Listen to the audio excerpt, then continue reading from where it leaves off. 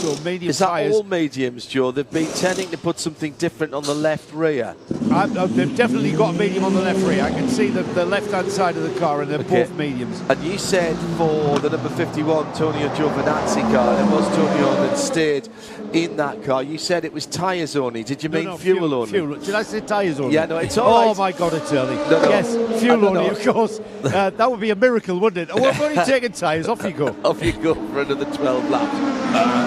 Thank you, Joe. The yellow Ferrari has tended to be on all mediums. It's been the two works ones which have played juggling with their tyres much more. Well, Hansen had a split set on. He did have a split set on, but they've tended to prefer to have... He came onto a full set of mediums, that's right. When I first came in, you said they were one of the first to go to full mediums. That's right. The other thing, of course, Brendan Hartley is not catching Will Stevens, and the reason for that, of course, is Brendan's still on Sebastian Buemi's old tyres.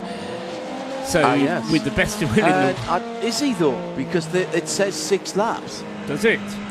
Yeah. Okay, well... That car has still got the fastest lap of the race. Same pace on the toy, same pace on the toy. Time of weather, we are having small wind, Tether Rouge tailwind, like us all weekend long. About 10 kph. I have a question for you. How it is running 4 curves? That's Sheldon von der Linde being talked to by his race engineer. 3:25.968 is the fastest race lap, I think, for this current generation of top class LMH cars. Yeah, we're gaining a lot of time in 4.2. And it doesn't feel harsh on the car, so I'm happy to keep it. Okay. It was Sheldon van der Linde. So that was the answer to the question that was asked. Yeah. It's amazing, isn't it? And we only get a snapshot. We can decide whether to take the team radio that is offered, but we don't get all of the team radio. But the amount of information and the complexity of information that's being passed backwards and forwards while drivers are doing 200 miles an hour never ceases to amaze me. And I was just about to say, we've got a yellow flag down at Indianapolis, and it's Kevin Estre who's gone off, knows the TDS Racing Shopify green and blue car into the wall. He's not coming out. The car's dug in. I saw a plume of gravel from the back of that car. Oh, it was on the turn into the first part. The left-hander Indy got it all wrong, took far too much curb, and he was fighting it from there. The double yellow was out on his screen in the car before he even hit the barriers. Which is right. The marshal should be showing... Right, car on the gravel, driver's right at MP25. That's Rams Fayette. Fires on the talk through there to the teams.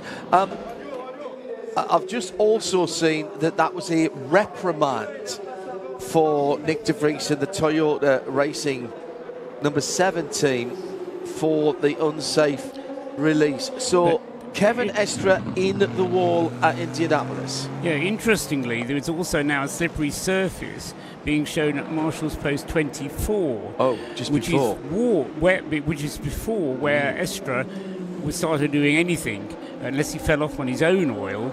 But I suspect that somebody else has dropped something slippery on the surface there, which is what Estre has discovered. That's been removed now, that slippery surface flag at that point. That was the car, I think, that was sitting... Were they sitting third? I think they were in Pro-Am. Obviously, it's going to drop down now because it is so tight there. And... second... the 14 was second in Pro-Am. Right, well, he's already dropped the third then because Alexander Quinn has gone through in the CrowdStrike Racing. Oh, no, sorry, yes, I see what you mean. Alexander Quinn is leading in that, and then AF Corsa Francois Perraudot has gone through. Yeah, he has taken second place from the TDS car. Kevin Estre probably hadn't been in that car for that long. would suggest. Let's check down to where he was. No, he was only on his 5th lap of his stint. So Tobias Lütke had done a sterling job to get his drive time up. But then it all went wrong. Todd, you can celebrate now. The Socceroos have indeed recorded a 2-0 victory over Turkey. Now, the mighty 38 going slowly again a moment or two ago. Slow zone for the crash of Kevin Estre. He's got brake problems on that car. Is that still Earl in that car? Massive brake balance problems. I think it's made it back to the pits, Joe Bradley. Oh, it's gone in the garage, has it? Appeared on pit road, immediately went onto the dollies, swiveled round through 90 degrees and pushed backwards. Pretty much attention on every area of the car. The wheels have been taken off. I'm just going to head over there. And this is a car that we suspected might be being sent out, a bit of a test bed. See when the mediums, there's going to come a point in the morning where, tyre transition's going to be towards the medium as the track temperature comes up. The sun is certainly beaming down on the majority of this track. The start-finish straight is still in shade, but it's soon going to be heating up pretty much everywhere. But the sun is out, and when I step into the sun, oh my goodness, it's a little bit chilly in the shade, but hey, if you're getting a little bit chilly, just step into the sun. It's already got a lot of energy in. Radio Le Mans weather. Well, the weather is part of the story here at Le Mans 2026. A top temperature today of 31 Celsius. What will that do to the track temperature? Drops down to 13 degrees overnight. For those of you staying over, it'll be a little more comfortable on the campsites. 33 Celsius tomorrow for the drive home. And right now, the air temperature at the bottom of the Bugatti circuit here at the Ford Racing Global Broadcast Centre is 17.7, 20.6 on the track. I suspect that measurement is still being taken in the shade. The most comprehensive coverage of the world's greatest motor race anywhere on the planet. On 91.2 FM, Sirius Channel 137 and XM 202. And around the world at radiolemans.com. This is Radio Le Mans. Another milestone passed now, Paul. 8 o'clock in the morning, which means 8 hours still to go. So we move into the final third of the race for 2026 with 7:59 and 10, 9, 8, 7, 6, 5, 4, 3, 2, 1. For those of you syncing up. And this incredible race, and it has been an incredible race, been some great overtaking manoeuvres.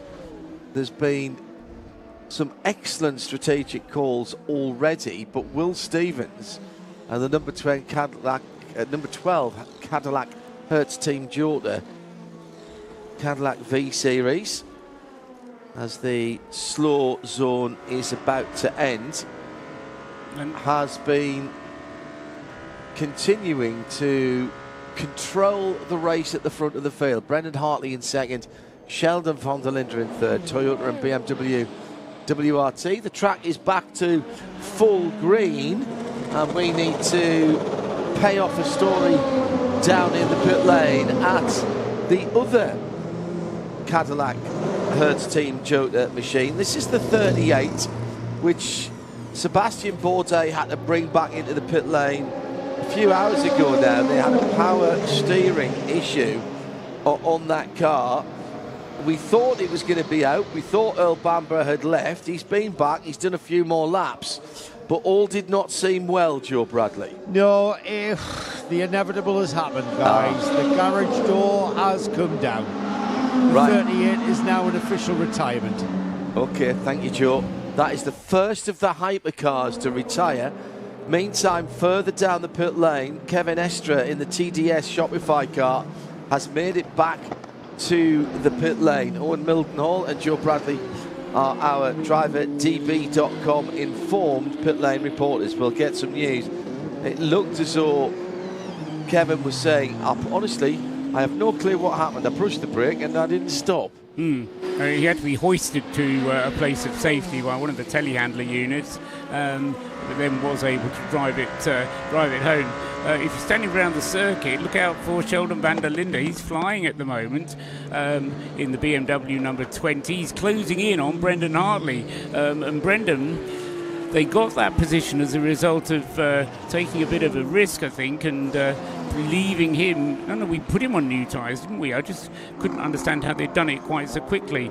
Anyway, Brendan Hartley's lap times are not on a pace with those of Sheldon van der Linde at the moment. Van der Linde is probably the most rapid driver on the circuit at the moment. He's lapping consistently in the 3-minute 28 bracket. Brendan Hartley is in the 3-minute 29s. Losing diff mode is still on, so if you want to turn it off, it could help stabilize. I don't know if you're happy with where the car is now, then we can leave it, but sorry we forgot about that. Yeah, let's leave it. I was just getting in the rhythm. Honestly, I would have done a good lap with the traffic. Copy, yeah. So I confirm 100% off throttle or 100% on throttle, please. Yeah, I've had to do it a few times because we were a bit quicker than the car in front. Yeah, I can see that. That is interesting. Something not quite right with the Toyota. Remember, they won Le Mans a few years ago with a pickup problem and a throttle problem on the car that they had to reprogram through the evening, the overnight session, and upload some new code into it. And it sounds like Brendan Hartley is finding some kind of throttle. It's all fly-by-wire now, so there is no connection between the pedal under Brendan's right foot. No physical connection. There's not a piece of steel wire going to a throttle body anywhere. It's all potentiometers and electronics, electrical stuff, yes, electricity. Yeah. And then it goes back to Cologne, and Cologne sent it to Tokyo, and then a message comes back saying make the throttle sliders a bit wider, and it all happens in the blink of an eye. It's good to have Joe Bradley in the pit lane. So while I was watching the ceremonial dropping of the garage door at 38, just a little bit further down, Kevin Estre had made it back to the pits in the number 14 TDS racing car. We saw that car nose first into the barriers. By the time I got to the pit wall and made my way down, he'd already had a new nose section put on the car and was pulling away. So they're happy with the car. It's not damaged. The important bits of the corners, aren't they? And the two corners at the front of suspension, absolutely perfect. Superficial damage to the front of the car, and he's back into the race, wondering why that happened and kicking himself in the butt, no doubt. See if you can see if the team will tell you what he was telling them. A huge penalty for Eric Powell, the rookie American driver here at Le Mans. His first time here, at least, in the number 77 Proton Ford Mustang GT3. Pit lane speed limit about 20 minutes ago. Now, the way you calculate the pit lane speed limiting violation is you, generally speaking, take how much over the speed limit you are, and there's a multiplication effect that goes on that. Well, that number 77 car, and I'm not sure who was in it, whether it was Eric who has drawn this penalty, but 45 seconds stop and hold in the pit lane, and that is again a penalty that cannot be served when you come in to do any other work. So quite often you'll see 5, 10, 15, 20 seconds added to pit stop time. No, this has to be a specific run down the pit lane. Hello to Dave Alcock on the northwest coast. It's cooler than Le Mans, but surprisingly bright. Obviously very many of you waking up this morning. Hello to Gecko, to Right Turn Lover, Arnage Rob, Dawn bright and sunny in Sheffield. This one's going to go down the wire, he thinks, in LMP2 and Hypercar. I won't argue with that, mate. And GT3, I think. I think probably, yes. The pit lane speed limit table is, for the first offence, you get a 5 second per kilometre over 70 kilometres an hour. Now, this pit lane speed limit is 60 kilometres an hour. Yeah. So anything up to 70 kilometres an hour, you get a straight drive-through penalty for. But if you're going above 70, then it's 5 seconds for every kilometre per hour over 70. So if he's been penalised 45, then he must have been doing 79 kilometres per hour in a 60 zone. That's going to get you. That's going to get you a fine. Yes, quite. Yeah, you're going to get ticketed for that every day of the week. Absolutely every day of the week. Now, in LMP2, we have a potential. Well, we've got an investigation. Should I say it? It's not an issue quite yet. And I've said that, and I can't find the card that it says. We have 25. It's the Algarve Pro Racing. Ah, that's why. I didn't expect to look that far down. Michael Jensen, not Mikkel Jensen, Michael Jensen in the 25 under investigation for a slow zone speed. We didn't have a slow zone speed at 8:01 this morning, did we? I didn't see that. 8:01 would have been actually just 10 minutes ago. 8 minutes ago, yeah. I thought we'd only had the one slow zone, but for young Alessi dragging all of that. No, that was the slow zone in zone 6 for the recovery of the Shopify LMP2 car, which has been recovered and has made its way back. Ah, yes, so that was recently, yes, okay. With Kevin Estra. Yeah, that was the Kevin Estra slow zone, yes, of course it was. We managed to make it well into the race without a slow zone, and we've had a couple since then.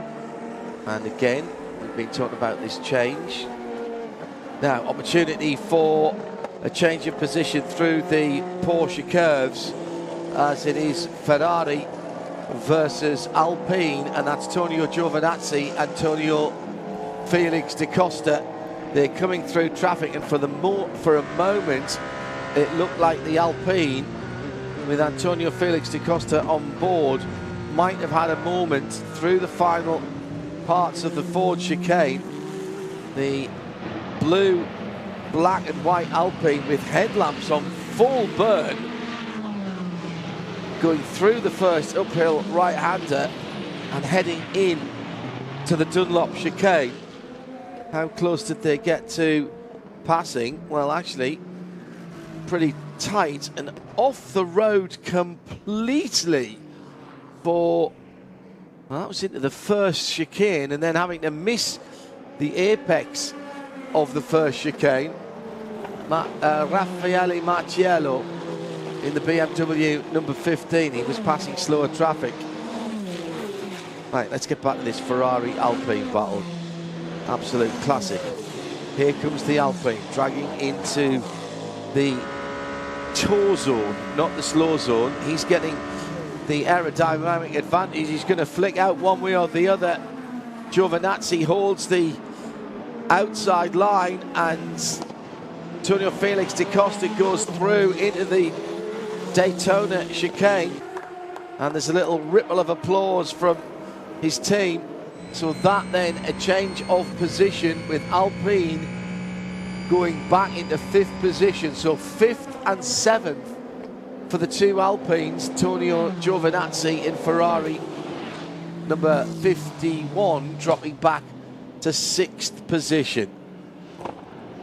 And has he got back through again? Is that took him literally? Yes, he has. He had literally, as I was looking at the timing screen, Giovinazzi's gone back through. Where the Alpine and the Ferrari made their time around the circuit is so different. The Alpine so fast down the straight bits, so fast deploying the hybrid out of the corners, whereas the Ferrari just seems to handle that so much better. So as soon as we're into the faster corners, that's where the Ferrari has its advantage. Get onto the straight bits, and the Alpine tends to catch it up. And of course, it then gets the benefit of the toe of the Ferrari as well, to an insult to injury. Here he comes again, though. He's going to give it a go, isn't he? This is the Alpine again we are talking about. They've got a Peugeot ahead of him as they head into Indianapolis. I love that new camera shot, I think it is, that is the tails away shot through Indianapolis. So many cameras around that area, giving us a variety of views here in the Ford Racing Global Broadcast Centre. Opportunity to say thank you very much to our TV production colleagues here. I'll come back to that in a moment, because this is heating up into Indianapolis and Arnage. And this is Jules Gounon with Philippe Albuquerque with him. So another Alpine in a good battle, and that's the battle for 7th and 8th. The TV production company here, Alexei, Manu, and all the rest of the hard-working lads and lasses. This is their 40th anniversary. So thank you very much indeed. They've been here every year that we've been here, and they are super helpful. Yeah, the same pictures go to everybody around the world, and we get them in the studio as well, so that we can quote-unquote see the far side of the circuit for our radio coverage. And although we're not calling from the pictures and matching directly with the pictures, I know many of you do that, but this is one of the few events nowadays that Radio Show Limited is actually a radio station, and it's good to have that coverage. Sorry, Paul, go ahead. Yeah, Jules Gounon and Philippe Albuquerque going through, still nose to tail onto another lap. They're coming towards the end of their stints, though. They're probably coming in at the end of the lap that they're currently on. So we've seen the battle on the track. In about 3.5 minutes, we'll get the battle in the pit lane between these two as they have their make their stop. And they're also going to be making a stop on the same lap, is going to be the Brendan Hartley Toyota, which, as we've been speculating, may be carrying some kind of a problem. Brendan certainly hasn't been able to match the lap times that Sebastian Buemi was doing earlier on, and his gap between himself and the race leader has expanded, from his point of view, quite alarmingly, because it's now just over 40 seconds between Will Stevens and Brendan Hartley first and second. Although good news for the Toyota and Brendan Hartley in particular is Sheldon van der Linde, who was much closer to the back of the Toyota in his Good BMW. Job, keep pushing, keep doing what you're doing. Box this lap for fuel. Box this lap for fuel only. Every time I say something, Ryan comes on the radio. It's excellent. Absolutely excellent. Albuquerque right with the Alpine now, and this battle with Jules Gounon for 7th and 8th position, working their way past one of the WRT BMW M4 GT3s. Next up is the CLX LMP2 car as they go through the right-hander at Mulsanne, and then this beautiful run down through the tree-lined roads up over 200 miles an hour for the 3rd time on the lap at this point of the race. Through the two right-hand kinks. There's an opportunity here, and Gounon feels the need to defend to the right-hand side. But Albuquerque goes all the way around the outside. Buffalo Gals and the Dex Imaging Cadillac 101 goes through into that tricky right-hander before Indianapolis. And Jules Gounon trying to respond, but just laying down black marks of Michelin rubber. And immediately Albuquerque pulls out 3, 4, 5 cars lengths as he heads up that slight rise towards Porsche curves. Yeah, to be fair to Jules Gounon, Philippe Albuquerque's been closing on him at around about 0.8 of a second a lap for the last 10 laps. So unfortunately for the pair of them, it'll be pit stops for them at the end of this lap, as well as for Brendan Hartley. Brendan Hartley, I'm pretty sure, is ahead of this battle on the road between the Alpine and the Cadillac. Just a quick note about United number 22. It's been reported with the right-hand side door open. That's not the side that the driver can easily reach. Now that needs to be closed, or it will have to come into the pit lane, which is where Joe Bradley is at the moment. Where are you, Joseph? Yeah, I'm at Algarve Pro. The 25 car's just come in. Michael Jensen has just got out of the car. He's just gone off to refresh, and I've just had a very interesting debrief, as Stuart Cox's debriefs are. Stuart was about to explain to me exactly what the infringement was. Just been given some instruction from mechanic. Just jump in here. It was a very interesting. Michael was completely unaware that he'd pinged a penalty, and then Stu's explained. Stu, what was that penalty that Michael's picked up? Has he been caught by a smart motorway? Yeah, I haven't seen. I think we got caught by a smart motorway. They're beggars.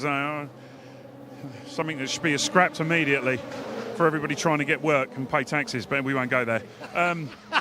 As ever, politics. Yeah, basically there was the countdown was going on, and he's right at the end of it, and then as he sort of turned into Arnage, he saw on the green board, which means the end of the slow zone, so you can't accelerate until you pass the green.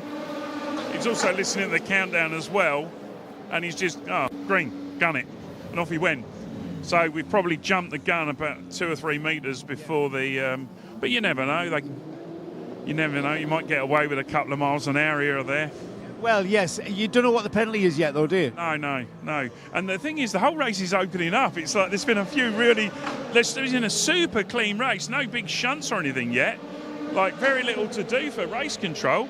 But all of a sudden, there's been a few P2 cars just going off in the boonies. I've got it for you, mate. It's a drive-through. Oh, bugger. How much time does that cost you then? It's going to be 40 seconds. But yeah, we can get that back. There's some of the 2 cars that we're sort of racing with, they've got the bronzes have got to go in for quite some time, so we'll get them. And Jake and Enzo, it's their first run at Le Mans, and they're both learning. And, Jake started to come alive during the night, just getting the laps around here. And the thing about Le Mans is don't make mistakes, because you've got to be there at the end. You're right, Stu. It's wide open, and I'm loving LMP too. It is. It's mega, isn't it? Love these cars. They're just fantastic to watch. Wish there was more of them. Be super exciting. That's my mantra. I love it. It's pure engine, gearbox, well, paddle shift. Thanks, Stu. No BOP. Yeah, exactly.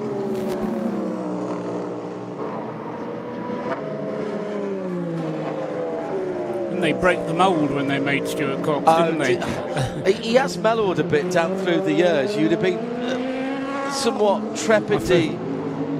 It would have been a bit trepidatious sticking a microphone under his nose a few years ago. I first met Stuart in the probably the late 1980s when he was working for a chap called Bob Hawkins on Formula Ford 1600 cars. And now here he is, living in Portugal and living the dream. And looking for a hypercar to go and run as well, probably in Asia. The number 35, Tonio Felix da Costa, that was having that great battle a moment or two ago, well, it's in. Da Costa is out, and that is the helmet of, I think that's, it looked more like Malaysia than Habsburg, did it? Or was it Ferdy? No, it was Ferdy. Ferdy getting back in. And he's going to get a brand new set of... Now, they look like softs. So they're staying with softs that are going on that number 35 Alpine. Been having a great scrap with the number 51 Ferrari. Antonio Felix da Costa going all 4 Michelins off the circuit in that battle. Giovinazzi has continued. So when is he into the pits? He's still got about a third of a stint of energy left, but we are pitting the sharp end of the hypercar field. We are indeed. Brendan Hartley's already been in and gone, having taken on fuel only. And BMW yes. number 20, Sheldon van der Linde. They're looking at the tyres, but I don't think they're going to get any attention. They're on softs, shining a light through, looking at the brakes, clearing out the detritus of Michelin and Goodyear rubber that they're picking up from the circuit. Meantime, Duquesne, Richard Vasseur on his own at the moment in the number 30. And he has built up the better part of a minute of a lead to the 2 Inter-Europol cars, Nico Muller and Tom Dillman respectively in the 343 and the 43. Paul Truswell, John Hindhaugh in the Ford Racing Global Broadcast Centre. And in the pit lane, it is Joe Bradley and Owen Mildenhall. As the sun rises, air temperature now up to 18 Celsius. 33 Celsius focus today. He is the leader in LMP2 into the pit lane. Richard Vasseur. And that will change the lead once again in the LMP2 class and the 343 Inter-Europol class, Inter-Europol competition car. Nico Muller will take over the lead of that class. He's just coming through now across the start-finish line.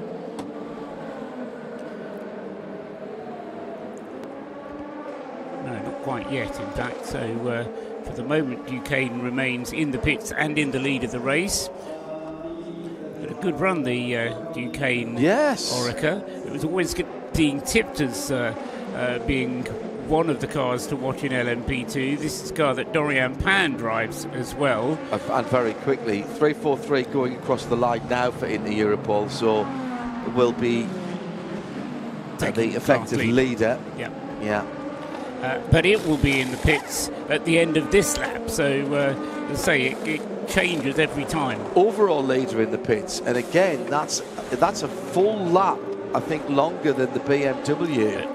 It's the same as the BMW, but it's a lap later. So they're all doing 12 laps at the moment, whether in LMP2 or in hypercar. Louis Delatraz getting into the number 12 Cadillac with that green and red and white helmet, or orange and white helmet. There was that 13-lap stint, though, wasn't there? That just put them off. No, they've been consistent at 12. Oh, right. It was an 11-lap stint. There you go. I knew there was a one-lap change. The one-lap difference came because the Toyota and the BMW, the number 8 Toyota and the number 20 BMW, both did 11-lap stints. So that was why Will got that lap of an advantage. And now Louis Delatraz taking the car back into the race on a new set of soft tyres. Well, Joe Bradley was watching it. New driver, therefore new tyres. Actually, not everybody has done that. There have been some people who have inherited tyres from other drivers, but that was at least a change of tyres, Joe. Were they brand new, and what went on? Yeah, brand new medium tyres. So it is getting hot out there. So that's what we. So that research mission that the 38 helped with. No doubt helped with accruing some data to make that decision happen. But like I say, guys, it is getting, the temperature is getting up out here. Thanks, Joe. So Delatraz in and out without losing the lead, and that has been the case since just before 5 o'clock this morning. If you're looking for a turning point, if you're looking for a fulcrum on which the race has balanced, then it was, I think, around about 10 to 5 this morning from memory when that lead Cadillac Hertz team Jota came in did it stop and got out again without surrendering position 1 on the timing screen. Now, whether that we've got a Genesis stopped at the bottom of towards the Forest S's, and it is the number 17, the better place of the 2 car, Mathis Joubert. Well, he's got it racing, he's got it rolling. No, it stopped again.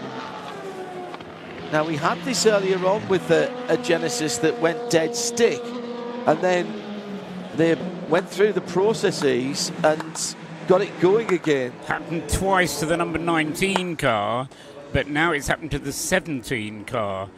So this is the 17 car, yeah, Matthias Joubert in the 17 car.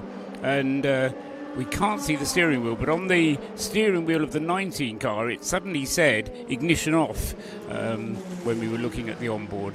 Well, it looks like it's done the same thing, Paul, because the car has just shuddered to a halt. Mathis Joubert has kicked the... Oh, no, it's a front right suspension issue. It's a front right suspension. It's gone completely. It's just broken. My goodness. Too many curbs. Yeah, well, it's that last... I think it's those last curbs through the middle of the last part of the Ford chicane. Mathis Joubert with his head on one side. The team have seen the same footage as we have. And Joubert looks behind. I don't think he's getting that car back. It went on the straight, coming down from underneath the Goodyear Bridge just before you turn in right-handed, where the motorcycles do the longer right-hand turn into the Bugatti circuit, the infield of the Bugatti circuit. Well, 5 cars retired, 4 GT3s and a hypercar. The hypercar being the number 38 Cadillac Hertz Team Jota, where Louis Delatraz is still on his outlap. Got to feel sorry for Mathis Joubert, just 21 years of age. Had raced at Le Mans before, raced in an LMP2 car last year. Yeah. Having his first race in a hypercar, and it was going so well. Generational talent, I'm telling you that right now. Paul, thanks for your company. You will be joined by Bruce Jones and Peter Mackay for the next couple of chapters, but not before we've had the CrowdStrike hourly update.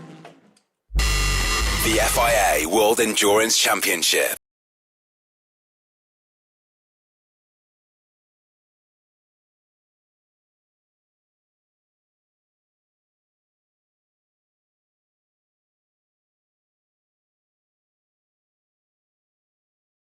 So here we are with another slow zone on the circuit to deal with the Genesis of Mathis Joubert, which has come to rest with broken suspension, going down into not really, I think, call them the Forest S's, it's the new S's rather than the traditional old Forest S's.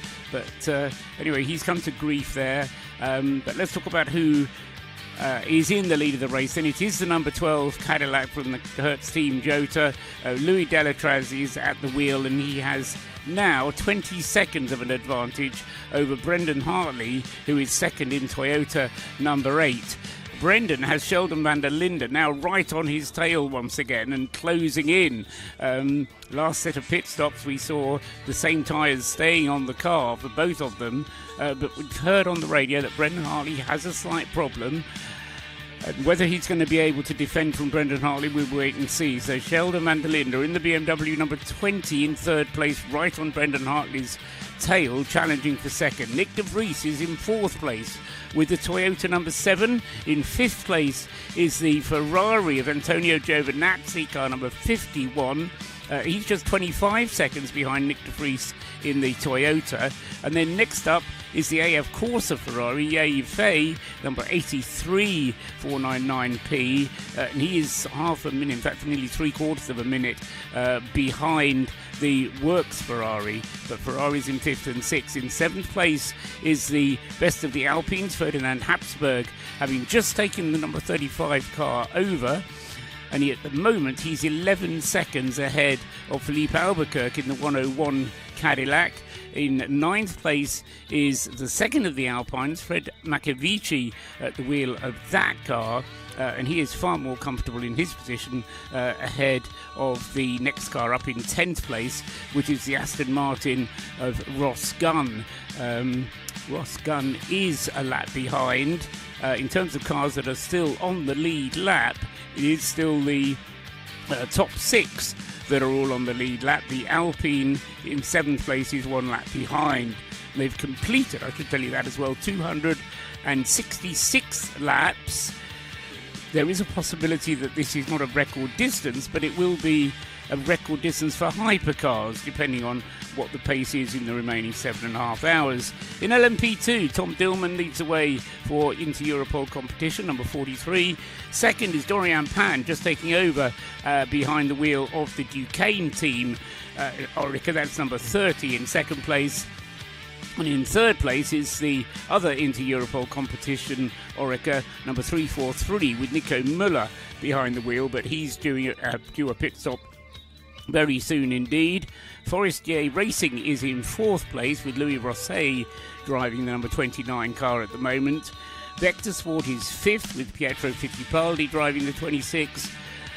And in 6th place is Jonas Reed with the Proton competition, Orica number 9. LMP2 Pro-Am still being led by the CrowdStrike Racing by APR.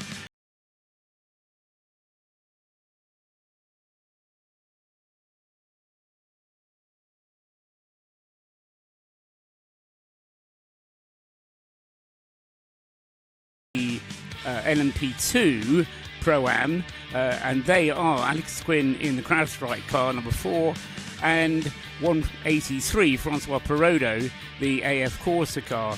LMGT3 still the Corvette leads, number 33 Johnny Edgar doing great work in that car, keeping it ahead of the Lexus. And keeping it comfortably ahead of the Lexus of Jack Hawksworth, number 78 at the moment. Third in LMGT3 is Zach Robichon, number 27 in the best of the Aston Martins. Johnny Adam is in the second best of the Aston Martins, car number 23. Those two third and fourth in class. Fifth is the Vista AF Corsa Ferrari with Francois Heriot behind the wheel, number 21. And rounding out the top 6, Jan Guven back into the 91 Manthey DK Engineering Porsche, rounding out the top 6 in LMGT3. Keeping you up to date. The Hourly Update. The FIA World Endurance Championship. CrowdStrike. Protection that powers you. Learn more at crowdstrike.com. Good morning, you're listening to 91.2 FM around the circuit, Radio Le Mans, and live around the world on RS1, part of the Radio Show Limited network of channels. Let's hear from Brendan Hartley. Getting a bit digital. Copy, mate. We're going to have to fight through it for the rest of the stint. I think with more temp in as they come, it should get better. Do your best. Back and forth between Brendan Hartley and the race engineer aboard the heading Toyota of the two of them, the number 8 car. But the battle for second position is on track because Sheldon van der Linde is all over the back of that Toyota number 8 of Brendan Hartley as they come through the second chicane and head down towards Mulsanne. Hartley opening up that turbocharged V6, the 4-litre V8 of the BMW powering away in the slipstream now is van der Linde as they head down towards Mulsanne. They'll be tipping 200 miles an hour before they hit the brakes and then on down the gears, 7th down to 1st gear, and van der Linde is getting closer. It's Peter Mackay here in the Ford Racing Global Broadcast Centre alongside Paul Truswell, who I don't know what he runs on, V-Power, pork sticks. Is his secret. I'll need to get on to those. And Bruce Jones. Bruce, good morning. Breakfasted, and I'm sure Paul's getting some breakfast brought down, but right now, this is a horse I sense it's got wind in its ears, and it's about to have a big buck, because suddenly we're losing people, and heart goes out to Matthias Joubert, seeing him limp and then sort of bounce around on the outside of the track the new S is extraordinary. It's that moment when the camera looks inside the pit garage and the mechanics and engineers are just shaking hands, you know that is over and out. That would be the 6th retirement. But I must say, Genesis Magma Racing have shown outstandingly good form on their first visit here to Le Mans. And it's also just the fact, PMAC, that you look at the standard year on year, it rises and rises. We're in such a rich moment in the World Endurance Championship, with more manufacturers coming into play as well. But Genesis have far from disgraced themselves. And Mathis Jobert, everybody who's watched him race goes, wow, this guy has absolutely got it. So he'll be heartbroken. He was at the wheel at the time. But it's really just settling down again. Right, we just heard from Brendan Hartley's at race engineer for Toyota saying, you know, it should improve. You're finding that your tyre's really not very good at the moment, but the temperature's coming and we reckon the car will be better. How fast is the temperature coming? Basically adding 2 degrees an hour for the next 3 hours, and then it might become a little steeper after that. I remember when just after dinner time last night, we overheard a radio message between Brendan Hartley and his race engineer, and the caption on our footage here in the Ford Racing Global Broadcast Centre said, "The tyres are digital." Yeah. And you said, I think it was critical. That he definitely said digital there, so I presume it's a code word of some description, because he definitely said the word digital. I'm going deaf, but I'm not that deaf. No, I so it must be some sort of code word. I don't know, but I just thought it was, you know, very short vowels if you're a Kiwi. Well, Sheldon van der Linde still hunting down Brendan Hartley. It seems to settle down again, but I think traffic will have a role to play in this. The only reason that Brendan Hartley is ahead of this BMW, because it wasn't that long ago when the BMW was comfortably ahead of the Toyota and the Toyota was playing catch-up. The reason Brendan Hartley got the jump was an extremely fast pit stop, which the screens told us included a tyre change for the Toyota. I'm not entirely sure they did do a tyre change because it was such a quick pit stop when Brendan Hartley got in. He's not changed the tyres since he's been in the car, but I just wonder if it is just the tyres going off on that Toyota. But as I say, it's helped him gain track position.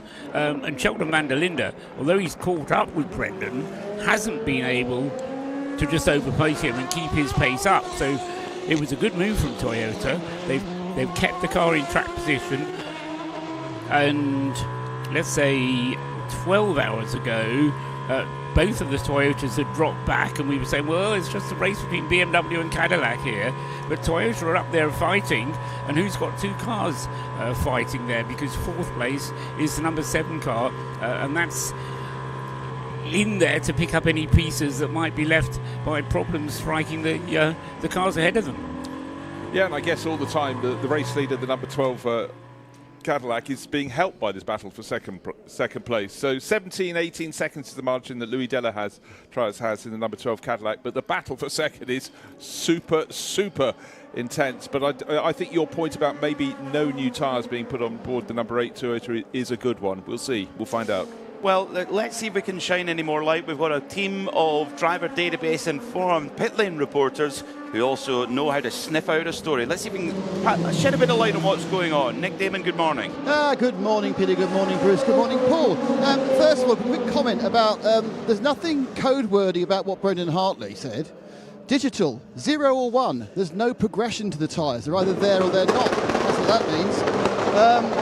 The other thing as I walk into this pit lane, by far the most remarkable thing, I'm in pit in, so I'm looking after the first 32 garages of pit in, not a single retirement in those 32 garages. Quite unbelievable reliability and lack of stupidity, I would say, so far this event. So that's really completely different from any other race I can think of, say this far into it. Thank you, Nick. I think we're all feeling a bit digital at the moment, but we're about to be re-energised by this race. But Paul, quite rightly, has just said to us, well, Nick was giving us that driver database informed report that 0 and 1 would be binary, wouldn't it? I have to say that didn't occur to me straight away, Paul. Well yeah, I mean, 16 I rarely argue with Nick, but we do occasionally have different terms for the same thing.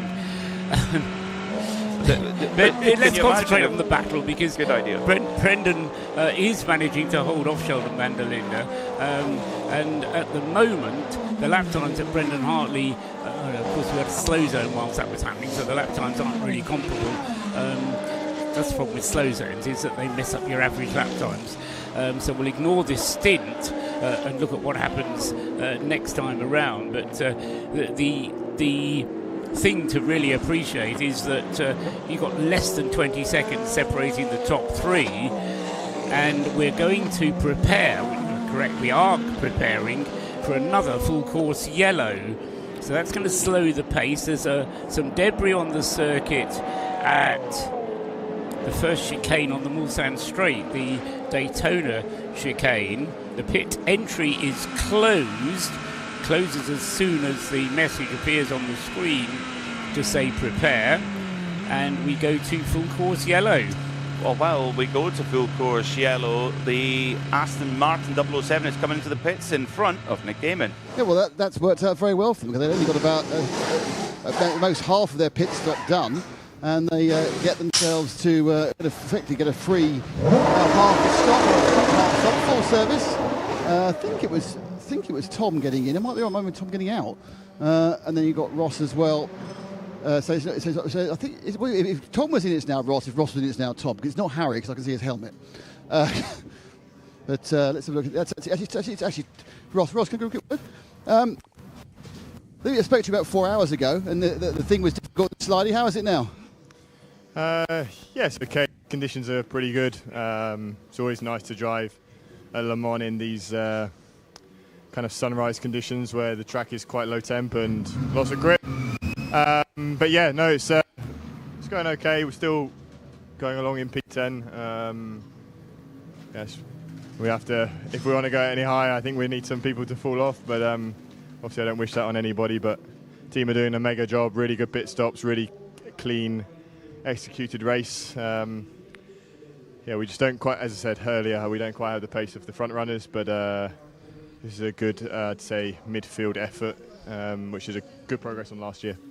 I mean, how is the track at the moment? Obviously, there's a lot of laps. It's got cold, got warm. There's, I think, no end of tyre detritus on it. Is it consistent or is it difficult?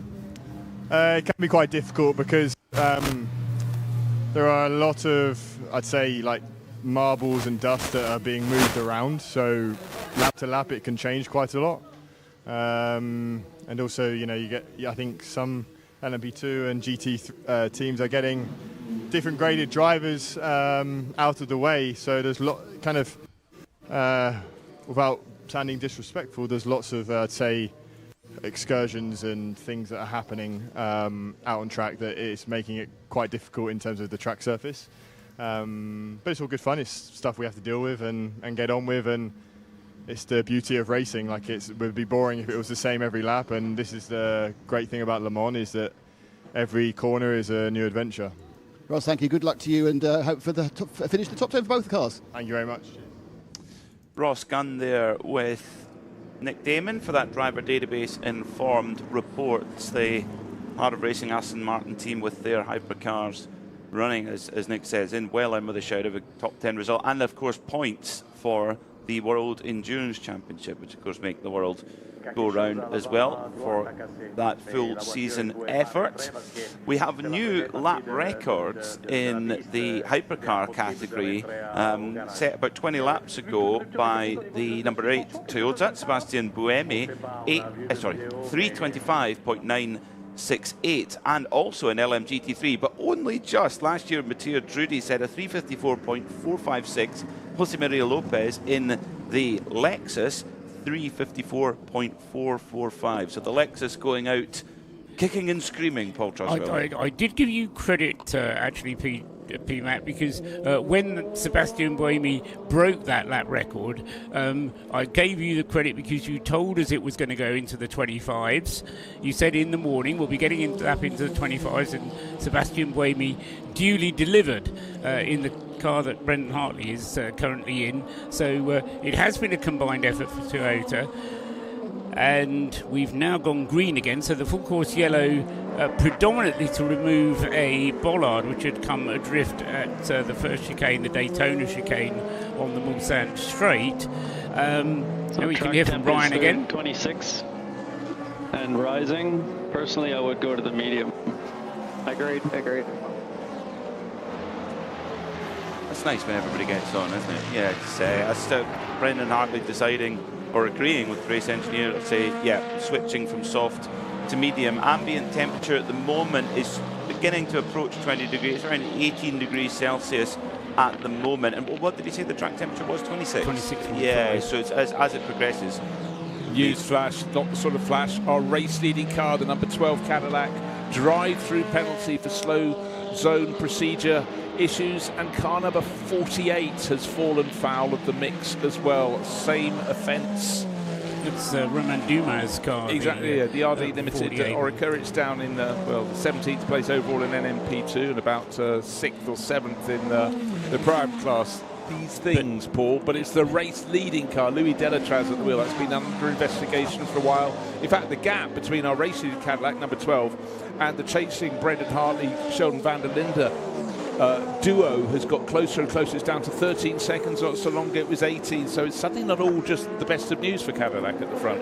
No, very bad news. Stuart Cox told us a little while ago that he reckoned it would cost them about half a minute when they got penalised for a drive-through penalty, and that will be enough to lose Louis Delatraz the lead and elevate Brendan Hartley in the Toyota into the lead of the race. Brendan Hartley and Sheldon van der Linde will traditionally come in together into the pit lane. We've already heard there's going to be at least a tyre change for Brendan when he comes in. Whether they will do a driver change as well remains to be seen, because Brendan's only coming up towards the end of his second stint, and okay, so you have a drive through. So do it this lap. So Louis Delatraz receiving the news, and he is out on the circuit at the moment, making his way back from the far side of the circuit, just coming down toward Arnage at the moment. Okay, so just remember this figure. At the moment, he's 14.0 seconds the good. Yes, and so the lead battle won't be him anymore. It'll be the battle between the Toyota number 8 of Brendan Hartley and Sheldon van der Linde. They're separated by just 0.4 of a second. They're working their way past a couple of P2 class cars. Still the South African in the number 20 BMW. That's the red, white and yellow one. Right on the tail of the number 8 Toyota. But every time the temperature changes, we get an improved speed, and Sebastian Buemi's been the driver who's been putting those really quick laps in. Obviously, we all felt the fastest time of the day of the race was going to come at about 5 or 6 in the morning. So the light coming in, the track's still cold, and that is precisely what has happened. We're getting close to 10 o'clock now. 9 o'clock. Just checking. 8:50 here at the Sarth. But the lead battle is about to change, because instead of having one car out front, we're going to have 2 cars out front, because the number 12 Cadillac coming in this lap. We didn't hear the return radio message from Louis Delatraz, only the incoming message saying you've got to drive through. But just remember that figure. He's 13.8 seconds the good now. How far behind will he be? He's just now entering the pit approach road. Any second now he gets the full line of sight down the pit lane, passes the white line, and goes at a bated speed. It's a drive-through penalty. Where will he pop out? What will the margin be? I can imagine the response would have been, oh bother, or something to that effect. As through goes the Toyota and the BMW then. Toyota lead Le Mans once again here in 2026. Into the Dunlop chicane goes Brendan Hartley aboard that number 8 machine with the chasing BMW on the tailpipe. A little bit of GT traffic to worry about, including the leading car in that category, the 33 TF Sport Corvette of Johnny Edgar, but no problem, they get through. In fact, Brendan Hartley maybe gained a car length or 2 through the Forest S's there, so this is game on. But, you know, Paul Truswell mentioned it a few, he's mentioned it all week. This race could well be decided on penalties. Let's hear from Louis Delatraz. Okay, Louis, so we're going to exit the pit lane P3 around 10 seconds behind the leaders. 10 seconds, it's not over yet, it's not over. Now it's time to push and recover that. Couldn't have put it better myself. Yes, that's the plan. I do think, Bruce Jones, that Cadillac Hertz Team Jordan machine still has the pace to run that gap down and still win this race, but it's made the job a whole lot harder. It really has.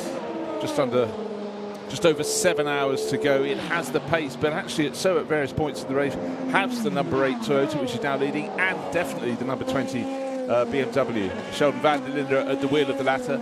He's half a second down on Brendan Hartley, but the margin of advantage the number 12 Cadillac had before the pit stop was 14 seconds, and now appears to be running around 14 seconds in arrears of what is the new battle. So he's lost, well, we reckon it'd be close to half a minute. It seems to be about 28 seconds, but it's a real stinger here on a Sunday morning at Le Mans. You're listening to 91.2 FM Radio Le Mans, live around the world on RS1. And if you're enjoying the pictures on Studiovision on YouTube, a very good morning to you. It's Peter Mackay and Bruce Jones here in the Ford Racing Global Broadcast Centre. 7 hours and 7 minutes to go. And there is so many chapters left in this book. And looking at us on Studiovision, you can see the effects of trying to sleep in a car or a caravan for about an hour. And let's just hear the thoughts of Philippe Albuquerque in the number 101 Cadillac. So he's behind us now. I'll go put pressure on the cars ahead. I saw that, and I know why you got to drive through. I think I know why. Yep, copy. Let's go focus forward, put pressure on the cars ahead.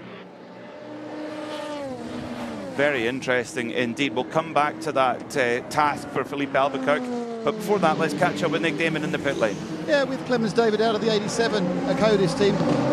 Clemens, sum up your race so far for us. I would say we had a good start, but then we were a little bit unlucky. The safety car was coming quite at the wrong time for us. Yeah, and then a drive-through where we don't agree on race control, but it is what it is. So yeah, it's at the moment catching up. Yeah, I mean, I think you're currently down in 9th. You're not massively behind, and you've obviously got a lot of your silver and platinum drivers to go. I mean, do you feel you can get in the top 5? It's tough. We still hope for a safety car that we may get the lap back. But let's see. We still have 7 hours to go, so still a lot can happen, and we will try our best. Temperatures are increasing. Will that favour the Lexus? What again? The temperatures are increasing. Will that favour your car over others? No, not really. Our car likes it more cold, especially in the night. The Lexus is normally quite on pace, so we don't hope it's getting over the 30 degree. Great stuff. Thank you. Thank you. Nick Damon there with that driver database informed report with Clement Schmidt from the Codis Lexus, which, as Nick mentioned, is in just the fringe of the top 10, the number 87 car, driven by Jose Maria Lopez at the moment. They do have the LMGT3 lap record in their pocket right now, but will those lap times keep improving? We'll see. Brendan Hartley still leads the motor race, though, with Sheldon van der Linde in the BMW number 20 chasing him. And we heard a few moments ago radio communication from the Cadillac 101 of Wayne Taylor Racing, or Philippe Albuquerque, which is running a lap down from the leaders, but Cadillac race engineers telling Philippe Albuquerque to push and put pressure on those cars, make their life difficult, because that's then going to make Louis Delatraz's task of catching them back up again a bit easier. Sometimes you just have to break things down into bite-sized chunks, I think. The focus we heard last night, yesterday evening, it was still light, when Alessandro Pierguidi had his moment at the Forest S's with the number 9 Proton competition, Orica, and he was clearly livid, and he absolutely immediately got on the radio and blowed it. We got the EDEX Sport, it's 8th in LMP2, but for Joe Van Uitert sitting sideways, coming onto the start-finish straight, and now pointing 90 degrees different to that. He's pointing the right way up the start-finish straight, so would have lost a bit of time, but luckily, bearing in mind he was sitting across the track, no one came through the corner for the next few seconds, so that was good, but these little spills. But no, what I was just saying is that with Pierguidi and other drivers afterwards, it's like Albuquerque hadn't done anything wrong. He's still vexed about getting a drive-through penalty at about 4:30 this morning, I think it was. But right, forget that. No, seriously, Alessandro, forget that. I want you to focus on the next 20 hours, is what we heard. Yeah. We sort of joked that meant they're going to keep him in the car for 20 hours as a punishment, but it was just focus on the new reality, the new job, that just keep pointing forwards. And you know, you do have to be a bit of a sort of a psychiatrist, really, to be a race engineer in so many ways. If you've got a driver who's maybe incredibly quick but may get distracted when they get a little bit of the sort of the fever, a little bit of the red mist. It is a bit of a mentor, marriage, whatever way you want to put it. It's a vitally important relationship. And as we talk about that, the Wayne Taylor Racing 101 Cadillac is under investigation for speed under the full course yellow. So that could throw another cat amongst the pigeons in terms of Philippe Albuquerque's side quest at the moment, which is hustling the leaders. A few moments ago, we mentioned Job van Uitert went off over the curb, left wheel, right wheel, and then asked for the power coming out of the Ford chicane onto the start-finish straight, and the Goodyear tyres said, no, not this morning. Ran quite wide coming over, and actually the rear was already coming around as he went towards the exit curb, so it's a lazy half spin there. And we've seen drivers of real quality making errors. Even we think of these drivers as robots, not because of their personalities, because they're just so good at what they do. But the human body has its limits. Everybody's tired, and this is what makes Le Mans so difficult to win, because even the best drivers, we've had Kevin Estre in the gravel, we've had Job van Uitert spinning. It can always happen. We'll come to the weather in just a moment, but let's get a very quick update from Nick Damon down in the pit lane. With Malta, Jackerson Malta, the 94 Peugeot. Malta, the car is reliable, but it's not fast enough. Is that fair? Yeah, 100%. I think you can say. Of course, the reliability is very key as well to have a good result, because you can see lots of other teams are making mistakes from driver side, team side, reliability. And I think Peugeot has been very, very good at this situation the last couple of years also, to have a faultless car that we can be able to run with. But for sure we would have liked to be a little bit quicker, but we never give up. We keep pushing, and we have to get in the top 10 to collect some points for the championship. I mean, the car, I say, it's not quick enough, but how is it actually handling? Is it, I mean, it might be slowish, but is it nice to drive? Is it a consistent car, or is it going all over the place with the temperature? No, of course, it's always magic to drive around this track in a hypercar. I was very fortunate to get to do the morning hours where I was driving around the sunset, or the sunrise, sorry, which is always very unique. You can see the sun coming up when you enter the Goodyear Bridge, Dunlop Bridge as it used to be. But for sure, we struggle, I think, mainly over the bumps in the high-speed corners and in the traction phases, like being able to put the power down. So there's plenty of work to do before next year. How is the team morale at the moment? I mean, are people down, or is there kind of a race face on? I think it was worse on Wednesday when we saw the qualifying, and that was like the first signs of where we were going to be during the week. And then for sure the rest of that day everybody was a little bit down, which I think is fair enough. And it's a good sign that people are, let's say, affected mentally when you're not performing like you're supposed to do, because that means that it's not just a job for people, but it's actually a passion, and it means something to them, all the hours that we put in. But for sure now it's race time, and we have in the end made good steps forward. Now we are running P12, and small step by step we are climbing forward. So for sure this helps a little bit for all of the team, and I think everybody's very focused, so this is good to see. Malte, thanks for talking to us. I really hope you guys get some points. Thank you. Thank you. Malte Jakobsen, an incredibly impressive young man. He's only been a professional racing driver, and as in he was able to quit his day job only about 18 months ago. What a guy. Now, it's a beautiful day here at the Circuit de la Sarthe. Let's take a look at the weather. Radio Le Mans weather. It's a beautiful morning here in Le Mans, around 18 degrees Celsius in the air, perfect sunshine, clear skies, and it's just going to get hotter and hotter as the day goes on. That is going to give us so much to talk about here on 91.2 FM. We're expecting a high of close to 30 degrees Celsius. It's going to be a scorching finish to the 94th edition of the 24 Hours of Le Mans. The most comprehensive coverage of the world's greatest motor race anywhere on the planet. On 91.2 FM, Sirius Channel 137 and XM 202. And around the world at radiolemans.com. This is Radio Le Mans. just under 7 hours to go then in the 94th edition of the 24 Hours of Le Mans, and the Wayne Taylor Racing Cadillac number 101 has got a drive-through penalty. So Cadillac really being put against the wall here with the 101 car going for a drive-through. Likewise, the 12 Hertz Team Joda car and the number 38 an hour or so ago getting pushed into the garage and the garage door being pulled down. So it's not over yet, far from it, but a lot of questions are being asked. And if this were a Hollywood movie, we're in that sort of, I don't know what the exact term for it is, but you know you're getting close to the end when something really bad happens, but you know it's going to end good in the end. But motor racing isn't a Hollywood movie.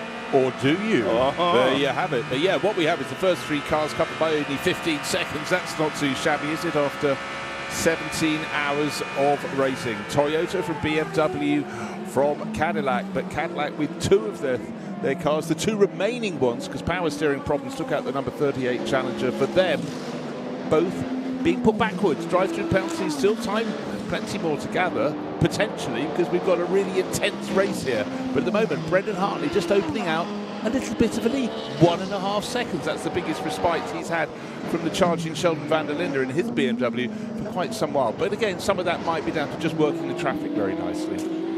In the last 6 laps, we've seen another lap record set in hypercar. Dries van Tor in the, unfortunately, now not competing number 15 BMW after that impact with an LMP2 car before the cover of darkness last night, actually. But Dries, we know how good he is over 1 lap with his qualifying exploits, and he's proving that here. 3:25.638. I remember when the hypercar rule set started and we were, what, 3:30s, 3:31, something like that? And here we are, 3:25.6 on lap 267 of the race. Of course, when you get the new regulations, let's just listen to Sheldon van der Linde. Sheldon, how do you feel the tires? Can do one speed more? Question? Yes. So Sheldon van der Linde reporting that he can indeed go for one more stint on the tyres that are on the car as the race leader. Toyota number 8 pits. Let's catch up with an interview though down in the pit lane with Nick Damon for this driver database informed report. Just out of the 222, it's Daniel Schneider, that's United Autosports car. So is that your 6 hours done? Yeah, my 6 hours is done, but the car now is feeling much better than it was yesterday. So probably I'm going to do another double stint because I'm liking it way more than yesterday. So what's changed? What's changed in the car? That's a fantastic question. Maybe it's the grip, maybe it's the track grip, maybe it's something, maybe it's the temperature, whatever. Maybe we change the nose. Just minor changes made them amazing difference. So probably, let's see if I can take another stint. So that difference, I mean, obviously you enjoyed the car more, but does that also give you a lot more lap time? Yeah, it gives me more lap time to prepare myself for potentially next year.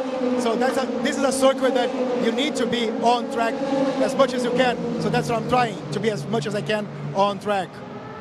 Thank you very much. Number 8 Toyota, soft tyres coming off the car and brand new medium Michelins. We overheard Brendan chatting with his race engineer, Brendan Hartley, saying, yeah, time to go to the mediums. It was a unanimous agreement, and off goes that car.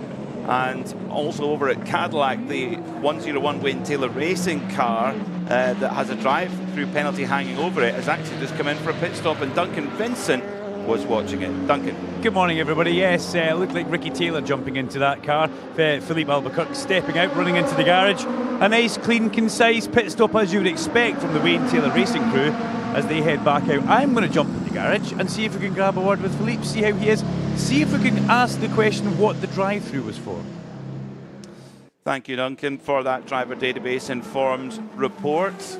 We've had some great chats with Philippe Albuquerque actually this week. He's given us some great insight as to what's going on. So Bruce, Toyota making the change. They feel like that temperature point now, it's time to switch to the medium, and the car was fast on the mediums yesterday. This could be the critical changeover point. What if the rival car, the car you're racing against, decides to go one more stint, still on the softs, but the mediums expect the pace to just continue to pick up. But I just going back to the fastest lap set recently by Dries van Toor, if people haven't been following the entirety of the race, you'll have known at the very outset Kevin Magnussen was struggling with that car, but it was still running in 4th position, 5th position, dropped back a little bit, but then that moment, the clash with the LMP2 car, 4 laps lost.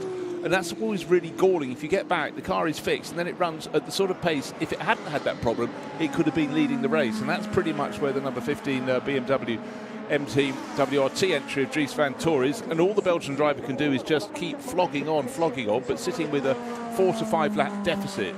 It's very hard to keep that motivation up. However, the sister car is leading the race. Number 20, but it will be coming in fairly shortly for its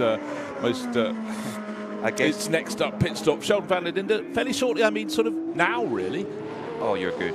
Oh, you're good, Bruce. That's when you get a good breakfast, there's no stopping you. And your second one's on the way as well. Yes, good, don't you? Into the pits, exactly. Sheldon van der Linde comes in. Now, he mentioned that he's quite happy to go another stint on a set of tyres, but his teammate, Robin Freund, sitting in the garage with his balaclava on, sitting there ready, looking menacing and focused, beside the boss of BMW M Motorsport, Andreas Roos, as they stare at the telemetry screens and the production feeds and timing screens, etc.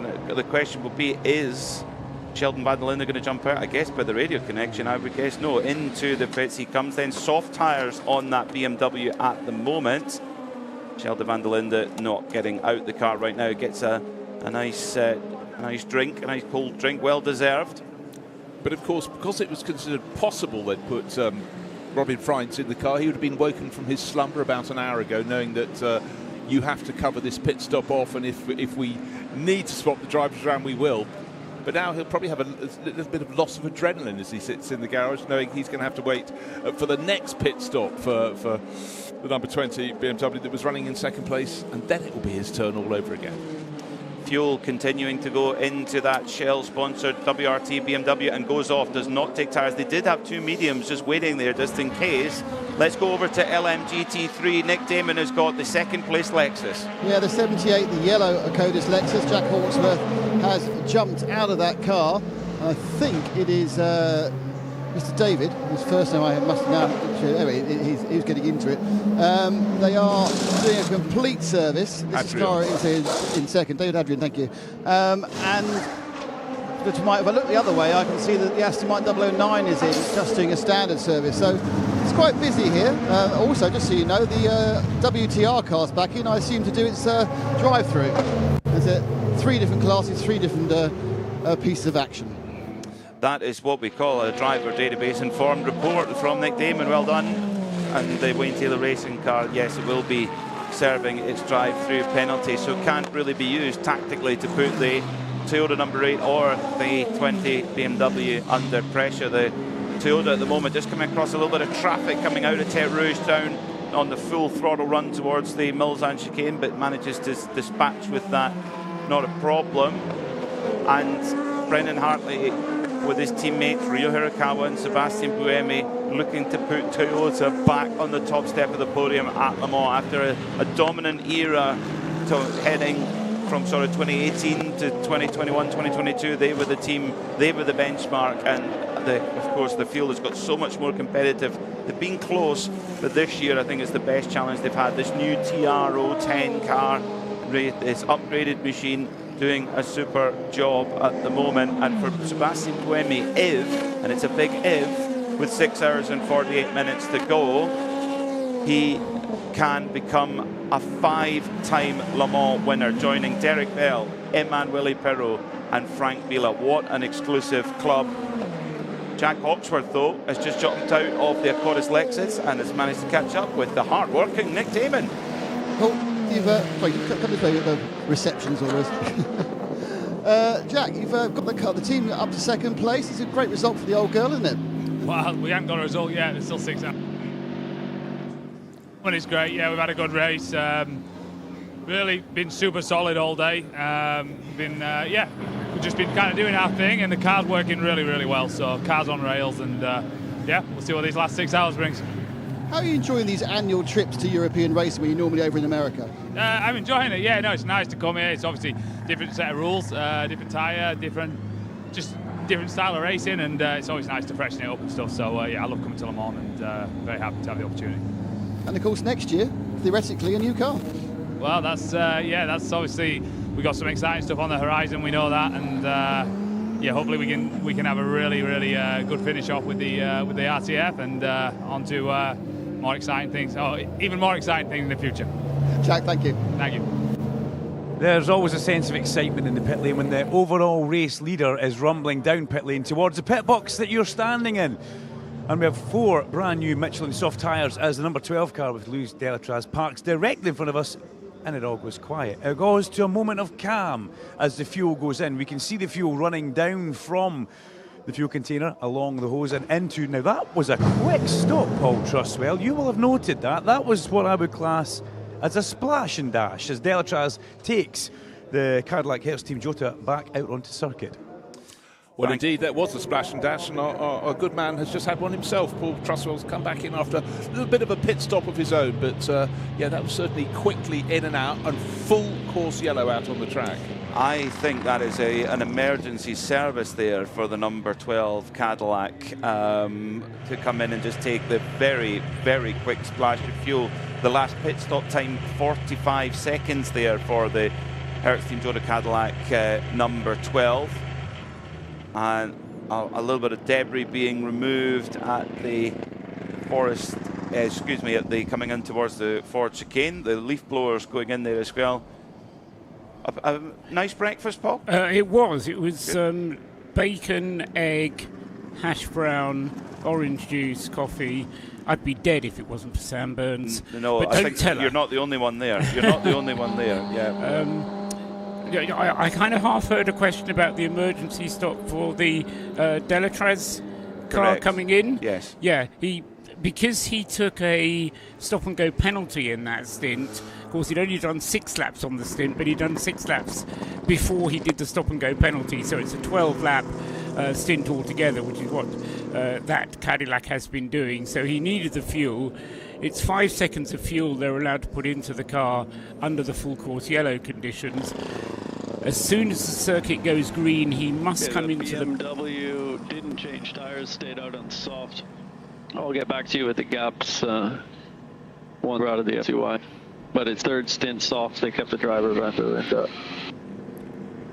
Ryan's beginning to sound tired as well. It's amazing how you can establish a relationship with someone you've never met, listening to the messages we've got coming through from Ships in the night, number 8 Toyota engineers. Got a chap called Ryan Dingle. He's a Canadian guy, and he just communicates in such a relaxed way with his team. How can you possibly get excited about somebody who talks to you like, do you want to go to mediums? Yeah, I think that's right. Okay.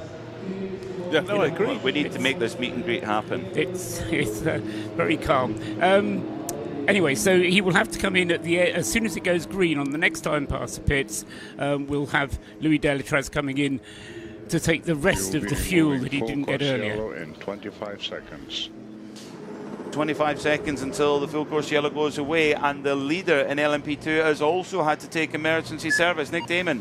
Yeah, they've rolled. They've been a bit annoyed about that. Only 25 seconds it went, but they came in, they took that 5 seconds, they've rolled down the pit lane, also having to do emergency services with the 77 Proton 4, which was even more galling for them because they actually want to do a driver change. So, as always, once you get into the race, people are stopping on every lap, so a full course yellow is always going to annoy someone as the green flag waves. So let's just highlight what happened there. Number 12 came in for its top-up. That's the Cadillac Hertz Team Jota entry with Luis Delatraz at the wheel. But importantly, Sheldon Van Linder, in a sort of almost, you could say, the effective lead, has got the better of Brendan Hartley. How did he do it? Not on the track. He did it by the fact that he didn't put any fresh tyres on the BMW, whereas the Toyota Racing number 8 most certainly did. And Brendan Hartley said, I know exactly what I want. We're going to mediums, and we'll see how this one unfolds. But it's chopping, and it's changing, and it's Le Mans. That's what it does. Luis Delatraz in that Cadillac Hertz Team Jota number 12 car races all over the place, but it's become a real staple in the IMSA WeatherTech Championship with Wayne Taylor Racing in a Cadillac.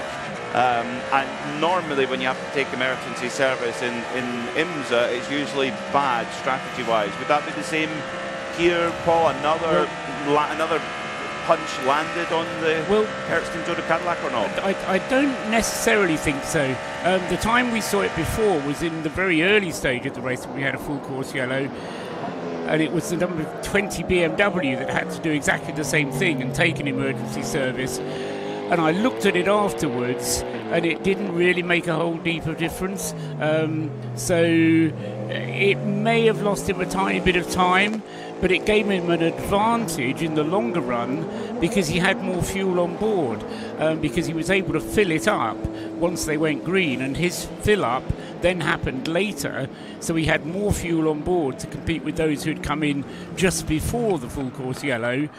Who then had to refuel earlier, so it kind of certainly didn't harm his chances. But we'll do the same thing for Louis Taylor. Try to see what his position is after he comes out after his regular pit stop. Problem for the BMW Team WRT number 15. It's not the front-running number 20 car. Dries Vanthoor is crawling at the moment down Mulsanne. Up towards Porsche curves, the car is doing 80 kilometres an hour maximum. Seems on tick over. Bear in mind, just a handful of laps ago, Dries set the fastest lap of the race, and then this. I was looking at the lap pace, it was fastest, it was very good.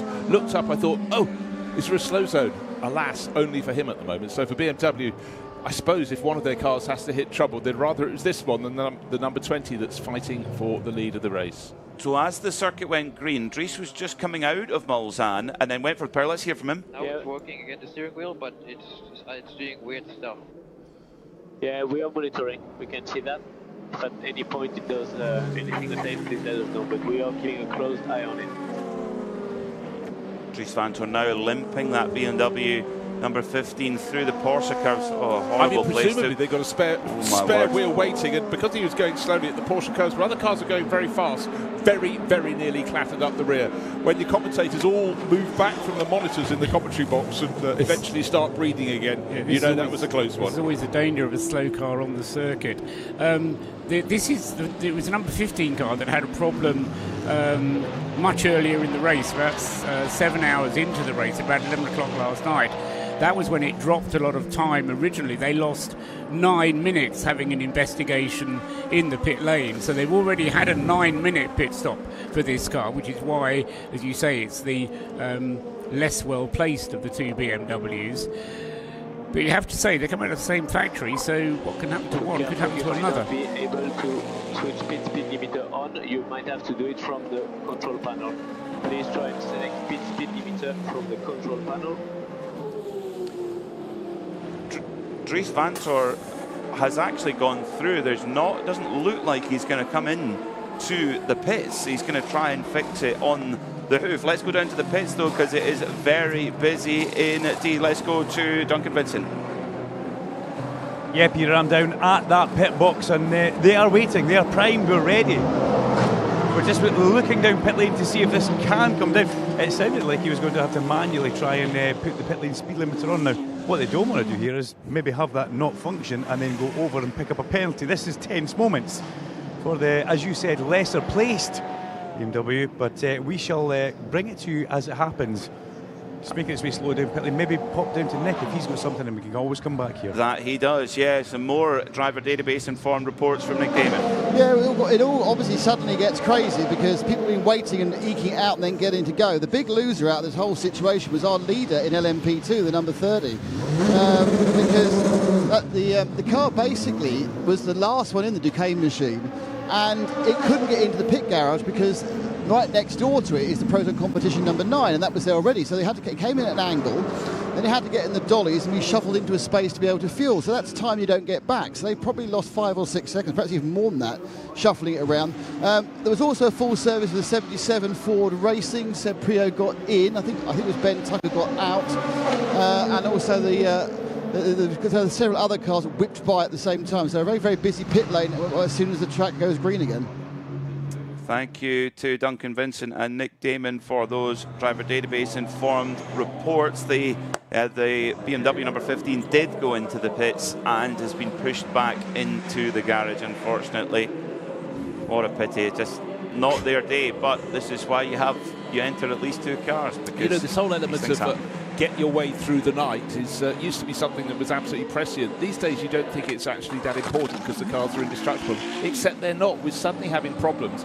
We just heard of a problem for the number 30, a Duquesne team, Orica, that had been leading LMP2. When that came into the pits, that lost the lead to the number 43 into Europole competition. Orica, Tom Dillman at the wheel. There's a warning there. They have to check one of the doors on the car. The right-hand side door is not attached or secured in a way that the stewards are very, very impressed with at the moment. So that has these little things. You suddenly go, great, I'm now in the lead. But really, I guess what's happened there is it's just when these periods drop in. But what we have now is number 20 leading the way for BMW, but the sister car, number 15, Dries van Tor, has just got out of that problem with the steering wheel, and we all gasped, very nearly getting clouted as he limped back when he went through the Porsche curves.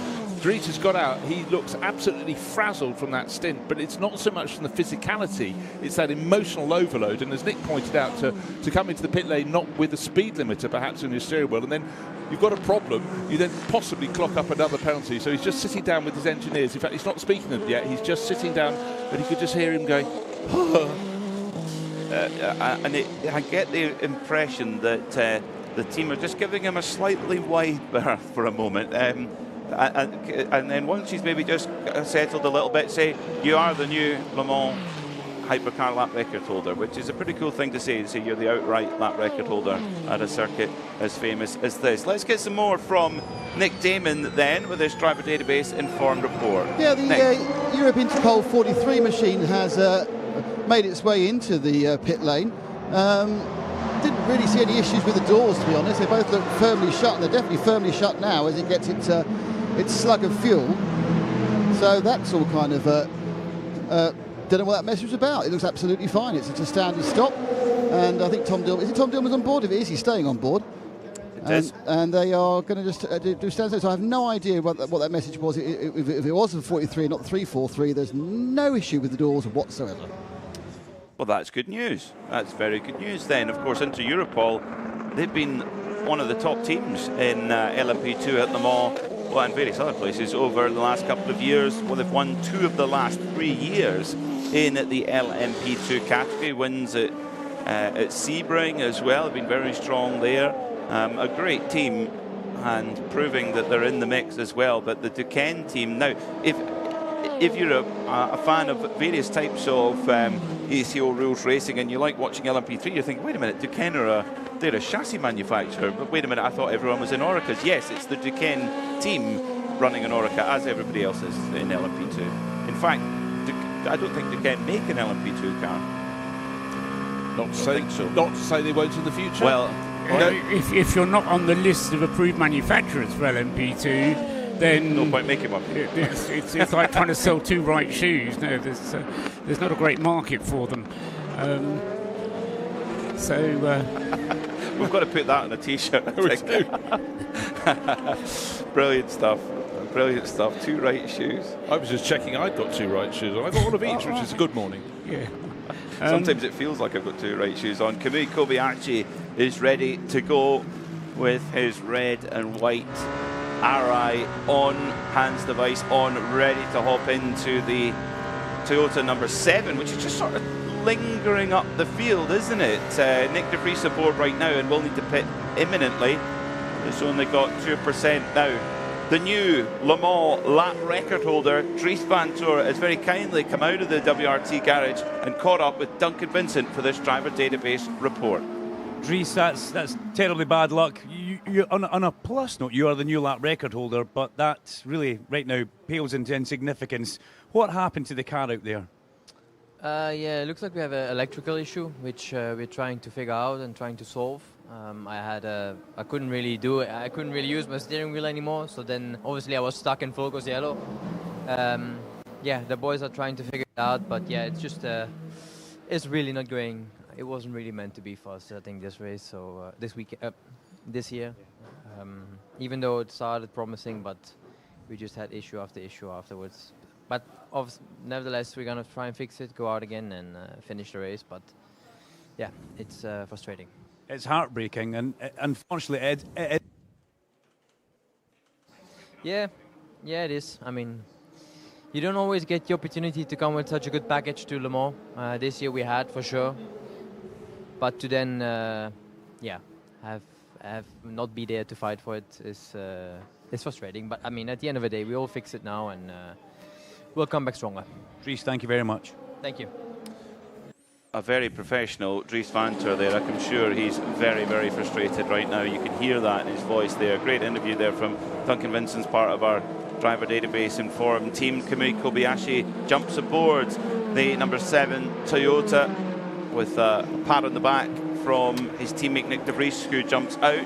Meanwhile, the heavily delayed number 50 Ferrari, is the team manager's been asked to go to race control. I wonder if there'll be tea and biscuits. No, more than that, race control immediately. I'm guessing not then. Much with BMW M Team WRT, if they're going to have a problem with one of their cars, and they haven't, they'd rather it was the one that was less well placed. And like that was the number 15 car we've just heard from its driver, Dries Vanthoor.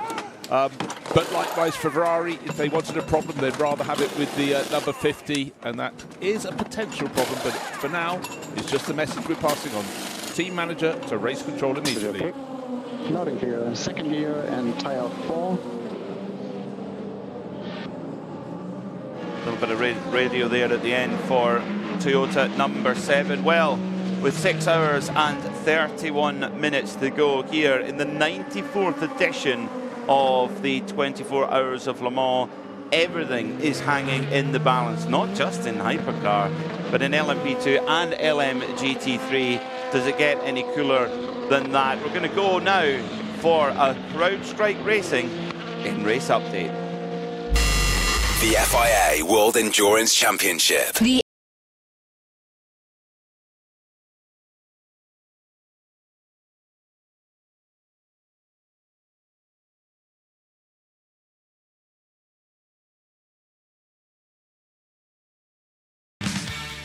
.30 on Sunday morning. We've had 17.5 hours of the Le Mans 24 hours. That leaves 6.5 to go. So nearly one WEC, just over a WEC race still to go. BMW back to the front. Sheldon van der Linde in the lead. 280 laps in the books. And 21 seconds is all it is between Sheldon in the BMW and Louis Delatraz at the wheel of the Cadillac Hertz team, Jota team, V-Series R in second place. So that's number 12 in second. In third place is Brendan Hartley in the faster of the two Toyotas. In fact, Toyota's third and fourth, because Kamui Kobayashi in the number 7 car is there in fourth place, but 2 minutes down the road. So 2 and a bit, to 2/3 of a lap behind the other Toyota. But Brendan Hartley, as I say, right on the tail at the moment of Louis Delatraz and closing in on the Cadillac at the moment. Third and fourth, then 2 Toyotas. In fifth place is the Ferrari. In fact, we've got Ferraris in fifth and sixth places because the Works Ferrari Alessandro Pierguidi, number 51, is fifth. Ye Fei in the AF Corsa car is in sixth place. That's the number 83 car, and they're just 6 seconds separating those two Ferraris. Seventh and eighth are the 2 Alpines, going 2 by 2 these. The 2 Alpines, 35 and 36, Ferdinand Habsburg in the 35 car, Fred Makabichi in the number 36 car. They're separated by about 3/4 of a minute.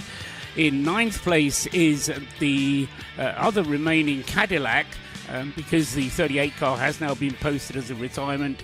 That just leaves Ricky Taylor in the 101 Cadillac in ninth place. He's 20 seconds behind the two Alpines, not that far behind. And then still in the top 10 is the Aston Martin. The Aston Martin's moving up now to 10th and 11th, with Tom Gamble 10th, Alex Riberas in 11th place. Then the 2 Peugeots are 12th and 13th. 94 is 12th. Nick Cassidy in the number 93 is 13th. And then the one remaining Genesis, because the number 17 car has been posted as a retirement, That means that the 19 Paul-Luc Chatin-driven car is in 14th place overall. And then the only other two, in fact probably only one now, remaining cars in the hypercar class, the number 50 Works Ferrari, Antonio Fuoco, and Dries van Toor, who has returned to the pits with a rather sick BMW underneath him. And yeah, that car is still in the pits, number 15. LMP2 being led by the Inter-Europol competition team of Tom Dillman with number 43. He leads the class. In second place is the Duquesne team, Orica. Dorian Pan, number 30, in second.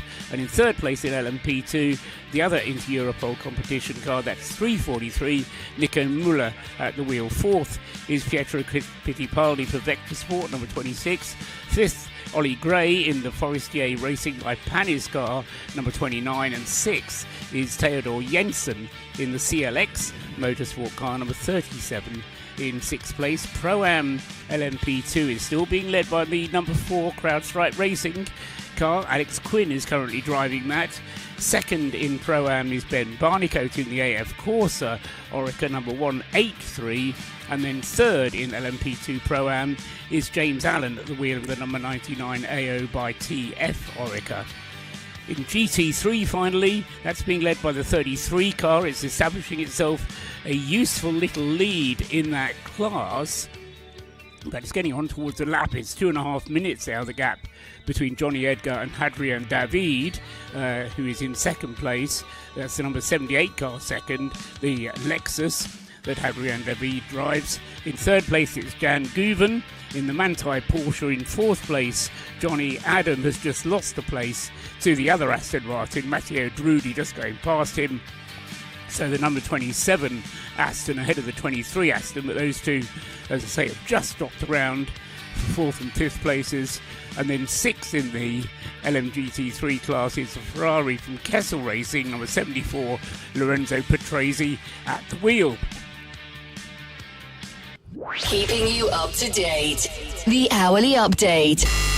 The FIA World Endurance Championship.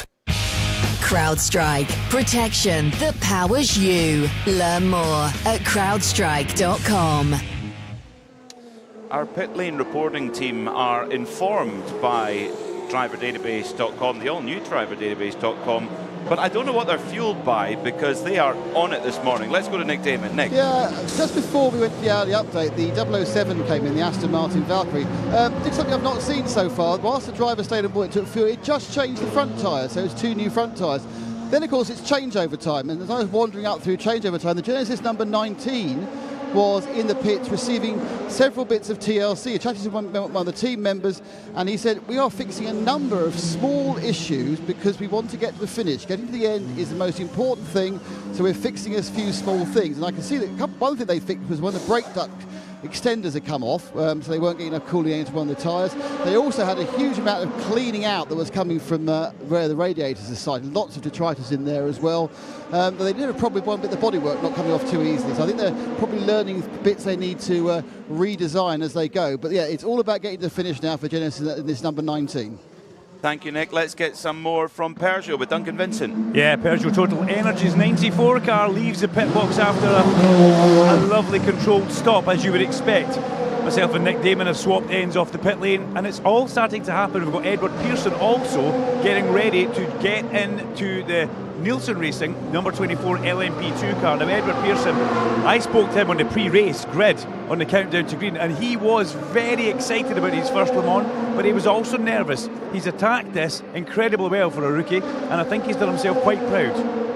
Thank you, Duncan. Yes, it's quite the baptism of fire. And it's a baptism of fire for the brakes as well around here at Le Mans. Huge stopping distances, and they do need change from time to time. Nick, what's going on? Well, it's the first one I've seen so far. I'm not saying it's the first one that's happened. It's the first one I've seen. The number 58, the Garage 59. Why they couldn't get 59, I don't know. Came in and they've changed the front discs and rotors and pads because they use the system which has been more and more popular, where they have a dry brake system, that's as in braking the link rather than brake as in stopping the car, which means they can just take off the entirety of the caliper, the disc, the pads, and a part of the actual brake cables, effectively. Not cables, they're tubes, aren't they? Anyway, pipes. And put back on again. So it becomes a very, very quick process, and you haven't got to bleed them either. So these dry brake systems, very, very clever.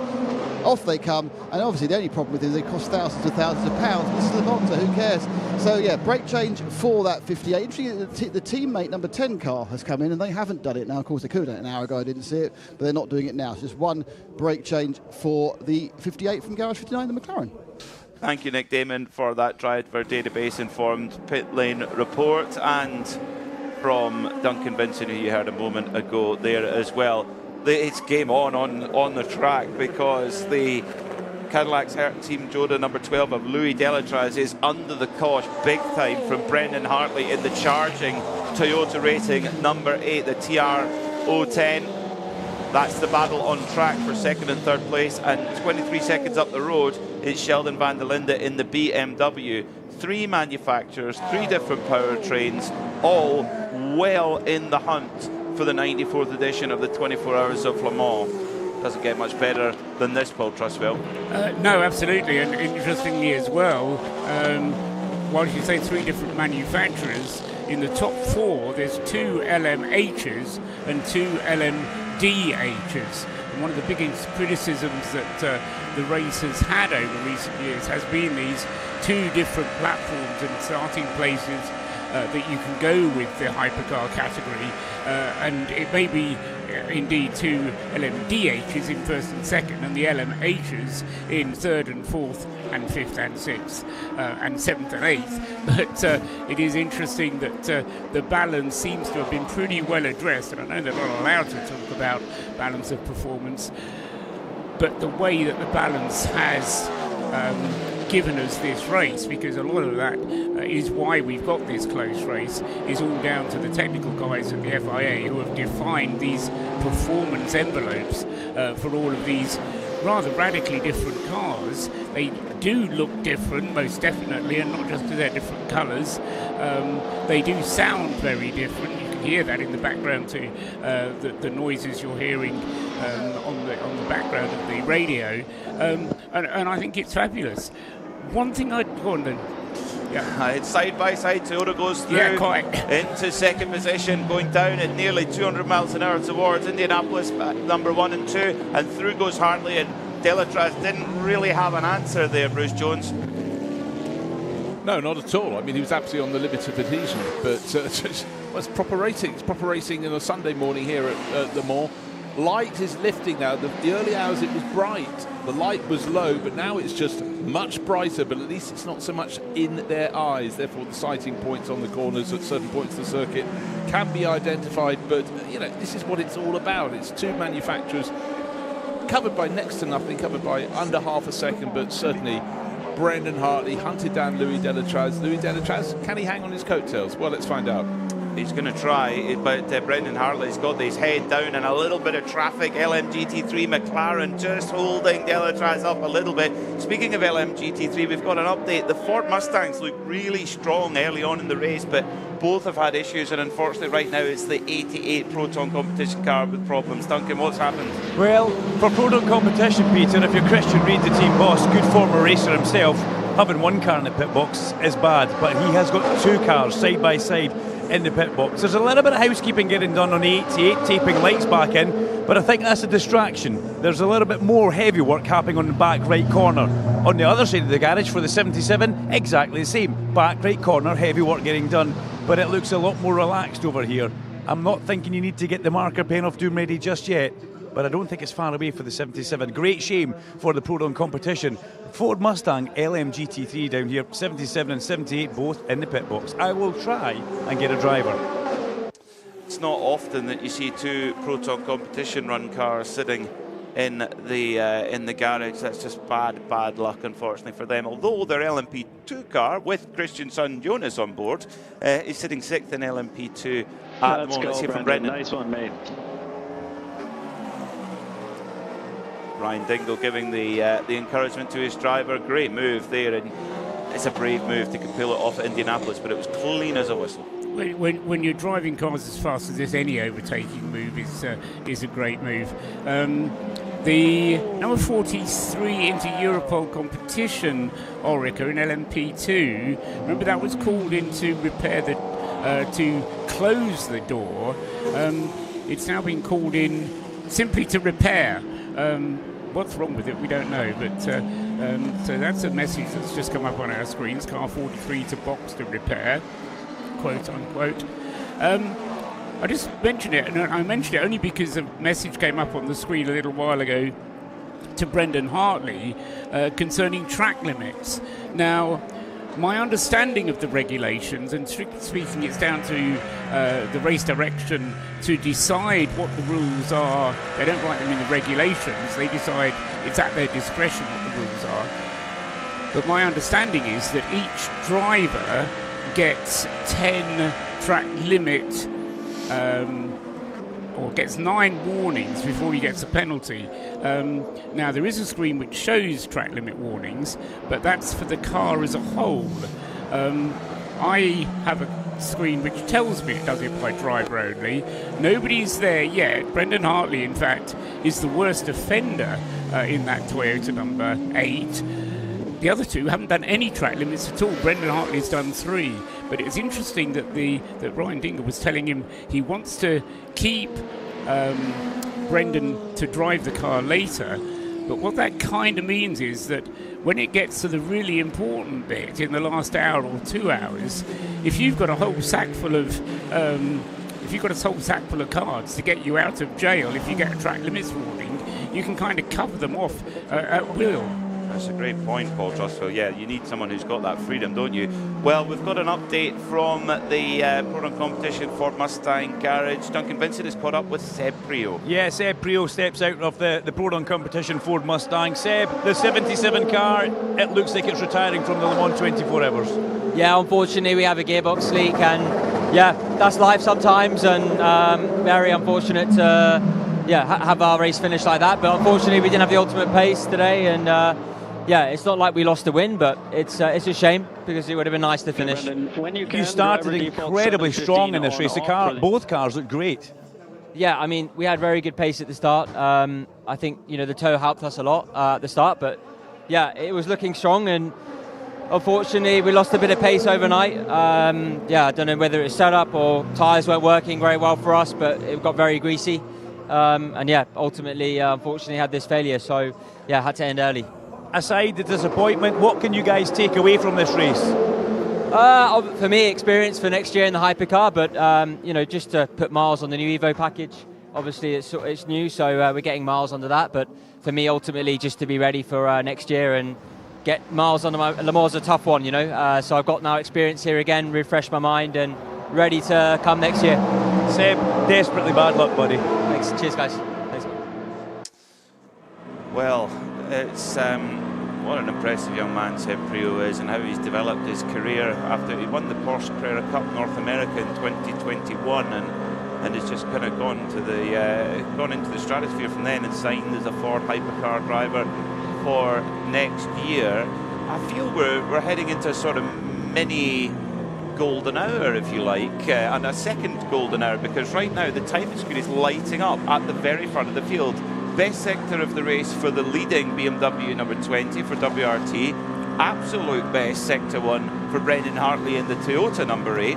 And a personal best sector for Kamui Kobayashi, almost as quick as Hartley in also a Toyota number 7 this time. So the track conditions, although the temperature is beginning to climb, they still seem to be very, very good, Bruce. Yeah, and one thing, of course, when we had full course yellow a while ago, it gave marshals a chance to get on and sweep some of the debris off when I'm not talking about accident debris, I'm talking about tyre debris off the side of the circuit and gravel. That means their racing line can be that little bit wider at various points around the track, and that helps, plus the cooler temperatures, etc, etc. But they're not going to stay cool for long, because the temperatures are going to keep on rising to around 30 degrees at the high point. Of course, our race comes to an end at 4 o'clock, and it could be very, very hot indeed when the drivers get out of the car. But right now I think the track's in sweet condition. Drivers are now changing over to medium tyres, and Brendan Hartley making them work. But the thing for me, we heard about an hour ago Brendan being warned about track limits. Paul Trustwell's just reinforce that 3 warnings in the bag at the moment. For it's not a good thing to have them in the bag, but that's for Brendan Hartley. But bear in mind, he's had some really intense racing with Sheldon van der Linde, and that's the moment you do tend to transgress. Car 50, possible under investigation for possible overtaking under full course yellow, not deemed to be a good thing. So that's the troubled Ferrari, down in 14th place overall. The sister car number 51, is a little higher up the order, in 5th overall. You know what? Alessandro Pierguidi in the 50 is creeping back. In 51 is creeping back into the equation. He had that drive-through penalty early on, of course, for clattering into the Proton competition Orica. But for Ferrari, if one car's going to hit a problem, they'd rather it was the number 50, and that appears to be doing precisely that. In LMP2, one of the drivers of the week, Dorian Pat, on board the Duquesne number 30 car, leads the way in LMP2 by 13.4 seconds from Nico Müller in the leading, now leading 343 into Europol car, because the 43 has just had to come in for that repair from the lead, which has allowed the Duquesne to come through. Let's get some more though from the pit lane. There's driver database informed report with Nick Damon.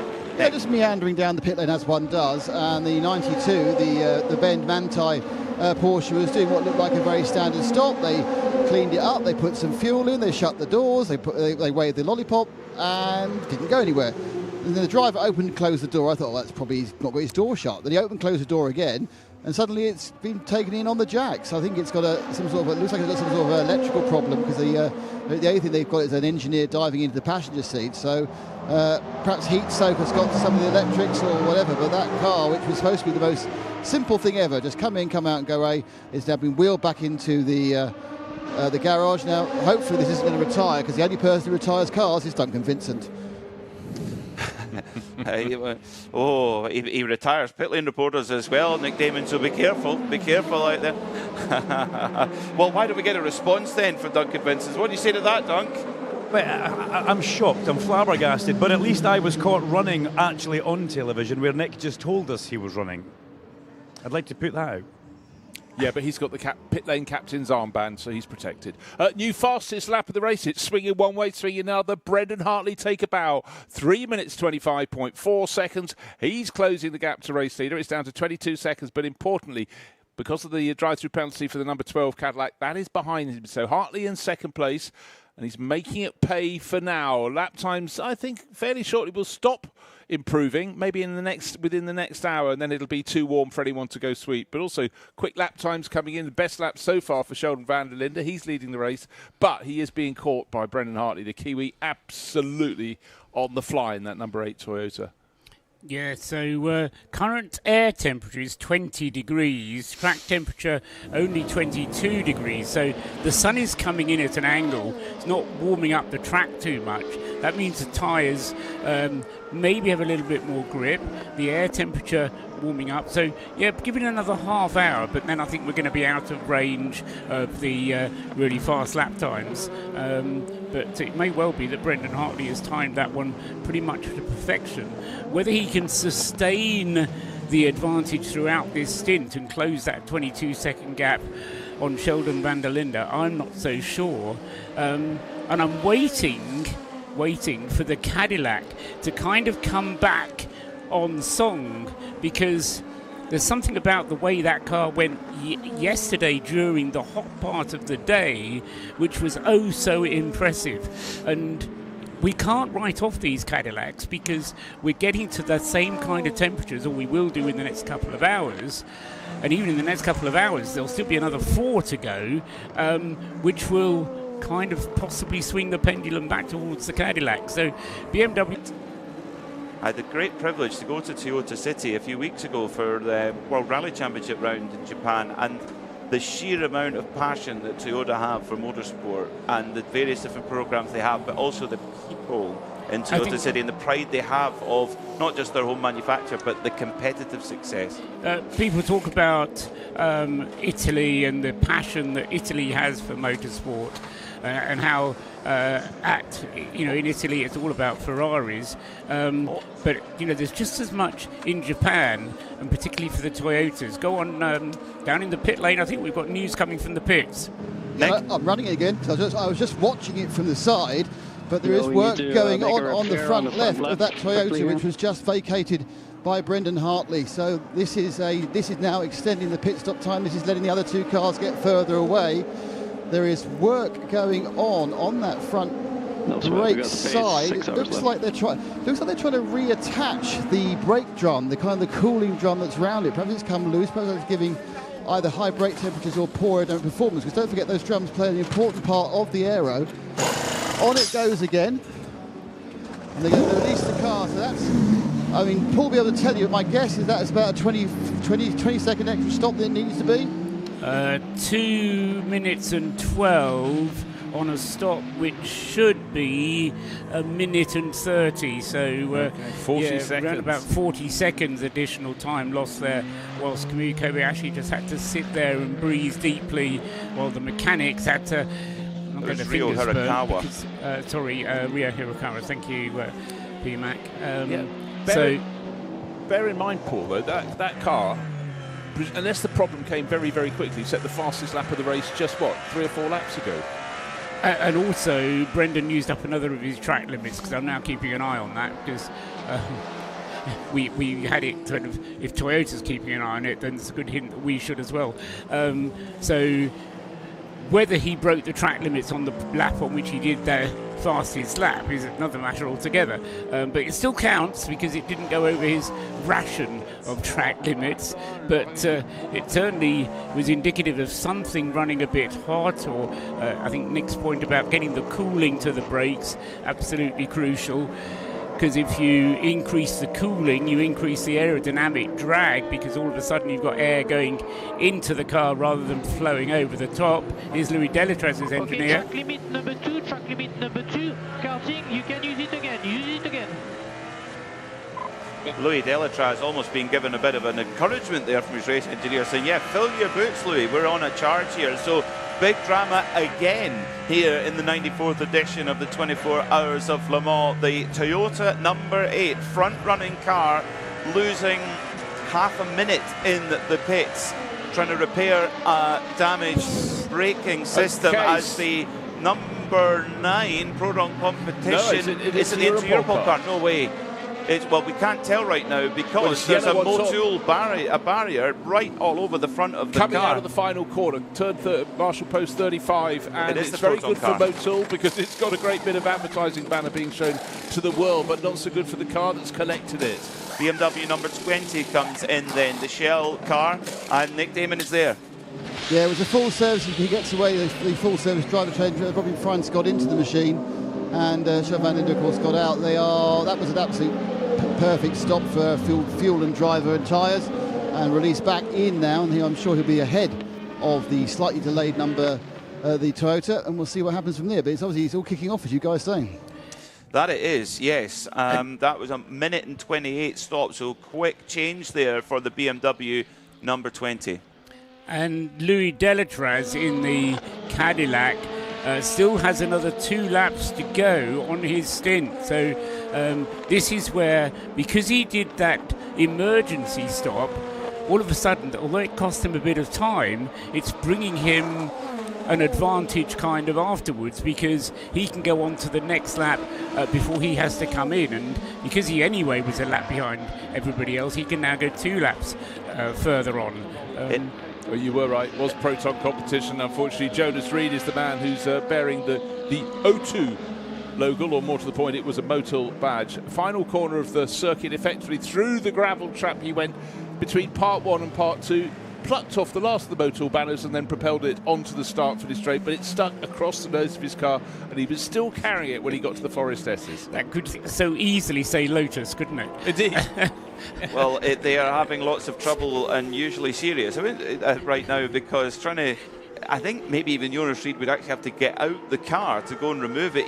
At the moment, is he still moving? He was in the front. He is still moving. Should he try braking Rouge. A sudden stop and then go forward again. That's it. That's a good technique as well. Yeah. But So the problem is, I fear, is that it's going to stop all of the air going into the car, and he's going to overheat it if he's not careful. Oh, well, It's the problem bigger. for the front left, not exactly, because it was a glancing blow with the barriers, but that could be a retirement. he does have lots of trouble, and it is serious. Unfortunately, Jonas Reed, that car was running in the top 5 in LMP2. It's had a pretty eventful race, to say the least, and Jonas Reed, what was actually a really innocent mistake, which you could easily get away with sometimes, but very, very unlucky. But the front left wheel totally out of shape, so something is broken inside the hub there on that car, and yes, that could be a retirement, because trying to get that back to the pits will be a very long way indeed. Over 7 miles to get back to the pits, and even then would be a big ask. I just wonder whether the breakage happened first, and that's what pitched him off at the Ford chicane. And because of the panic of just having this advertising hoarding across the nose, he then just kept on going because he wasn't quite sure what the problem was. Whatever it was, the car isn't causing a yellow flag anymore. Whether he's pushed it or driven it behind the barriers straight away, out of the way, that would be great. Whether he's got it going again, I don't see how he can have done so. No. I think he's probably just parked it in a safe place, because the yellow flags have been removed. I think he's effectively turned into the Bugatti circuit. That's very close to that cut through onto that. But did it break and he went off? Sort of, maybe, but I'm not entirely sure. But certainly after that glancing blow with the barrier, that's where the front left wheel has picked up its damage. But also just simply running around with absolutely no airflow into the car doesn't help things either.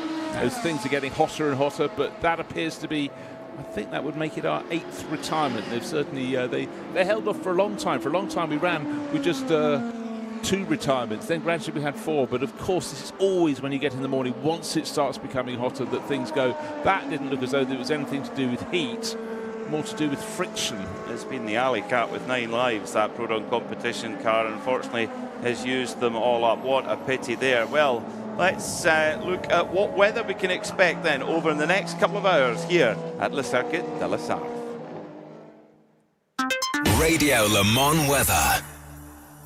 19 degrees Celsius in the air at the moment. Beautiful sunshine, clear skies. A great way to finish off a great week here in the French countryside. And as the heat ratchets up, well, this motor race is just going to keep delivering for us. Just over 6 hours to go here at Le Mans, and the temperature is going to get up to close to 30 degrees Celsius by the time the checkered flag is flown at 4 o'clock this afternoon.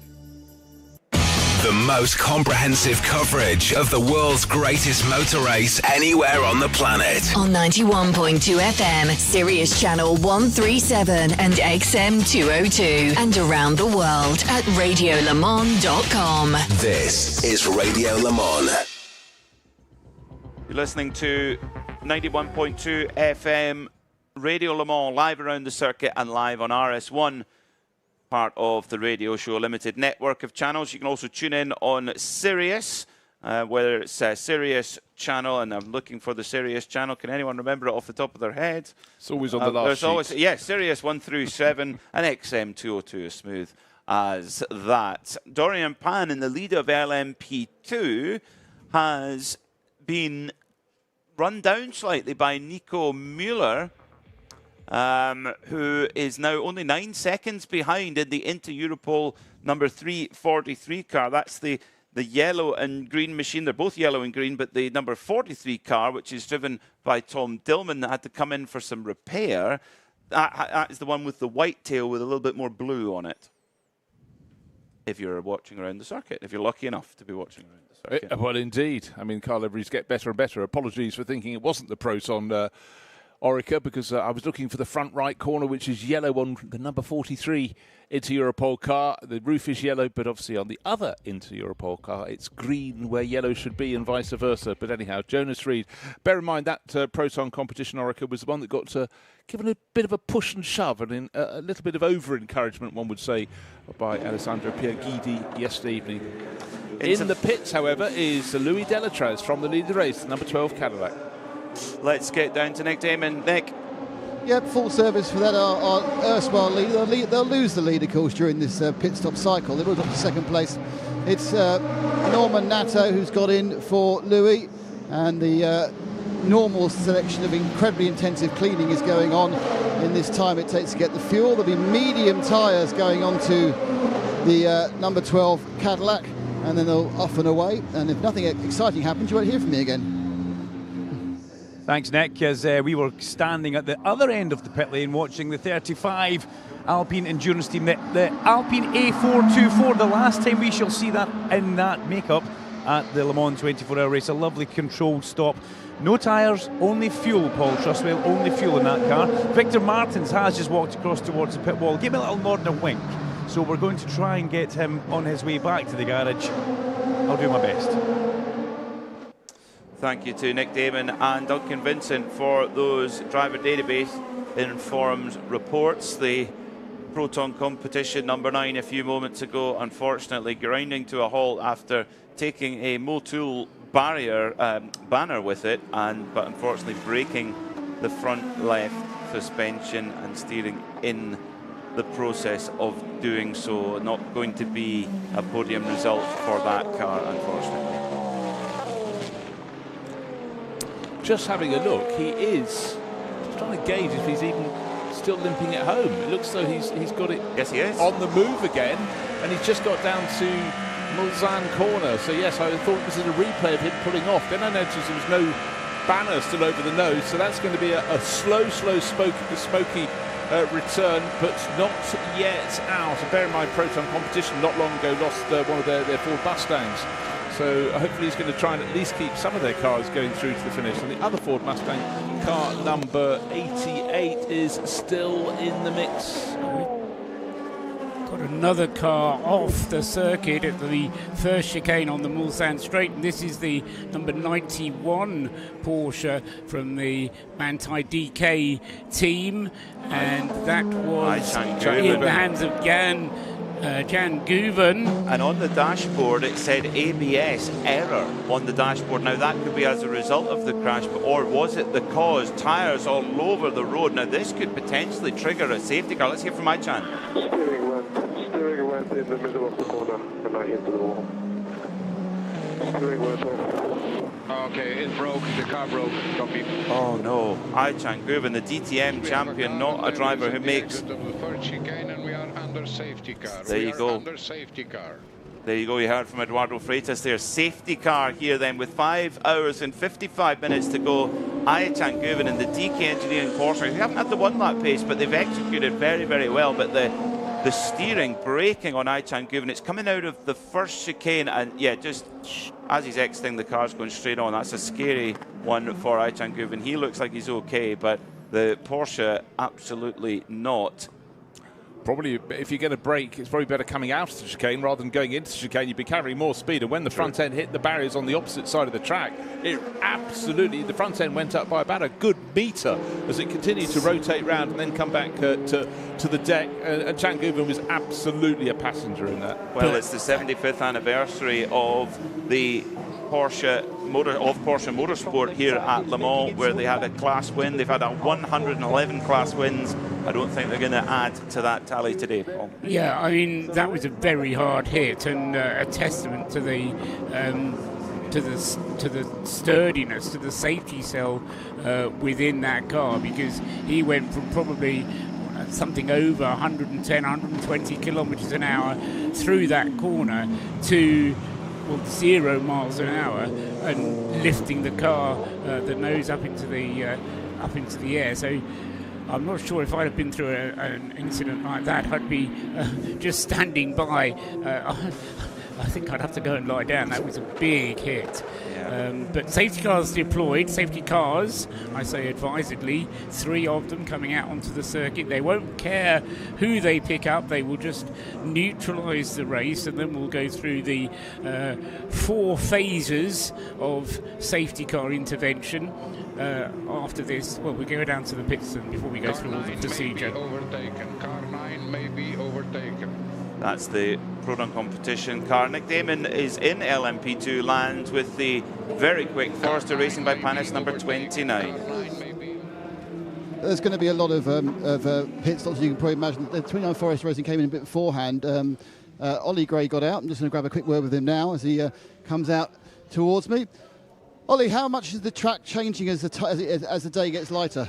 Yeah, it's getting more and more tricky in the night. We seem to have a better balance, and it was a lot more. The car was a lot more easy to drive, and now it's getting a bit tricky. It's a bit unpredictable with the front. Sometimes I have understeer, sometimes we have oversteer, so it's a little bit tricky. But the pace looks good. A small mistake from my side on my first sim, which I'm not happy with. But I think the safety car just helped us out quite a lot to get back on terms with the leaders. So I know Esteban's got the pace in him, and he's going to push to the end. Yeah, it's interesting because all of a sudden, after having a very calm sort of 4 or 5 hours, suddenly it's all kicked off. As a driver, can you see a reason why things suddenly happened, or is it just a coincidence? I think it could just be a coincidence, but I think as people get tired, people start making mistakes, and that's when things start happening, you know. So, yeah, I mean, it's quite a big crash. I hope he's okay, but yeah, it's worked out pretty well for us. So let's see how it goes.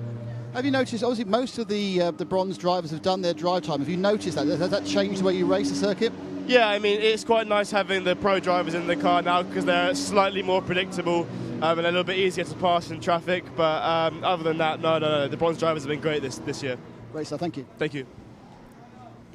Duncan Vincent there with that driver database informed report. Stay on the right, all the way down to the exit. Who did I say there? Please. You said Duncan Vincent. Apologies. Nick Damon. It was Roger Damon. Moving swiftly on, one of the things Dick was saying that it would be a good opportunity for people to come into pits under safety car. That is always up for debate, of course. Both the Toyotas have come in at this point, but remember last time we had a safety car, we did have one safety car before, but and the last time we had the safety car, we had the big argument between Robert Kubica and his race engineer as to whether they should bring him in or not, and Kubica was very firm with the opinion that they should have brought him in. I know everybody gets brought up behind the one safety car at the end, but whether you make any ground up depends largely on whether you've got cars between you and the next car that you're chasing.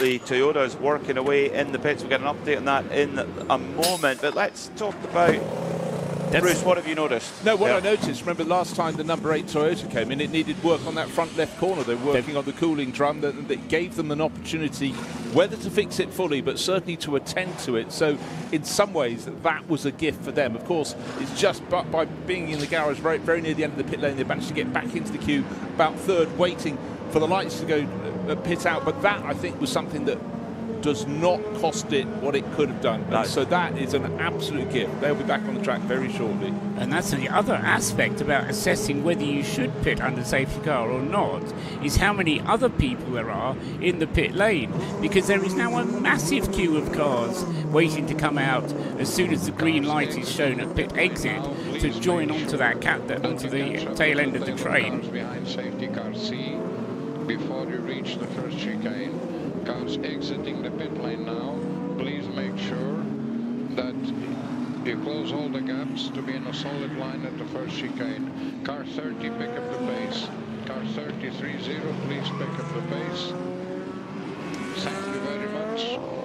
Be advised, we have marshals on the left-hand side of the exit of the first chicane. The voice of Eduardo Freitas, the voice of authority on the team radio there. It's busy in the pit. So let's first of all get an update from Duncan Vincent, and yes, Duncan Vincent, and then the wonderful, I love him very much, Nick Damon. Thank you very much. Yeah, I popped into the Duquesne team garage as Dorian Pan brought in the number 30 car, one of the front-running cars in LMP2. She didn't want to speak to me. She doesn't look right. She looks like she's in a great deal of pain, and also she looked very, very pale in colour, Peter. So they have given her a jacket, and they have very quickly taken her away from the garage back to, I would think, a place where she could maybe lie down and take in some fluids. But Dorian did not look good at all. Well, let's hope that she's okay. Let's go to the wonderful Nick Damon. Just the bloke from the south will do. I'm so sorry, Nick. Super busy. Bruce is absolutely right, though, about the bit of the gift there for the number 8 Toyota. They had a good old look at that front left, and obviously decided it's absolutely okay. There was even a bit of a temperature probe going in as well, so that has given them a real advantage. The first bunch of cars have got let away, and the second bunch being stuck behind this new safety car queue, waiting for you to go, and that includes it's time to turn the engines off, I say. That's exciting. That includes the 007, one of the top 10. Got the 94 Peugeot. I can see the 48, which is obviously the Fred Poor. I love this guy, Fred Poordad.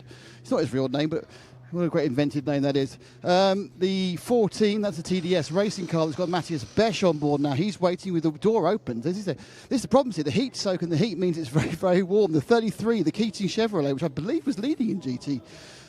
The 34 Chevrolet, that's the racing of a turkey machine, that's in the queue, as is the other Peugeot 93. And right at the head of the queue is the slightly troubled 50 Ferrari that actually troubled itself even more because it took 4 goes to get it started out the pit lane, but at least under a full course yellow it doesn't matter at all.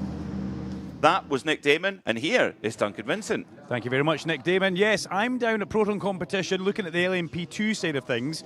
Now, remember, this car unfortunately picked up an advertising board. And one of the key things in my mind was, yes, it may overheat, but the brakes, these carbon brakes do not like to not get air through them. And that's exactly what's happening right now. We're having a full brake change in the front of this car, everything coming off. And it looks like they're even changing the fluid as well at some point. So a great shame for them. I'm very impressed that they managed to get the board off and get back. But you could imagine just how much heat would go through those brakes when there's absolutely no air getting through them.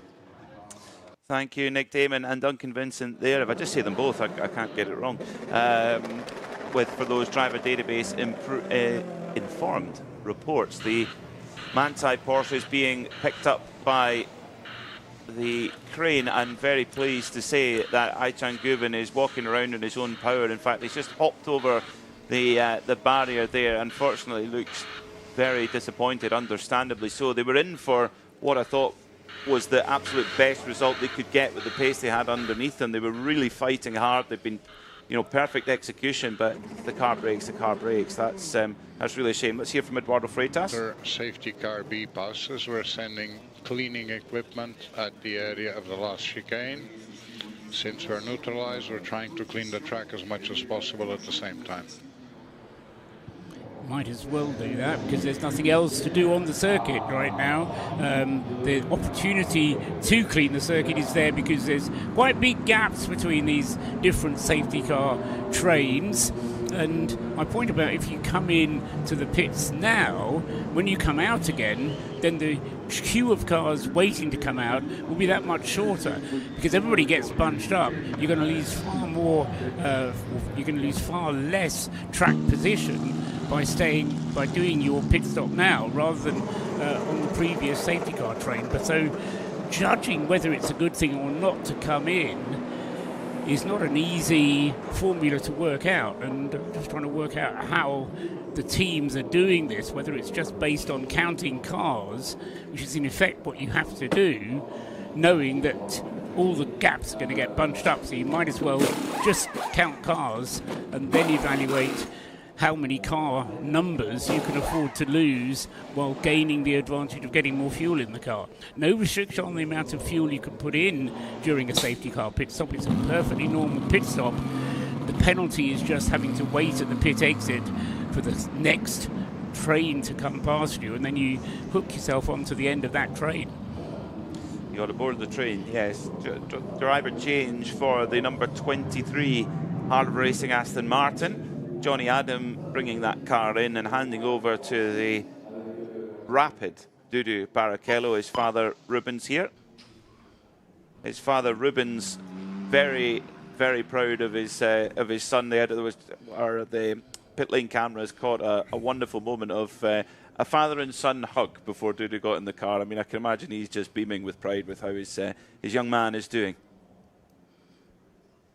So the last safety car period we had was 44 minutes long, and that was to clear an incident which was shorter to clear, I would suggest, than this one will be, because although they've towed the car away or hoisted it away, there's quite a lot of, firstly, debris to deal with, but they're also going to have to rebuild that tyre barrier, and that's going to need new stacks of tyres brought along, because those tyres will have deformed and lost their effectiveness. So they'll have to rebuild that tyre wall. Hopefully the Armco barrier, which is alongside the tyre wall, will be undamaged. Otherwise, I'll have to wait even longer to get that Armco replaced. Yeah, very true. We just mentioned the Heart of Racing Aston Martin number 23, Dudu Barrichello taking over, and jumping out, Johnny Adam, who's caught up with Duncan Vincent. Thank you very much, Peter Mackay. It wouldn't be an endurance race if I didn't speak to if I didn't speak to Jonathan Adam. Johnny, well, you've just stepped out. I said, how was that? You said it's good, but I can't feel my right foot. Can you tell us why? We've got a brake pedal, and I'm having to use a lot of force to sort of get the compliance and the car stopped in certain corners. So it's ages well dunk, if I'm honest. So no, it's car's going well. Like, the car feels, straight. Nothing's untoward with the car. And Dudu's driven so well so far this whole week and over the weekend. So he's our shot, really, to have a good shot here. So yeah, hopefully we'll stay on the lead lap with the Corvette, and obviously get back in the train again. So yeah, and Gray's done his drive time, so it's just myself and Dudu to the end now. I think we need to say something about Gray, how he started the ball rolling for you guys, getting the old hyperpole, getting the car into hyperpole for you. Absolutely stunning. I mean, Gray's come on so much this week, really. His qualifying lap was amazing on Wednesday. To stick the car, what was P2 overall in bronzes, was a shock to us all, but if I'm honest, personally, it was in him all the time, and he was the happiest guy on Wednesday evening just to do that lap time. So he's driven well, he's kept the car clean, made zero mistakes, and we've just ran our own race, really, and we're two cars that are in the mix here, which is great for Heart Racing. It's a good car round here, the Vantage, and hopefully we could put that to good use for the last, we've got 6 hours. So this will yo-yo between you and Dudu now till the end? Yes, yeah, between us, and probably the same with Mattia and Zach as well. So all in, let's see if we can get a result for Heart Racing. Johnny, thank you. Thanks, buddy. Up at the Ferrari there, of course, with Alessio Rivera from the 21. Currently sitting sort of just around the bottom of the top 5. I mean, how do you feel the race is going? Where do you think you can get to? Yeah, I think the safety car was good for us, because now we are close to the rivals. We struggled quite a lot during the night, I have to say. I think our setup is really gentle on the tires, so in the cold temperature of the night we struggle to put pressure and heat in the tires. And I think now with the sun up, we can catch up.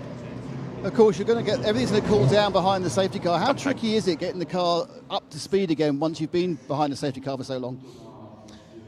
Yeah, normally, I mean, 2 years ago there was a safety car of more than 3 hours, so this was painful. But yeah, like this, the most important thing is try to maximize the consumption.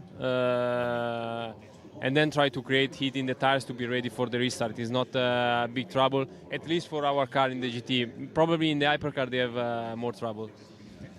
Obviously, you're going to be going in and out till the end of the race. I mean, are you doing doubles or triples in each stint these times?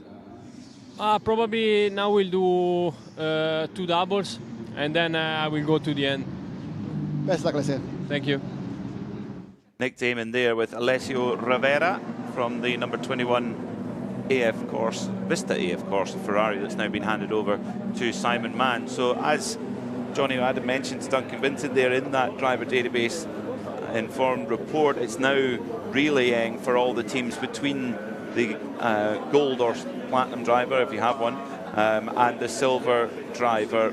All the bronze drivers in the front running cars have completed their minimum driver time. While we are still under safety car, let's pick up another interview with Duncan Vincent in this driver database informed report. I spoke with Edward Pearson on the grid at the countdown to green. How has the event been for you? It's maybe not had the roll of the dice how you would want it, but as a Le Mans experience, it's been incredible. I think I've shown my pace. I think the car's shown its pace as well. Jack's had some great pace tonight. David has some good pace as well. So. Yeah, we haven't had the best of luck with little issues. I had one mistake with a little spin, but didn't lose us too much time, and hopefully I made it all back in terms of on my speed. But no, a very, very big learning experience, and I'm really proud of all the guys. And hopefully, after this safety car, we're only one lap down. Maybe another safety car, and then you never know. What was it like driving in the night? It's great fun. I love it. It's I call it the best drug ever. I remember the first time I did it in testing, and it was incredible. So no, yeah, and especially around here with all the fans, all the Ferris wheel, everything, fireworks, incredible. What an experience. Could you see the fireworks that I was standing underneath when they were on track? Well, actually, I saw one or two, and then I went to go to bed, and as I was about to sleep, they were next to my caravan, so that was lovely. But there's a great photo of Jack with the fireworks behind him, which is amazing. But yeah, it just shows what an event this is. It's been a pleasure to meet you. Thank you. No problem. Now, the number 2 TF Sport Corvette of Lorcan Hannafin, unfortunately, has had a long delay. It's been in the pits for quite a while, and Nick Damon might be able to add a little bit of colour on why that is. Well, it's Nick. been in the pits twice. Initially, it was a bit of a brake issue. They were just replacing the brake. I'm going to find out, actually. I think to grab a word with Ben Green, who's just out of the car. Ben, what's causing the problems with the car now? Yeah, I'm not exactly sure. Just some technical issues, obviously, the back end of the car there, but the boys are working flat out to try and fix it. Because you came in earlier for a brake change, it went out again. I mean, was the brake change needed? Was it perhaps not the problem? You now found a different one? I think it was a separate problem. We just took the time to change that while we were in anyway, assessing the issues of the back end. But yeah, obviously we had to make more adjustments. I mean, outside this initial problem, how has the car been over the course of the 18 hours? It's working very well. Yeah, I mean, everyone tells you got to survive the first 18 hours, and sure enough, 18 hours in, we started to have issues. So it's a real shame, but the guys have been tireless, working hard the whole way. So it's a real shame. At this point, I suppose it's now just to get to the finish, is it? Would love to, absolutely, would love to. Yeah. Ben, thank you. Thanks. So there's your update then on what's going on. Let's do another power cycle, P1, then 0, wait 10 seconds, slow, and then back to P1. Back to P2. Unfortunately, it's not P1 in the race for the Ferrari number 50, which has just been plagued with problems. That car is ground to a halt right now at Tete Rouge, and it isn't going anywhere at the moment. It's just been problem after problem. But I guess for Ferrari... Car 50, can you please tell us what's the next step? Otherwise, I will proceed with pushing the car to the next gap. Well, that's quite clear. Yeah, we that's need to go racing again. That's the message from Eduardo Freitas. But for Ferrari, Paul, if you're going to have a load of problems, you want them exclusive to one car. That's the organic from Miguel Molina. M2K error. Okay, now it's doing everything. Head resetting, go to P1, go to P0 now. And quite rightly, Eduardo Freitas wanting to know what to do. And so the team trying to communicate with Molina as well as communicating with race control. So it's a busy old pit ward, and you ask why people need so many people in the team. It's to deal with all these kind of things. 50 is currently being pushed to a safe opening. Car 50 is currently being pushed to the opening at MP5 on driver's right. And for Ferrari and for the drivers with that crew and for the pit crew, they're thinking, can this just end? Can we just go home? This is horrible. For me, this is the magic of Le Mans. It's these heartbreak moments.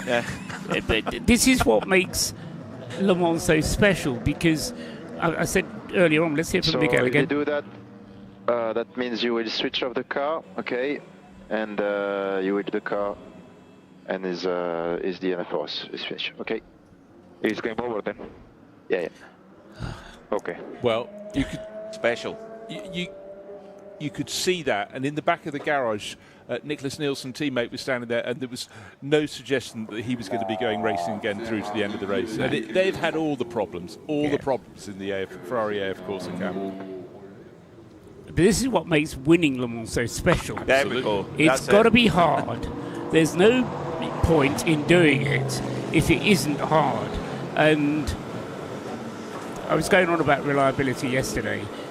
If your car's just going to run to the end, you might as well do it in a Ford Escort. If it's going to give you trouble, then that's what makes it magical. That's what makes it special. And That's why I get emotional about this race, because it kicks you so often and so hard.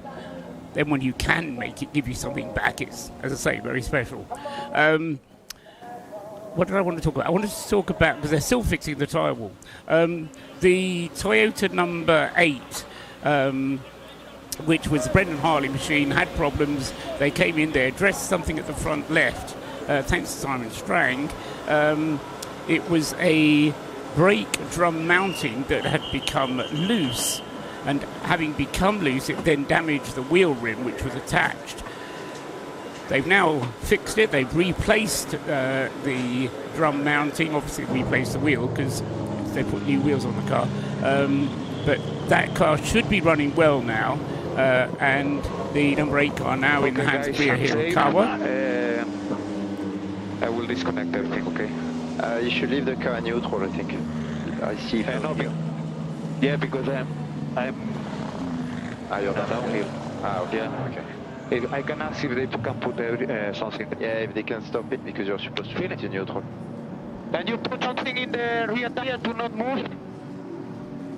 Okay, I put neutral. So Miguel Molina actually asking for something to stop the car from rolling backwards, but of course not leaving it in gear, putting it in neutral. Real pain for Ferrari AF Corse, hoping to at least get to the finish. They knew the result was gone after the problems yesterday, and Miguel Molina out of the car, gum shield out, and his helmet off, hands off.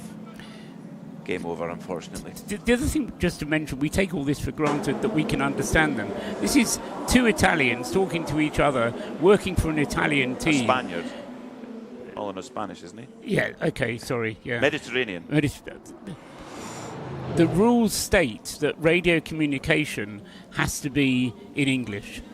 Unless you bring a certificate along to say that your driver doesn't have adequate English, which sometimes has happened in the past with some of the Japanese entries. But if you can establish that your driver can't speak English, then you get an exception to do it in your driver's native language. But otherwise, they're all doing it in a foreign language, and I mean, as I say, as English people, we just take that for granted. But it does add another layer to the difficulty of this. And you're right, it's not all Italians. There are other nations involved. There are other languages available. There's not just British and foreign. There are other languages as well. You're on fire this morning, Mr. Truswell, in so many ways. Yeah, I mean, in that car, you've got a Spaniard, a Dane in Nicholas Nielsen, and Italian in Antonio Fuoco. They'll be back for sure. They've been a force in the World Endurance Championship for many years, and they will be from now on as well. But it's not going to be their day. But you never know. Where will Ferrari finish? Can they sneak a car onto the podium? There's a lot to play out in the next 5.5 hours of this 94th edition of the 24 Hours of Le Mans. Well, lots to cover as we're still under safety car. Why don't we cover it all off with a CrowdStrike in race update? The FIA World Endurance Championship.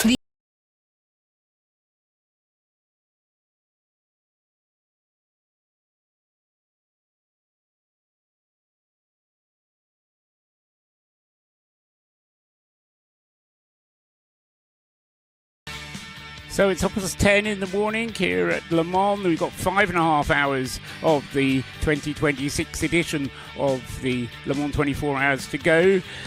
And we're under safety car. We've been under safety car for the last 25 minutes. My estimate would be at least another 20 minutes under safety car. So I'll just take a little bit longer over the rundown. Robin Freins leads the way in the BMW number 20. He is, I think, behind the same safety car. No, he definitely is behind the same safety car as the car which is in second place. Norman Nato at the wheel of the Cadillac V-Series are entered by Hertstein Jota. So 20 leading 12, first and second, as I say, behind a safety car. And promising us a close race coming up. In third place, also on the lead lap, Kamui Kobayashi in the Toyota number 7. Fourth is number 8, also a Toyota, Ryo Hirakawa at the wheel of that one, also on the lead lap. In fifth place, Yifei Ye in the Ferrari 499P, the private entry, the yellow Ferrari number 83, and that is also on the lead lap.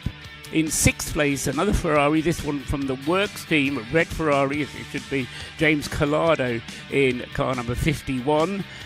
And in seventh place is the Alpine of Ferdinand Habsburg, car number 35.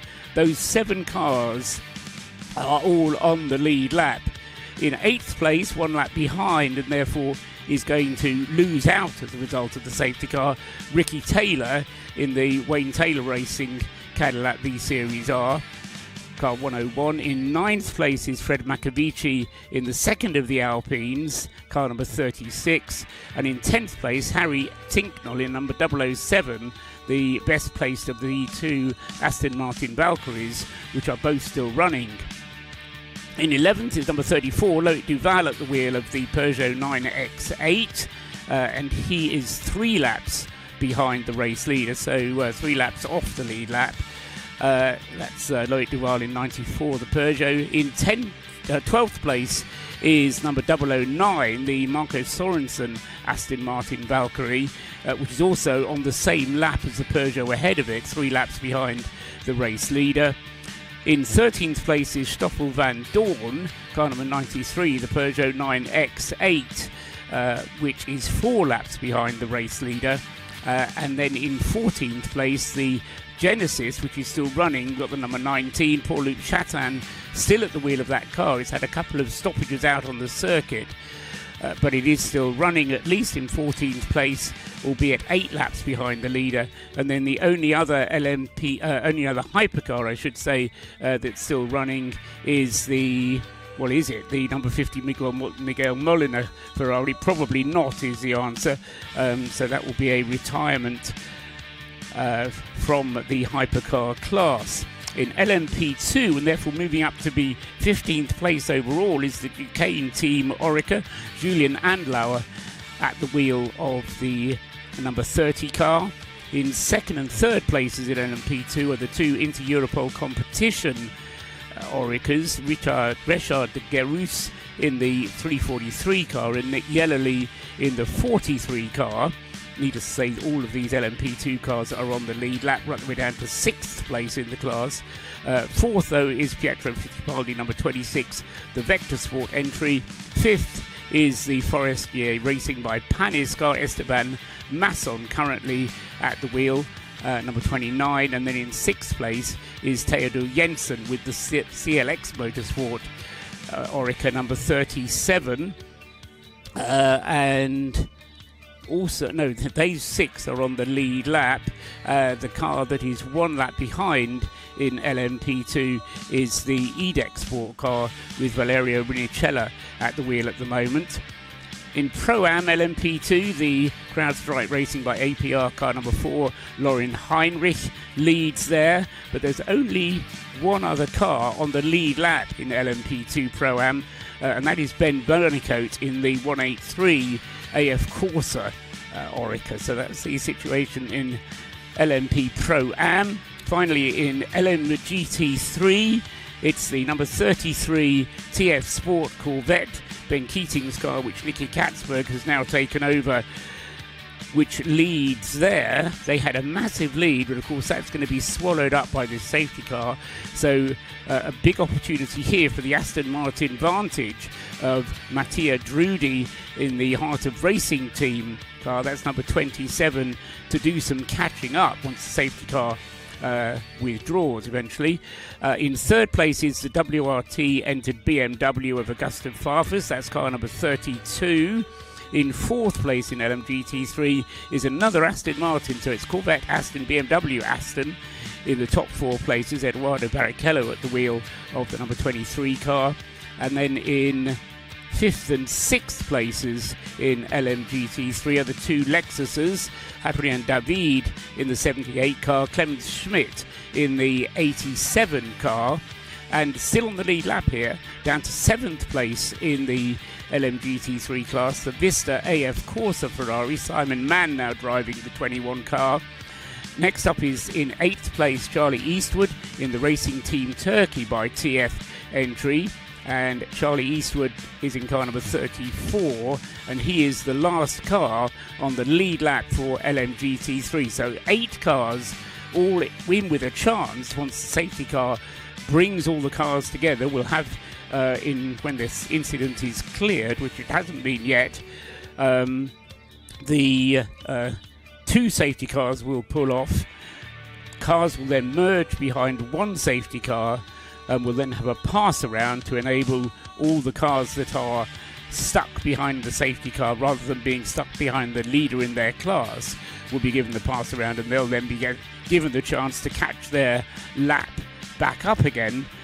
And hopefully that will be something which starts to happen very soon indeed. But for the moment, the safety car has been out for just over half an hour, and we're not yet cleared the incident which took Jan Guven out of the race in his Manthey Porsche. Keeping you up to date. The Hourly Update. The FIA World Endurance Championship. In racing and cybersecurity, every second counts. Learn why at crowdstrike.com. 91.2 FM, Radio Le Mans 2026. It's the 94th edition of the 24 Hours of Le Mans, and just gone 10:30 on Sunday morning local time. That leaves us 5 hours and 22 minutes still to go. And from Johnny Palmer, it's a very good morning to Paul Truswell. We're live in the Ford Racing Global Broadcast Centre, trimming down our staff a little bit, because when we get to the end of the race, there'll be 3 of us in the Ford Racing Global Broadcast Centre, plus the 2 pit lane reporters, of course, as well. But if you've been up all night, congratulations on that so far. We are very much now on the downhill stretch, with less than a standard World Endurance Championship duration to go now. We've had 2 of those 6-hour races already this year. Safety car B, be advised, we have trucks moving on the right-hand side after the first chicane. Cars following safety car B, please be advised, we have trucks on the track side after the first chicane on driver's left. So initially this safety car period, and I need to clear something up with you first of all, Paul, is this the second safety car period of the race, or have there been more than that I've missed? No, you've... I'm going to say you've not missed anything. You've not missed a safety car period. This is the second safety car period. And it was caused initially by Jan Guven with some steering failure, it looked like, maybe power steering failure. I don't know whether that's been clarified by the team in any way. Guven said the steering didn't work. The team were quite happy to accept it wasn't a Guven problem, but it was a car problem. And it was out of the race. It was a big hit, actually. It was a very big hit, yes. Yeah, lifted the front wheels clean off the ground as he understeered left coming out of the Daytona chicane and into, thankfully, a tyre wall, but nevertheless it kind of rode the tyres and it landed back down on the ground. Camera on our visuals cut quickly to the cockpit camera, the sort of in-vision camera, and he was moving around and mightily frustrated. There was absolutely nothing he could have done about that. So crash happened, then the tyre wall needs to be rebuilt once the car is recovered, and they've been looking at the integrity of the Armco barrier in behind the tyres as well. The one bit I have missed, in truth, I mean, I've kind of gathered the story, but when you're having a bit of a freshen up prior to further hours on air, I don't know what happened to the Miguel Molina Ferrari to cause that to stop. Was that just it slowing down and stopping? Yes, it was one of those things that happens to hybrid cars, seemingly the hypercar. They don't seem to like when you go kind of on the button which presses them into full course yellow or safety car mode. and then all of a sudden something else happens and the car just ground to a halt. Miguel tried 3 or 4 times to reset and to run through a reprogramming exercise on the computer, but Miguel then said it's just coming up with an error, and the race engineer then decided it was over. To the pit lane, information to the pit lane. The next time safety car crosses the start finish, we will be entering the last lap with the 3 safety cars. We are about to start the last lap with the 3 safety cars.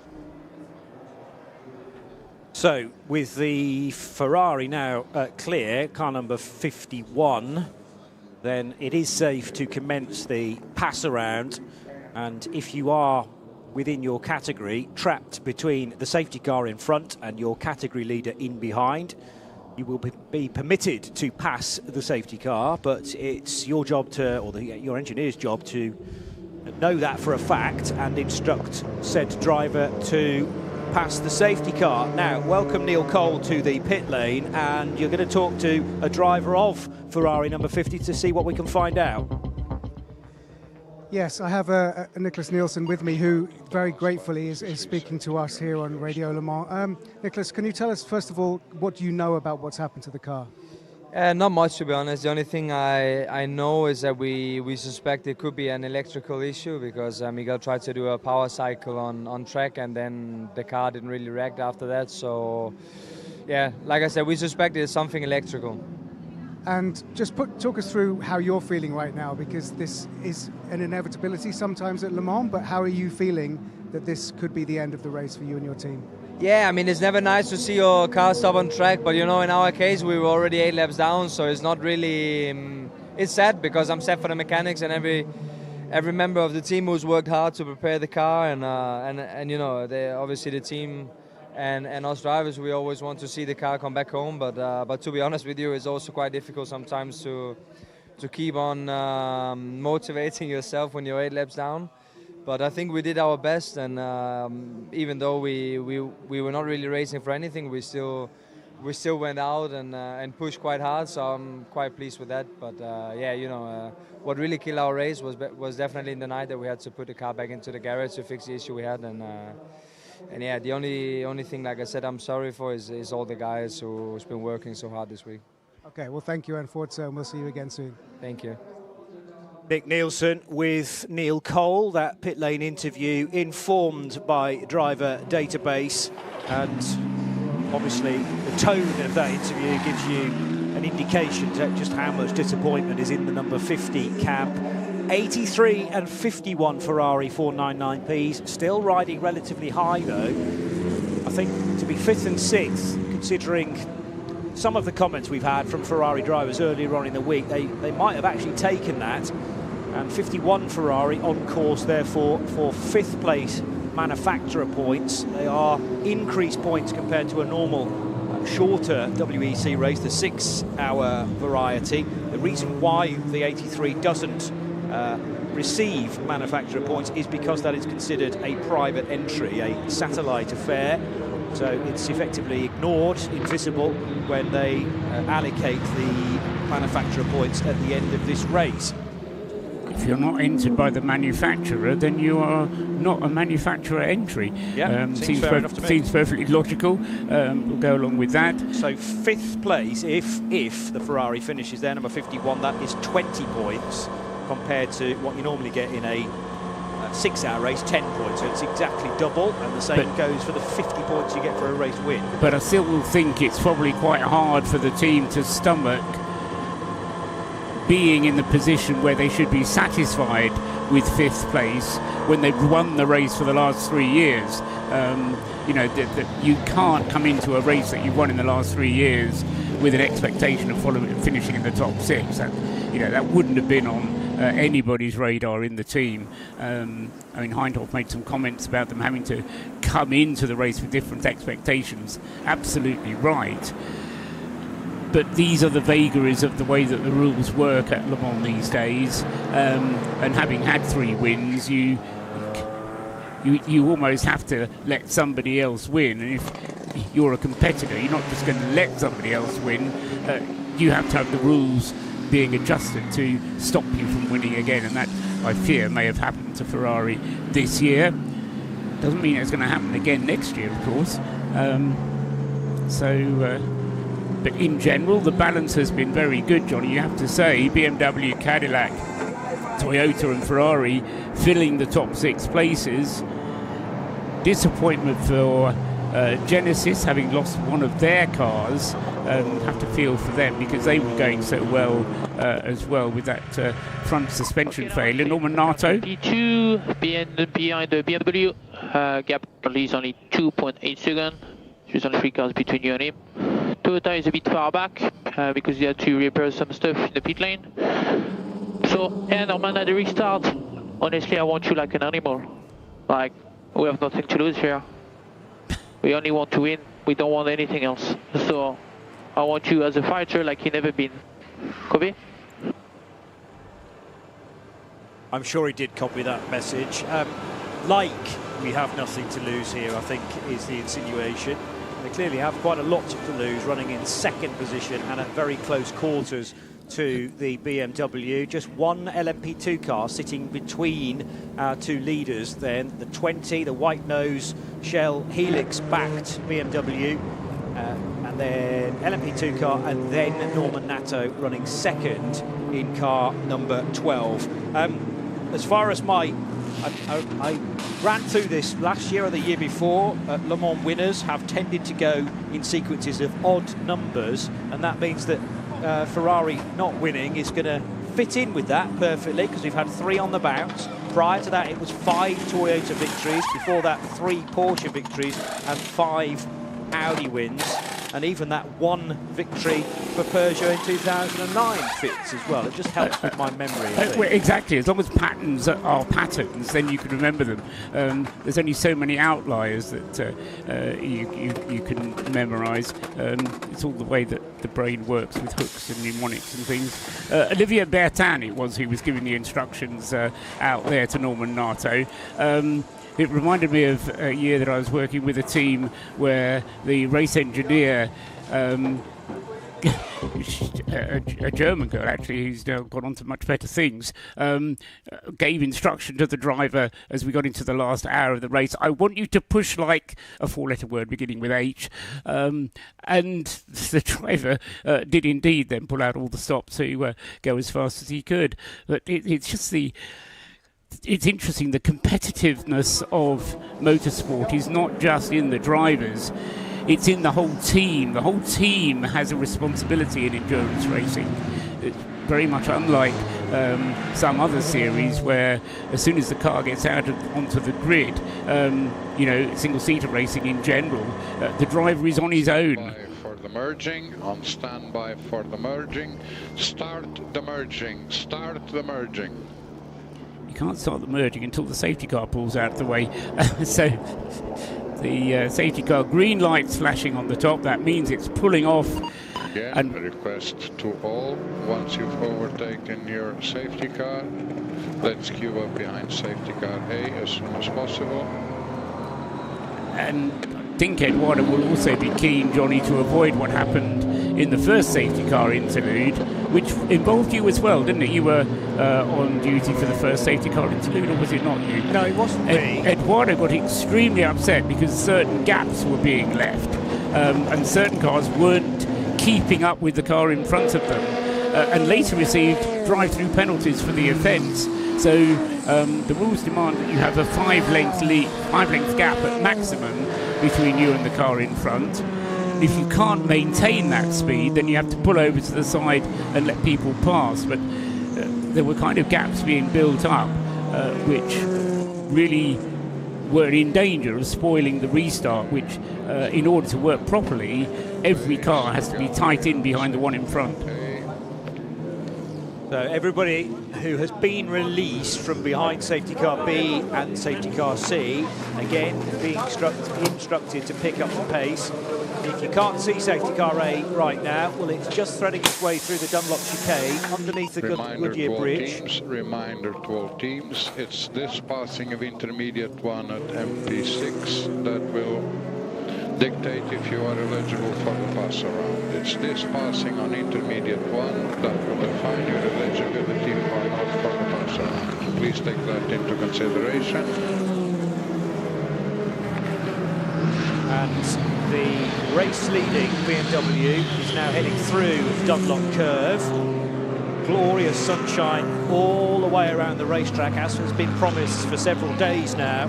Very little cloud in the air, and the temperature, although reasonably comfortable if you're spectating at this stage, is going to ramp up to something like 29 degrees by the time we finish this thing at 4 o'clock this afternoon.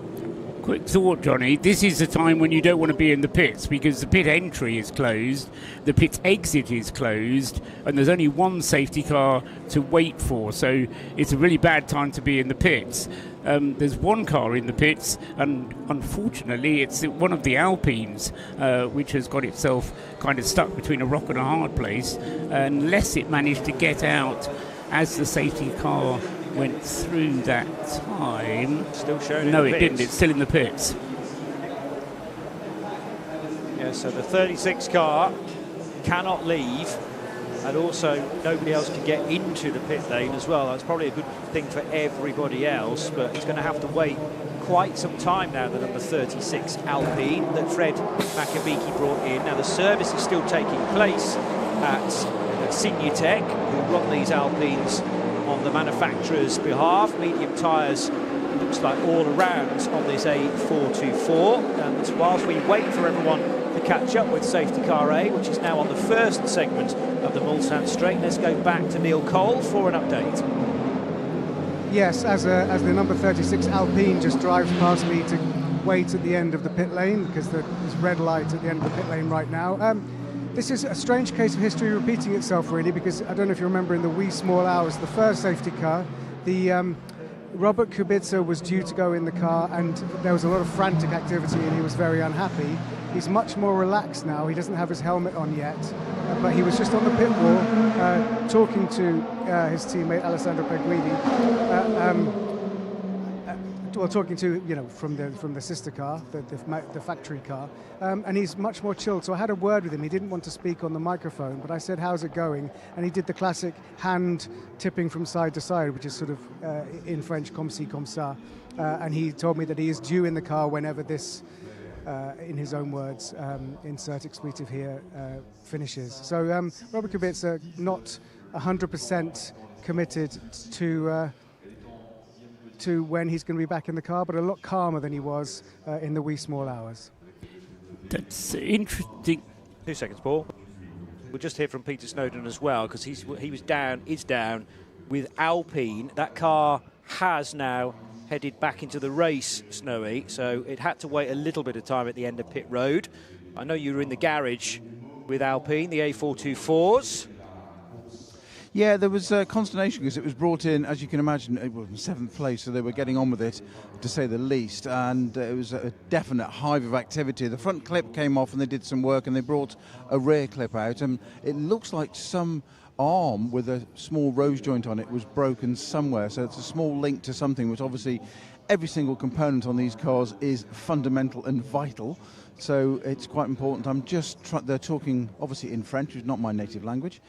Funny that. And I'm going to try and endeavour to find out what that part is and why it necessitated it being changed, apart from the fact the car wasn't drivable. Okay, thank you for that. So the Alpine, as I say, has now rejoined 10th position for that car. Pass around. So commence or prepare for pass around from Eduardo. Left. All cars not eligible to bear left. Let's start the pass around. Start the pass around. Start the pass around. Start the pass around. This is the third phase of a safety car. So we have done the release of the 3 safety cars, then the merge. This is the pass around. And the 4th phase is what? Go, go, go. Yes, that's right. Just sounded a bit like something I used to listen to in Scottish country dancing, when you could start the pass around, start the pass around. Anyway, on a serious note, Yeah, the point that Kubica was making to his race engineer very forcibly on the last safety car was that he felt the car should have come in and they missed a trick by not doing. They haven't done this time either, but obviously the race engineer convinced Robert that he was right and Robert was wrong, because he seems to accept it this time. We're going to get a good indication of what the right policy is, because the BMW number 20 and the Cadillac number 12 both pitted just before the safety car was called, so they've stayed out throughout.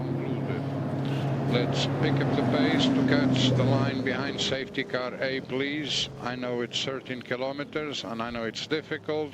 Let's do our best. He is very considerate as a race director, I think. I mean, he loses his patience at times, but it does take quite something serious to do that. He's very calm, very chilled. The fact that I work on the European Le Mans series all season means that I do get a bit of a sit-down chat every so often with Eduardo, and he is lovely. And if I'm confused by anything, I can ask him a question and he will explain it thoroughly, which is great from our side. Absolutely, and that helps us understand a lot of the issues which seem confusing. What I believe is the case, you may be able to put me right here, Johnny, but Eduardo doesn't talk to the drivers direct. He talks to the race engineers in the garages, and it's up to the race engineers to then pass the information on to the drivers.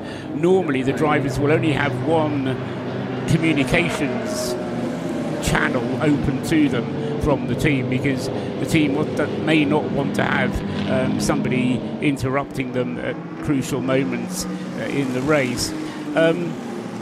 Now, yes, so I was talking about the either benefit or not of pitting during a safety car. So BMW and Cadillac did not come into the pits during the safety car. The two Toyotas did come into the pits during the safety car.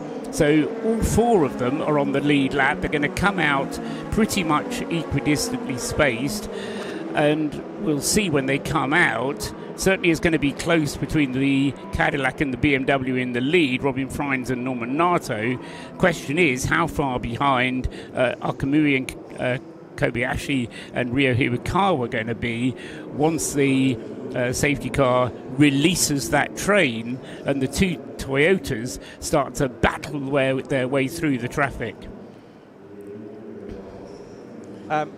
I'm just being reminded of the various things that have happened to the number 50 Ferrari through the course of the race, and there was some side-to-side contact in the night time. I think that was actually yesterday evening when it was coming through Corvette curve, or the back end of the Porsche curves, and forced down the grass when the P2 car was also trying to lap traffic. So the pincer movement gave Nick Nielsen very little space indeed, and not long after that it needed to pit and go in the garage. So that's not the first issue within the last half an hour that the number 50 car has had. It has been in the wars somewhat, and I just wonder whether the Miguel Molina car stopping with a power-related issue, according to Niklas Nielsen. He told Neil Cole in the pit lane not too long ago that it was a power-related issue that led to that retirement under the safety car. I would be surprised if they were related issues, but there's so much abuse that these cars have to survive over the course of the 24 hours, whether it's bouncing over curbs, rubbing wing mirrors with competitors as you try to make up a place, or squeezing past back markers. What actually causes any particular failure? Sometimes components just fail, and as I was saying earlier on, that's the beauty of this place. 24 hours is a long time to keep all your components running. 91.2 FM, Radio Le Mans for 2026. We're live from the Ford Racing Global Broadcast Centre on 91.2 FM around the track and RS1 around the world. And it is almost 11 o'clock. Radio Le Mans weather. Glorious conditions right now at Circuit de la Sarthe as the temperature is building nicely. It's set to be the hottest of the 2 days that we are racing, with a high of 29 degrees Celsius still expected for 4 o'clock. Currently it's 22, 0 chance of rain and a light 7 km/h wind from the east-northeast. The most comprehensive coverage of the world's greatest motor race anywhere on the planet. On 91.2 FM, Sirius Channel 137 and XM 202. And around the world at radiolemans.com. This is Radio Le Mans.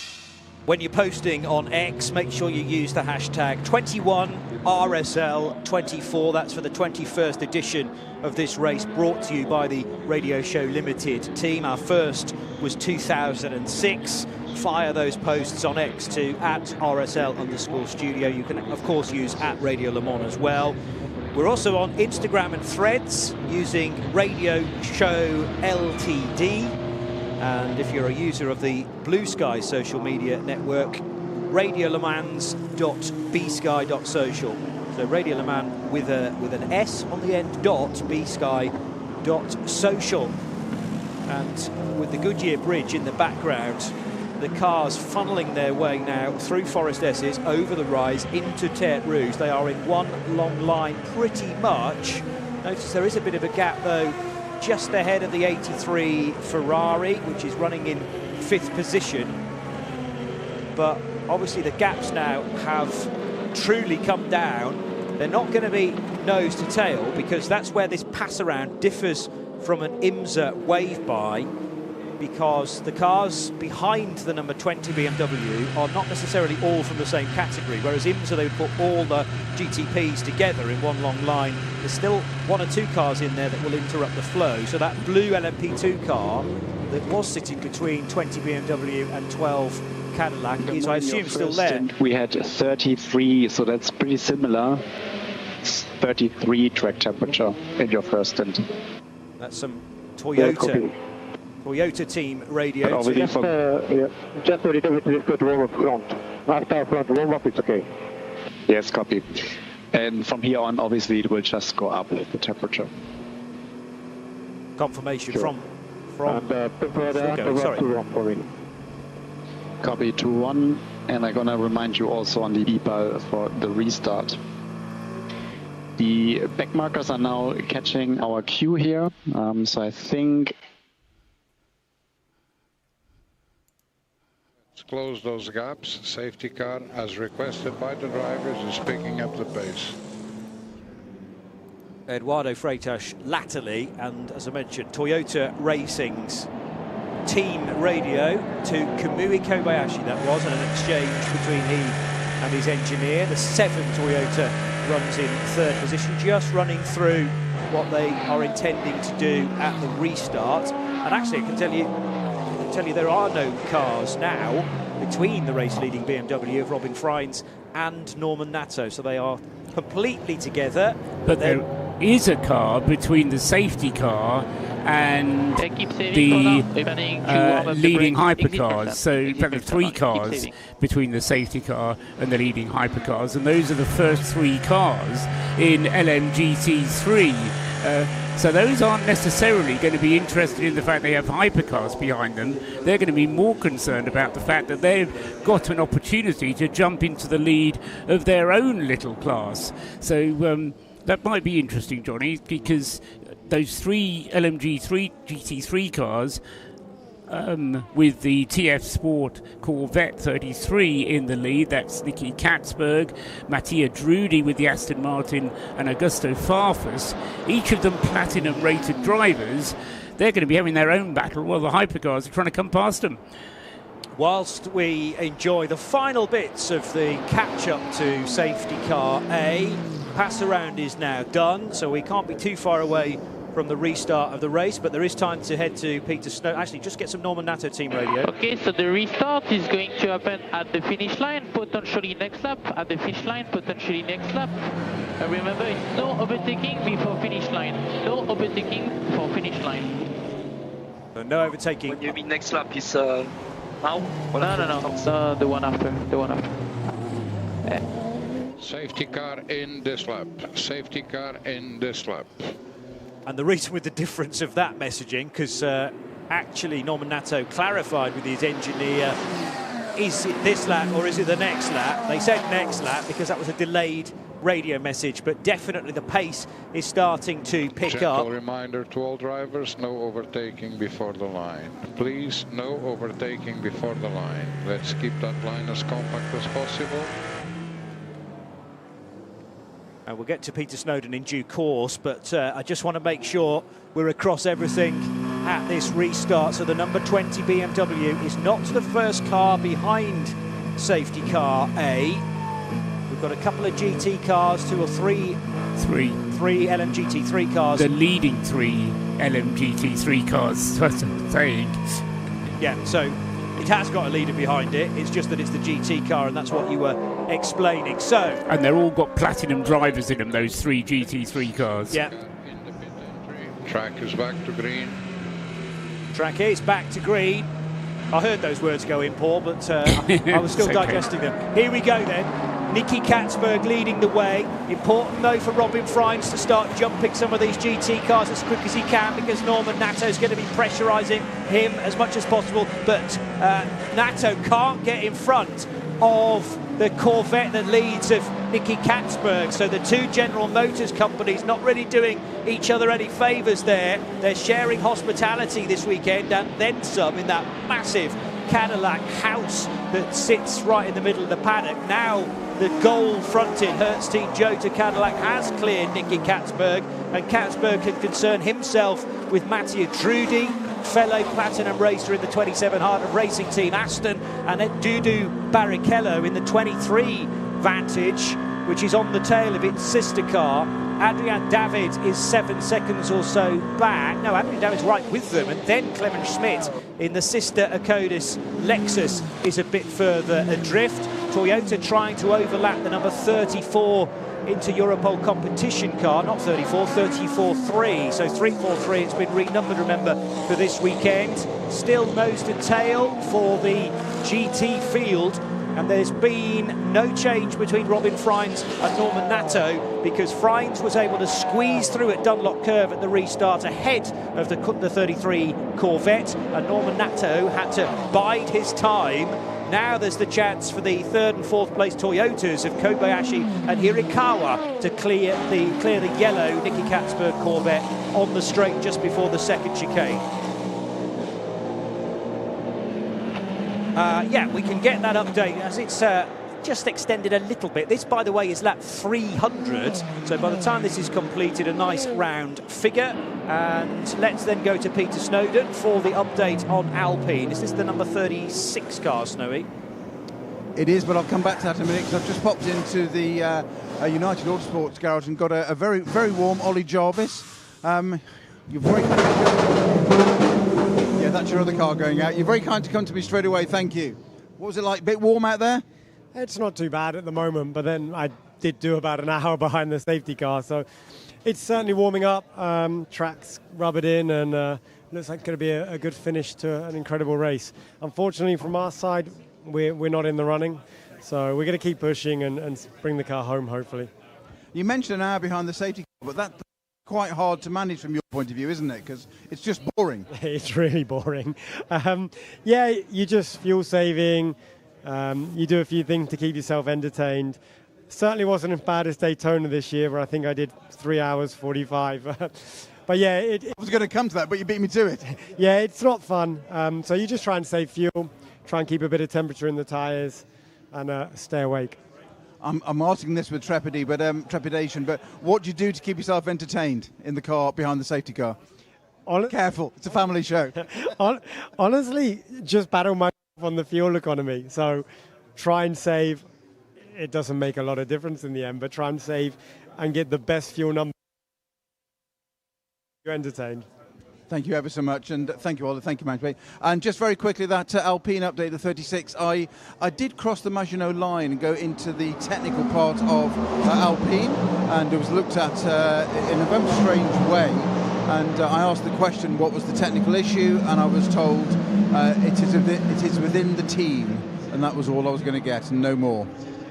Okay, well, they may have to come clean at a later date, but clearly they don't want to relinquish that information just at the moment. A couple of race control messages that got my interest Trussers. Actually, let's sort of recap what happened at the start, or restart of the race. And yeah, Robin Freins slotted through ahead of the now dirtied rear of the Corvettes, showing it's been in a race for just over 19 hours. So beautifully yellow still on the front of that car, but exhaust fumes and whatnot on the rear of it. And that was the car that Robin Freins dived past. Norman Nato just didn't get the opportunity. Nicky Katzberg did nothing wrong. So of course he's trying to stay ahead of Mattia Drudi in the number 27 Heart of Racing team car. So two cars get a drive-through penalty, Trussers. That's because of a yellow flag infringement a few hours ago now. The other thing, though, is that the LMP2 leader, or not leader at the moment, but one of the cars that gets cycled through to the front in LMP2 is in the clear. There will have been some worries, though, at that team until that message appeared.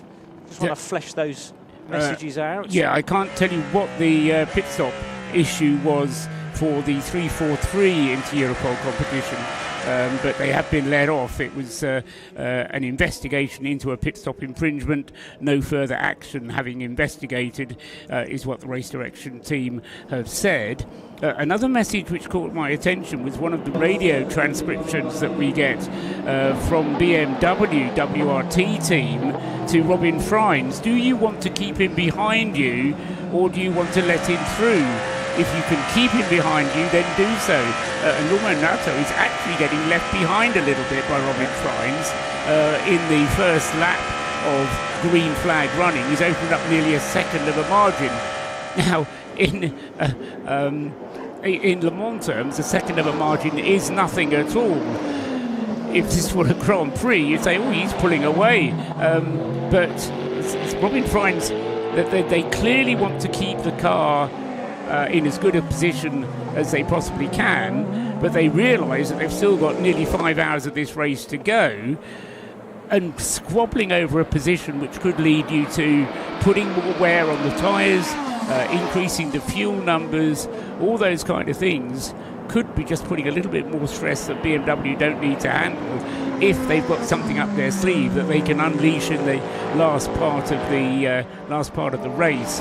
And just one factor, Johnny, which we spoke about earlier on when Peter Mackay was up here, is the question of track limits, because you get a number of track limit warnings for free per driver, which accumulate over the whole of the 24 hours. Now, by memory, that's 9 track limit warnings. The race engineer helpfully gave Brendan Hartley a message earlier on saying, we want to keep your track limits for later on, so be careful, don't use them up now. So it's clear that if this turns into a real fist fight towards the end, they're going to be quite happy about deliberately overrunning track limits, because they know they've got 6, 5, however many it is, chances to get out of jail, as it were, on a track limit.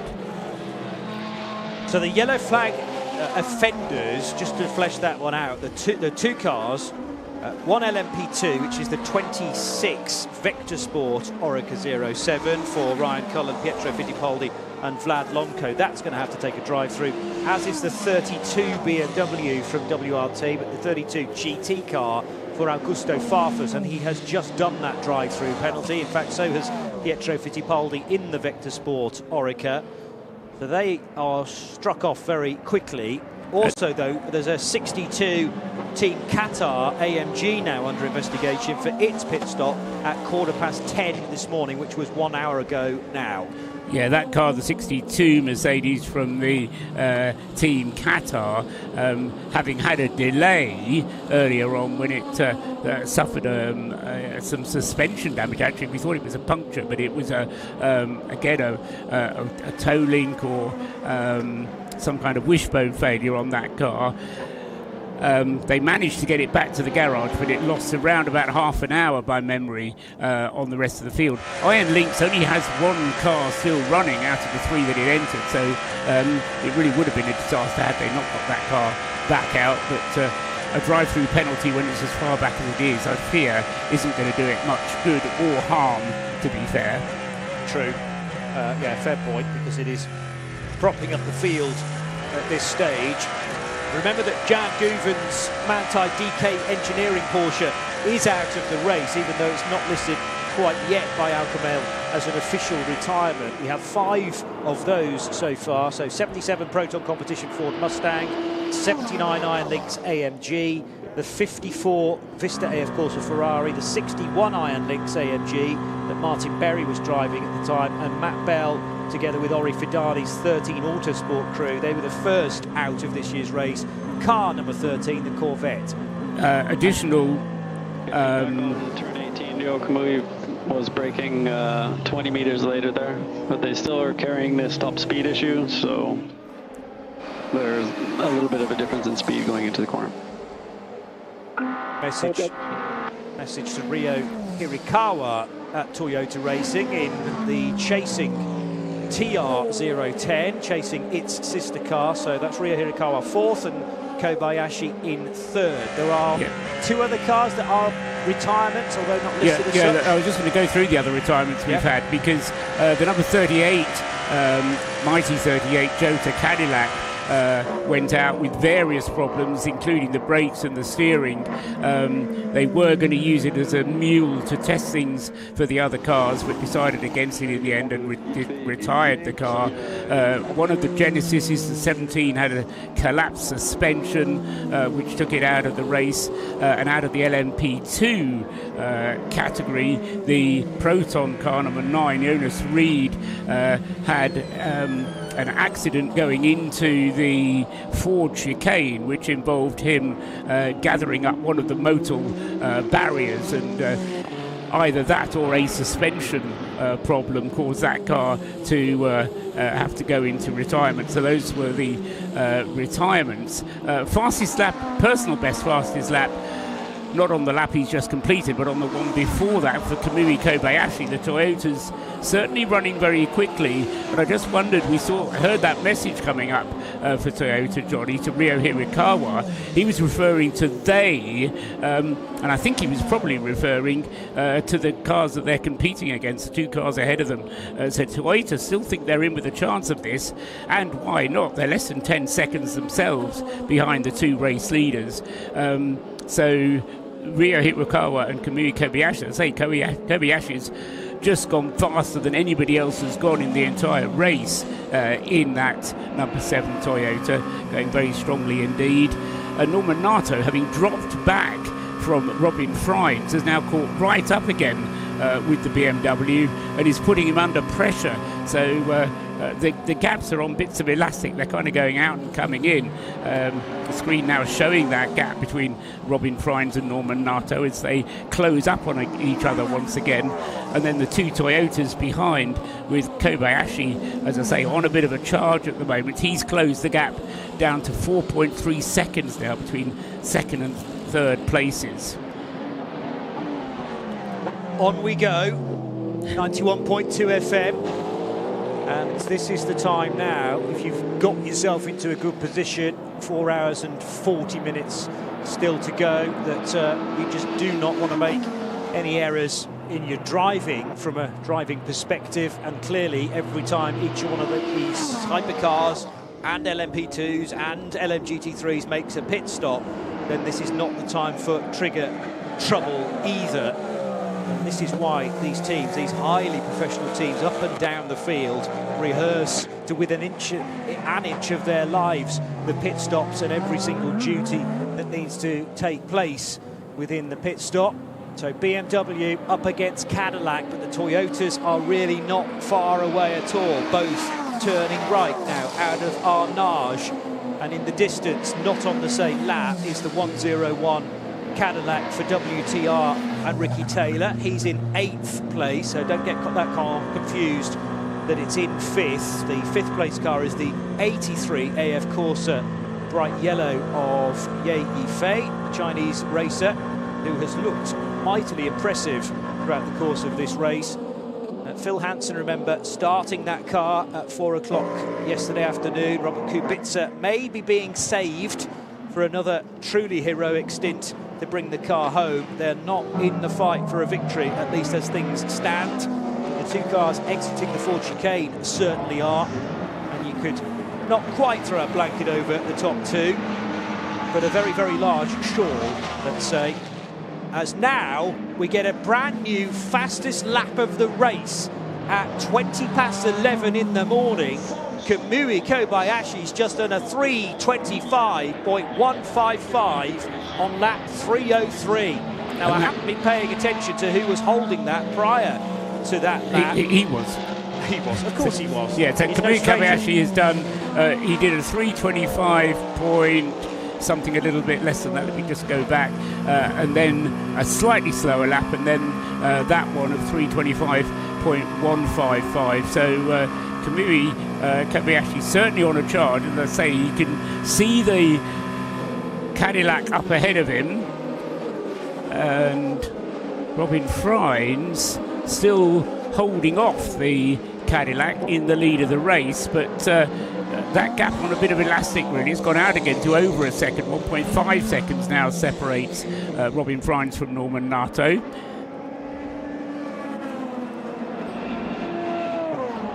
On the Mulsanne goes the Japanese then, who is so fast around here in the old LMP1 days, of course. Then moving into hypercar with the GR010. It's been renamed, this massive evolution of their hypercar for 2026, and Gazoo is no longer carried in the team's name, so they are simply Toyota Racing, and therefore TR for Toyota Racing. 010 is the new car, but it's all counted as one of their jokers. It looks night and day, frankly, compared to last year's car, and the radical design of the rear wing is always fascinating. There's something aesthetically very, very pleasing about the rear of the Toyota. Because you can always see the rear wing when the car's coming towards you, so it does distinguish itself. But the other aspect of that rear assembly on the Toyota are the end plates, which have also been completely redesigned, and were all part of that Aero Joker to get the development in place for the Toyota TR010. Kamui Kobayashi's last 3 laps, Johnny, a 3:25.524, which at the time was the best lap of the race, a 3:25.711, and then a 3:25.155, and in sector 1 he's now gone purple again on his next lap. So Kamui Kobayashi isn't a one-lap wonder. He could get, I don't think he'll get underneath 3:25 on this lap, but he could get down to a 3:25 point nothing. Slightly slower in sector 2, maybe lost a tenth of a second in sector 2. It's all going to be down to his time through sector 3, where Kobayashi now is. The gap between himself and Norman Nato has come down to 2.9 seconds now. That's between second and third. In LMP2, Richard Gerris is at the charge in the Inter-Europol car number 343, trying to catch up with Julian Andlauer in the Duquesne team entry. They're separated by just 1.2 seconds in the P2 class, and in the GT3 class, just 10 seconds separates the top 3 in the LMGT3 class, with Nicky Katzberg still hanging on ahead of the 2 Heart of Racing Team Aston Martin Vantages. So wherever you want to look on the circuit, there's a battle going on, and 9 times out of 10 it'll be a battle for position. Yeah, aided by the recent safety car. So we're going again. We've only had 2 safety car periods to this point. So some of the gaps between the field, you could argue, is artificial. But then there are others that were too great to be condensed by the safety car. I.e., there were laps between cars, and the first car not on the lead lap in hypercar is the 101 of Ricky Taylor. But Ye Fei's just pitted in the 83 Ferrari, I notice. That car was running in 5th position. The other thing that the safety car does by bunching up the field is it also takes all the LMGT3 cars, and although it dots them all out amongst where the safety car is, after a lap, all the hypercars have gone through them, and then they're clear because all the LMGT3 cars are in a bunch over the other side of the circuit. So all they get are cars which are coming out of the pits having made a pit stop, other than that, it's a bit like the start of the race where you have the first 5 laps with no traffic at all for the leaders to worry about. Esteban Masson is hustling in the number 29 Forestier Racing by Panis LMP2 car. He's just done that category's fastest lap of the race, a 3:35.910 from the highly talented Frenchman. So he's trying to chase down Nick Yeleny, but there's a fair old gap there. What are we talking? 28, nearly 29 seconds. And in LMP2 Pro-Am, the class leader there is the CrowdStrike by APR, Lauren Heinrich behind the wheel. And guess what, Johnny? He's also done the class fastest lap of the race. Happy hour didn't happen at 6 o'clock this morning. It's happening at 11:30. But as you say, that is to some degree down to the safety car splitting bunching up various different categories and leaving open road for everybody else to utilise. So Kobayashi was the first to do that. Now Masson in 29 Forestier Racing, Orica. And yeah, as you say, the race leader for CrowdStrike Racing by APR in the Pro-Am part of that race. That's car 4 for Lauren Heinrich. He has the buffer of a couple of cars in between him and Mathieu Vaxivière, who's second in the LMP2 Pro-Am division for AF Corsa in the 183 car. That's the François Perrodo car as well. I'd imagine we're well beyond the point where Perrodo needs to be in that car now, having done his 6 hours fairly early on. But remember, we needed 6 hours from Perrodo, and in the 183 car, 6 hours from his... no, actually that's not a rule in LMP2 Pro-Am, because you just need 1 bronze, and then the highest you can go after that is 1 platinum and 1 gold, and there are no restrictions on, well, certainly minimum drive time for the pros within that category. So I really had envisaged that Norman Nato was going to be hassling Robin Freins all the way through to the next pit stops after the safety car, but Freins has cleared off, as you were remarking, Paul, and it's now all about the fight for second position, because Kamui Kobayashi is on a tear here. He ripples across the curbing at Terre Rouge, and just tell from the body language of him in the car, even though the helmet and the visor obscures his face from my vision, he is properly in the zone here, and almost close enough to Norman Nato's Cadillac to pick up a tow. There'll be a little bit of aero advantage. There's the aero wash to think about, though, as well, as again he closes in on the brakes at the first chicane. Kamui, Norman Nato has 1 track limit. That's another little psychological boost for Kamui Kobayashi, to know that he is hassling Norman Nato enough to have 1 track limit misdemeanor to his name. It might not even be within this hour, I suppose, because they are collectively earned. Again, Kobayashi almost out of control going into the second chicane. He wasn't, but the car just looked to be teetering on the edge as it braked for the second chicane.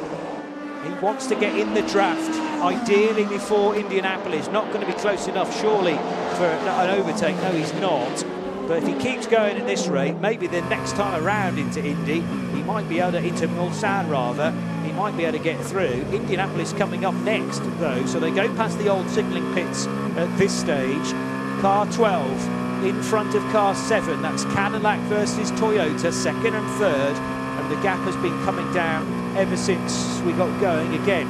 There's also some very good lap times from Kamui's teammate Ryo Hirakawa in the 8 Toyota. That car has just done its best lap of the race with a 3:25.362. Now they're at Indianapolis. No chance for the Toyota to attempt an overtake for second position. This is all helping Robin Freins as well, because Nato's having to look in his mirrors all the time. Kamui, we will box with the Cadillac together. So message from Toyota Racing that they're going to pit at the same time as the Cadillac.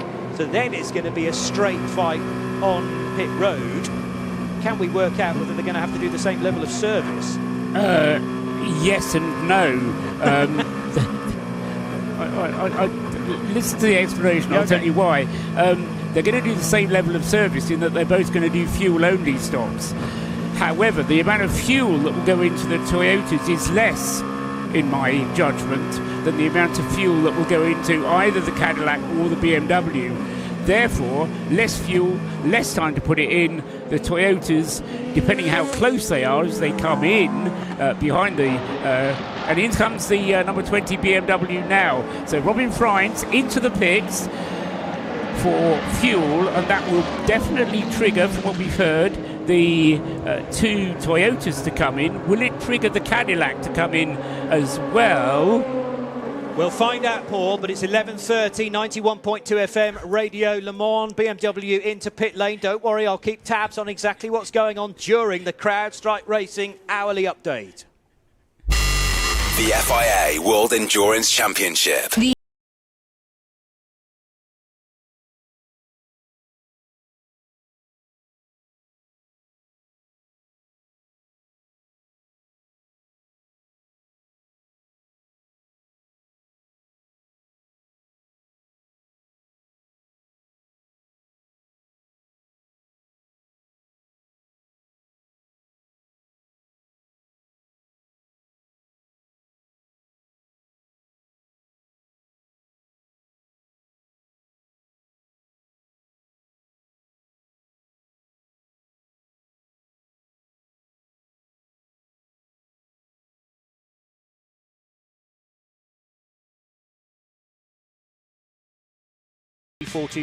A rejoining Robin Frijns slots into 6th position as the Toyota again of Kamui Kobayashi gets very, very close at the second chicane to the Cadillac Hertz Team Jota of Norman Nato, but there is no place change. 7th spot. Now, this car pitted not too long ago. Robert Kubica's now at the wheel of the 83 Ferrari, so he took over from Ye Yifei. The 007 Aston Martin of the Tour team, and Harry Tincknell is running in 8th ahead of a pit-stopping Cadillac WTR of Ricky Taylor, and in 10th it's the 36 Alpine A424 of Victor Martaz. All 4 leading LMP2 cars are in the pits. Duquesne teams, Julien Anlauer, number 30, is leading ahead of the 343 car for Inter-Europol competition and Richard de Giras. These are all incoming drivers. No guarantees whether they'll hold on to those drivers, of course, as they re-emerge.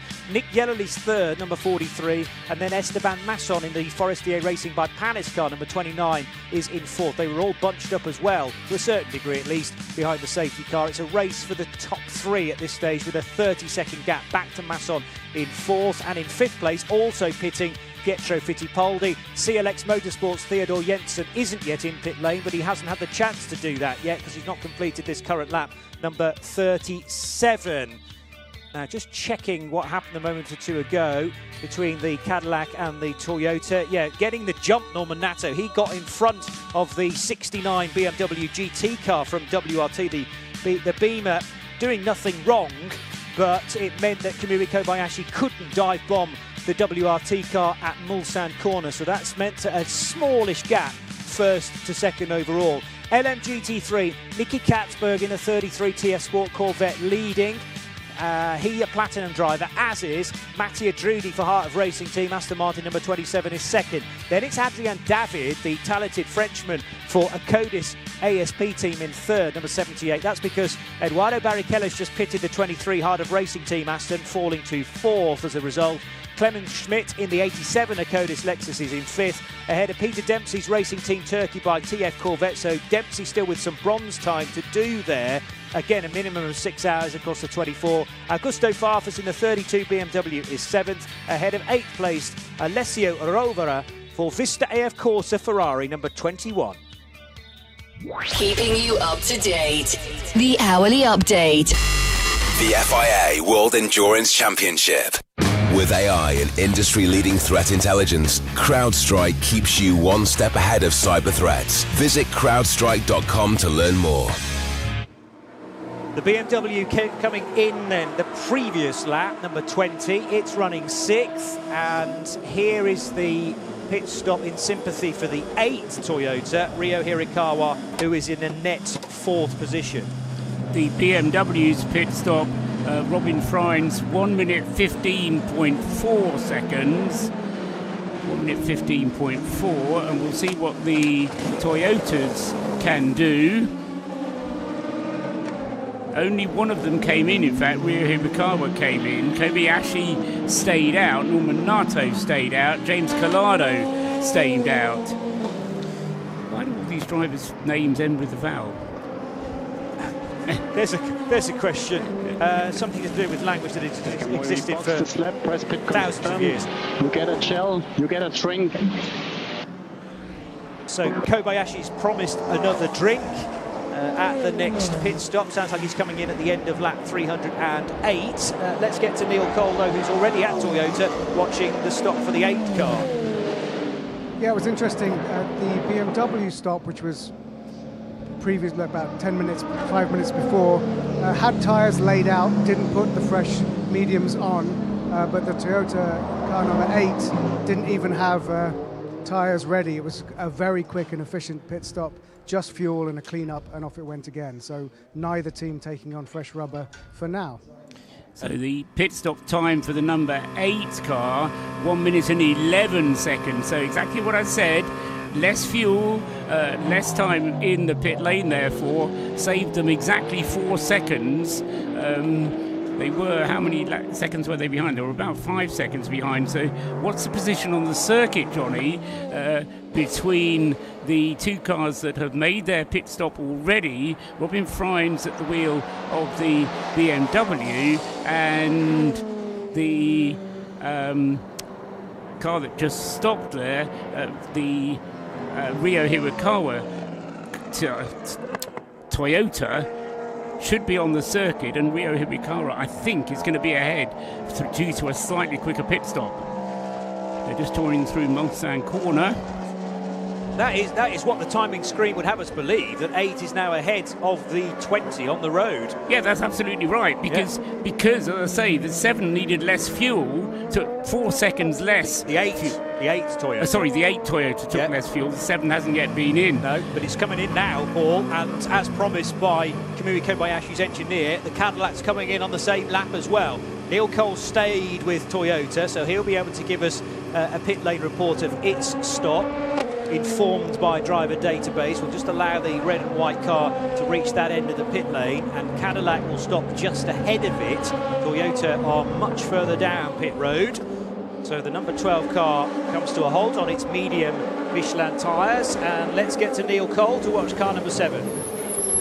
So the board man with his turquoise fire suit, different to the rest of the red-clad team, waves the car into its place. There's a lot of cleaning going on, brushing of all the aero, clearing out the louvers from their bits of marbles that are in there. The fuel's going in, and as promised, a pouch of energy drink going in for Kamui, which he has now dispensed with. The door gets, I wanted to say slam shut, but they don't slam them anymore. And then they're just finishing up with a bit more of a clean-up, a bit more of a look around, and the fuel hose is about to be ejected. He's just counting it down. Fuel man is still connected to the car, and he's out, and the car leaves the pit lane, and of course it's very close to the end of the pit lane, and out it goes onto the track. And just as it was released, the number 12 Cadillac got going as well, so it is the 12 car's back into the lead of Norman Nato. 7 car overtaken by the 8 Toyota of Ryo Hirakawa, so Ryo's actually gained a couple of places in that pit stop phase, because as you said, less fuel needing to go into car number 8, and they have had a net gain on the track of a couple of positions. He was 4th before the pit stops. Ryo Hirakawa is now 2nd. The big loser in it all is Robin Fry's. In the BMW, yes, his pit stop was 1 minute and 15 seconds. Kamui Kobayashi, 1 minute and 15 seconds. The Cadillac's time, Norman Nato, did 1 minute and 14 seconds. But the fastest of all of them was the number 8 car, Ryo Hirakawa, which came in a lap earlier. He may pay the penalty for that later on, because he'll have to come in earlier later on. But Hirakawa's pit stop was 1 minute and 11 seconds.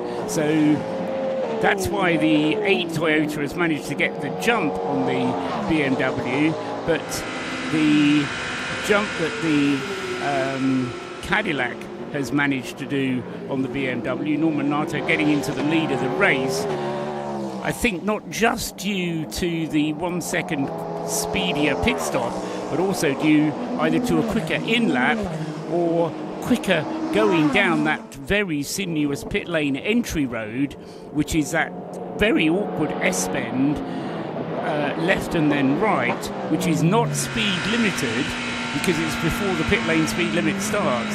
So that's down to driver's skill in getting through a narrow bit of track at the maximum possible speed. Without losing it, without disappearing into the gravel trap, over the grass, and we've seen a number of offenders even in this race doing that. So the jeopardy is there, but unfazed, Norman Nato just charged into the pit lane and he's getting his rewards now.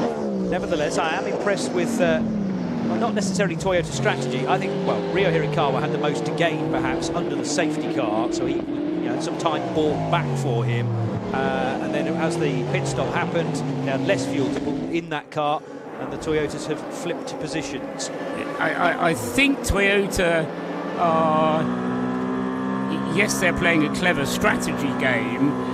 They're prepared to roll the dice, but they're also happier being ahead of cars and playing for short-term track position rather than necessarily playing the long game, where they go for an overall strategy that gives them less pit stops or fewer pit stops by the end of the race. But by doing this, you're providing pressure to those around you, even if it's a false position for the Toyotas in that moment. Absolutely, and if you've got a car that's faster than you behind you, you can make it very difficult for him to get past. If you have a faster car ahead of you, you just have to wave it goodbye because it's going to pull away. Yeah. And that's what Norman Nato appears to be doing right now. 2.2 seconds clear, although he has just... No, that's actually a Hirakawa track limit that he got in the middle sector on that lap. So that'll be another strike against Ryo Hirakawa's name in the 8 Toyota. 4 hours, 18 minutes to go. It's 18 minutes to midday, therefore. That was Rio's first track limit warning. Wow, okay. Of the race. Fair enough. We'll give him a little bit of slack in that case. I dread to think how many hours he has been driving for. He might be able to tell me, but that's not bad at all for the first track limit infringement to be this far in. Yellows have appeared close to Porsche curves, in fact at Virage Dupont. Little over 6 hours Hirakawa has been at the wheel. Drive times for that number 8 car. Brendan Hartley 6 hours 24, Ryo Hirakawa 6 hours 7, Sebastian Buemi 6 hours 31. They share it very nicely amongst themselves. LMP2's led by Julian Antlauer now in the 30 car, but he does only have a gap of 1.3 seconds over Richard de Giras in the first of the Inter-Europol competition cars. That's the one with the green nose. And then the new livery, the special Le Mans livery, predominantly yellow on the 43 car.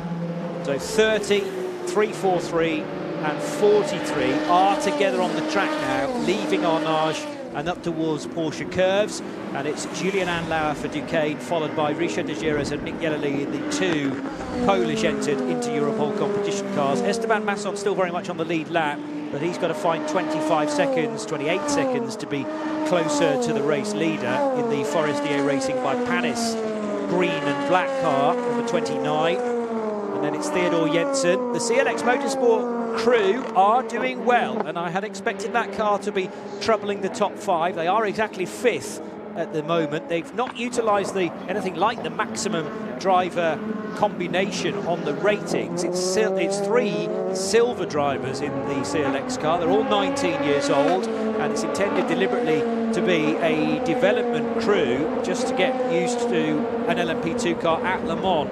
And a canny little project that, set up by Nico Lapierre. He, by the way, is the L of CLX Motorsport. They used to be known as Cool Racing. The C is Alexandre Coigny, a racer in himself, actually. He used to race for Cool Racing in things like AMG, Mercedes. Coigny does less racing these days and more so team management, team ownership. So it's Coigny, Lapierre, and then extra special CLX Motorsport. Vlad Lonko is not necessarily on the lead lap. He's called at the moment as being too far back. He might be actually in the Vector Sport 26 LMP2 car on the lead category lap, because he is a minute back from Theodore Jensen, but that's combined only 1 minute and 30, and a lap time in an LMP2 car is north of 3 minutes and 30 seconds. 4 hours and 15 minutes to go, Paul. Top 4 cars separated by less than 7 seconds. Then there's a gap of 25 seconds before we get James Collado in the best of the Ferraris, and even 25 seconds is not very much. What was it, 2 years ago we had 9 cars on the lead lap at the end of the race, had an awful lot of safety car in that year. We've got 7 cars on the lead lap at the moment, but rather than having a 14-second margin between first and second as we have had for the last 2 years, I think we could get the first 4 cars certainly separated by just a handful of seconds by the end of this race. But who's going to come out on top, and what jokers are going to be played in the sense of unexpected things suddenly happening? Well, we'll just have to wait and see. As you say, just over 4 hours still to go. Not only is the situation in hypercar close, inevitably it's close in LMP2 with 6 cars on the lead lap in LMP2. The gap between the first 3 in LMP2 just over a second, 0.7 of a second, separating Julian Andlauer from the Richard de Guerres into Europol competition car, and then 1 second separating the 2 into Europol competition cars. So the top 3 there just going through completely nose to tail. And in GT3, Ricky Katzberg has opened up, by the standards of this race, a large margin of 7 seconds since that safety car. But the closeness of the racing in every class is very close indeed, except in Pro-Am. LMP2 Pro-Am, the lead, there is only 1 car on the lead lap, the CrowdStrike Racing by APR. I'm not quite sure how much of an influence Stuart Cox has on that team, but although his other car has had its problems in the Pro-Am class, the CrowdStrike entered car, which is also a Pro-Am class car, has been absolutely dynamite in that class. And to say, to establish a 1-lap lead in a race of this nature is a very impressive performance indeed. So hats off to the CrowdStrike Racing team by APR, and the 3 drivers, Lauren Heinrich sharing with Alex Quinn and George Kurtz, who's the CrowdStrike Racing element of the team. I'm remembering something that you told me during our test day coverage a week ago, which was during a pass around under a safety car. For the first time, Pro-Am was included in the pass around as a different category, but even that hasn't helped everybody else in Pro-Am, because they had a lap advantage. Yeah, exactly. So once that lap was established, it was almost set in concrete. It was going to be very difficult for them to do it, but it was only at that very last safety car that the CrowdStrike car established its advantage at the head of the field. TV screens have now picked up on that LMP2 battle. First, second, third, all in the same camera shot, coming out of the first chicane on the Mulsanne Straight, the Daytona chicane, and so the number 30 Julian Andlauer, 343 is Richard de Guerres, and number 43 is the car of Nick Yellerly with the yellow nose. As you remember which of the 2 Inter Europol competition cars are which. You told me that, Johnny. Yeah, but I can't remember my own rule now. Yeah, no, Yellerly has the yellow nose. Oh, no, that wasn't me. Oh, I would have taken credit for that, because it's quite good. That's very handy. I wonder if that applies in the European Le Mans Series. It did last year. As well. Yeah, because that was where I remembered it from. Yeah. Well, the reason why Inter Europol competition go for those colours is that because they're in the bakery industry, the bread making, it's green for the grass and yellow for the wheat, I think. because they have a lot of imagery of fields and bringing the crop in to make the bread. So they were chosen by Kuba Śmiechowski, who is effectively the team chief, as well as the driver, taking the driver duties as well. Did Robert Kubica have any influence of the AF Corsa Ferrari 499P being yellow? Was that anything to do with bread or corn or butter? Or Robert Kubica's middle name is Jean, the French for yellow. Oh, is that right? No, it's not. I'm lying through my teeth. It would have helped if I'd actually been able to pronounce the word correctly as well. Kamui Kobayashi down the inside into Mulsanne corner. The 7 car is still in third, 0.9 of a second behind Ryo Hirakawa in the number 8 Toyota. Norman Nato, well, having got away initially, is still only 1.3 seconds in front of Hirakawa now. Yeah, it's interesting we don't get all of the radio messages because, I don't know, there's just something about the last couple of laps that you get the feeling that the drivers have been sent out a message that says, look, we've got 4 hours to go yet, guys. Don't go mad yet. Just hold position. Don't allow the car in front of you to draw you in. Make sure you're getting enough cooling into the car.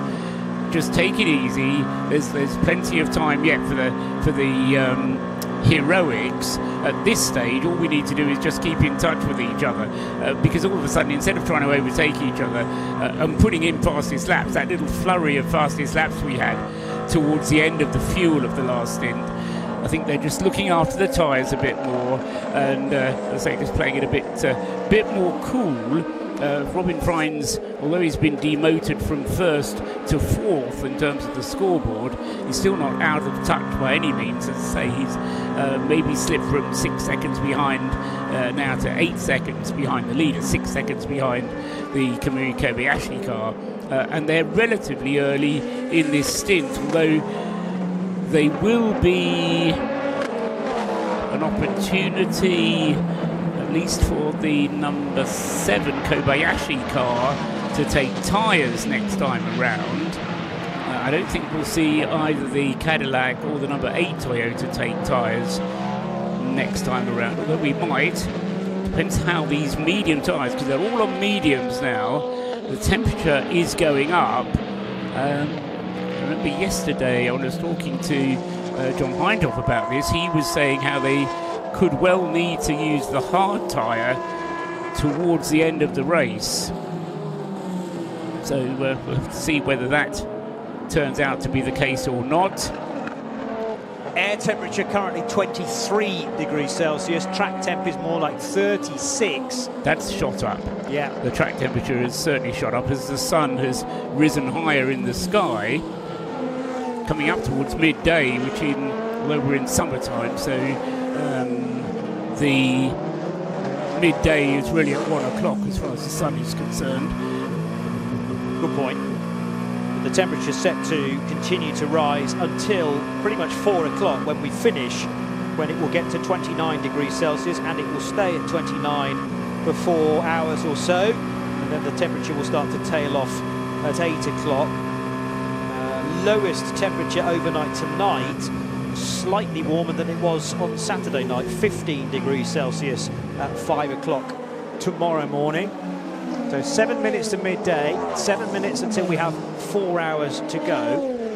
And that word back timing will be being thought about as well, in terms of who's likely to be at the car for the wheel of the car for the closing stints, and how long that final stint is going to be for each of the cars as well. Yeah, I'm reminded of last year when it was just after the 4 hours to go mark where Robert Kubica got into what was then the leading 83 Ferrari, and I said, well, just maybe Kubica could stay into the end of the race now, not really meaning it, but of course he ended up doing it.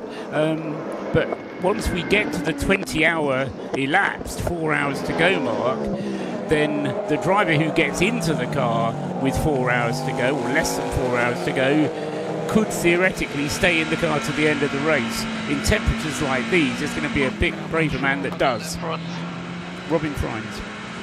Not sure about the left front, says Robin Friends. Left front looks okay as it turns through Arnage. So he's maybe suffering some sort of a vibration, but the tyre appeared to be visually inflated as he turned right, but the car was moving around a fair bit, in fairness, and I'm not fine-tuned enough to pick out a slow puncture.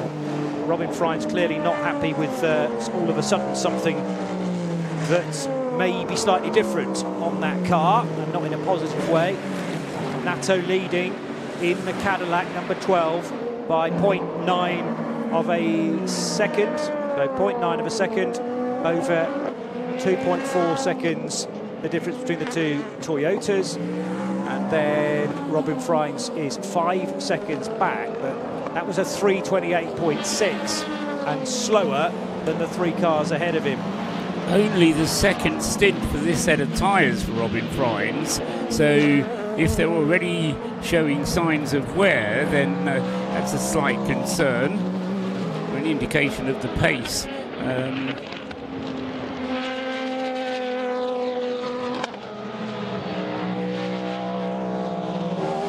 30 car of Julian Adlauer continues to lead in the Duquesne team in LMP2. Still from Richard de Giras, 1.3 seconds adrift of the Richard de Giras and Nicolas Yelli chasing Freight Train from inter-Europol competition. 3:43 from 43, and then the gap of 20 seconds. So that's come down a little bit. Back to Esteban Masson, who is charging hard in the 4th place number 29 car for Forestier Racing by Panis. I did say at the start of the weekend that Masson would be one to watch, and he's bringing the gap down 4th to 3rd in LMP2. Norman Nato Team Radio. Really good job, Norman. Really good. Gold in front. Gold.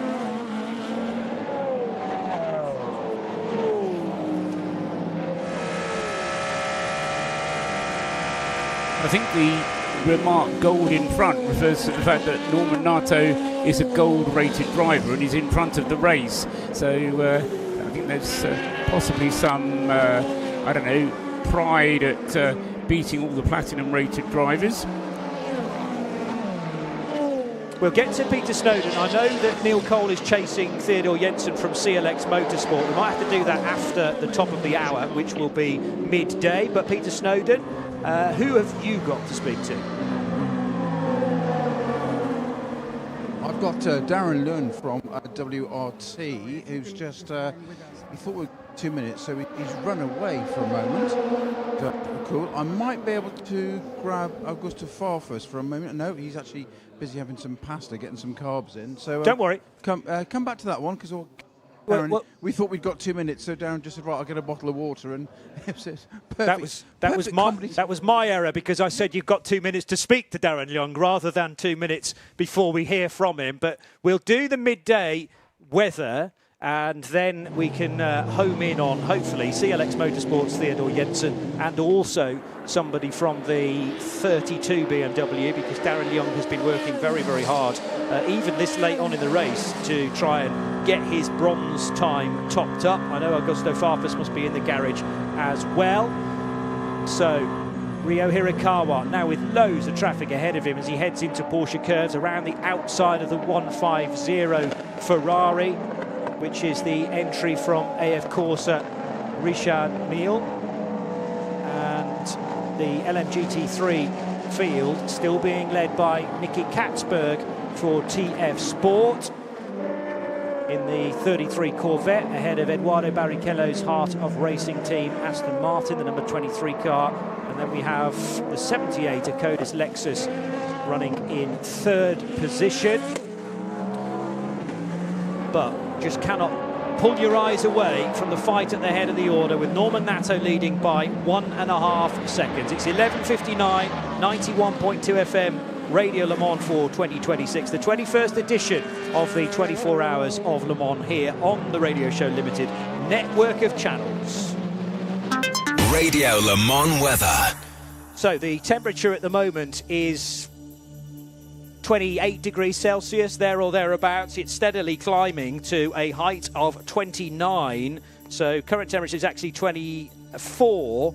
But in an hour's time, it'll be 25. We'll climb to 27 and then 29 by the end of the race. Actually going to be a warmer night tomorrow as well. Tomorrow, or rather tonight, 15 degrees Celsius. We only dropped to 14 last night. And tomorrow, a bit more cloud around, but still a red hot day with a high of 31 degrees C. The most comprehensive coverage of the world's greatest motor race anywhere on the planet. On 91.2 FM, Sirius Channel 137 and XM 202. And around the world at radiolemans.com. This is Radio Le Mans. Into the 21st hour of this year's race. It's just after midday, so good afternoon. 91.2 FM. Here's some team radio from Toyota. Radar is... say the radar is overheating there. By the way, Johnny Palmer, Paul Truswell, and joined by Bruce Jones in the Ford Racing Global Broadcast Centre. Good afternoon, Bruce. This is a cracker of a race. That is why, Johnny, I came back in early, because I thought I'd give you a helping hand, but also there's something about being involved, as Paul knows full well, rather than being out there on the apron and just feeling a little bit tired. But what a battle at the front, not just in Hypercar, but LMP2. It's absolutely belting. Top three cars covered by just 2 seconds. Now, Theodor Jensen has been patiently waiting. I really want to hear from this guy, 19-year-old kid from Denmark. If he's still with Neil Cole, go ahead, Neil. Yes, Theodore has very patiently waited while I have a few technical issues. Theodore, first of all, this is your first Le Mans. Your team are all 19. Is it going to plan? You look very, very calm. Yeah, I think it's quite good. Right now we are P6 and we're on the lead lap, so I think it's quite good for our experience and how it's been going, and also that we were a lap behind and then we managed to get it back, so yeah, I think it's going really well. And so far, I mean, I'm guessing that you won't be in the car again. Do you know if you won't be? I don't think so, because there's only 4 hours left, so yeah. So you've done your stints. Talk us through your high points so far. What have been your big moments of this 24 hours of Le Mans, or your 20 hours of Le Mans? I think, all my stints were quite nice. First one was with the sunset, it was quite cool to see, and then from 2 to 4 I drove, so also quite cool time to drive. But I definitely think my last stint was definitely my best. We managed to do a lot of good work on that stint, so yeah, I'm quite happy with that. And who are your main rivals? Who have you been fighting with on track, and as you keep seeing them come back in front or behind? I think right now we are fighting a lot with the Forester by Panis car. I was catching behind them just in the end of my stint. I was catching Masson, so I think it was quite good. Look, Theodore, it's great to meet you, and I think you've got a bright future in this sport. Thank you very much. Sorry, say again? You have a bright future. We'll see you next year at Le Mans, I'm sure. Yeah, hopefully. Okay, thank you. Now let's go to Snowy, who's further up the pit lane. Yeah, I'm up in the WRT garage right at the far end of the pit lane with Darren, and we talk about driver strategies endlessly. And I'm just looking at yourself and Augusto Farfus, who's in his overall sitting there with a whole bowl of pasta, inhaling it, and you're in a T-shirt and shorts and a radio listening to the team work. Yeah, just enjoying life really. So we got my driving time done quite early. It was around 2:30 a.m. I think there was only me and Keating who finished in that stint. So that helped us when later on when the safety car came out. There's some guys who've still not finished the driving time. So yeah, it kind of helps us out, but then it does add a bit more strain on the other two. But unfortunately, we've not got the pace of what some of the cars have got, so we had to kind of go a little bit more aggressive on the strategy. I'm talking to Darren Long at WRT. Why have you not got the pace? Or can you not tell me? Not on air. Yeah, exactly, yeah. That was a TV moment, not a radio one, wasn't it, that look? Exactly, yeah. You go and have a look, decide for yourself. What, am I allowed that far back, am I? Yeah, if you want, yeah. Yeah, if we come off the microphone, I'll tell you. Okay, understood. Are you back in the car again before the end of the race? No, I'm done. So yeah, I got finished at 2:30 in the morning, but then that means that I'm only getting back in if one of the other guys gets injured, really. So yeah. Now you're one of those fortunate individuals that's come to racing rather than growing up as a driver. You've come to it because you can and you love it. What is the emotion of driving at somewhere like Le Mans, even without a bit of pace, which you can't tell me about? It's you find yourself from time to time just, driving out the back at Le Mans. And you just think, bloody hell, I'm at Le Mans. And you just sort of think about all the legends who've been able to drive here over the years, and to be able to participate in it, and have the chance of actually winning a trophy here it's quite special, really. I think you're playing yourself down a bit there, because didn't you do 3.5 hours in the car yourself? 6.5, yeah. I undersold you. Yeah. But at one go? No, yeah. So I did. I did 5 stints in a row earlier on. But yeah, that was part of our strategy to try and be a bit more aggressive. So I was happy in the car. Had a rhythm, and the team were happy just going longer. So we just did it. I'd love 5 minutes in one of those cars. Never mind 5 hours. yeah. So yeah, I think it was about 3 hours 40 in one go. I think something like that. So it was a while. It was a bit stiff. And how do you prepare yourself for that? I mean, that's a long time, 3 hours 40 in the car. Well, you pretend that you're going to do 2, and then when you're doing 2, you go, right, okay, we're going to stay in and do another 2. Then it's a bit shorter. And then you do those extra 2, and you go, I could probably do 1 more. But you don't get in the car going, right, let's do 5, because I think my head would fall off. So you play mind games with yourself? Absolutely, yeah. Darren, thank you so much for your time. I'll let you get to some lunch if Augustus hasn't eaten it all. Thank you, mate. Oh, cheeky there. Comment to the Brazilian Augusto Farfus that he shares the car with. That was Peter Snowden then chatting to Darren Young. Another pit lane, or a couple of pit lane interviews with thanks to Neil Cole prior to that as well. Both interviews informed by the brand new driver database website, driverdb.com.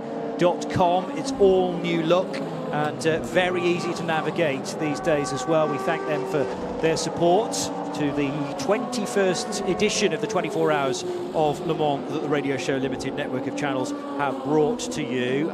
Truss had a quick word in my ear whilst we were hearing from Darren. You have a linked thought? Well, yeah. First of all, I want to say nice to hear from Darren Young because he's a recently elected member to the BRDC, having won the British GT Championship and a very proud member of the BRDC as well. So nice to hear from him. Came up, say, through the British GT Championship. But talking about that kind of moment when you suddenly realise, wow, I'm at Le Mans, reminded me of a conversation I had with the late great Roland Ratzenberger here at Le Mans.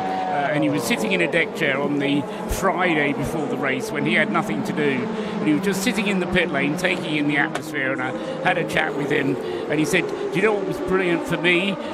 He said, I went behind the pits, and it was the old pits in those days, which had that horrible little tunnel behind it. And he said, I had a pee against the same wall that Fangio did, and that made it for me. And I just loved the idea that, filmmakers think, hey, I'm at Le Mans, but to actually relieve yourself against the same wall that, Fangio must have done at some stage because there's nowhere else to do it. It wasn't in those days.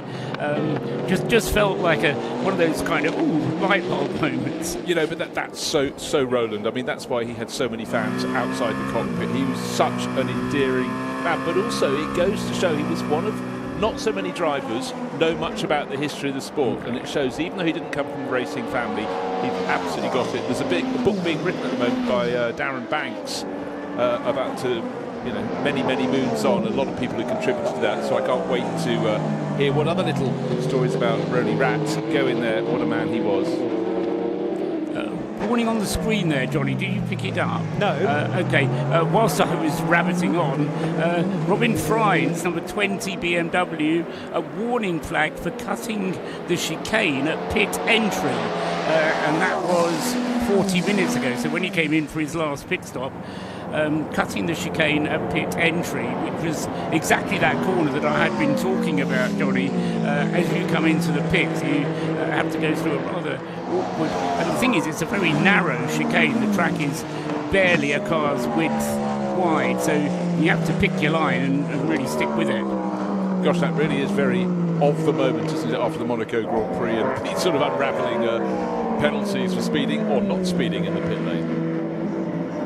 Indeed, so good it's nose to tail racing for the two Toyotas. I'm sure they've got it perfectly well under control, but I said earlier on, you don't want to be running too close to one another, because then you don't get the real airflow into the car and things can start to overheat, including the cockpit.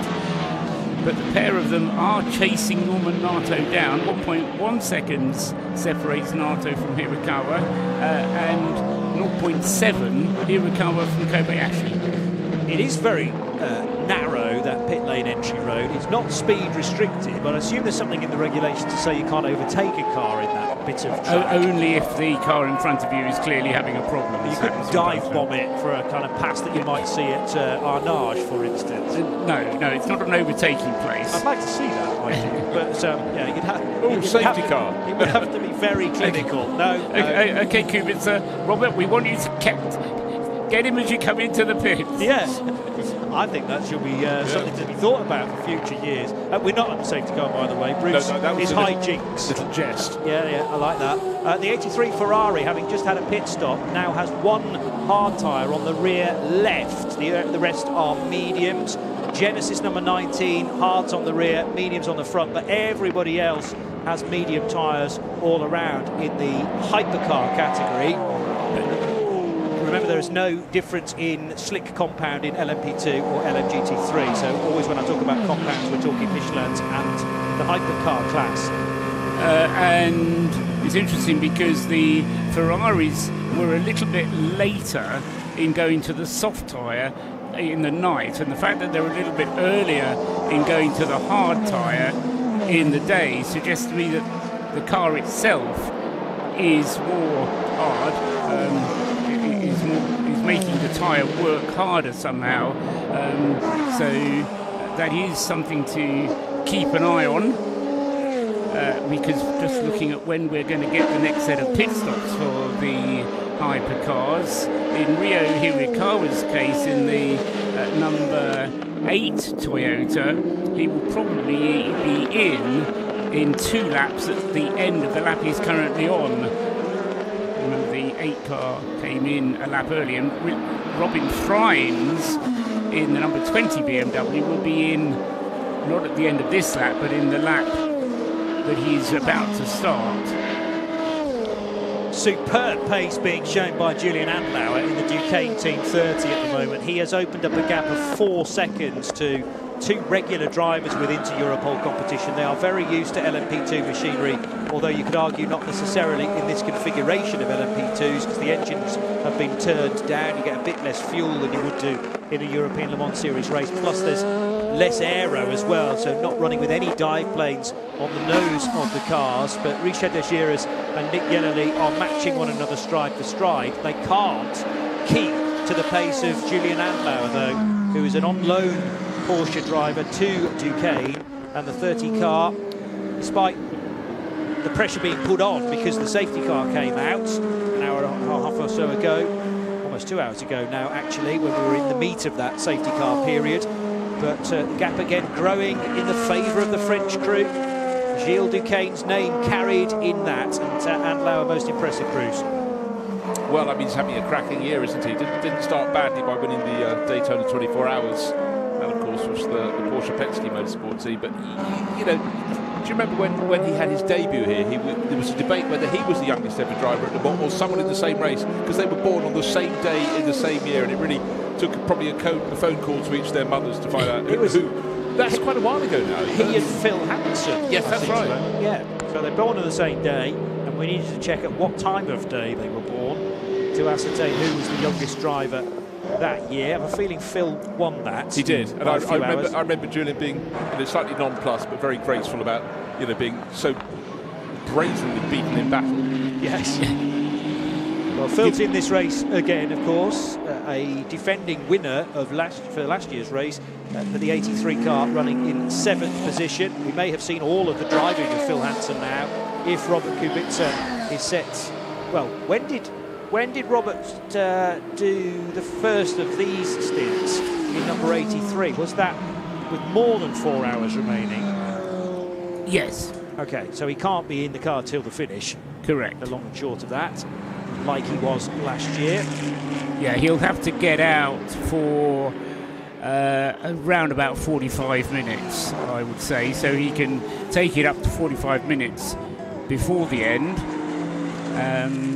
But he may well just limit himself to a triple stint, and then after a triple stint from Kubica, there will then be another triple stint, which should just about take the car to the checkered flag. So it would make logical sense for Kubica to finish this triple and then for Phil Hansen to take over. I suspect that part of the reason that Kubica stayed in the car last year was just because he was in control of the situation. There's Robin Frines. Rear right, potential puncture, rear right, try to bring the car in. Potential puncture on the number 20 BMW hypercar for Robin Frines. He was complaining actually of a vibration on the front left not that long ago, but this is a rear right issue, potentially air being lost from the rear right medium Michelin. He's due in anyway at the end of this lap for fuel, so the car is due to come in, and if and when he does bring it in, it will be a 13-lap stint for Robin, which is more than they've been going recently. 1.9. I know they're saying still good actually, pressure 1.9. So checking telemetry as the car continues round, confirmation that it's medium tyres and they are all 28 laps old currently.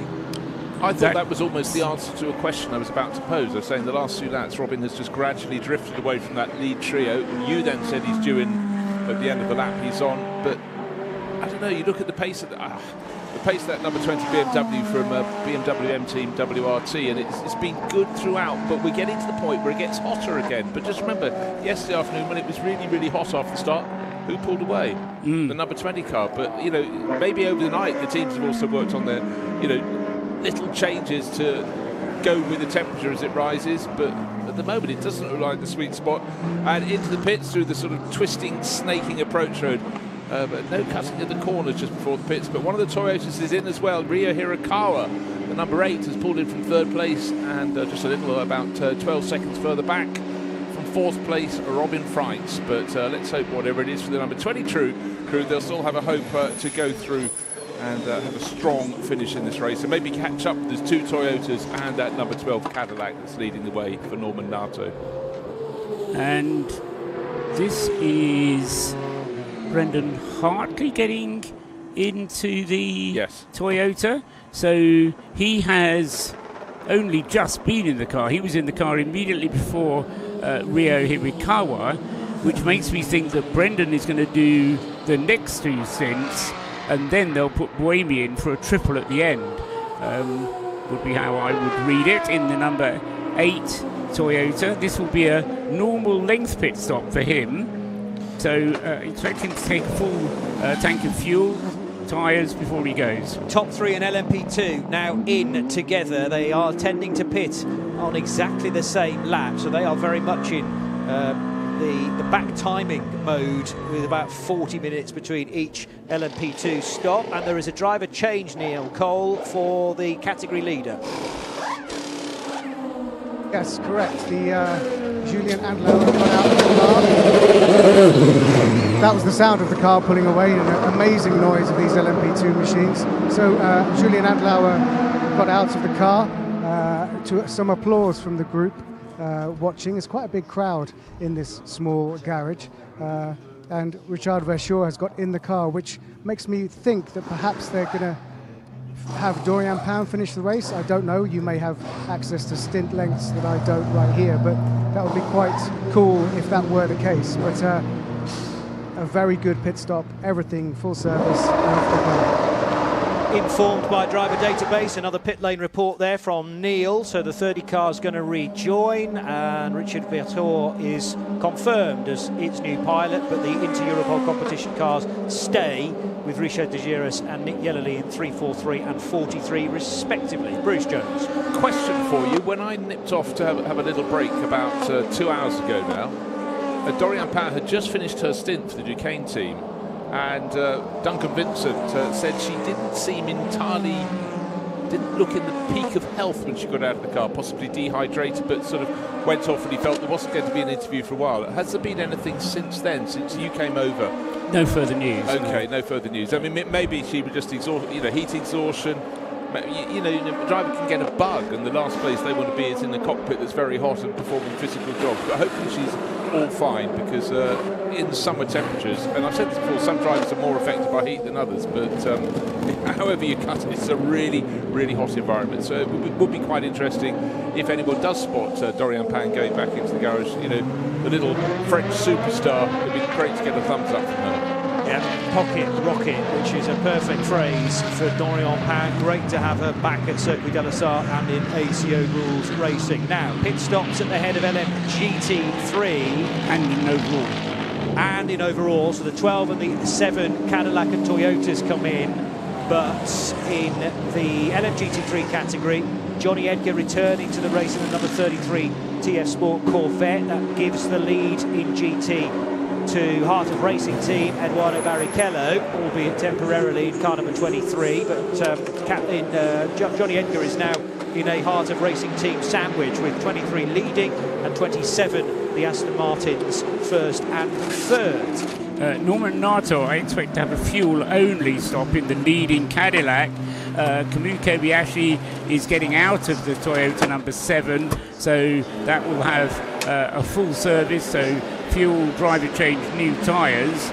I say new tyres, yes, they will get new tyres to give Mike Conway the best possible chance in the number 7 Toyota. So that will be a longer stop for the number 7, which will enable the Norman Nato Cadillac to extend his lead through this pit stop cycle. However, extending the lead on this pit stop cycle will only mean that he'll lose it again he'll lose the advantage gained at his next pit stop, because Mike Conway will stay in the number 7 Toyota. Let's get another pit lane report informed by Driver Database. Peter Snowden is the Toyota end of the pit lane, watching stops there. Yeah, I was just standing by the number 7 car, and Kamui Kobayashi getting out of that. I will try and get an interview, but it's a heave of activity in the Toyota pit at the moment. But that number 7 car went out on a fresh set of mediums, just so that you guys, and particularly Trottas, is aware. I'm sure he was probably aware before Toyota did. In fact, he probably advised Toyota. He's got lines to lots of different people up and down pit lane. Give us a shout if you get Kamui, because we'll get straight to you if that is the case. Now, the LMP2s have rejoined. They didn't rejoin in a different order, but Richard de Geras has been able to jump Richard Versvoort. That might have been tyre related, because de Geras, I'm sure, kept his Goodyear tyres, whereas Versvoort, as the new pilot, was probably given new but cold Goodyear Eagles. And it means that into Europole competition, the 343 is now in front of the black and green number 30 Duquesne team, and snapping at the heels of the Dutchman is Nick Yellerly, recently announced as a driver in the Ford Hypercar programme for 2027, but he's got a Le Mans podium to finish on before that, number 43 doing the chasing Bruce. Super tight when the top 3 from LMP2 came in all at the same time, all 3 of them, all covered by 2 seconds. There's a little bit of a shuffling of the pack there for the Duquesne team. I think they'll be ruining that one. And for Richard Vercheur, of course, he's still very new, really, for sports car racing, doing a fantastic job. But Nick Yellerly very much in the hunt. But Vercheur was not out in second place. He was leading the class when he emerged from the pit stops, but just such a positive move from Richard de Geras to take the lead in class LMP2. That puts him up into 15th place overall. I think this one might run all the way into the final hour of the race, Johnny. Don't know about you. I agree. I hope so as well, because that's what tends to happen with the reliability of LMP2s, and also their nature of pitting about every 42 minutes or so. And these LMP2s have got to a position where they are needing fuel at the same time as each other. So they came in a handful of minutes ago, 30 led them out, but the 343 car has now jumped that Duquesne team car to lead for Inter Europole competition. 343 ahead of the 30 Orica of Duquesne and the 43 car of Inter Europole again. Ollie Gray is now at the wheel of the Forestier Racing by Panis, number 29 P2 car, but he's more distant, 40 seconds back. But that's going to close over the next stint or so. Well, having said that, I mean, Gray's pace is pretty good in comparison. It may stay about that sort of margin. We will keep you updated though, because were anything awry to happen to the top three we keep talking about, then 29 is right there to hoover up a podium position. Yeah, in fact, over the course of this morning and to an extent last night, Oliver Gray's pace has been very, very competitive. So 40 seconds back. See if he starts closing in for RACEDAY by racing by Panis, another of the black and green cars. Same livery, pretty much the Duquesne team. Slightly confusing when you get them together, and they were, of course, on the front row for LMP2 at the start of the race. But we will see. But of course, of the lead battle in LMP2, it's Richard Beguerus for Inter-European competition, Duquesne team Richard Beguerus, and then Nick Yellerly, who's actually fallen off Beguerus' tail around this lap, and that's because one of the Ferraris has been coming through, and that's separated their pack. Interestingly, that all of the cars running in second, third and fourth places have all kind of switched around their regular driving rota in order to keep their best driver for the last stint. So in the number 8 car, which is in second place, they've put Brendan Hartley in, even though Sebastian Buemi was due to get into it. In the number 7 car, they put Nick de Vries in the car, even though I was expecting Mike Conway to take over on the rotation. And in the BMW, Sheldon van der Linde has taken over the driving of that one, even though on the rotation it should have been Rene Rast getting into the car. So each of them have found themselves in the same boat, so to speak, in the same dilemma of how to arrange the drivers so they get who they see as their fastest driver in the car for the last phase of the race. Or maybe they said, hands up who can cope with a hot car in very, very hot conditions. The one who can cope the best will go in last. But I'm sure your theory is far more correct than mine. But it is a shuffling. And I always find it particularly surprising with works teams when their drivers tend to be very, very, very, very close to each other. Until you're dealing, maybe some tracks, one driver's a tenth of a second faster per lap. Yes, a longer lap here, but I don't know.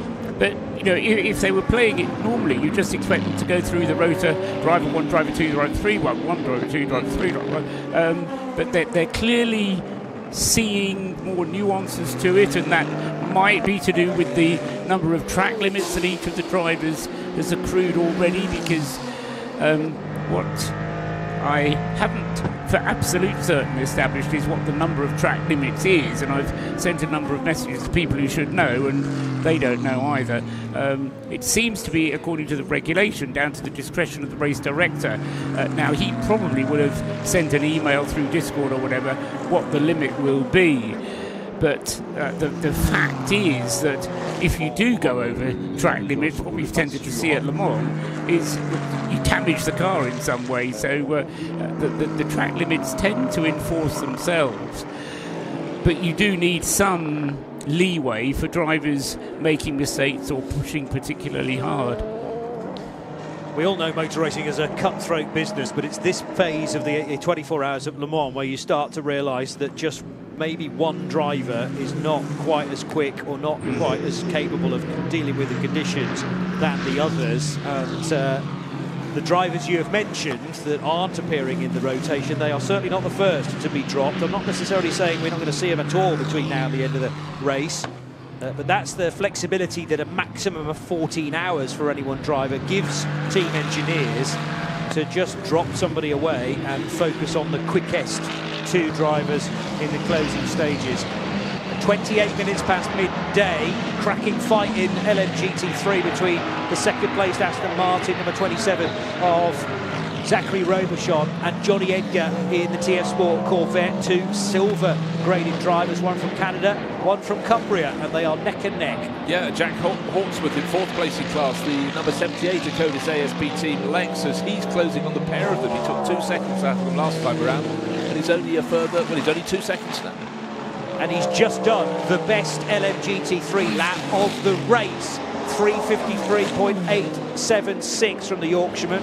So he is trying to eat away at that 1.9 second lead. Just done an even quicker sector 1 time as well from the control line to Terre Rouge at 36.5 seconds. Nose to tail pretty much between the race-leading Cadillac and the second-place Toyota. Norman Nato, Brendan Hartley at the Daytona chicane. And Nato was a tad wide there coming through the second bit of the Daytona chicane. Brendan Hartley seems to have a slightly more manoeuvrable Toyota at his disposal. Yeah, we certainly saw that manoeuvrability in the early stages of the race yesterday, and we will see how it plays out. But the Toyotas just look to handle absolutely beautifully. In a straight line, though, the Cadillac definitely seems like, as it has been before, a tool to be used. But I tell you what, you look at the cars challenging at the front of the field. Cadillac's hurt Team Jota leading the way, car number 12. But this car, its results so far in the World Endurance Championship this year, a 13th. A 9th. You then look back at Toyota. Yes, Seb Buemi's car, the number 8, he shares with Brendan Hartley and Rio Hirakawa, won the opening round, but such is the competition. After their victory at Imola, they went to Spa, they finished 10th. And of course, this is a longer race, more can happen, but they found really good form here. Toyota, not so much when it came to qualifying, didn't even get into hyperpole, but a lot of chat around here was we expect them to be good in the race, and they are absolutely doing that. And does this all stem from making a very early pit stop and getting out of sequence on their first stint? Certainly that was a tactic they went for. When you're posting to X, to @RSL_studio, make sure you're using the hashtag 21RSL24. This is 91.2 FM Radio Le Mans around the track. RS1, part of the Radio Show Limited network of channels around the world. It's 12:30, time for the CrowdStrike Racing hourly update. The FIA World Endurance Championship.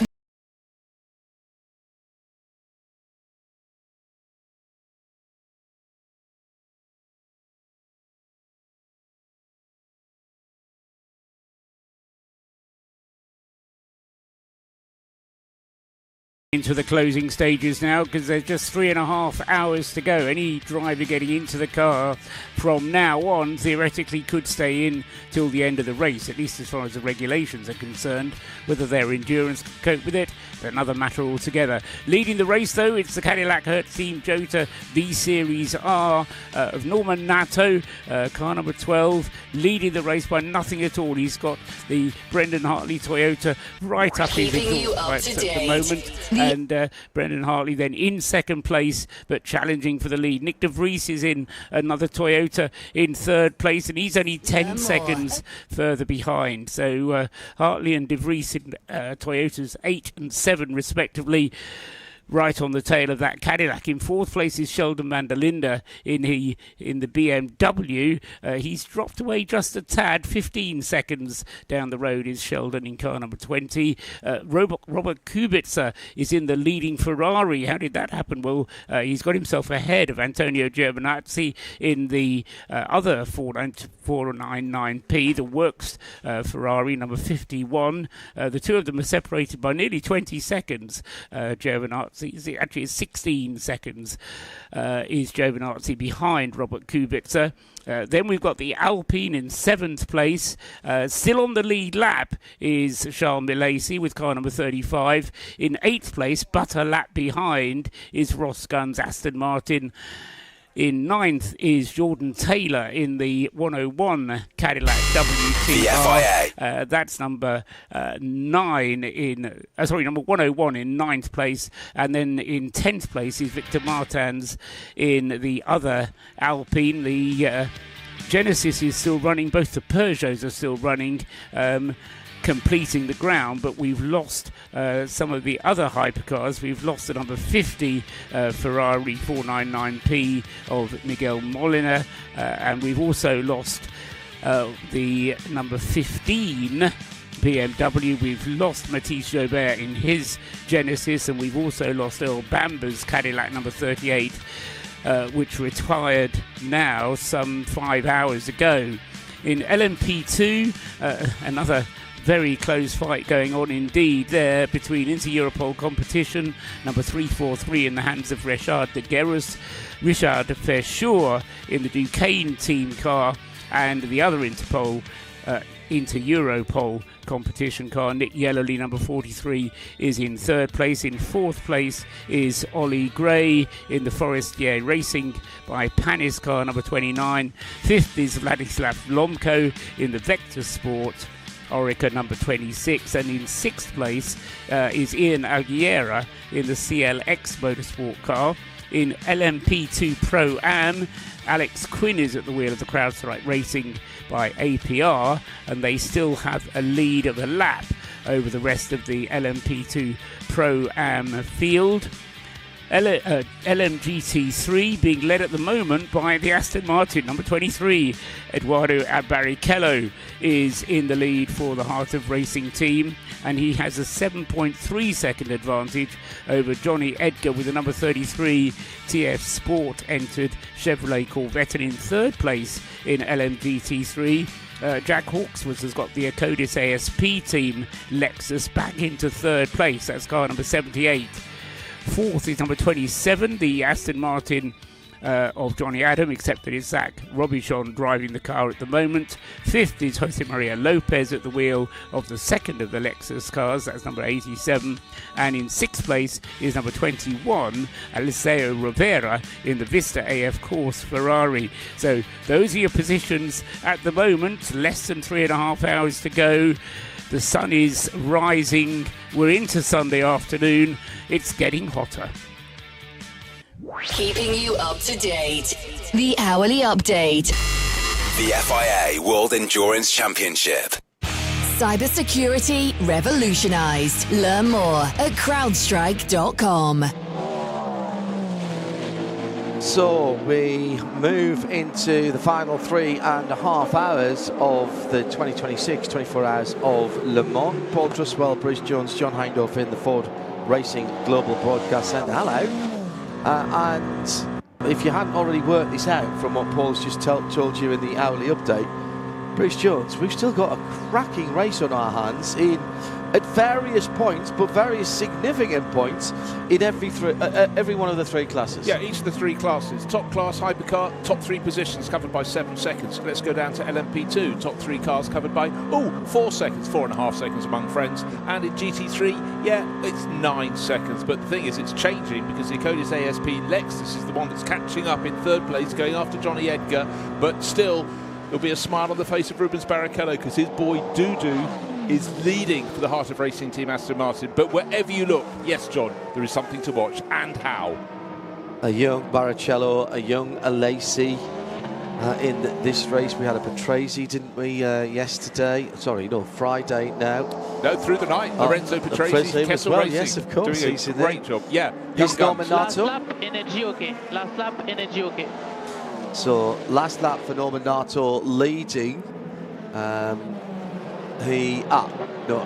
I thought he meant last lap of his stint. He clearly doesn't because he's got 64% of his energy still left, but it means energy usage is okay there. That gap then, Bruce, over half a minute now. We are into the realms of controllability with the Cadillac Hertz team Jota number 12. Right up behind that car at the moment is the sorry, I've got that completely wrong. They are 0.3 ahead. Yes. I was thinking that was a car coming back to unlap themselves, but in fact that is the second place car coming out of Arnage, and another 6 seconds further back, as you rightly mentioned, Nick de Vries for the Toyotas. Toyotas went really well overnight when it was cooler. The temperatures are coming up. We've got track temperatures 41.2, which is almost as high as we had yesterday. The air temperature nowhere near what we've been told we're going to get, but the Toyotas seem to have hung on to their tyres, and that medium tyre strategy that they're on now is working for them. Yeah, I think it very much was a case at which point they jumped onto those medium tyres. Not everybody did them at the same time, but I seem to recall the highest track temp we had yesterday was 46 degrees. Oh dear, we've suddenly got a problem for the car that was second in LMP2. Duquesne team, Richard Vercoeur, his car is sitting at the side of the track. It is smoking away. Has there been contact? He was very, very close, remember, to Richard de Guerrou's, who's under lots of pressure from the other into Europol competition car of Nick Yellerly, but he's not going at the moment. Yellerly's gone through. Olivier Gris, as I've been calling, Oliver Gray for Forestier has gone through. So the top three now into Europol, 343, then the 43, then the 29 in LMP2. First chicane is where that car is sitting inside the track. I think there's black damage. And green and going nowhere. Front right. Damage behind the right. Oh no, that's suspension. Or the wheel of the hub or the suspension. Sitting low, isn't it? Yeah. The front end. Right. left front, right as we were looking at it, coming through the chicane. Now, he hasn't just come out of the pits. Here he is on the radio. My brake control. We're out. No more brakes. My brake exploded. Whoa. Wow. Well, I think he's had a hub problem that has caused that, because that wheel did not look to be on properly as he was trying to turn in to the Daytona chicane. Well, that's awful. And even the other competitors will look at that and say that's awful with 3 hours and 20 minutes to go. Paul Truswell, that's you don't like to see that. I'd rather it happen with 3 hours and 20 minutes ago than being on the last lap. Well, yes. But I was saying you are earlier, a little ray of sunshine sometimes. I don't care what anybody says. You are, really. There's always a silver cloud. Anyway, I was saying earlier on to Johnny, part of the reason I like this race is because these things happen. And in order to appreciate the highs, you need to go low. And this kind of thing happens, and it's what makes this race so special, because I've said before, it kicks you in the teeth so often. And you have to learn to live with that. And I think it's probably good for the character somehow. Anyway, we're going to have to go full course yellow to deal with that car. That will leave the gaps where they are, which is probably a good thing. Why it can't be dealt with as a local slow zone is probably because, again, the mechanics want to get out and clear some of the rubbish off the circuit. But as I say, we are now full course yellow. I feel for Dorian Palm. We'll come back to this in a moment and get someone down to that number 30 pit to see what's happening at Duquesne. I don't think he's coming back. He said not. Let's go to Joe Bradley as part of our driver database informed pit lane crew. And he is going to bring us some more news from a very hot pit lane. Yeah, young British driver Edward Pearson's a very hot race driver. Just got out the 24 Nielsen car. Edward, your first Le Mans, thoughts so far? I know your job's not over yet, so let's not hex anything. So far, how's the experience been? I mean, the experience is amazing. I mean, this is one of the things that I've really wanted to do since, I was a 5-year-old. So for me to do this so young is a real privilege, and to do it with these guys is even better. But no, I mean, it's been a tough race. Luck hasn't been our way today, but we've shown our pace, and we'll definitely come back with more next year. Yeah. You've come from a karting background, X30 in the UK. What has brought you to sports cars rather than the conventional route through single-seaters? Well, I did British F4, British F3, and Euro Formula Open. And I decided that I didn't see a future in single-seaters for me, and that I'd make the move sooner, so then I could hopefully, one day is, of course, to be a hypercar driver. That's the dream. Because I think it's a growing sport, and it's great to be in a growing sport. And we mentioned how much cooler it is on an X30 kart than these LMP2s. Give us an idea of just what the environment is like in there and how harsh it is. It is very harsh. We do have aircon, but we're not allowed to use it. Why is that? Is that a power thing? It's a power thing, yeah. You want to have as much power as possible to your use, so yeah, you got to do what you got to do at the end of the day. But no, it is tough in there, and there's so much going on. You go in there, it's like a spaceship.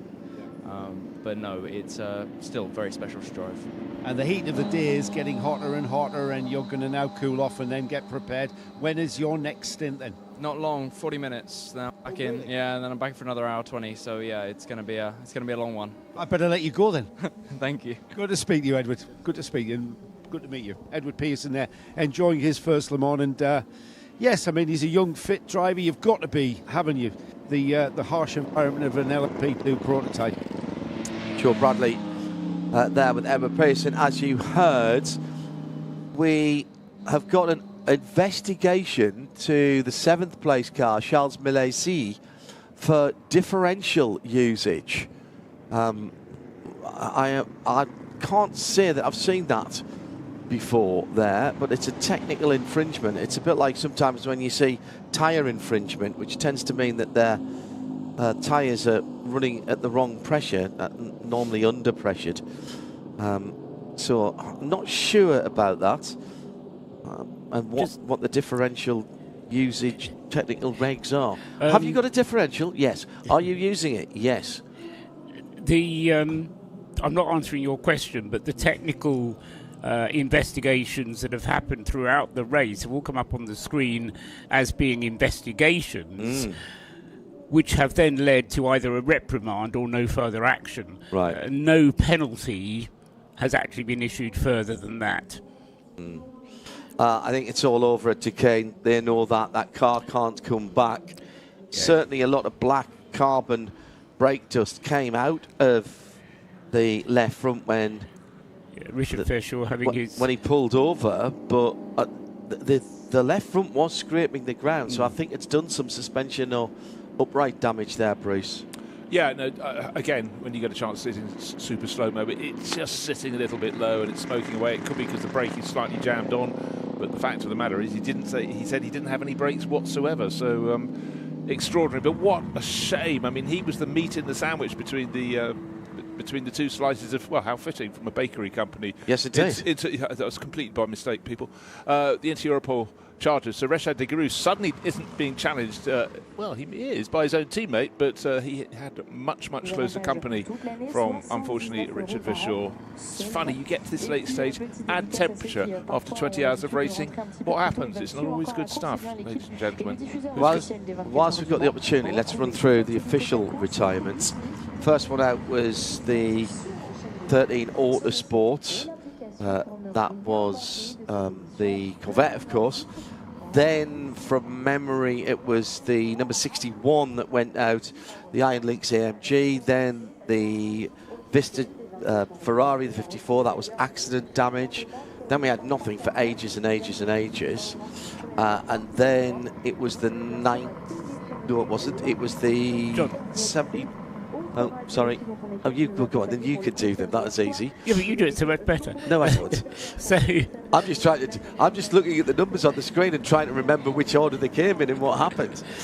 So to do them very quickly, 13 you already mentioned had contact and had to be retired. The 61 Iron Lynx Mercedes also damaged following a puncture. The Castellacci Ferrari again damaged following contact. That went off at the Forest S's. The 79 is another of the Iron Lynx Mercedes. That hit the curbs and broke the bottom of the engine. Oh, that's what that was in the end? Wow. Was the diagnosis that the team offered for that. The next one to retire was the mighty 38 Cadillac, Earl Bamber, Sebastian Bourdais, Jack Aitken's car, which had been looking like it might be going to win, but they had various problems with the brake steering, power steering fuse went on that car. That led to its ultimate retirement. The number 17 Genesis retired with a collapsed suspension. The number 77 Proton Competition Ford Mustang retired with a gearbox leak, and there's a battle for the lead, John. And it is a Toyota that has gone to the front because Brendan Hartley jumped away as we went back to green flag racing. Norman Nato caught napping, and this is exactly why, Bruce Jones, you have to keep your wits about you. Just coming out of that slow FCY full course yellow out of the second chicane, and the Kiwi was on it quicker. Yeah, last restart, Toyota's got 10 out of 10. This time they're pushing 11. And it was absolutely about being ready for the moment. So you can imagine that Brendan Hartley just envisaged what may come, what would he do? And he's pounced. So suddenly Cadillac not in the driving seat. I dare say they can sit on Hartley's tail, but Norman Nato is no longer in a premium position. And Nick de Vries is just, 2.5 seconds back in third place overall. So it's Toyota, Cadillac, Toyota. This is just shaping up so nicely. Just over 3 hours to go in this race. Temperature rising, perhaps temperatures in the cockpit. Certainly for poor Norman Nato, he'll be going, what have I just done? Or more to the point, not done. I've lost the lead for Cadillac. Well, I suspect the reason is all around tyres, because Norman Nato is on the end of a triple stint in terms of tyres. His tyre age will be somewhere around 35, 36 laps. You've got probably a screen somewhere, John, that will tell me. Whereas the Brendan Hartley the Toyota on tyres that are now on their 8th lap of usage. So I suspect it's purely down to Brendan Hartley being on nice fresh Michelin tyres. They're all running on the medium tyre. Yeah. But it's just a question, as I say, the much newer tyre of Norman Nato, as I say, on his 5th lap at the moment. Brendan Hartley, just 0 much and newer 15. tyres. 0 on the front and 15 on the back for Brendan. Okay. That can't actually be right because he's not just come out the pits, but it's clearly younger tyres on there, and they've done a split strategy. So 37, I think, for Norman Nato, and he's pulled away, and now we've got more problems for the number 12 Cadillac Hertz Team Jota, as the second Toyota of Nick de Vries is right there. We'll go to Joe Bradley at the moment down at United, but through the Forest S's and off towards the Red Hill, Terre Rouge. They're both around about halfway through their energy stint onto the first part of the Mulsanne Straight with the beautiful elm trees to the left-hand side. Now heading up to the braking area for the Daytona chicane. The Ferrari is there. The Ferrari, see, I knew I was going to do that. The Toyota is there. Pulls out, but it's not a real look. That was just trying to throw a bit of a dummy, trying to take the concentration from Norman Nato, who's struggling with his front tyres. He could not hold the line from the apex out there, and he went much wider. That has cost him exit speed, and it's going to be an opportunity here for Nick de Vries. He's closing. He's in the hole in the air made by the Cadillac ahead of him. He's almost there. When does he slip out, and does he go right or left? He goes to the right, then to the left, and back to the right again. Nato moves to cover. First to the inside, then to the outside. And the Toyota driver has to give best for the moment. But once again, it'll be the exit here. Nato, a better exit from that chicane than from the first, but that Toyota is even closer now.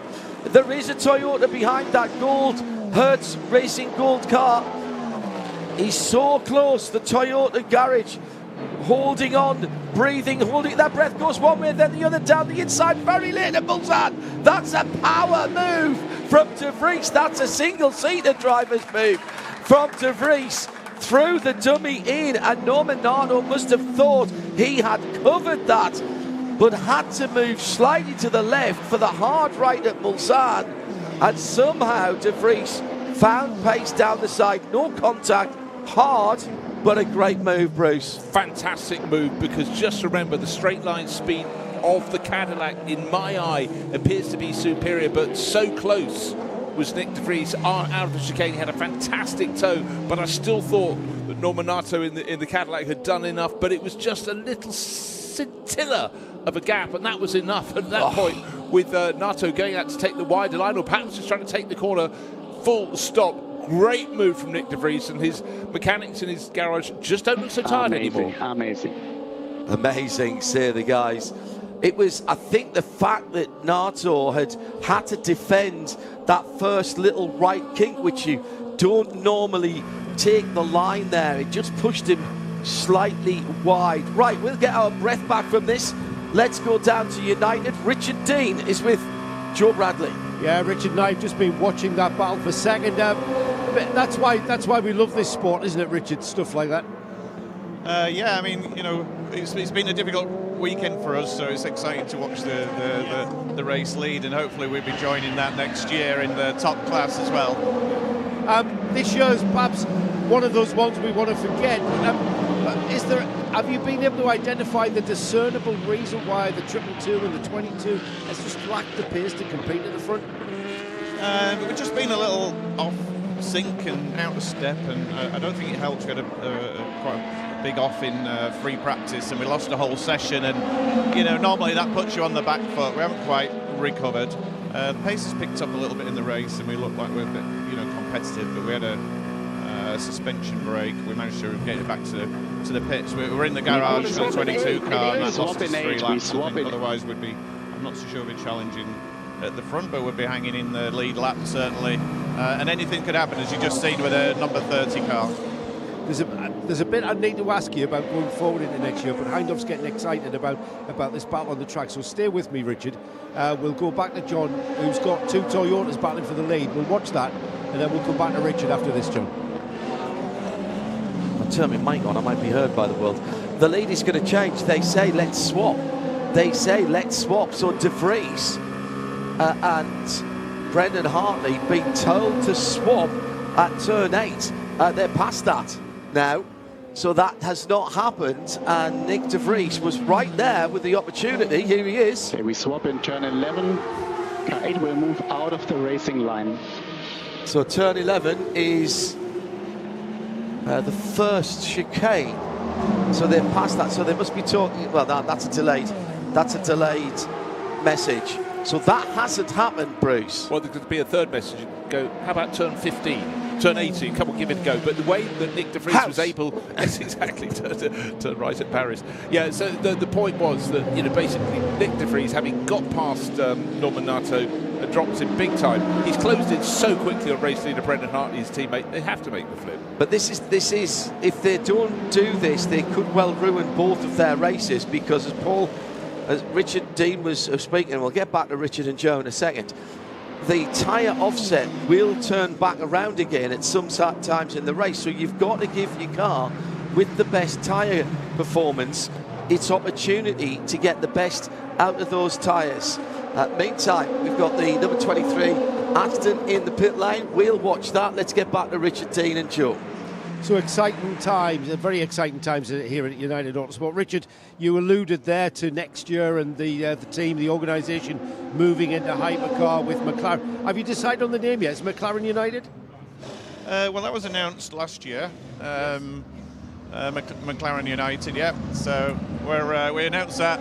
I'll remind you of it. Well, no, you sounded. I didn't think that was serious actually, because you sounded like a football club, but I like it. I do like it. Yeah, McLaren United, AS hypercar team. No, it even sounds like a foreign football team.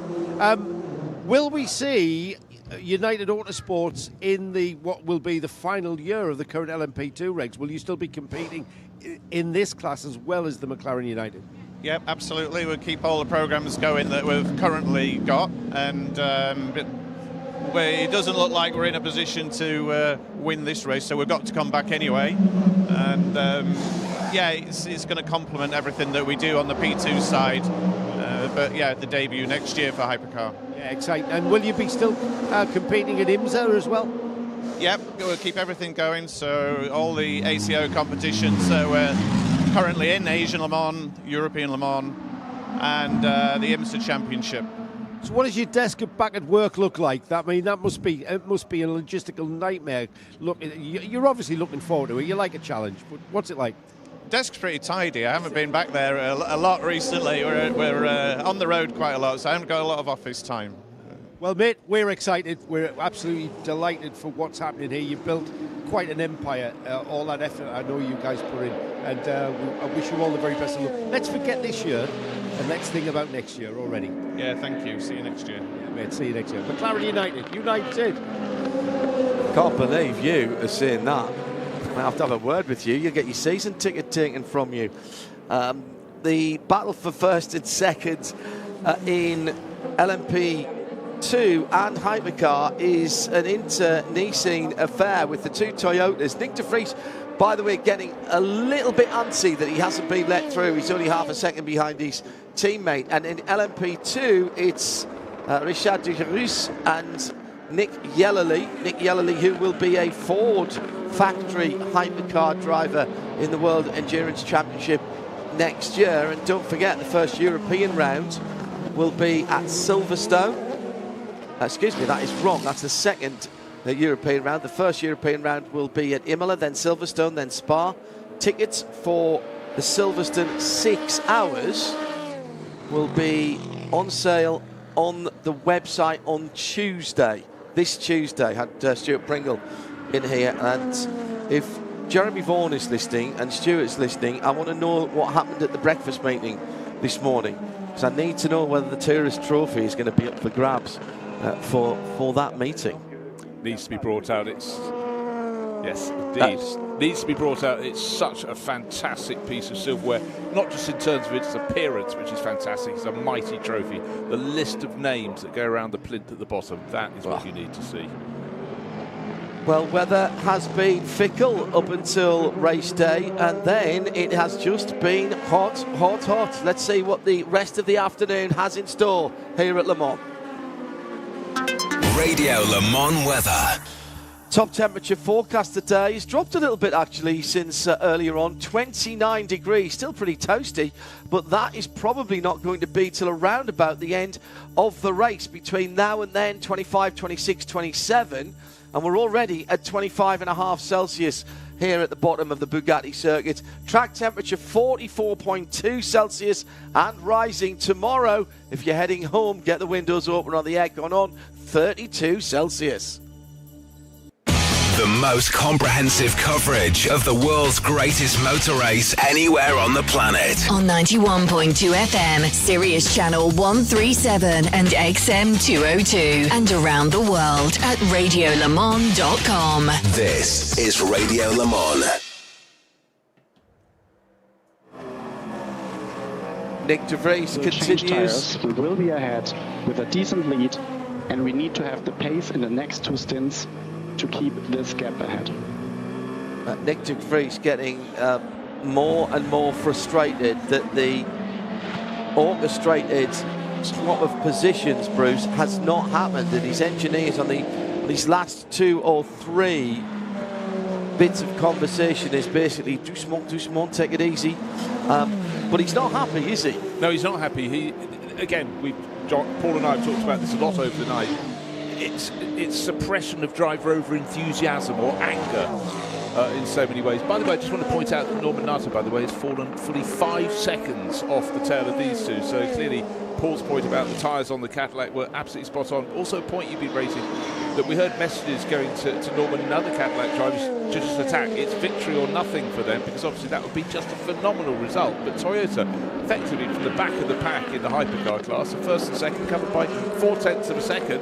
And yet they're running so close, you almost worry one might take the other off. And what you don't need is team indiscipline where they start squabbling amongst each other or start resenting each other. I mean, if nothing else, Nick De Vries has only driven for Toyota for 1 year, I think. I think last year was his first year with Toyota. Yes, it was. Brendan Hartley's been there since the beginning of the Toyota programme in its current guise, hypercar programme, which is now 6 years old. So, you know, there's a piece of me which says, look, Nick, I know you're a quick driver, but there are procedures here. Brendan is your senior partner. Just pull back, let the car cool down. We've got 3 hours still to go in this race. Leave it. You know, team indiscipline is the biggest problem. Yeah, I mean, you look at the results so far this year. The number 8 car for Boemi Hartley, who's on board, and Hirakawa are first, hooray, in the opening round, then 10th. But the sister car has better points. Mike Conway, Nick De Vries, who we've just been talking, and Kamui Kobayashi, a 3rd and a 5th. But he would want De Vries, of course, not just a win, because a win is required, but a win at Le Mans, of course, is something enormous. So I fully understand the sentiment, but what we don't know, we're not monitoring the cars from the pit garage. The engineers will have more information than we do, and if they want the flip, they should be given the flip.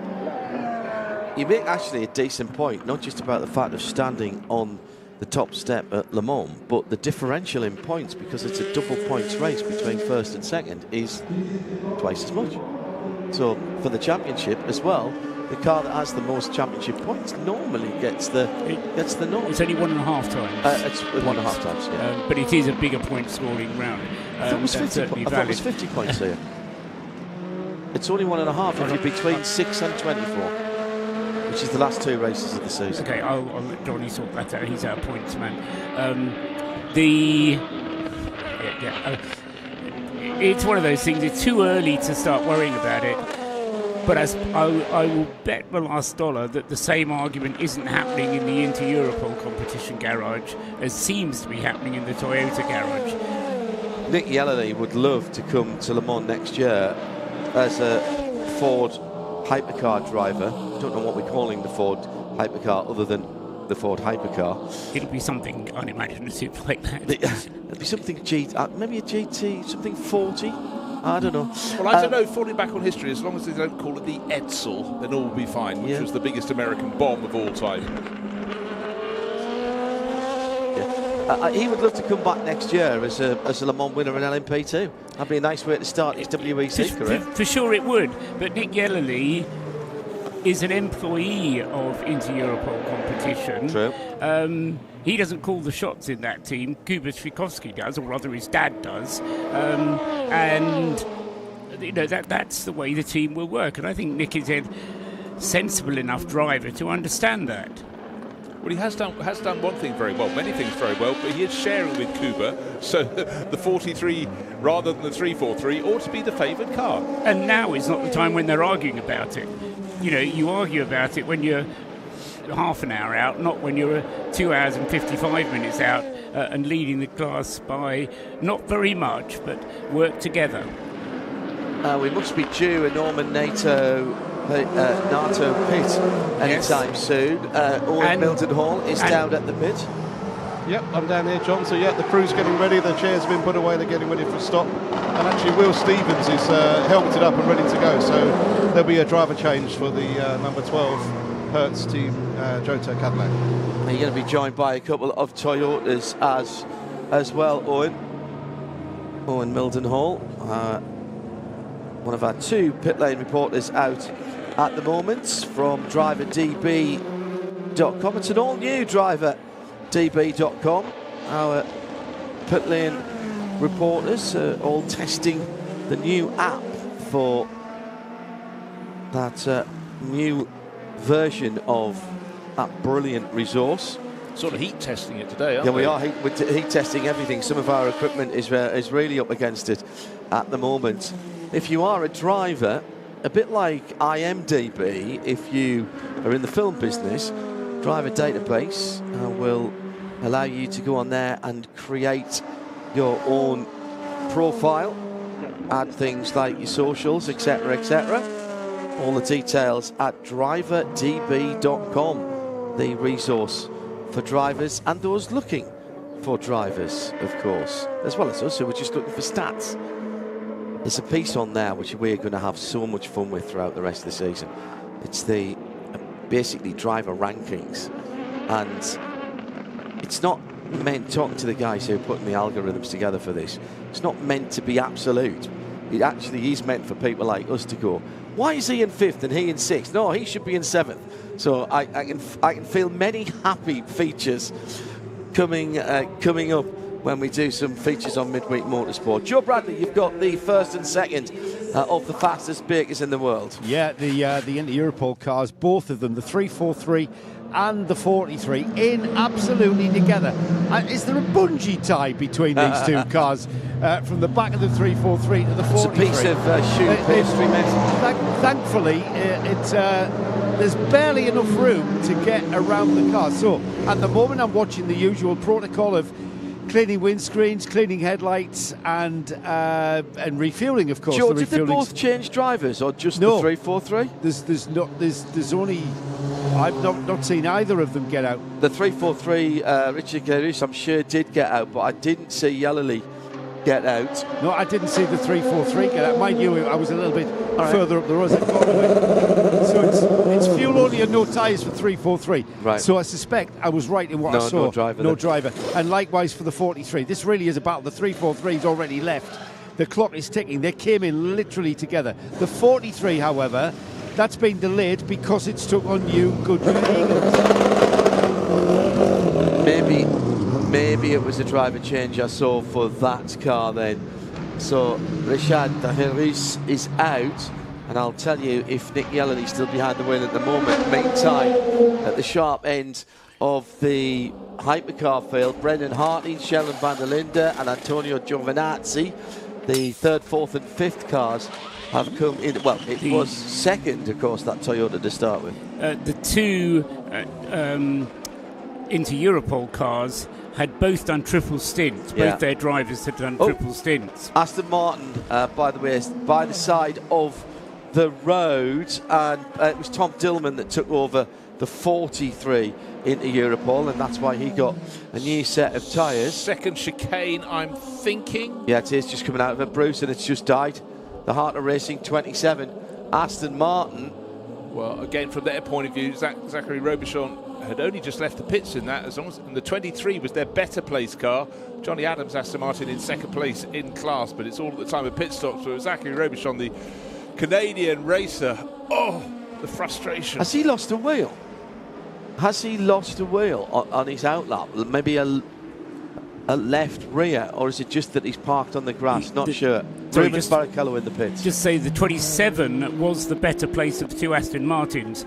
The reason why Johnny Adams' car, the 23, is being shown as the better place is that it's moved ahead already. Yes, so you're the right. harder racing car, the 27 harder racing car, the one in there that was being driven by Zach Robichon, was third, has now dropped back, and we're going full course yellow. Just on the Toyota situation, exactly as Paul predicted, Bruce. Nick De Vries therefore takes over the lead. Brendan Hartley pitted from the lead, and we also got Sheldon von der Linde and Antonio Giovinazzi. They've both stayed in their cars respectively, the BMW M Team WRT and the Ferrari AF Corsa number 51. And by the way, on the Team WRT and BMW thing, Andrea, part of the team, integral part of the team, we wish you well, Andrea. Here you've had a bit of an accident, and I know that you're not at the track at the moment, so we wish you all the best. Bruce. Just got some Jen. Thank you very much, Simon Strang. Problem we've seen with the 27 Aston Martin pulling the side track, it is gearbox related. Oh, no. So here we are with, 2 hours, 50 minutes to go when that happened, and it's pulled to the side. Someone's also just had a very moment running through the gravel trap a short while ago. Well, that was the 30. That was the WRT number 32 BMW, and almost wiped out a Ferrari. Got a big swapper on, came in totally sideways. This is the multicoloured of the two cars, and my goodness me, that was very, very close indeed. Sean Gallel at the moment, and of course effectively pushed wide by the Ferrari, and then nearly got his own back by nearly taking the Ferrari out at the chicane, and that was Antonio Giovinazzi at the wheel of that one. Now this is going to work quite nicely for Nick De Vries, because he's making his pit stop under have we got the green flag? Yes, we have. So he's come in. When did that green flag come out? And Norman Nato pitting as well. They were the two that sort of owed us a pit stop, but the timing for Nick De Vries was marginally better, because some of that was just before the green flag. It's all after the green flag, effectively, for the Cadillac. But he came into the pits while it was still full course yellow, and does that not close the pits? Full course yellow closes the pits. Full course yellow closes the pits. So De Vries came in, Norman Nato, get this right, Nick De Vries, when did he come in? He came in under the full course yellow, so he will have to come in again. Correct. And Brendan Hartley came in. Norman Nato did as well, but only by 6 seconds. So does he get grace for having to commit, or is it absolute? I think both of those cars are going to have to come through again. Just check before I speak, and I'll come back to you. Norman Nato already on his outlap.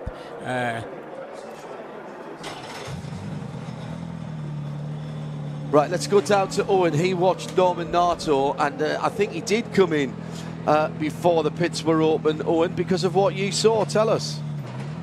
Obviously, they had tyres ready for new tyres, and they had Will Stevens ready, but actually when they stopped, they took a very short splash of fuel. Norman Nato stayed in the car and left, so very much, like you say, an emergency service rather than a full pit stop.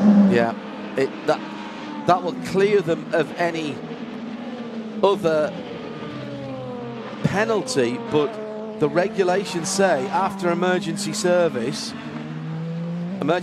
being very sensible, if you need to come in the pit lane and the pit is closed, there's no point in you going around 8.5 miles and running out of fuel and causing further strife for the rest of the competitors and indeed yourself. So you're allowed to come in the pit lane, you take 5 seconds of fuel, which is more than enough to get you back round again.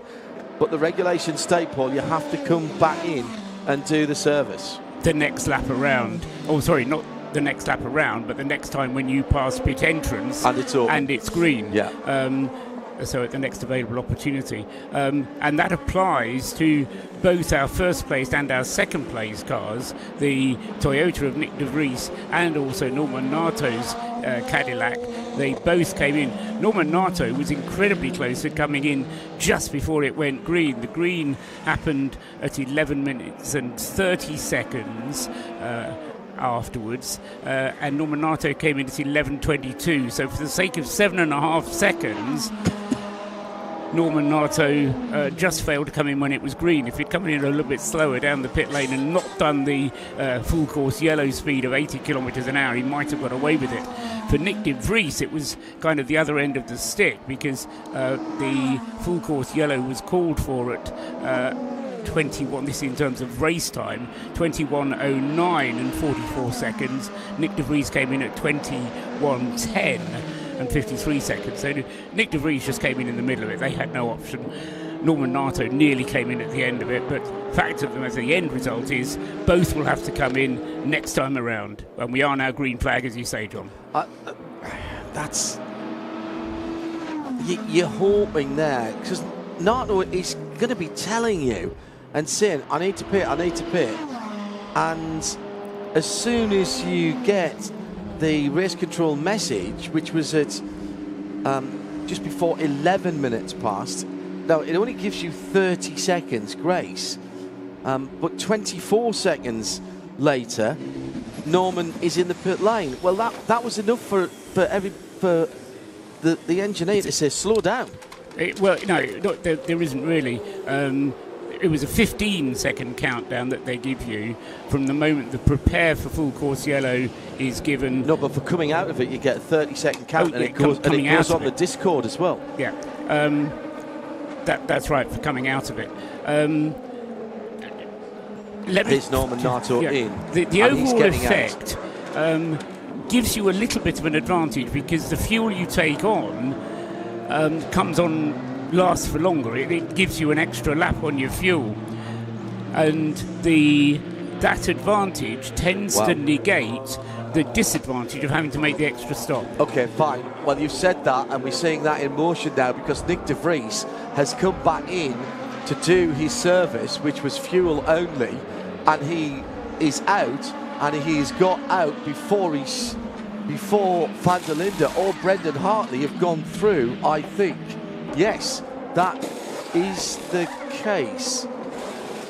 He's just coming out of Turk Rouge now. Yes, so that was fuel only, and it was 5 seconds less fuel only than it would have been otherwise. So, as I say, I think it sounds a bit like it's a real disadvantage. But it actually, like all of these things, the FIA, ACO, Technical Committee have thought about this, and they do make it as fair as they possibly can. Agree. Will Stevens now bolted back in to the Cadillac Hertz team. It's hurt them more. They've dropped 31 seconds from the leader, and they find themselves in 4th position now. But for Nick de Vries, who was being a bit nasty, Nick, wasn't he, early on the radio, but he has got the advantage. So again, the sage engineer who was calming him down, saying, Nick, hang on, mate, we will get this back, because they've got to come in for tyres. And now he finds himself with around about 25.5 seconds of a gap back to his Toyota Racing teammate Brendan Hartley, with Sheldon van der Linde for BMW M Team WRT a couple of seconds closer to him. What I don't quite understand is why Brendan Hartley changed tyres, because he'd only been out for a single stint in the car. What must have happened was that Rio Hirakawa had given him his set of tyres, so Brendan started on a set of tyres that had already been used. And so Brendan was on an old set, and that's why he's now gone to new. Of course, that will come back and bite Nick de Vries in the end as well, because as the race unfolds, he'll have to do the same thing. But this is why it's so fascinating. But the thing that makes it dramatic is that the margins are so small. We often don't see these dramas unfolding because they don't really have an impact. It's just the lead gap fluctuates between, I don't know, a minute and a minute and 10. We don't really worry about it. When the gap's only 10 seconds, all of a sudden it makes a huge difference. Just a note in GT3 that the top three, Bruce, are only separated by 11 seconds. Johnny's at the front, Johnny Edgar for TF Sport, the number 33 car. Johnny Adam in second for Heart of Racing, and Adrian David for a Codice ASP team ahead of his teammate Pachito Lopez, Jose Maria Lopez, in fourth position. But a couple of British drivers going at it head-to-head there at the front end of the field in GT3. Yeah, well, as we said, just half an hour ago, each of the three classes had the top three cars covered by a maximum of 9 seconds. The battle in P2 is hotting up all over again. Second place in class, Tom Dillman, fresh on board, the number 43. But Oliver Gray hunting him down. He's got about half a second down. It's actually that's a part of this lap. The gap has gone out to nearly a second. But for Resta Racing by Panis, Oliver Gray was fourth, is third, catching those two into Europol cars. Joe Bradley is down at Heart of Racing, the latest car we've seen with problems out on the circuit, stuck. It's had outside assistance, so it's out of the race. Joe Bradley, what do we know? Well, I've got Ian James who's going to give us the insight. Ian, I learned a phrase many years ago, decades ago. To learn how to win, you first got to learn how to lose, because motorsport is like that. And a retirement for the Heart of Racing, the Aston Martin 27, is what the day is about, isn't it? Yeah, a hell of a roller coaster of emotions, you know. Unfortunately, the gearbox let go, put us out of the race. Good news is we've still got the 23 in the hunt, so... but yeah, really tough. Matthias, Zach, they drove amazing. The crew executed the whole race, and we were in a fight for the win there at the end. Was there any data coming through that had you concerned about the drivetrain? We heard some noises we didn't like about 8 hours ago, so we had our fingers crossed. But these things don't normally just go away. Yeah, still got the car in the form of the 23, as you said, and obviously the 009, the 007, the Valkyries. So you're still a busy man. Your day's not done. Yeah, I think we got one of the Valkyries up in P8 right now, which is this really good effort. So no, keep going and let's see what we can get at the end here. Thanks for talking to us, thank you. Ian James, absolute star. I have no idea how he's pulling all this together. 4 cars here this weekend. Runs the parallel program in the WeatherTech Sports Car Championship. Just that last sequence of Toyota pit stops, Paul.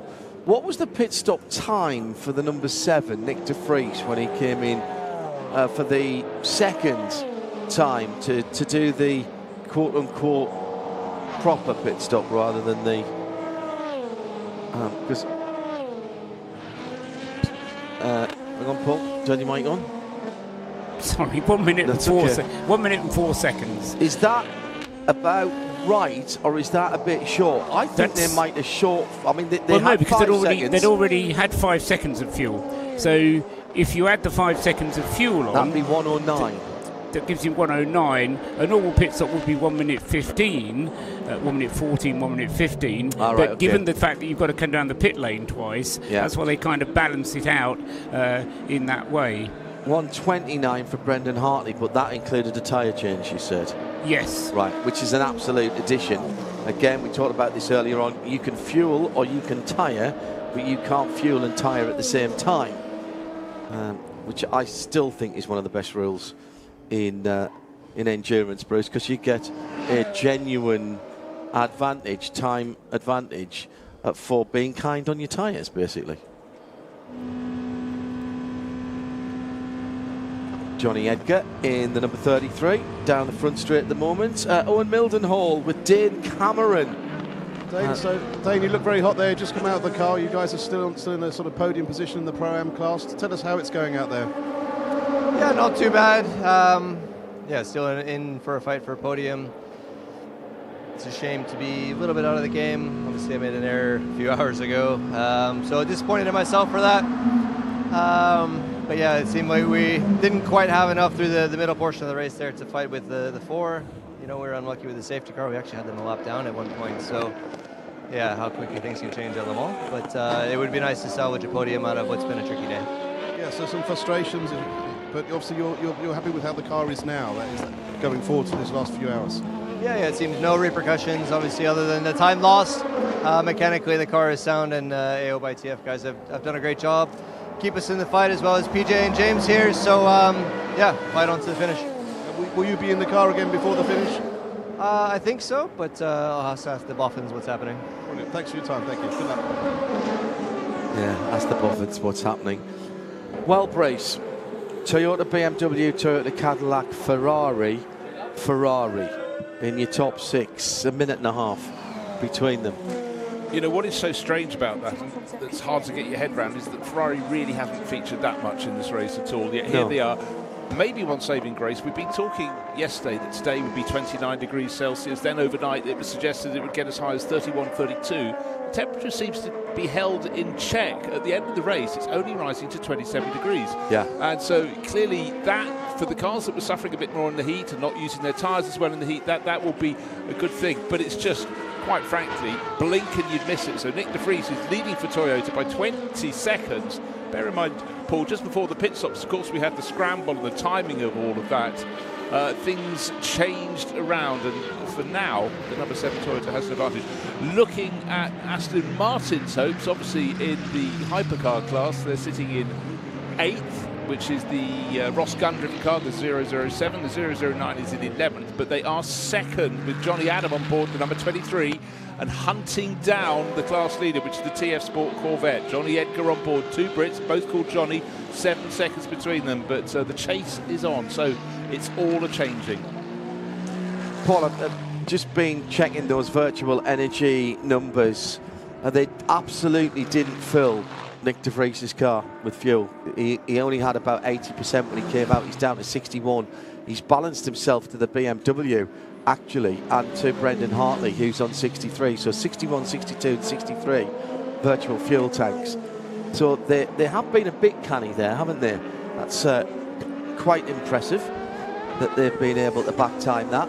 Well, I'll ask. You'll ask. Are you asking, are you? We've got our next update in about 5 minutes' time, and then Ellen Lure is back. So if you've got any questions for Ellen Lure, because you caused a bit of a stir earlier on, Ellen, a lot of people with a lot of very good memories about your racing. If you've got any questions for Ellen Lure and you'd like to put them to her, she'll be with us in about 5 or 6 minutes after the update. It's at RSL_studio. Use the hashtag 21RSL24. 21RSL24. And I tell you, it wasn't just out there in the wide world. It was us in the studio last night when Ellen came in and we went, it's Ellen! I heard there was an impromptu gathering of the Ellen Lure fan club. Yeah, family members. There. Yeah, very, very We're all good. there at the Formula Ford Festival, and then people with such memories of DTM. A lot of you scratch your head, you will remember. You will find out more.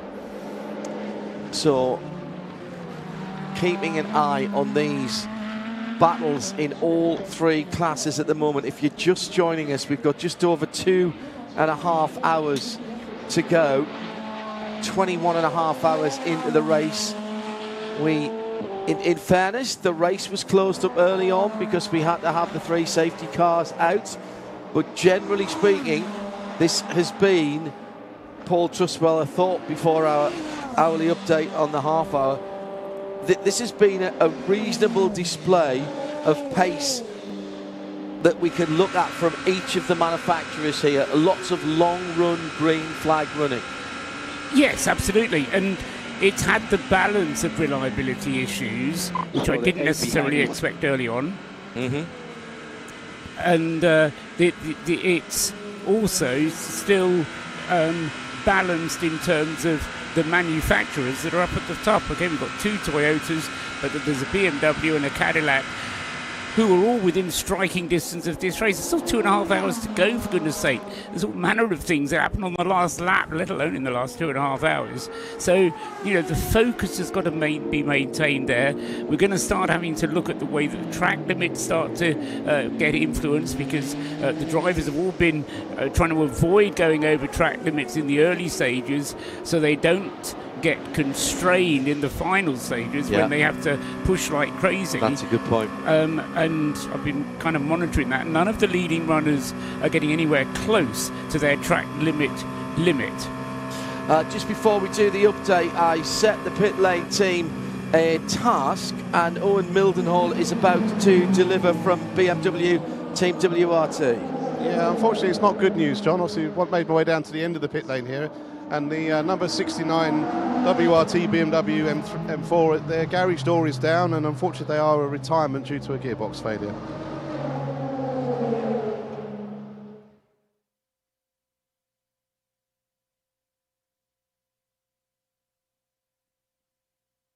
Half past the hour, time for the CrowdStrike update.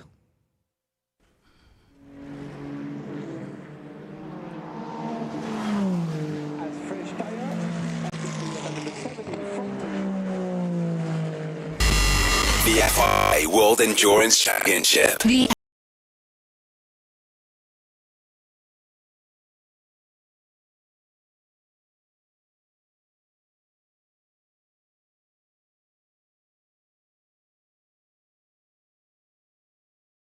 Sunday lunchtime here at Le Mans. What would you rather be doing? Tucking into a roast dinner or watching Le Mans? Well, there's no choice, is there? Nick de Vries now leads Le Mans. The car number 7 Toyota has a 20-second lead over the number 20 BMW in the hands of Sheldon van der Linde, and he's drawing away from the BMW at the moment. But of course, the question is the tyre management from Nick de Vries, and indeed how much fuel he might have on board. So Toyota leads BMW first and second. In third place is the number 8 Toyota, Brendan Hartley at the wheel of that one, and he's only 3.3 seconds behind Sheldon van der Linde. In fourth place is number 12 Cadillac Hertz team joker, Will Stevens, just done the best lap of the race for that car at 326.025. Last year that would have been the best lap of the race. Will Stevens pushing on as hard as he can then in the Cadillac in fourth. In fifth place is Robert Kubica in the AF Corsa Ferrari 499P, the number 83 yellow Ferrari, and in sixth place is the first of the Works Ferraris, Antonio Giovinazzi in the number 51 car, and those two separated by just 8.3 seconds. Seventh is number 35, the first of the Alpines. That is in the hands of Antonio Felix da Costa, car number 35. And behind that, although it's a lap behind, is Ross Gunn with the 007 Aston Martin Valkyrie. In ninth place, 101, is Jordan Taylor with the Wayne Taylor Racing Cadillac.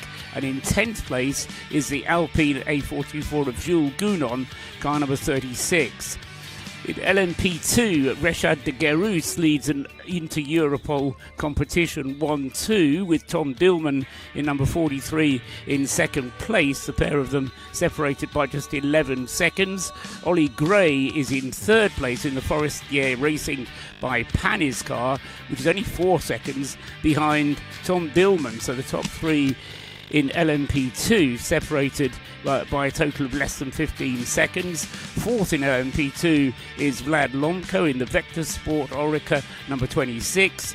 In fifth is Ian Aguilera in the CLX Motorsport car number 37, and in sixth place is Valerio Vinicella in the EDEX Sport car, and that is car number 28.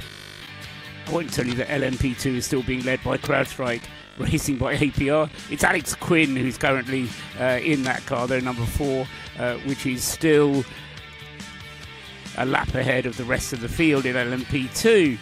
In GT3, LMGT3, Johnny Edgar and Johnny Adam having a bit of a battle. There's 8 seconds between them, with the Corvette of Johnny Edgar ahead of the Heart of Racing team Aston. In third place, it's Hadrian David in the Lexus number 78. In fourth place is the second of the Lexus cars, Jose Maria Lopez in his Acodis ASP Enter car, that's number 87.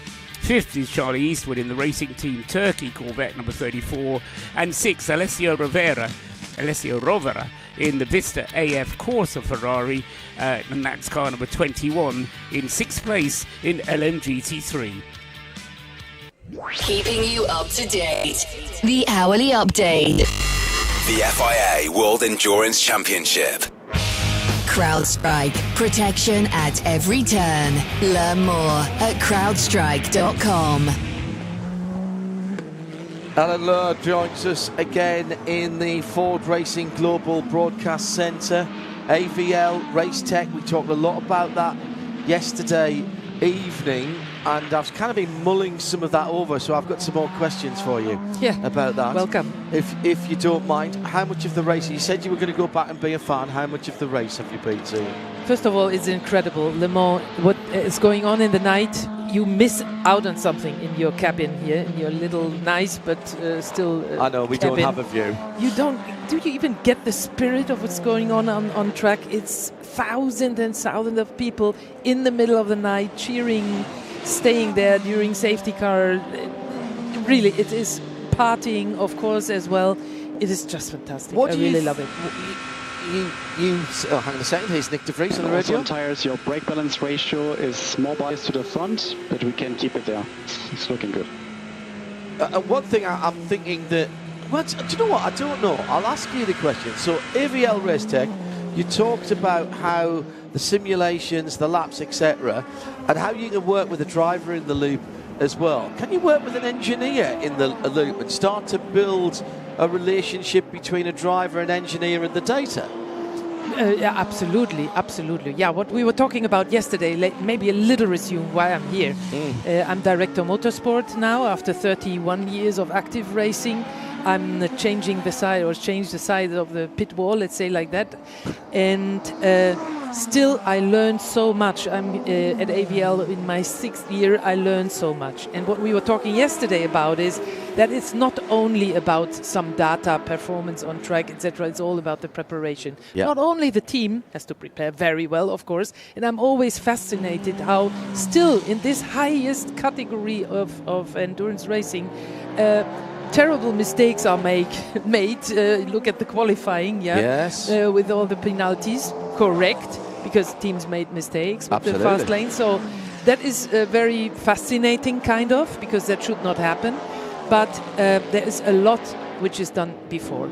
And all these cars are developed, hypercar are developed, of course, with simulations, where we very much involved in. Look at inter-Europol competition now. I'm so proud. Do you remember what I said about Inter-Europol yesterday? It's our partner. So we partner with them since some years, and they use our simulations. And we do thousands of simulations before they hit the track. And a race like Le Mans is very, very, very well prepared with all its possibilities. What happens, safety cars, not only about strategy, what everybody's talking about, but also setups, etc., adaptions, what do we do at what time, etc., etc. And there's a lot about tire management, and so on. You mentioned that. Can you do different simulations for different ambient temperatures and different track temperatures? So, of course. So they have an idea. They're not just guessing. When we've been saying, well, the track temperature might get up, it's already up to 47.6, it might get up to 50, it might get up to 55. Yeah. So they have a set of parameters already because you've modelled that. Everything. Modelled is the car. The car is modelled with all its parameters. And then this model runs on test beds, it runs on in the simulation, it runs on your computer when you do the simulations online, offline, or in the cloud. It runs everywhere.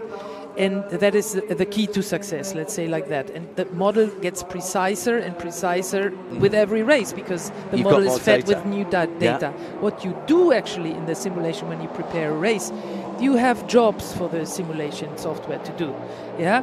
So 500,000 laps, for example, or in IndyCar it's even 800,000 laps. It's an incredible number. Or all with a different setup. But you ask the simulation to say it easy. I want to have the best lap. Yeah. That doesn't mean that the driver is able to drive the best lap. Yeah. So it's theoretically best lap. You drive a drivable best lap when the driver is preferring this and that setup. Some like more oversteer, like understeer. Some like nothing, whatever. So you say, I want to save my front left tire, because I know it's getting a problem during a long distance race. I want to do the best energy management for my race. How can I extend? Maybe you had a look at it, but into Europol, the beginning, at least where I had a closer look, they did a lap more than others. That's because their energy management is very, very good, etc. And these are all jobs you give to the simulation. So in every situation you are prepared, and at the end you pick together with the driver and the engineer the setup you finally use to be best prepared for the race, and that will be very much a different setup for a 24-hour race than for a 6-hour race. Yeah. There was nothing like this when you were racing. There was nothing like this in my time. I studied chemistry, and we had coding as well in the university, and we did it on the machines before laptops. Yeah.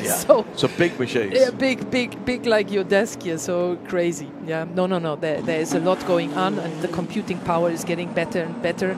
Everything is done in the cloud. No, not everything, but many things are done in the cloud. AI kicks in when it comes to analyzing these results. I was going to ask about that, etc. Especially when you're at the racetrack and you need results quickly from your simulation. It's a lot AI used already. AI agents. So yeah, and it pays off. Inter-Europol, our partner, is 1-2 at the moment, and in the last 3 years we did 2 Le Mans wins with them. So in Invicta, Barcelona this weekend, Camara won the Formula 2 feature race. Brilliant. It's also a partner from ours since many years. So yes, it pays off. So that's a big jump forward from when you were racing. But these things don't stand still, Ellen. Are you and AVL always looking to what's next, and how does the process get refined? Is it faster computers, more computing power, and where will we be maybe in 3-5 years? If you think we need to protect the rear tires, you can go up in TC. That's Charles van der Linde's engineer, just telling him if he needs to look after his rear Michelins, he can put the TC up a little bit. So what's coming down the pipe, as it were, and what innovation do you think there will be, and how much more can you do? I mean, you're talking about 500,000, 800,000 laps. What, you're going to do 1 million laps and still be able to turn out results that are meaningful? No, it's definitely still about the time until you get results. So we came down from days to hours already. That will be quicker and quicker.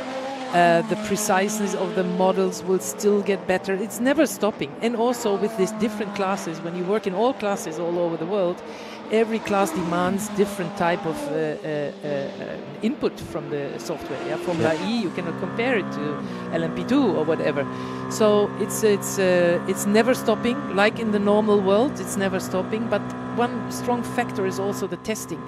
That's where we are very strong with ABL RACETech. We test the cars in every state of the development, or even for teams, even in LMP2 when they're ready. We do brake testing, we do gearbox testing, we do full vehicle testing. And there is no OEM in motorsport who does not own test beds and do it. And that is a vital part. For example, now we are 1-2 with Inter-Europol, and I'm so unhappy that Dorian in the Duquesne is out. I mean, I'm happy with 1-2, but, Dorian on the podium, she really deserved it. She is, for me, one of the best, if not the best, women we have in motorsport at the moment. And I'm very sorry. When I understood it correct, there was a front disc brake. Yeah, and that is actually something which you can avoid when you run on the test bed. Because what we see on the test bed, for example, is that first of all, we have a procedure to run in the discs and pads. It's very different from what we do as drivers in the car. Yeah, you have a feeling. The more experience you have, the better you run in your brakes. But when you do it on the test bed, it's a procedure which is very clear. You run whatever 30 seconds in with this reps, with this brake pressure, etc. Because when we start betting in brakes, I'm not talking about the testing, then you see that that there are sometimes combinations which are completely going crazy. Front left is suddenly behaving completely crazy than all the others. Out of all the parameters. And that is something which potentially has happened here, and it was run in by drivers. By the way, sorry, I'm talking too much, I know, but I see the Toyota, and I thought before the race they have a good chance to win, actually, because historically, I don't know if you mentioned that, talking about brakes, tires, etc., the car is very, very good to the tires, Yeah, which very always light. gave them an advantage during racing. You mentioned Dorian Pan there. Yeah. Lila Wadu in this race as well. And Adrian Michael Rees knew that you were, well, when I said you were coming back in, he wants to ask you a question. I didn't get to ask it yesterday. What do you think of the landscape of motorsport diversity now? You were a winner in DTM. Is it better? Is it worse? Could it still be better? I mean, the answer is, of course, it always still could be better. Why hasn't it moved on quicker, Ellen? Yeah, first of all, yes, of course it can be better. I mean, it's opening my heart. When you go through the paddocks of WEC, ALMS, or even Formula One, you see more and more and more women, and not only doing events or whatever, working as engineers. And it's opening my heart, because I'm fighting for that so long.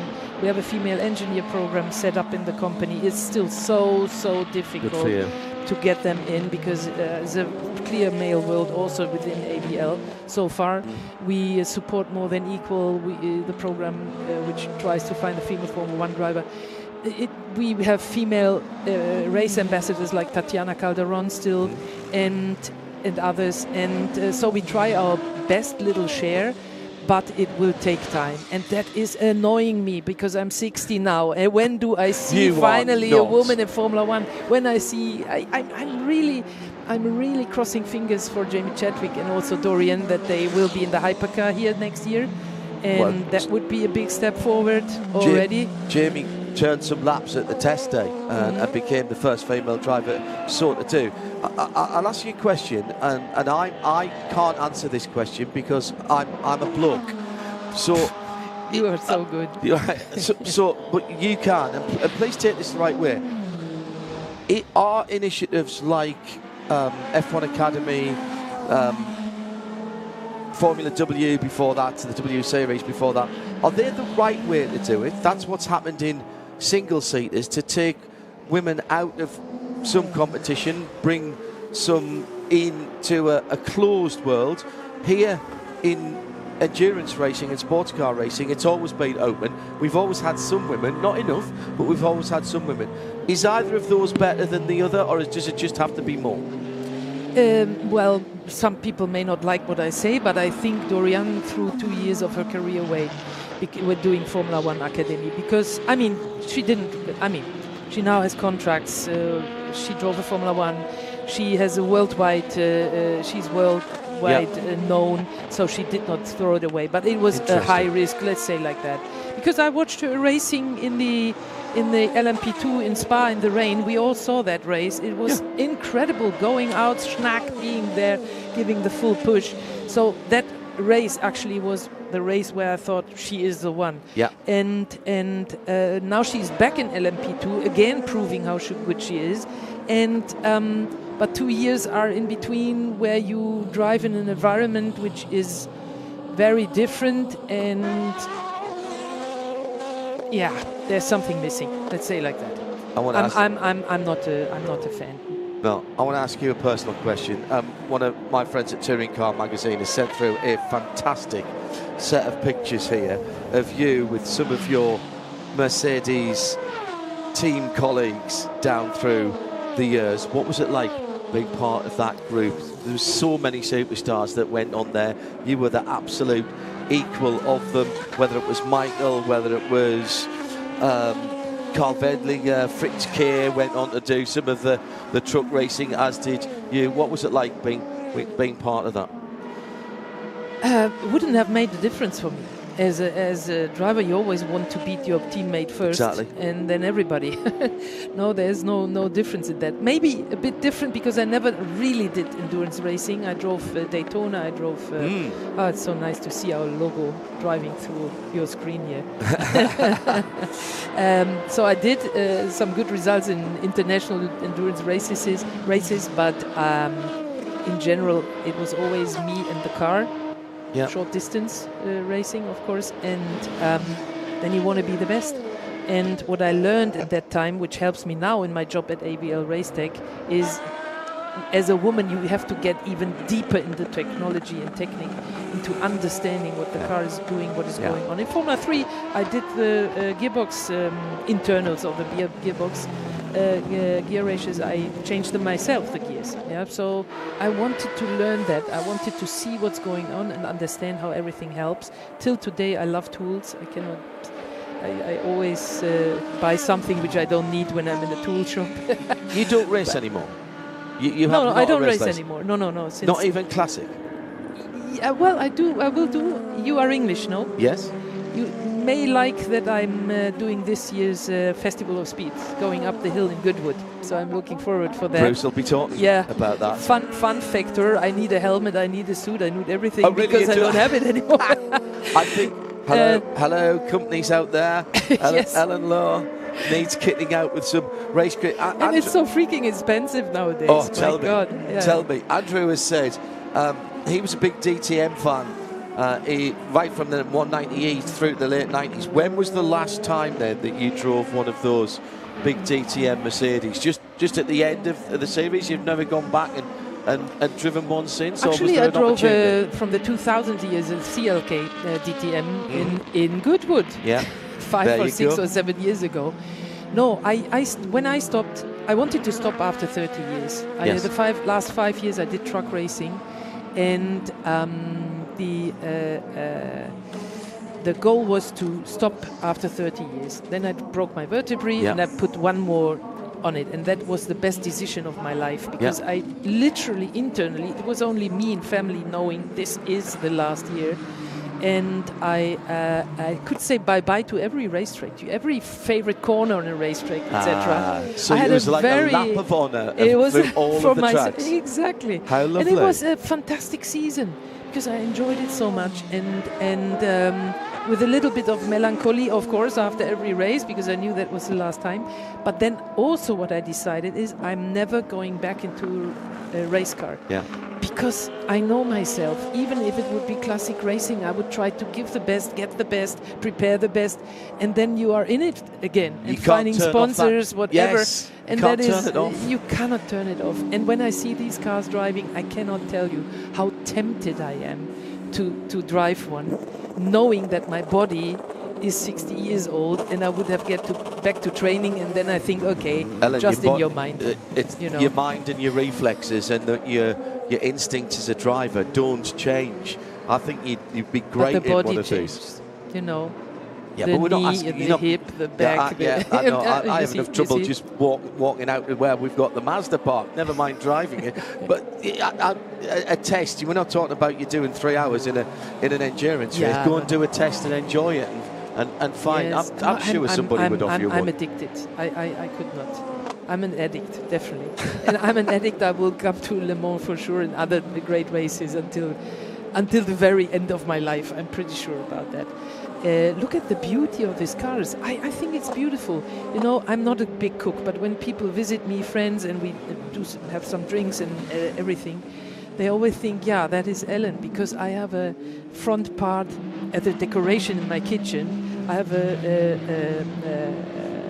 wheel nut of a Formula One. I have a front setup, front wishbone of a Formula One. I have an exhaust from Motorsport, which is for me done welded like a piece of art. And this is my decoration. So no trophies. I have no trophies in my home, but this is it.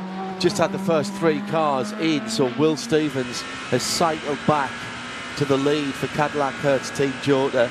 Nick de Vries in the number 7 Toyota goes out with fuel only. Sheldon van der Linde, see above comment.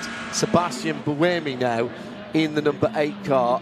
Change of driver there. Will that inject a bit of pace and bring that car back into Antonio Giovinazzi pits, as does Antonio Felix da Costa. Those two have been on the same cycle with 2 Antonios together, and they've been together. Those 2 cars have been in for ages as well. GT3 leader Johnny Edgar in. GT3 second place Adrian David in as well. As we come down to the last 2 hours, all the teams are now back timing. Ellen Law with us here. Ellen, before I let you go, And what I have to say, I said it yesterday already. What fantastic names you just mentioned. Oh, I mean, it's incredible, isn't it? It's incredible drivers. Everybody in hypercars now has already, and also LMP2, Nico Müller, Tom Gillman, whatever. So everybody is just on such high level. Yeah. And this is what you see in the racing. Look at that. I mean, so many can still win in hypercars. So many can still win in LMP2 class. Yeah, yes. this is wishful thinking.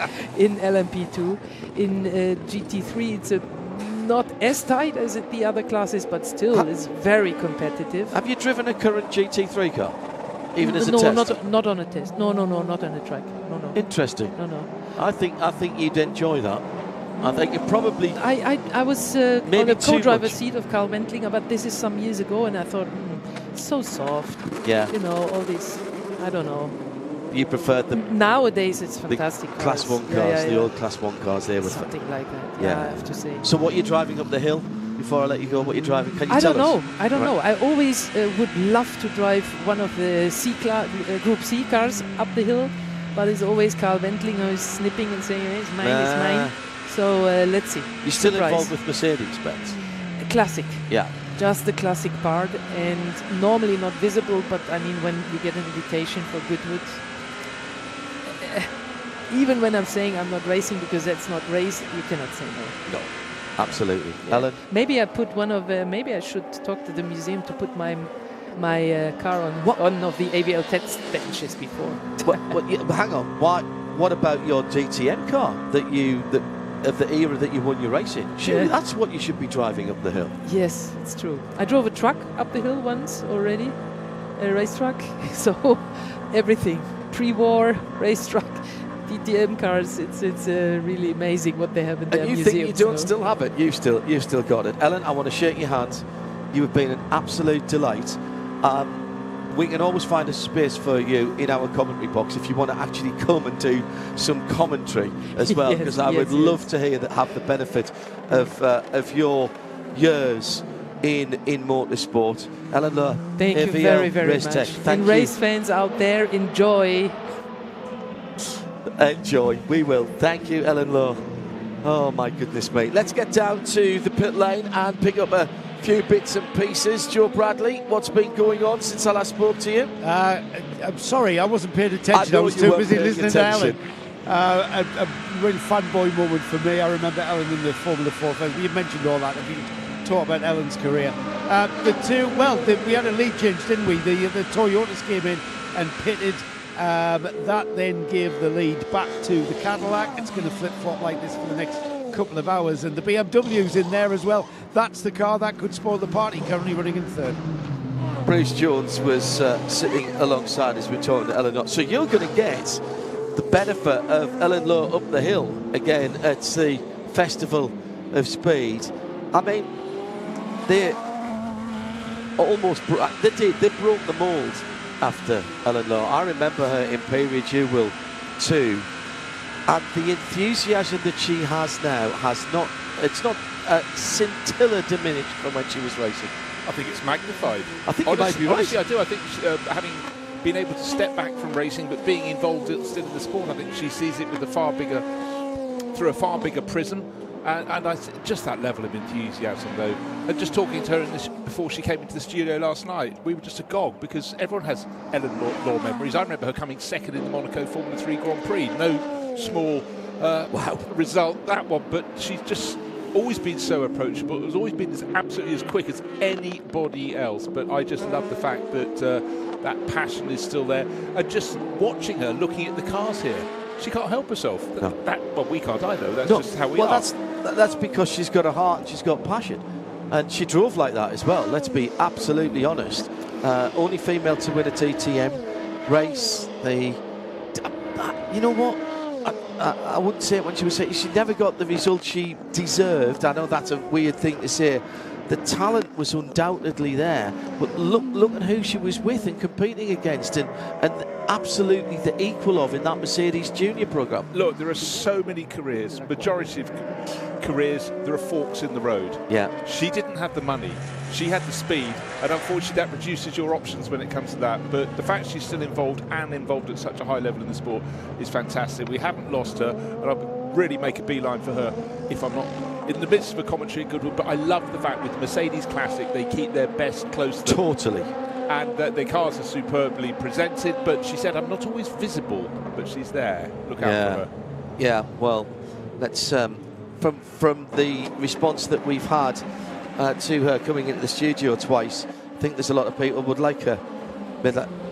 Let's go to, leader in the pits. I'll go to Joe in just a second, just making sure that that was as regular as it should be. We'll keep an eye on that as Joe Bradley can add to the conversation with an interview. I just not so much an interview, but a comment. You guys comment that on what Ellen said about women in motorsport, and it's not like we haven't had really good drivers out of women in motorsport. Ellen Law's one of them. Davide Galizza, Lella Lombardi, the only woman to score a World Championship point, albeit a half a point.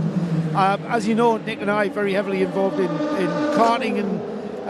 With Kart Live TV, we see a lot of girls competing in karting.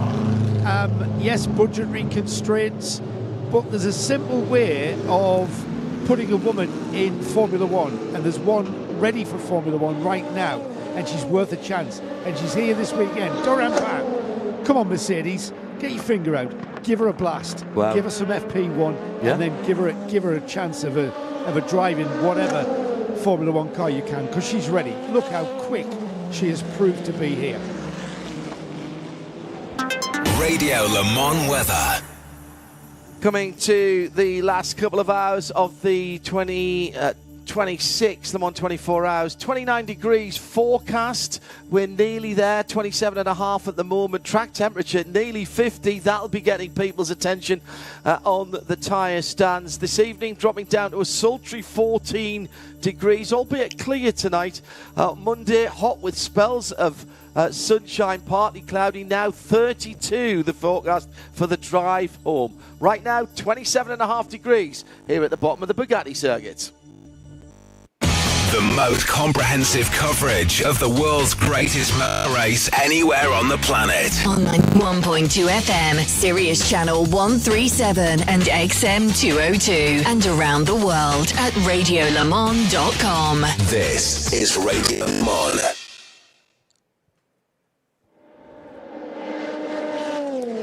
Hello to Sam Wilhelm. Just been listening to the interview with Ellen Law. Fascinating discussion about women in motorsport. I'm not sure it's possible to be cooler than Ellen. Please make her a regular. Chris Suku absolutely agrees. She makes it accessible and simple.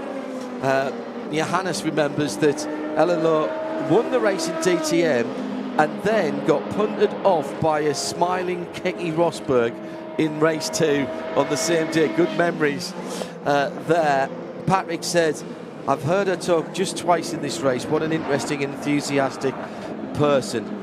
She's done a bit of broadcasting as well. I think you feel that. She's still got the passion for what she does. And we wish her all the best with AVL Race Tech. Been there 6 years now. Here's Buemi on the radio. 8/10 quicker than sister car on BMW last lap. Gap ahead 7.6. Gap to sister car 25. Well, Bruce, this is bubbling up nicely. Not just the temperature outside and on the track where we're knocking on 50 degrees Celsius. Adrien David has just put the fastest GT3 lap of the race in with a 53.8 in his quest to close down the two Johnnies in the heart of racing. 23 Aston in second and Johnny Edgar in the front of that particular class. Eleanor just appeared over my right shoulder there and I felt the need to stop talking there. She's got so much of a presence. This one, as I say, bubbling up nicely, and I don't think you write any headlines right now, do you, Bruce? Certainly don't. 3 different manufacturers in the top 3 positions. Toyota, BMW, Toyota and Cadillac, Cadillac are in 4th, not 3rd. So Toyota, you have to say, in the driving seat, they've got an air and a spare. But Nick De Vries sitting on a 14-second margin, but the lap pace is still actually incredibly close between them, but Paul Trustwell has just popped out, but he just popped back in again and quickly he's having a check on where we are. Paul, if I could scramble you with no warning whatsoever, which one of the top 4 is due in next? Is it going to be Sebastian Buemi? No, it's going to be Nick de Vries, followed by Sheldon van der Linde, followed by Sebastian Buemi, coming in on the same lap, and then Will Stevens will come in the lap after, as a off the back type of answer to your question. No, that's good. I'll go with that. Yeah, those top 3, 72, 73% virtual fuel tank. 90% from Will Stevens will tell you he's got a little bit more to give. And with 2 hours to go, the strategic part of the race may well now be beginning, not totally, but be beginning to take a back seat, Bruce, to, right guys, take everything out of the fast draw, throw it at the car and use it up with 2 hours to go. Well, to be honest, about 4 hours ago we started to get some stories that, messages from engineers to drivers, sort of saying, track limits, we'll let you have some now. We're going to unleash them. Wasn't it? Now, one thing I just want to point out is that in GT3, it was very, very close. It's spaced out a little bit, but it's only 5 seconds between TF Sport number 33 Corvette, Johnny Adam giving chase, but only incremental gains in his heart of racing. You are still, please, be up to 7. Stable with 8, or few laps they are quicker, few laps they are quicker. But in the same tire situation to 7, you are catching them. Okay, that's a message to Sheldon van der Linde. I cut my sentence short because I think all these messages are like gold dust. They are now, yeah. Late stage in the race. But to finish my point, going back to, in fact, the place has just changed because Johnny Adam has just been overtaken by Hadrian David. My point was the Lexus was, or the better of the 2 Lexuses, number 78, was closing them down. There's one in 4th place as well, but that's a little bit further back. So here we have the top 3 in GT3 with under 2 hours to go, therefore more than 22 hours done, covered by just about 7 seconds. In terms of answering the question about track limits, the man with the most track limit warnings in the top 3 currently is Sheldon van der Linde in the BMW number 20. He's currently sitting on 6. Now you're allowed to get to 10 and then you get a warning flag. What I'm not sure is what happens after the warning flag. And that is per driver, but it is it is not reset throughout the 24 hours. So it's a count which is set up over the 24 hours for a single driver wherever he transgresses on the track limits. It's not at any one specific corner. They all get accumulated together per driver over the course of the 24 hours. So actually, for one driver to only transgress even 6 times, as I say, they get up to 10, and the thing after 10 is a warning flag. Okay, so 9 is fine. 9 is 10 fine. is maximising. 11. Not so good. Can't think anything that rhymes with that, but just not good. 11 is not heaven. No, absolutely not heaven. Another birthday celebration down in the pit lane. There's been quite a lot this weekend. Drivers, team members. James Broomhead at Genesis Magma was yesterday. Also, yesterday we had one of the drivers, wasn't it? Yeah, we had 2 drivers whose birthday was yesterday, and as it always happens, I get slower as I get older. It was James Collado's. James Collado was 37th birthday yesterday, and Felipe Albuquerque was 41 yesterday. Let's go down to Joe Bradley, who's in the 101 Cadillac pit. Felipe Albuquerque, birthday boy yesterday, has just taken it over. So who have you got to talk to, Joseph? I have Jordan Taylor, who's representing a nation here at Le Mans, the only American entry from IMSA. Jordan, it's kind of been a bit of an odd one. Have you found anything discernible that has, been the reason why you've just not had the pace at the front? I mean, we had the pace at the beginning of the race, I feel like, and then in the night, We had one little mistake, then put us back, and then in this race, once you kind of lose track position and lose that gap, like if then you get the wrong slow zone and then the wrong traffic, then it kind of builds from there. So we were on the back foot pretty early on, and then this morning had a couple issues of our own. And then, yeah, we spent the last, 2 to 3 stints kind of working for the 12 car, doing some, tire testing for them to see what's going to work for them at the end of the race. Hopefully have a Cadillac fight at the front for the win. You've a lot of experience here at Le Mans. How incredible do you think it is that you have the slightest drive-through penalty and it puts you out of contention? That's how tight it is at the top. Yeah, I mean, it's frustrating, but, rules are rules. Everyone's got to do the same thing. But, yeah, it's definitely frustrating because I feel like, had we not had one of those, we wouldn't have lost a lap in the night, and then the safety car this morning would have put us right back in the fight of the top 5. So, yeah, it's frustrating, disappointing, but, yeah, hopefully it'll still be a good day for Cadillac. Thank you. Well, the bow tie here under pressure in LMGT3, as Racing Team Turkey TF and Charlie Eastwood is fighting a rearguard action through Indianapolis, right on his tailpipes. Alessio Rovera, Augusto Farfus a little bit further back down the road, so it's Corvette versus Ferrari for 4th position. Traffic coming through there as well.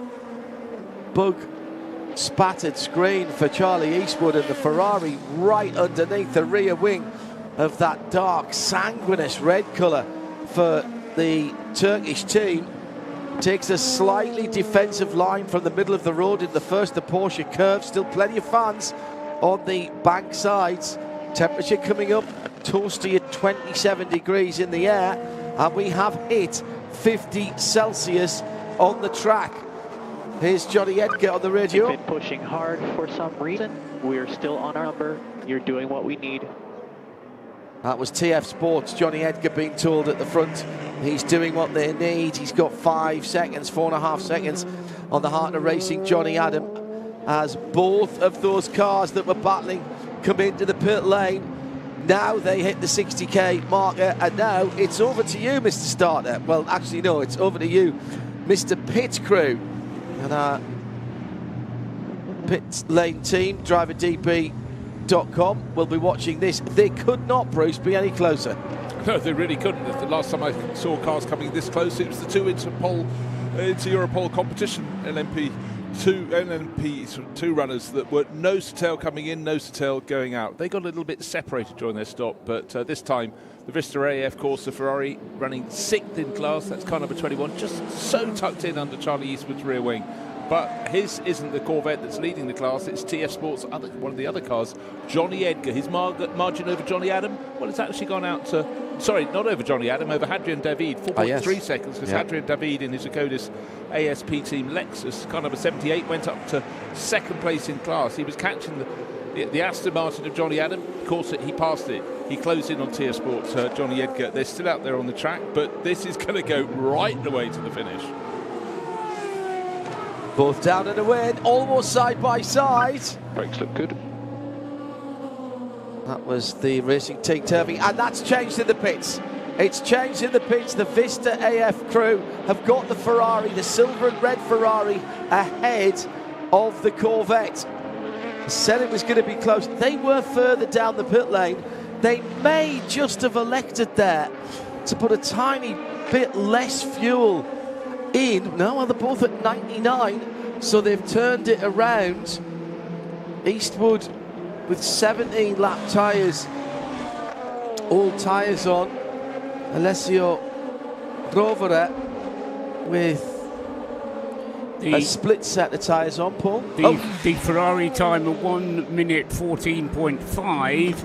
The Racing Team Turkey Corvette 1 minute 15.4. 9/10 of a second difference, but that was all it took, really, just to be a Ferrari length. That was all it took, wasn't it? As long as you were a Ferrari length different, he was able to make the place, and fractionally quicker pit stop turnaround time for the Vista AF Corsa team. Let's go down to the pit lane where the Proton competition number 88 is in the pit lane, and we've got Owen down there.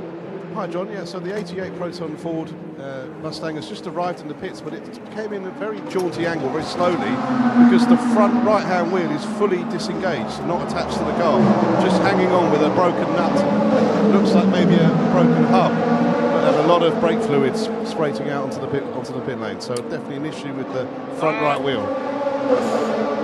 So, and earlier on, of course, we had an issue for the number 88, which had the number 77 rather, that had a problem with one of the pulleys driven off the back of the transaxle, the aircon pulley.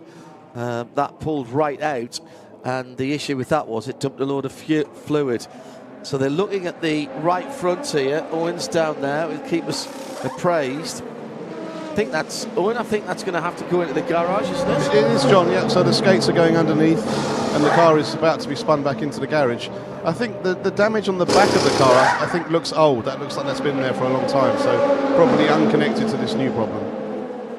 Owen Mildenhall for us down in the pit lane, informed by Driver Database. Go and have a look at the all-new driverdb.com.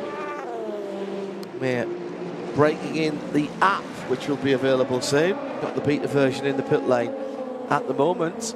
And if you are a driver, then go to driverdb.com and find out how you can make Driver Database work for you and your driving career.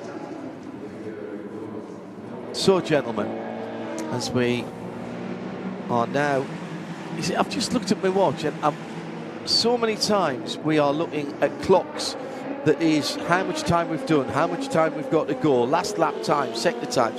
And I've actually looked at my watch, and it's 2:15 in the afternoon. That's incredible. I honestly cannot believe how quickly I feel this race has gone. That's why I just got back from lunch. Yes, I realised that now. you thought I haven't eaten since breakfast now, and all of a sudden I feel hungry. And I hadn't until I looked at my watch. It's a bizarre thing. Does make you feel hungry. Bruce, I know this is not finished yet, but are we going to look back at this, and when we, as Paul particularly does, when he crunches the numbers, are we going to look back at this and realise that we've been watching actually one of the modern classic Le Mans? I think potentially so, because you think back over the history of Le Mans 24 Hours. This is the 94th running.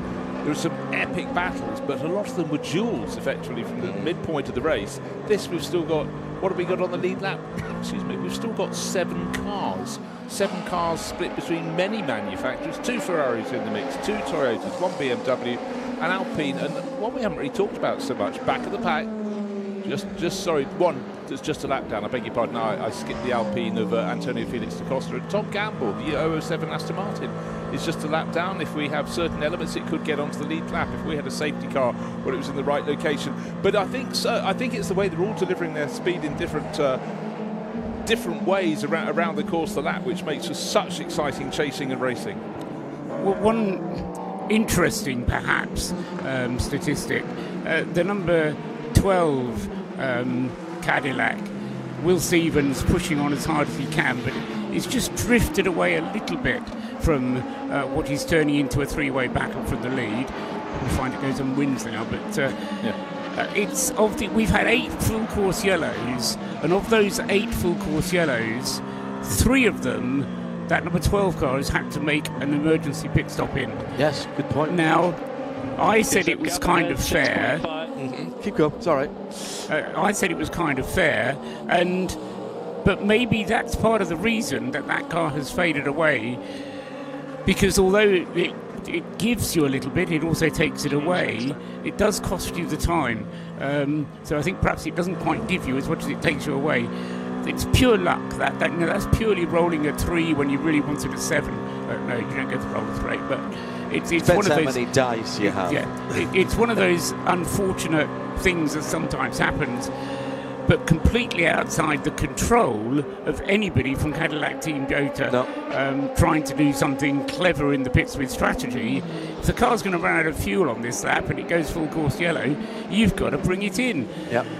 You can only give it 5 seconds worth, and then you've got to bring it in next time around as well. So inevitably you're going to lose some time by doing that. And let's say the gain by being able to go an extra lap still could be crucial in this race, because we'll find when we get to the end of the current fuel run for the top 4, the number 12 car will stay out for 2 laps longer. And that's precisely because of those full course yellow emergency pit stops. 12 cars retired, the latest of which I think was the Manthey number 91, Chan Guven, hit the wall when his power steering gave up. I've got 14 retirements. 13 retirements.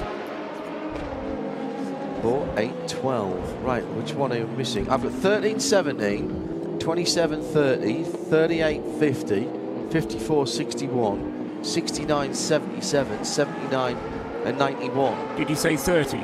I did. Okay. How bizarre. 15, you said? No, 15. I think I've got about 12, but we don't. Stefano Gattuso, the number 88 Ford, has not yet retired. We know from Owen Mildenhall down in the pit lane that that is in the garage at the moment, so that could be another going on out. So I'm looking at the official retirements rather than the cars that are at the bottom of the thing, so they maybe just not put the paperwork in. There is a submission that you have to do, Paul, isn't there, to say we have now officially retired. So the 15 BMW hasn't done that? I haven't. It's not on the official retirement list on the WEC screen. Okay. That doesn't mean it'll pop back out again, dear listener and BMW follower. Dries Vanthoor, that was behind the wheel of that, and that was quite some laps ago. They ground to a halt on lap 272. We are on lap 331 at the moment. What happened to Miguel Molina? I had a question about that age ago, sorry, and I got absolutely distracted with something else and talking to Ellen Law. It had an electrical issue as it went, I can't quite where it was now. It was coming down going up to Tertre Rouge, coming out of Tertre Rouge. And Miguel Molina couldn't get the thing to go. He did reset, he did unplug it from the wall and plug it back in again. Then he had to unplug the machine and then unplug it from the wall. But all the things that he was told to do. It was great to get the radio transmissions because we could hear the whole process going through, and we heard Miguel says it's come back with an error message. And the team clearly didn't expect that. I have a blue screen. I've got a blue screen. What do I do with that? You told me to turn it off. I did. I've got nothing now. I've got the Catherine wheel of frustration. That kind of thing, yes. And in a way, I don't know, we laugh about it. I enjoyed the old days, but in a way, it kind of sends you back to the old days where you'd get a car being worked on in a place of safety. They'd push the car to a place of safety, and the driver would then get himself on the radio. He'd take the rear deck off. He'd find his toolkit, which was in the passenger seat, and he'd do certain things to the car. Out. We had a beautiful view of one year when Jeff Prosnov ground to a halt in front of us on the start-finish line, but on the wrong side of the pit wall. And he then fiddled about at the back of the car, put the car in a single gear, and got the car back to the pit lane. Yeah. It hasn't been unknown in certain races for a driver who's parked out at the side of the circuit to look behind them and accidentally find a starter motor that someone had left just by a hole in the fence. You never know when that is going to happen. Joe Bradley. Yeah, last year's winning car, the number 83 Ferrari, Robert Kubica, has brought the car in. He's handing it over to Yaya Fei. It's significantly the first time I've seen hard tyres being brought out. Only for the rear axle, though. And I'll tell you now, the tyres have got one lap. And I know that just by looking at them, because you know the pattern that it has on. Yeah. You can still barely see it. And I saw that in practice when they did one lap on these tyres. You could still see the pattern barely. When they did 2 laps on these tyres, the pattern was gone. Brand new mediums on the front axle, scrubbed hards on the rear. Get out of the way. And that is exactly the tyre configuration that the car has come in with. They've taken off hards on the rear and they've taken off mediums on the front. Both Peugeots, thanks Joe, both Peugeots on hards. They're sitting in 12th and 13th. Matthew Jakobsen and Paul Di Resta. 4 more. We can use up those tires. Can use up the tires. Gap is still at 16.7. Try to open it up to 18. So there you go. Give the drivers something to aim for. Other hard-tired cars. Win, Taylor Racing and Philippe Albuquerque, the one-on-one, sitting in 9th place. They're on hards. There's hards on the rear of Ife Yes, EF course at number 83, and Ferrari have gone once again to a weird split. Hard and medium on the front axle, so medium on the right front, and then 2 hards on the back of Antonio Giovinazzi in the 51 car, and with just under 100 minutes still to run, I suspect there'll be people coming to the trackside from wherever they are. Maybe they've packed up their camping gear, but there is a battle, several battles still to be won here. Paul. Oh, very much so, and I mean, just the attitude of the race engineer there. Nick De Vries, the gap was 17.6. See if you could make it 18. If your gap had been 18 seconds, it'd have been told to make it 21. Yeah. You know, just give me more. Give Correct. me more. Whatever you've Correct. got, Nick, give me a little bit more. Yeah, they're pushing him along, knowing that Mike Conway is sitting in the wings waiting to get into the car for the final stint. Equally, Sheldon van der Linde in the BMW would be pushing as hard as he can, knowing that in the background we've got René Rast just waiting to get into that car, and René was the start driver in that car, as indeed Mike Conway was in the Toyota. So, you know, the last 2 years, gap was less than 14 seconds, and yet if you've got that kind of a gap, such is the way these things tend to go, you'll be able to hang on to it. It's when you suddenly find something going wrong with the car, such as you've overused the tyres and maybe the medium tyre gets a little bit too hot, that's when you have to start being careful. Just going to have to keep an eye on the battle for second, which is starting to brew up between Nico Müller for Inter Europol in the 343. He's chasing down Oliver Gray. He was a good couple of seconds, second and a half, let's say, last time around, and he's pulled it down to 3.4 seconds.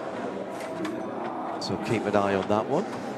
We can go down to Joe Bradley, who's still in the pit lane. Where are you, Joe? We're with Robert Kubica. Robert just got in out of the 83 Ferrari. It's a little bit different, or a lot different, to last year's Le Mans for you guys. Where is the Ferrari? Where exactly is the Ferrari lacking this year for pace? Is it anything you can put your finger on? It's quite obvious, I would say. Be careful. Yeah, I mean, there is no magic in this sport. I mean, to be honest, the car was performing balance-wise much better than I expected.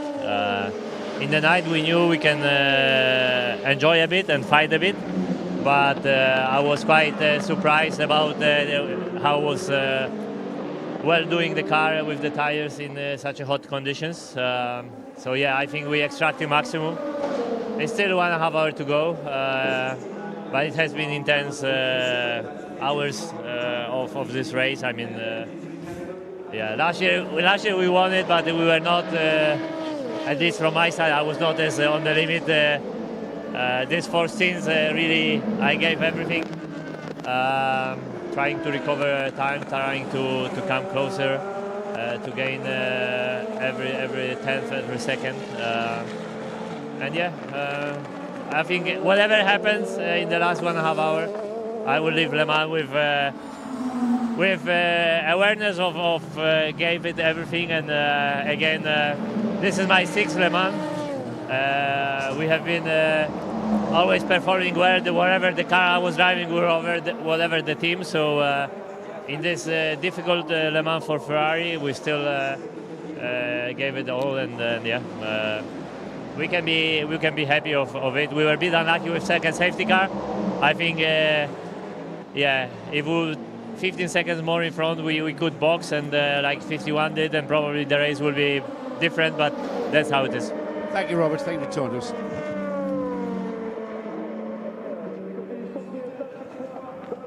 Into the pit lane for, we got there, 82. This could be the last stop. This could be the first of the last stops here for the Forestier by Panis, number 29. They do 40 minutes or thereabouts, Paul. Just under, maybe. Might be a bit tight for the P2 cars.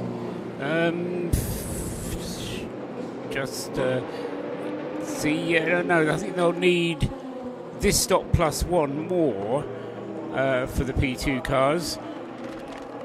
Okay. Full stop. Oh, yes. Sorry. What am I saying? I'm being an idiot. Yes, this one plus one more. So, but they can do it, you think, on just one more after this one? After they go out, after this pit stop, then there'll be one more. Yes, okay, fine. Okay, so they're splitting the last 90 minutes into two 45-minute chunks, basically. So you go Esteban Masson, I think that was, Bruce, getting into that car. Yeah, I think he'd been wandering around the garage for the last handful of minutes, and it's always intriguing at any point in a long-distance race when you see the next driver who's going to be in pacing around the garage. But when you see them with it's the weight of the night on their shoulders after, nobody gets a great sleep, even if you've got a 4 or 5 hour break. But Esteban on home ground, just looking to deliver a top result. Yes, certainly his race face was on before he got on, but he's been a superstar in that car. So very much. There's quite a lot of knockback on the disc, so you have to pump the brake quite a bit before the braking zones. Well, that's a message to Sheldon van der Linde, and at this stage in the race, the car you're taking on isn't quite as sweet as the one that would have started the race, and that's the case for the number 20, second place BMW. Was that Sheldon van der Linde talking back to his team, or was that the previous driver? Has he just gone out? No, I think he's coming in shortly, isn't he? Yeah, no, he's telling the incoming driver there. That's really cool. So the days of being able to take your time, walk across, have a glass of champagne and a chicken sandwich, whilst the next open-face helmeted polo shirt wearing driver got in, when you lean into his ear and tell him about the brake balance or whatever. No, you just tell them the vintage of champagne. We have gone backwards, I tell you. The time was when the driver getting out of the car had to do the refuelling as part of the rules, and so he couldn't really tell much to the incoming driver because he had other work to do. Sheldon van der Linde, I suggested, or we were suggesting, might be coming in at the end of this lap. He's going round for another one. I'll stick to what I said when you asked me off as I came back from mid-lunch, though. Braking is becoming... Braking is becoming beep, says Buemi. That's the number 8 car in third position. We're coming up to 2:30 time for our penultimate CrowdStrike Racing hourly update. The FIA World Endurance Championship.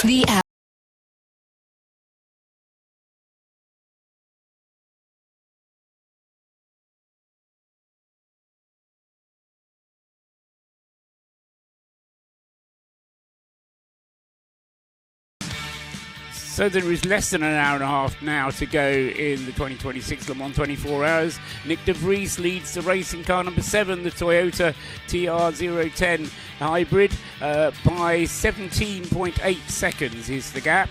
But Sheldon van der Linde in the BMW for BMW M Team WRT is the chasing car, although with perhaps a little bit of a braking system that's not as good as it should be. In third place, Sebastian Buemi in the Toyota number 8. He is only 5.7 seconds behind the BMW. In fourth place, the Cadillac of Hertz Team Jota, Will Stevens driving his heart out in that car, and he's only 20 seconds behind Sebastian Buemi. Antonio Giovinazzi in the Ferrari 499P is in car number 51. He's in 5th place. In 6th place is the Alpine of Antonio Felix da Costa,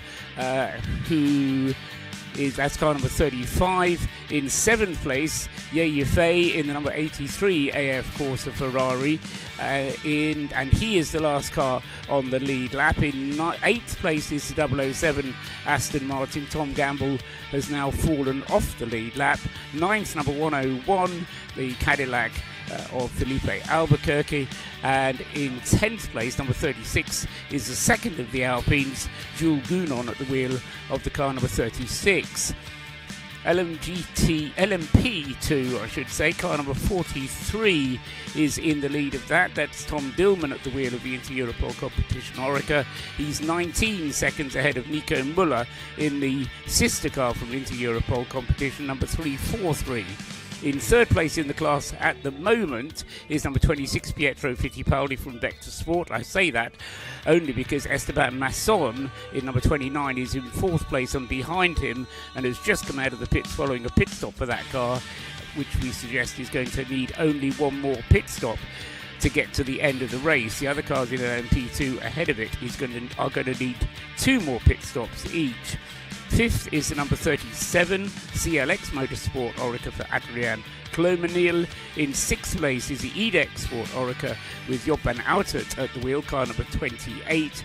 And in seventh place in class, leading the LMP2 Pro-Am section, is the CrowdStrike Racing by APR number 4 with Lauren Heinrich behind the wheel, and that car maintains its lead of one lap in LMP2 Pro-Am, ahead of Ben Barneycoat's AF Corsa Orica and the AO by TF Orica car number 99, which has James Allen at the wheel, although he is a further lap behind Ben Barneycoat, so a lap separating first from second and a lap separating second from third in the LMP2 AM class.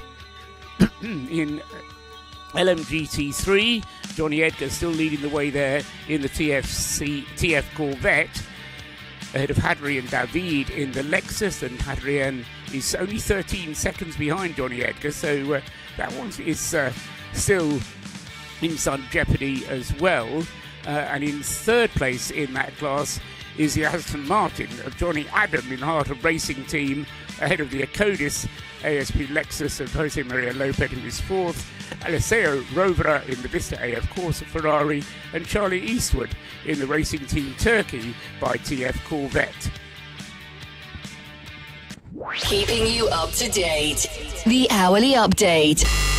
The FIA World Endurance Championship. CrowdStrike. Protection that powers you. Learn more at crowdstrike.com. Listening to 91.2 FM and live around the world on RS1, part of the Radio Show Limited network of channels. An hour and 24 minutes to go in this 94th edition of the 24 Hours of Le Mans. It's Peter Mackay, Bruce Jones and Paul Truswell taking you through the action in the Ford Racing Global Broadcast Centre, and not the perfect entry to the pit lane for the Toyota number 7, Bruce. No, bounced across, but went up, it came down, but it did manage to stop squirming, got in. But this is the penultimate roll of the dice. And there was a message as the first three cars came in, 7 and went out, still waiting for number 12 to have its run. The message to number 8, Sebastian Buemi, wasn't what he wanted to hear. The cars in front are on new tyres, the two cars in front when he's running third, and the one behind will have new tyres. And in effect, we're saying, do you want to roll the dice? Do you want to gamble? Can you do another stint on the rubber you've got? Can it go to the end? Will you be able to hunt down the cars ahead? We didn't hear a reply from Sebastian Buemi as yet. Maybe it's something he's been pondering, but with his car in the pit lane, ponder no more. But they've got fresh set of tyres. Well, it's the obvious thing to do, surely. Well, Sebastian Buemi in that number 8 Toyota only pitted for a minute and 15 seconds, whereas the sister car of Kamui Kobayashi, the 7 Toyota Racing Machine, a minute 28. So I wonder then if Buemi didn't take time. Was just as I stopped speaking, I suddenly thought, I haven't done my maths at all well. I think he's gone for it, not the rubber. Yeah, gone for the chase, gain the time and see what comes your way. And Paul, this is a tactic that you can pull at any point in the race, just to make sure you've got track position. We first push, so we go 12.2 laps, Alpha 9.2, Alpha 9.2. You use your tires now at the beginning to build a gap. So the two trains of thought, either take the time in the pit stop. Of course, unlike in the IMSA WeatherTech Championship in America, you can have fuel and tyres at the same time. If you are going to take tyres, it's additional to the fuel going in, so it's time lost. But then, of course, you've got fresh tyres, more performance on track. Buemi's team, they've gone the other way by saving the time in the pit stop, but having to survive on the older tyres. I mean, I guess if you're in the luxurious position to have 2 cars in the race, Paul, why not split the strategy? Place 2 bets on for the price of 1.5. I agree with the philosophy of deliberately splitting the cars and saying, right, you do this and you do that. As far as I know, the structure at Toyota is to give each team full autonomy so that the teams can actually choose whether they do A or B. So Toyota, for the longest time before the hypercar era came in, when they were winning quite a lot, but it took them quite a long time to get there, structured the organisation so that there was an overall engineer in charge who was giving the race engineers instructions as to how they should run the race. But I think they've done away with that now, and they let the teams run with full autonomy. In LMGT3, leaders have just taken pit stops as well. Johnny Edgar for TF Sport has taken the car back out, so a big bit of faith being put in that young man. Nicky Katzberg, of course, part of that driver roster. Meanwhile, Acodis ASP in their 78 Lexus, they've put in Jack Hawksworth to try and run down the gap there as well. Let's hear from Will Stevens. I think the strategy just to push flat out step 1's good, right? Sounds good to me, Will. Sounds good to me. Flat out, maximum attack. No, Will, take it easy. Just no, we heard earlier on that it was win or bust. The Cadillac team is not here to just be on the podium. This is by far their best run ever at Le Mans, but they really can't afford to do anything but win. If they finish on the podium, yes, that'll be a bonus, but that's not what they're aiming for. They're aiming for that top step. The race engineer said as much earlier on to whoever it was who was in the car at the time. I think it was Norman Nato. It was Norman Nato. Well done, thank you. And you've said it all week, Paul, that this was a race that was going to be so close, it was going to be decided on penalties. What is that number 12 Cadillac of Hertz Team Joda had in the last few hours that others haven't? Penalty. That drive-through penalty is at the moment costing them very dearly indeed. Yep, fair point. That it could be part of it. The BMW number 20, Sheldon van der Linde, isn't Sheldon van der Linde anymore, is it? It's René Rast at the wheel. Robin Freins. Robin Freins got back into it. Ah, okay. So that was a change. I wonder if René Rast is okay, because he hasn't driven the car for quite a little while, actually, in that number 20. Because I wouldn't say that René was slow by any means, but the last time René was in the car was at 7 o'clock this morning, and he's not been in it since 7 o'clock this morning. Leader into the pit lane. Will Stevens brings in the Cadillac Hertz Team Joda number 12.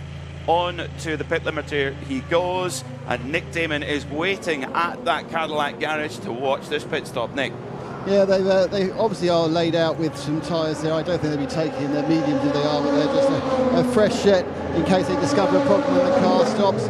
Hits its marks perfectly, the fuel is engaged, and obviously we now begin a large amount of cleaning. A fresh water bottle for Will to power his maximum attack. And new windscreen cover, and this will carry on going. So if anything happens, I'll tell you, this is looking pretty standard so far. Right, quick news flash from me. Car number 7, Nick De Vries, was coming into the pits. We saw it was a bit of a rodeo ride. He was cutting the pit entry. He's under investigation. This is the second place Toyota. He's just at the moment 8.5 seconds up on his teammate. If any penalty comes his way, that could be reversed. So, more drama. Race not over yet. Let's catch up down in the pit lane then with the Peugeot team. Malte Jakobsen is caught up with Neil Cole for this driver database informed report as fresh tyres go in the Cadillac number 12. I've just had to cross the pit lane to, well, Malte leapt over the pit wall. I went through the gate because I've got too much equipment. Malte, you've just come out of the car, some really nice scenes with the team, high fives, handshakes. How do you feel for you this 24 Hours of Le Mans has gone? I'm feeling great. I was still enjoying the last couple of stints in the car. As you said, I just got out and I handed over the car to Theo, so he's going to finish the last 2 stints now with the race. So, yeah, just went around to all the mechanics to say thank you. Because even though we haven't quite had the pace to fight exactly where we wanted to be, we have still had a perfect car which has had non-reliability issues or anything so far. So this is also really impressive and a good statement for the team to show that we have a reliable car that can finish a 24-hour race like this. And bearing in mind your age, you're actually becoming quite an experienced 24-hour endurance car racer. So how does this compare to do this? Have you had any great moments at this over the last 48 hours? Yeah, of course, for me personally, not that I'm too selfish, but of course, sometimes you have to look at the positives as well. Even though the results is not going to be the best one today, unfortunately, I've still completed now. This is my 4th Le Mans. Every single of them so far, obviously, the car has not crossed the checkered flag yet, but we have finished all the races, been on the podium once already. Then I've been fortunate also to do the 24 Hours of Daytona a couple of times as well. So I think, as you said, considering my age, I've done quite a few 24-hour races already.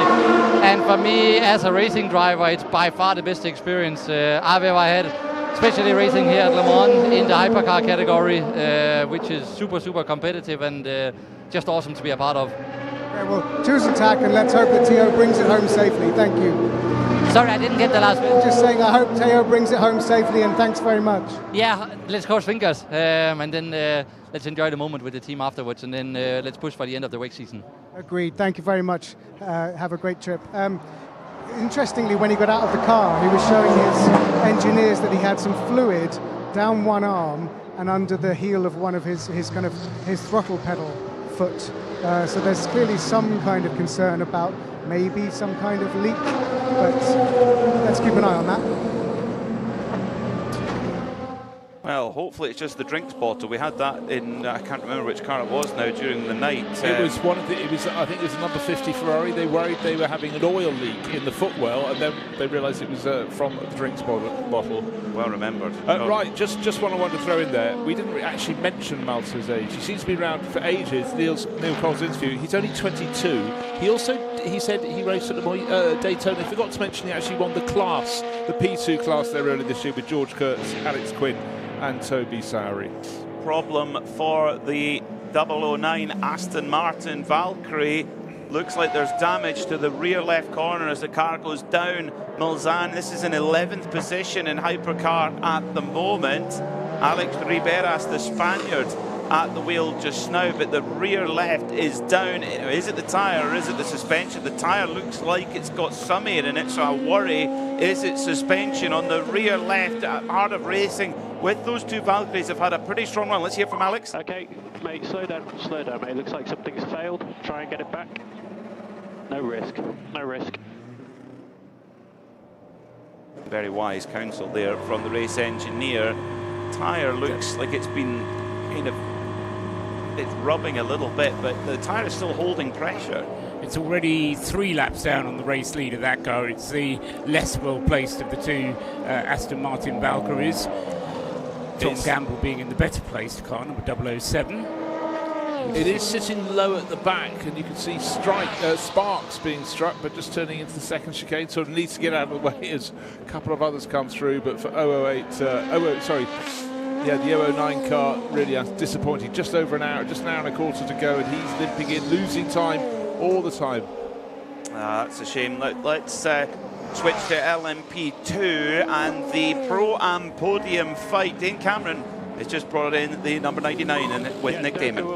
Dane Cameron just left with it. It was James Allen who brought it in. It's getting very, very toasty. I can feel it. Were you feeling the extra heat in the car? To be honest, not really, no. The airflow in the P2 is quite good, so honestly we're staying quite cool in the car. It's honestly pretty nice. I've driven other cars where the airflow is maybe not quite so good, but no, the P2 is actually a good car for that.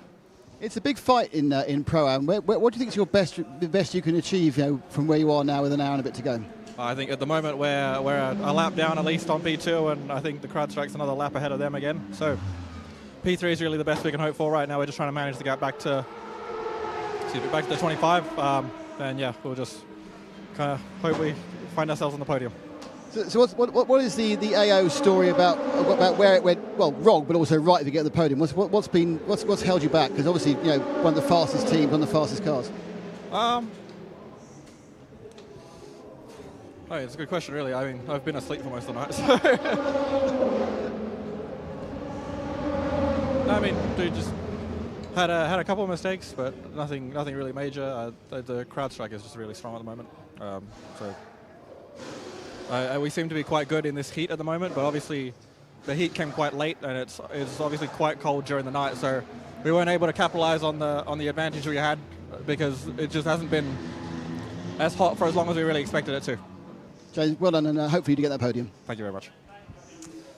James Allen there out of the AO Racing number 99. Rocky the Pegasus, one of the many characters in the stable of AO Racing, but at the front of the field in LMP2, its formation flying almost like it's like a factory team in the Inter-Europol powerhouse in LMP2. They've won 2 of the last 3 years, and it's looking like it could be 3 out of 4, but, and it's a big but, Esteban Masson has been placed into the number 29 Forestier Racing by Panis car, the quickest car in qualifying and quickest car in free practice, with the quickest driver of LMP2 on board chasing them down. So Inter-Europol are going to have to really work for this. Yeah, I don't think Inter-Europol competition are going to try and cruise together here. I think they're fighting with one another, and they have to, because the way Esteban Masson is closing on them, they can't afford to hold each other up in a battle, but nor can they afford just to cruise home because they're 1-2 in class, because Masson currently lapping quicker than the pair of them. A decision has been reached in the investigation into Nick de Vries's trip beyond track limits as he was coming into the pit entry road, and he's been given a warning flag for it. Fair play, so I think. He has to behave himself the remaining hour and 10 minutes. Kamui Kobayashi in the car that Nick de Vries was driving when he came into the pits. Kamui Kobayashi took it out at the end of that very pit stop. Roman Freins right now is absolutely tearing time out of Sebastian Buemi. Buemi on much older tyres than the Dutchman, and the number 20 BMW of Freins on fresh rubber, and that is really showing right now. So it's going to be very difficult for Buemi to hold off the charging WRT BMW. A few moments ago, just as Paul Truswell mentioned, those Inter-Europol cars are switching, and it's the 43, the white-tailed car, that moves ahead. Tom Dillman aboard of that one, looking to make it 2 in a row, of course. Winner last year with Jakub Smakowski on board beside him. Meanwhile, the Aston Martin 009 of Alex Riberas has just about made it back, but I worry, can they get the car repaired and back out on track to hopefully get a finish? Yeah, it all depends how serious that rear suspension problem is. I'm sure they're going to work on it, and to be honest, if it's going to take more than an hour, they don't want to keep it.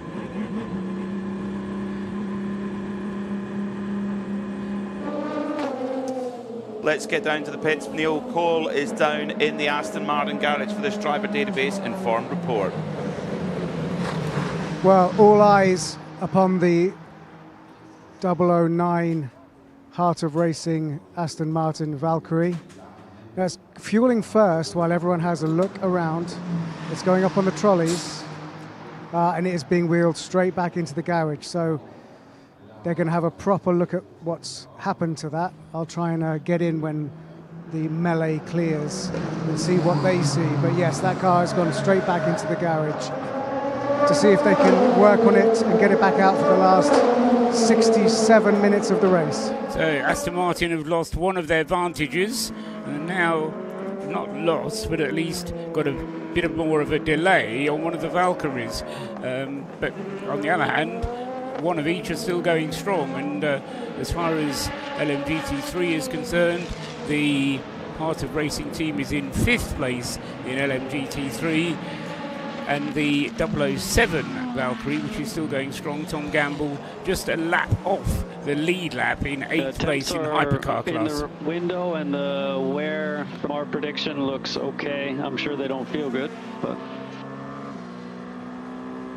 Brian Dingle on the radio to Sebastian Buemi in the 2nd place Toyota Racing TR010, and last time by it was nearly 1.4 seconds in the favour of Robin Freins chasing him in the BMW. It was over 2 seconds the lap before that, so Buemi's doing everything that he can, but you know, they threw the dice, they played a gamble.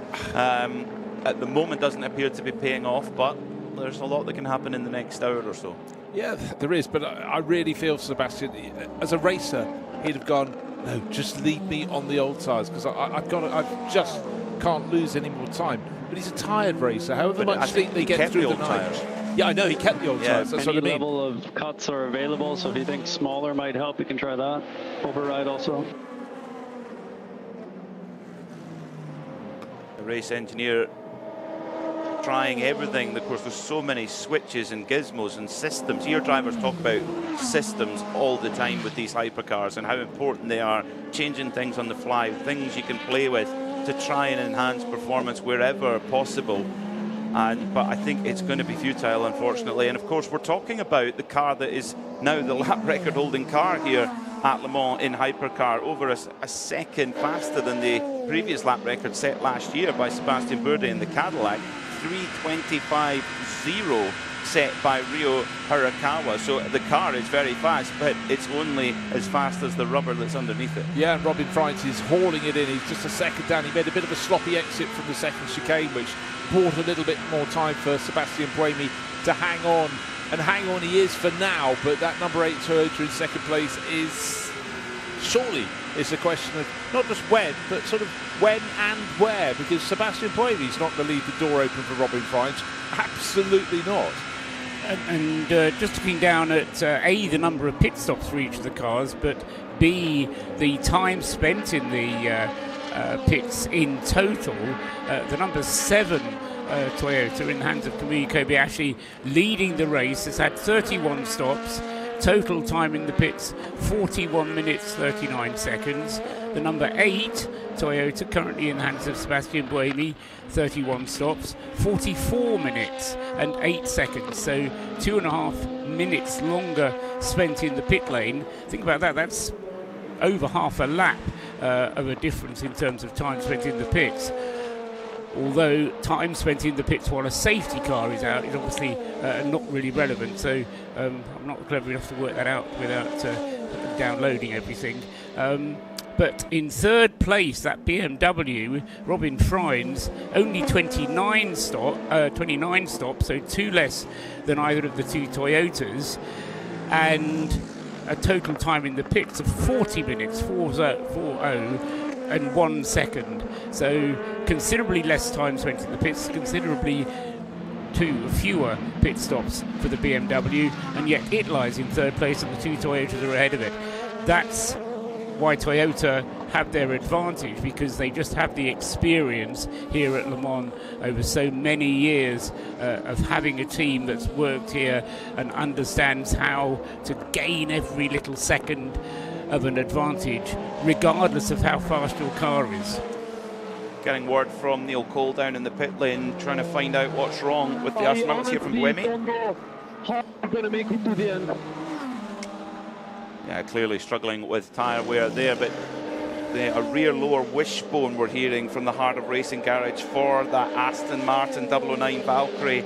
It's been a difficult few hours for that team. Their number 27 car in LMGT3 with a broken gearbox. It's a move for second place. We need to do our best to try and hold it. I know it's nearly impossible.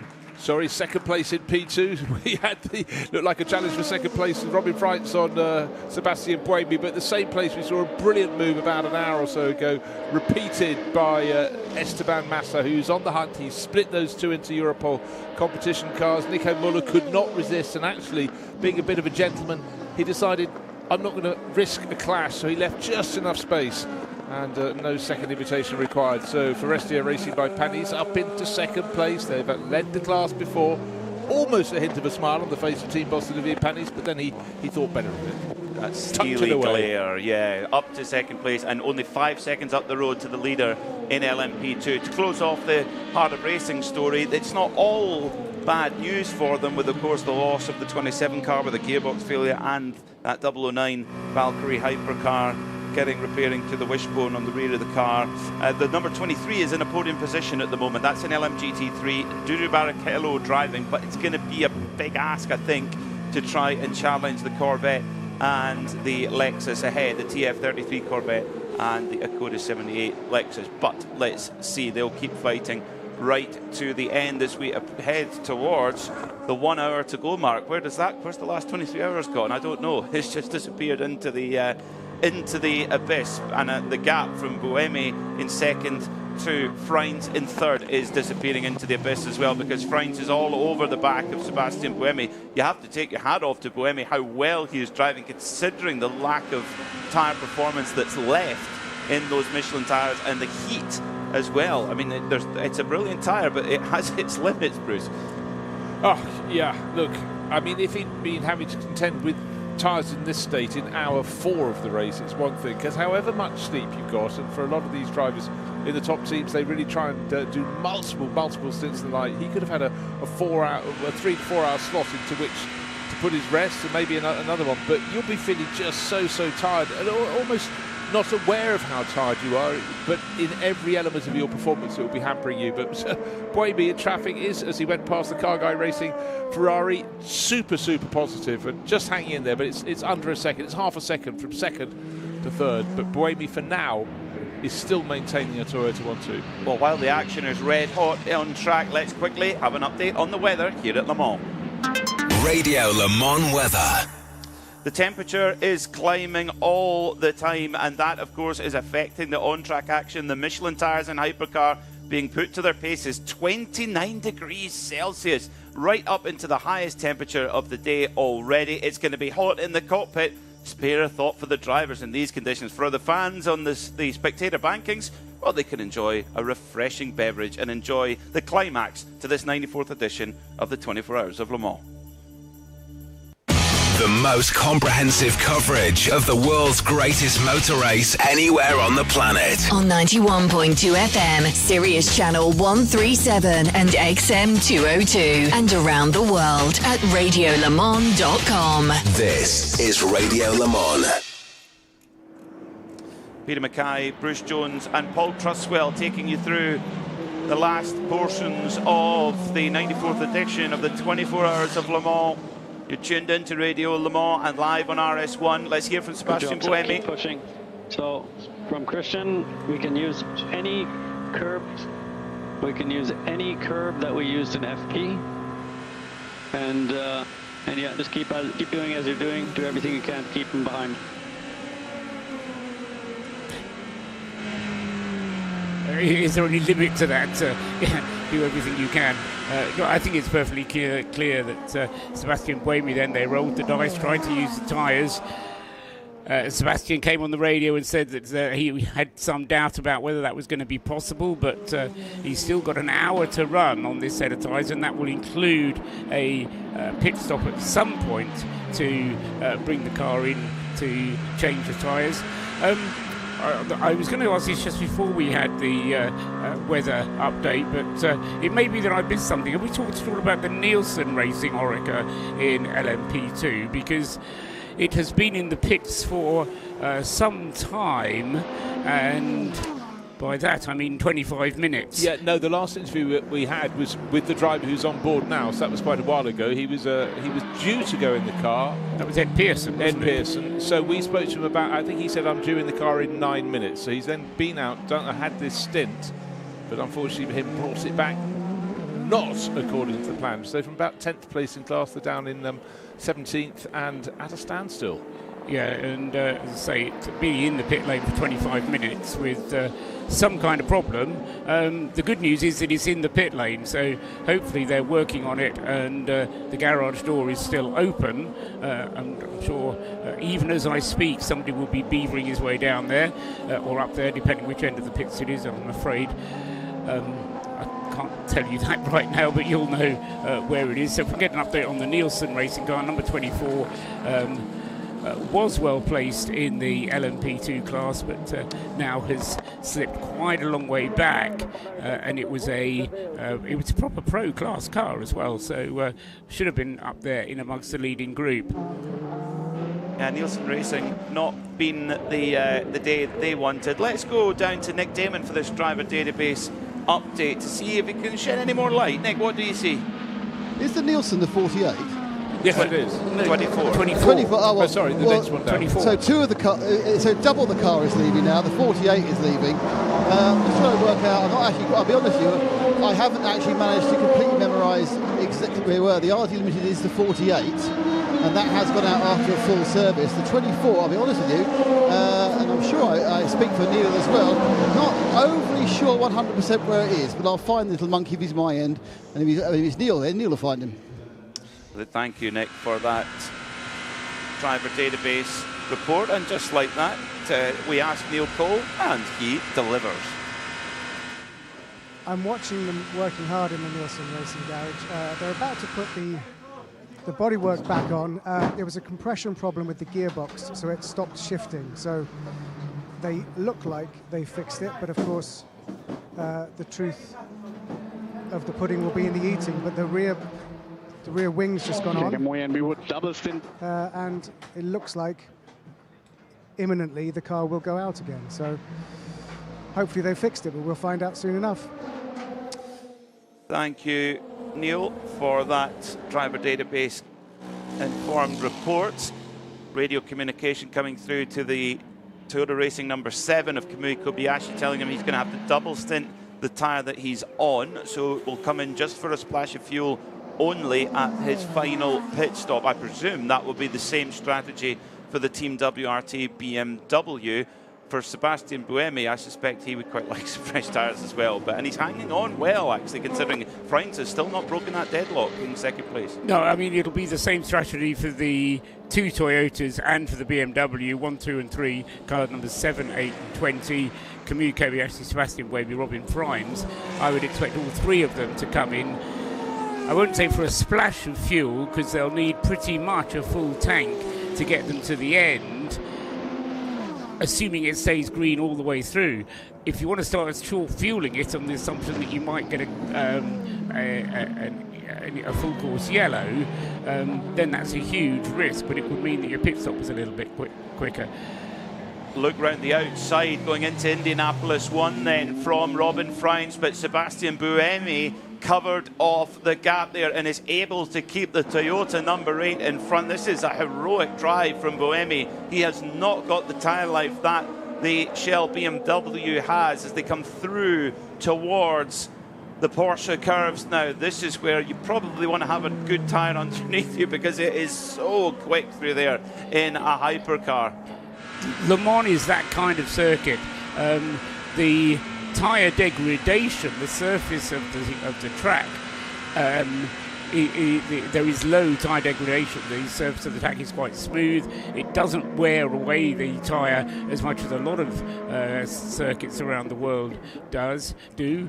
But on the other hand, you need to have a tyre which is going to grip that surface. And if your tyre is wearing away, and as somebody told us yesterday, or it could have been during the qualifying sessions, it just feels like you're driving on ice all of a sudden. The tyre ceases to grip the tarmac properly because the tarmac is so smooth. What it then does is it slides. That makes tyre wear even higher. That makes the performance even worse. And you have the law of diminishing returns, which means that you just get slower and slower, quicker and quicker. Well, the gap is still being held. In fact, Robin Freins in the first sector not quite able to lay a glove on Sebastian Buemi in the Toyota Racing number 8. He told his race engineer a few laps ago that he wasn't. He didn't think he'd even make it to the end, but he's doing a great job right now. He hasn't done yet. Exactly. Already, Aston Martin Heart of Racing have repaired their Valkyrie 009 and got it back out. Quick work there from that squad. That was a rear left wishbone, wasn't it? Yeah. Wishbone, yeah. A brief yellow flag being shown at Martel's Post 28, which is coming out of Arnage and heading from Arnage through the Indianapolis curves. 3 track limits left for Robin Freins in that WRT BMW, but with every passing lap, it's going to be harder and harder. So, a bit of a slide coming through the second chicane there for the Dutchman. And Buemi was looking in his mirror thinking, oh, this is actually going better than I expected. But of course, up the road, while this is all going on, Kamui Kobayashi is 21.5 seconds up the road. So clearly, the number 7 Toyota racing car is the one in the pound seat at the moment. Yeah, Sebastian Buemi hasn't even committed one track limit offence yet. No warnings at all for Sebastian Buemi. So if he wanted to start straying over the curbs to keep Robin Freins behind him, it would be theoretically possible for him to do so. Will Stevens in the Cadillac has 5, so he's halfway to his track limit warning, but let's say we're ticking down to the time now where you're probably talking about maybe 15 more laps to go. Yeah, probably 15 laps will take us to the checkered flag. What I would love, Paul and PMAC, is to have a tyre engineer who knows these Michelin tyres supreme well, understands how they are in this temperature. Is the benefit of tyre life that Robin Freins has in 3rd place, is that going to suddenly fall closer to the level of what Buemi's struggling with on his, or with his older tyres, are his going to go along in a sort of gentle decline and then fall off a cliff later? The track temp, well, it was last time. What's the track temperature? Last time we checked, it was about an hour ago, 2 hours ago, and it was 42 degrees. 52.7. I was going to say it will have soared since then. So I just don't know whose tyres are going to, their relative competitiveness. I mean, from the outside, just go, Robin Freins has got to make his move very, very soon indeed. But then, with the tyre engineer saying, no, actually, stay close, his tyres are going to really drop away in 3 laps' time, that's when you make the move. And yet, Will Stevens in the Cadillac. Compared to the Cadillac, you're actually holding, if not growing, the gap. Great job. Quite amazing. Yeah. Meanwhile, Will Stevens in that Cadillac Hertz Team Toyota car has just put that car's best sector of the middle sector of the entire race with a 52 degrees Celsius track temperature. Will Stevens is doing everything he can in his position right now. That drive-through penalty is, that's going to really sting as things are progressing at the moment. And for Freins, he just cannot find a way to even put Buemi under the cosh. He is there, he's right on him, but he's not able to even get close to him in combat. So Buemi is doing everything possible, and actually you could, if it's not going to be the Toyota Racing number 8 car that wins, Buemi could be winning the race for Toyota right now by making the 7 car, the sister car's job much easier. Yeah, absolutely, PMAC. But they're now between the first and second chicanes. The Cadillac that Will Stevens is driving is closing in, but I just don't think he's going to look in his bag and find 27 seconds worth of gain in the remainder of this race. Under 50 minutes still on the clock, second and third, super tight, but it's still Sebastian Buemi. And any time in the last handful of laps that we've seen Robin Freins get closer, he ends up with the front end of his car washing away. It really does. The BMW does not seem to be the dream ticket in terms of handling. The car in front, the Toyota Sebastian Buemi, on older rubber. They're one stint older, but he is somehow hanging on. Turning our attention to the LMP2 battle, the Forester Racing by Panis car, that's Esteban Masson, who was in second position chasing the leader down, Tom Dillman. He just got into the pits and come out The last pit stop was 1 minute and 21, so on schedule. But 48 minutes to go. Can an LMP2 car make it on that? I don't think it can, Paul. Yeah, 48 minutes. That's way too long, surely, for an LMP2 stint. That would be 12 laps. Which LMP2 we? Esteban Masson in the number 29. 29. No, he will need another stop after this one. Yeah, he's due in. Is he in now? He's just on his out lap. He's just gone out. Just on his out lap. Yeah. So he will need another stop for fuel before the end of the race. And where are the two inter-Europol competition cars, 43 and 343? Where are they in their stint at the moment? So Nico Muller will need another 2 laps, and then he'll be in for what will then be his last stop of the race. Similarly, Tom Dillman, he can go another 3 laps, and then he'll be able to go to the end of the race. So, Esteban Masson is flattering to deceive at the moment because the other car that's involved in this is the 26 car, the Vector Sport car, which is in Pietro Fittipaldi's hands.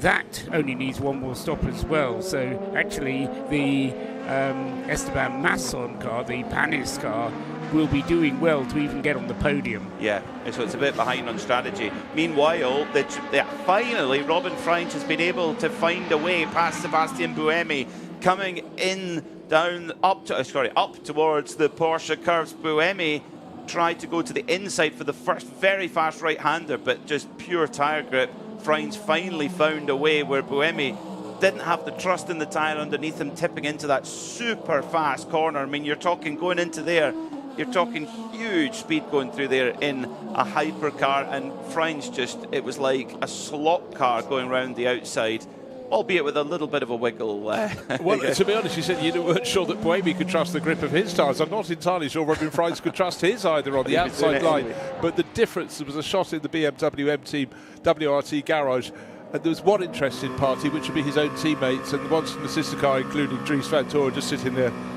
Yeah, great move. Not their year. But is it too little, too late with 45 minutes to go?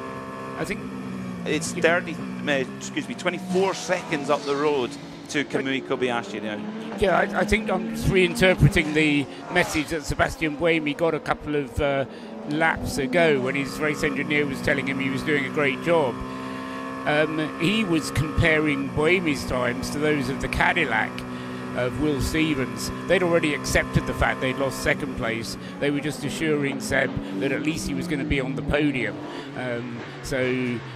Yeah, I mean, and he's absolutely right. Just checking my own figures, there should be no way that if all other things remain equal, that Sebastian Buemi will be able to hold on to that 3rd place. The advantage the Cadillac has is it will be able to go a little bit longer on its fuel before its final stop. Therefore, the last stop will be a shorter one, but he needs to make up 25 seconds, and the difference in fuel time will be maybe 10 seconds. All helps. He's got 24% of his usable energy left, so call that, what would that be, 3 laps that he's got Will Stevens in the Cadillac Hertz Team Joda car. Meanwhile, in LMGT3, Jose Maria Lopez is putting the heat on Alessio Rivera in the battle for 4th position in LMGT3. Meanwhile, a little bit further up the road, the team car, the Accordis number 78 of Jack Hawksworth, is trimming the gap, nibbling the gap piece by piece to Johnny Edgar in the TF Corvette, but it's still 26 seconds. So again, is it going to be too little too late? Are Lexus going to come up just short to the mighty TF Corvette, the Corvette of Ben Keating, Nicky Katzberg in there, and Johnny Edgar? Well, Nicky and Ben have driven together quite a few times, and Johnny a very strong addition to that team, and no surprise to see them in a very strong position to win their class. Toyota has won Le Mans 5 times in the past. Not that I'm saying they're going to win this year, but they've done it before 5 times. Kamui Kobayashi is also a former winner of the race, as is Mike Conway, although Mike's played less of a role in this race. The car is in the pit lane. And Nick Damon is there. Yeah, all three cars, first, second, third, 7, 8 and 20 will be coming in this lap. First to stop, well, he's the leader, that's Kamui Kobayashi, and it is a very careful dissection of a windscreen tear-off that's being done at the moment. Look around the car, the fuel's going in, down almost obviously nose to tail, the 20 BMW, and the Sebastian Buemi number 8. Robin Frijns hits his marks to my left, as does Sebastian Buemi. The fuel nozzle goes on. I don't think anyone's getting any tyres at the moment. They are just finishing off the very, very long fueling time of the number 7. That still hasn't left, by the way. And the three of them now are getting those, the cleaning up and the looking around. No one's particularly looking interested at all in tyres. Away goes the 7, so this is the... he obviously move into second place because Will Stevens would have taken the lead whilst we've been waiting here and watching. Just waiting to see now if there's any movement on the tyres, and we're also waiting to see who gets away first. Theoretically, they should take exactly the same amount of time because they're just taking a full tank of fuel, which is kind of a timed run up to the 100% of virtual energy. Just make things more complicated. The 30, and away goes. Oh no, tyres on Buemi's car. Buemi's picking up tyres. So this must be an attempt to battle against Stevens for the final position on the podium. A brand new set of medium tyres goes on. Away he goes. So they perhaps have decided we're not going to reach Frijns, but they don't want to get beaten by Will Stevens. Yeah, it was pretty much as I say. I think they've resigned themselves to being third, and Sebastian Buemi clearly unhappy with the thought of having to run another 40 minutes on this set of tyres. It makes no sense in trying to do it with the set of tyres he was on. He can get them changed and get out. Will Stevens will still have to come in for an identical pit stop. But as I say, it'll only be 2 laps of fuel shorter, and 2 laps of fuel, as I say, will take probably not even 10 seconds, maybe more like 7 or 8 seconds to get into the car, and so that will be the only difference. The extra tyres, putting the new tyres on, what have we said, that costs about 15 seconds, so I think the gap was 27 seconds back to the Cadillac, so it wasn't a straightforward thing, but I think if anybody will do their calculations, I think Toyota, I'd bet put money on them doing them right more than me. So I think they've probably got it right. I think they're looking okay. Big congratulations around both the Toyota Racing Garage and the WRT BMW Garage from all of the mechanics, patting each other on the back, big hugs because the cars have been sent out. They don't want to see them again until the checkered flag. That's the last pit stop scheduled with 40 minutes to go in this 94th edition of the 24 Hours of Le Mans. And I cannot begin to imagine the sense of relief and achievement of just as a crew getting through that all through the night. Pit stop every 45 to 50 minutes over and over and over again, and not being able to make a single mistake, and doing it as a large group of people. It's that must be a special moment for those mechanics. And another little element, if they are heading to first and third positions, when I say they, I'm talking about Toyota Racing, just remember this little fact: they started 14th and 15th at that point. People said, oh, they'll come good, but did we really believe it? We saw the pace was being set by the Cadillacs and the BMWs principally at the front of the field, but it's been a race of I must say, said some fairly great cerebral intensity. The temperatures have been very high, and that really made things difficult for a lot of the crews because they hadn't run in test day, in practice, in qualifying in warm weather, and then it went from warm to really very hot indeed. But for Toyota Racing, it is looking a very strong roll of the dice here. And for those mechanics, hopefully the next time, as you say, PMAC, that they will have their cars come down the pit lane is when they're coming down in the opposite direction to normal, when they go up past pit out, turn round and come back down so they can park at the far end of the pit lane. Will Stevens is throwing everything at this. He's putting it all on the table. He put in the best sector in Sector 2 of the entire race, of all the cars, in 52 degrees track temperature, which is way above the optimum. 326.4 last time by. He is not going to go to bed tonight wondering about what if, apart from, of course, the team's drive-through penalty. But for his performance behind the wheel, he's going to know, I could have done no more, because the times he's putting in that Cadillac right now are remarkable. Pit stops in P2, and Nick Damon has eyes on. Yeah, it's a final stop for the number 4 CrowdStrike Racing by APR machine. That, of course, is leading in the Pro-Am division. Lauren Heinrich got out. Alex Quinn got in. It must have been because Lauren was out of drive time. There's no real other point to change just for this last session, but they have done. I can see to my right that there has been a stop for one of the Interpol cars. Is it the 43? No, it's the 343 has stopped. So it's all just for those last stops how they can get to the end now, the P2, so they can come in with impunity. Thank you, Nick, for that driver database update from the pit lane. Will Stevens on his way along the Mulsanne Straight at the moment, expecting him in at the end of this lap for his final splash of fuel. As I say, Nick said, it takes an awfully long time when all you've got to do is put the fuel in. But again, that will just be a final stop for Will Stevens. But of course his tyres will be getting worn as well, and these temperatures aren't going to help tyres by any manner of means. So there's still this element of jeopardy. You're poised, Bruce. I am poised. Finish your sentence. Mine can wait. But I'm just going to say something might just change some of the running order in GT3. Just notice a little message on the screen. Car number 87 in fourth place in class with Pachito Lopez at the wheel. It was the one of the two Acodis ASP team Lexuses, and it was catching Dudu Barrichello's Aston Martin, but he's just been told, or Lopez is being told now, that his track limits counter has been revised to 10 track limits. That's the point of warning. Anything beyond. So his hands have been slightly shackled now to the wheel for the rest of the race.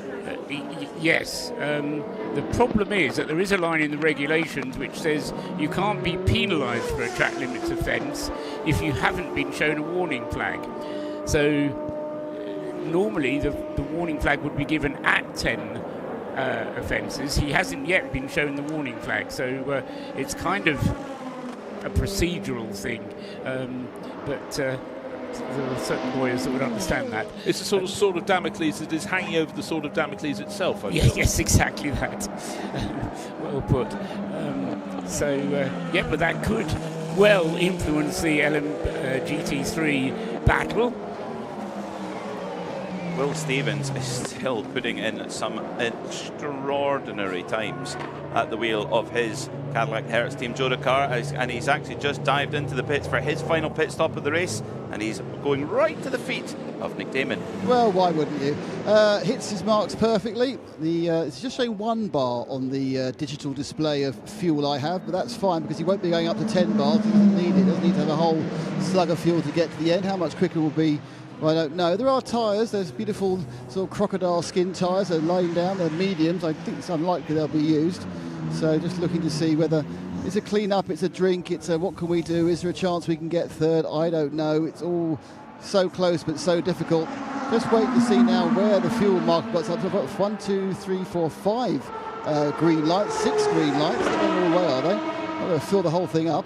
Well, the indicator is completely full, which is a bit weird, but I'm sure the Buemi across the start-finish line and coming up towards Dunlop Curve just as Will Stevens departs the pit lane. But if you're standing up at the Dunlop chicane, you'll be able to see them even earlier than we do. Will Stevens is going up to the Dunlop chicane now, and Buemi is already gone. Buemi's already in the Forest S's. Yeah, very tight indeed. Let's get an update from LMP2 with Neil Cole. Neil? The Inter-Europol competition car number 43 has pitted on the same lap as the sister car, but Tom Dillman has stayed in, so it was just fuel to get to the end. So that should be interesting to see how these two leading in LMP2 take it to the end. Thank you, Neil, for that update. And as we thought, the number 29 Forestier Panis car of Esteban Masson has to come in for a splash, fires up the Gibson 4.2 V8 and stutters and stalls and loses a couple of very precious seconds coming out of the pit lane, but off he goes, does young Esteban Masson. He'll do everything he can in this last 33 minutes of the race, but maybe the strategy is not quite worked out for them over these 24 hours. Also pit stop for the 26 Vector Sport car of Pietro Fittipaldi. Also in the mix for podium position as well. So we have to keep a close watch on that red and black Orica 07. So Kamui Kobayashi then leads the motor race by 20.9 seconds from Robin Freins for BMW M Team WRT. That is the gap. They're both fueled to the end of the race. They both have similar tyres in terms of age. So this is all down to Kamui Kobayashi to bring this Toyota TR010 to the checkered flag and win for Toyota for the 6th time in history. But it's been a bit of a wait since their last victory. It certainly has, but also just noticing, can we, with that buffer of about 21 seconds, he's not taking any risks at the moment. He had a chance to pass a GT3 car and an LMP2 car, but just didn't want to be sure. He wanted to be sure they could see him, so he backed off. But that is such a comfortable margin to have. However, we know, well, we don't know, but we expect, and it seems already, Robin Freins giving chase is faster. But I think Toyota have got this very, very much under control. First and third, we know Will Stevens has got pace, but just looking for the next timing split, 8 seconds down on the third place Sebastian Buemi. I want to see the next timing split, see how much it comes down when they're up at full operational speed. In fact, he gained a second in that, so it's down to 7.9. So Will Stevens is going to keep some interest in who's going to finish in the top 3. Of course he is. It's not going to be victory, surely, for Cadillac. They're going all out for it, and Will Stevens, he's just sticking with that strip. Get on the podium at least. OK, we gave it our best shot. It wasn't to be, surely. Victory. Still over half an hour to go, but it's got to be. Has it not? Well, a Toyota victory. Remember, it's a Grand Prix of endurance. You've got to get to the finish. You don't get classified if you don't cross the line after 24 hours. There's many stories about that still to be told, that people are having problems toward the end of the race. Probably most painfully Toyota 10 years it's ago. Only 10 years ago. And as you say that, we have a smoking LMP2 car. It's a TDS Shopify machine. At the moment, that car driven by Toby Mr. Luca, Shopify. Mr. Shopify himself. Yeah, Toby Luca. What's happened there to Toby? Oh dear, no. Got it all wide off the road onto the grass at the Forest S's. That's happened so many times on that last right-hander before Tete Rouge.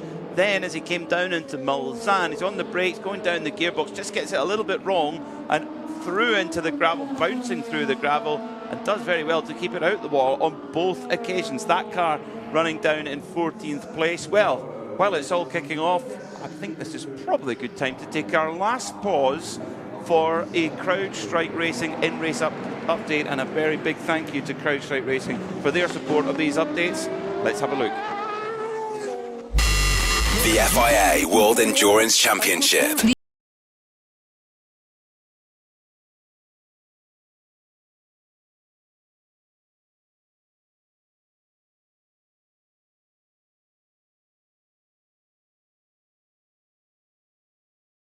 An hour remaining then for Kamui Kobayashi to keep the number 7 Toyota at the head of the field, but he's only got 20 seconds of a cushion to do so. Robin Freins is in a BMW M Hybrid V8 behind him, is chasing him as hard as he can, but the car has a little bit of damage at the front, and Robin Freins, although he's pushing as hard as he can, is going to have to work very hard indeed in these last half hour to make up 20 seconds on his adversary. In third place, playing a good shotgun for Kamui Kobayashi, Sebastian Buemi in the number 8 Toyota is in third place. Number of laps completed, incidentally, 371 at the moment. You can work out for yourselves whether or not any records are going to be broken. We need not bother wasting time, and none are in terms of distance records. We don't think we're even going to go as far as we did last year, but 371 laps completed for the top 7 cars. Then we're going to have 7 cars on the lead lap if nothing changes before the end of the race. In its Toyota, BMW, Toyota in the top 3 places. In 4th place is the Cadillac Will Stevens for the Cadillac Hertz team, Joe Qatar number 12. In 5th place, Ye Yifei in the AF Corsa, Ferrari 499P number 83, but he is over a minute behind. The Cadillac is the last year's winning AF Corsa Ferrari. 6th is another Ferrari, the works car of Alessandro Pierguidi. In 7th, the Alpine number 35, Ferdi Hatzberg. In 8th is the 101 Cadillac Felipe Albuquerque at the wheel. In 9th, Harry Tinknell in the Aston Martin Valkyrie. And in 10th, is the Alpine of Jules Goulon. LMP2 still up for grabs with the two Inter-Europol competition cars squabbling, but now Tom Dillman in the 43 is 30 seconds ahead of Nico Muller in the 343. Esteban Masson, we think, owes us a pit stop in third place in the 29 car. In fourth place is Pietro Fittipaldi with the Vector Sport car. In fifth is Adrian Clomenil with the CLX car. Sixth is Job van Outert in the EDEX Sport car. And in seventh is the leading Pro-Am car, Alex Quinn at the wheel of the CrowdStrike Racing number 4. In LMGT3, there's a gap between the leader and the second place guy there of just 13 seconds. The leader is Johnny Edgar in the TF Sport yellow Corvette. In second and third places, the two Lexuses, Jack Hawksworth in 78, leading Jose Maria Lopez in 87. Fourth is the Corvette of Racing Team Turkey by TF Charlie Eastwood. In fifth place, number 23 is Dudu Barrichello's Aston Martin that he shares with Johnny Adam amongst others. And in sixth place is Alessio Rivera in the Vista AF Corsa Ferrari. That's the top six in LMGT3. Not much will change in the last half hour, or will it? Keeping you up to date. The Hourly Update. The FIA World Endurance Championship. In racing and cybersecurity, every second counts. Learn why at crowdstrike.com. 26 minutes and 30 seconds still to go of the 94th edition of the 24 Hours of Le Mans. We're live from the Ford Racing Global Broadcast Centre. Paul Trustwell, Peter Mackay, who's making room for Johnny Palmer to squeeze alongside and enjoy the final half an hour. We had so much fun at the start of last year calling the closing stages of the Rolex Daytona 24. We thought we'd do it again, and this is just about as exciting and enthralling. There was a BMW involved with that battle as well, I remember. Robin Frines is doing the chasing. 20 seconds adrift then of the Kamui Kobayashi driven Toyota. Everybody having made what they hope will be their final pit stops then for the run to the line. And I've got to say, to have four cars separated by 42 seconds. Team radio from Jota. Keep the pressure on. 9 seconds, Will Stevens is told. Keep the pressure on. That is the gap to Sebastian Buemi. But yeah, PMAC, 4 cars, 3 manufacturers. This is dreamland stuff for the closing stages. It's what we've been building to all week, but you just never know how it's going to go. Is the form from practice going to show? And I guess when you look at the absolute outright speed of the Toyota, they've definitely found something for the race, no question about that, whereas BMW and Cadillac, we'd seen evidence of that throughout the week. Of course, those two cars qualifying best of all. We're going to go down to the pit lane because patiently waiting at Alpine with Neil Cole is Victor Martins. Yes, Victor Martins, who the last time I spoke to him, he'd just done a backflip with Sebastian Loeb in a stadium in Sydney, having won Race of Champions. Now, for me, I just watched the team do the last pit stop for the Team Alpine at Le Mans 24 Hours. For you, it's your first 24 Hours of Le Mans. Talk us through the mixture of emotions right now. For sure, it's a big moment. You know, it's my first Le Mans. We are in France. I'm French with a French team, so for sure it's quite special. To do it with this team is very nice. I really enjoy, honestly, my first time on the track and with the atmosphere around all around the track. And now was a big challenge to not do mistakes, to be consistent, be fast, and yeah, was a very good. Personally, I enjoyed a lot, and I think it was a very good first experience. And for people who are big fans of this race, just put us in the driving seat as someone who's a very talented racing driver. What was different for you? What was unique about this event, like driving in the night? What was different? I think it's just you need to adapt to a lot of new things. Driving in the night, having the traffic of GT, LMP2, having to jump in the car for 3-4 times, driving the car for 4 hours in a row. It's quite demanding physically, so you need to be prepared for that. And you need to have a good team around you to perform at the maximum, not do mistakes, stay lucid in the car, and yeah, just give your best. But in the end, it's very different compared to Formula 2, Formula 3 and single-seater. Now it's just endurance. You need to think about long term, keep the tires for 3-4 stints. So it's a different approach, but honestly I enjoy it a lot and I love it. And I'm sure you'll be back. Victor, thank you very much. Thank you.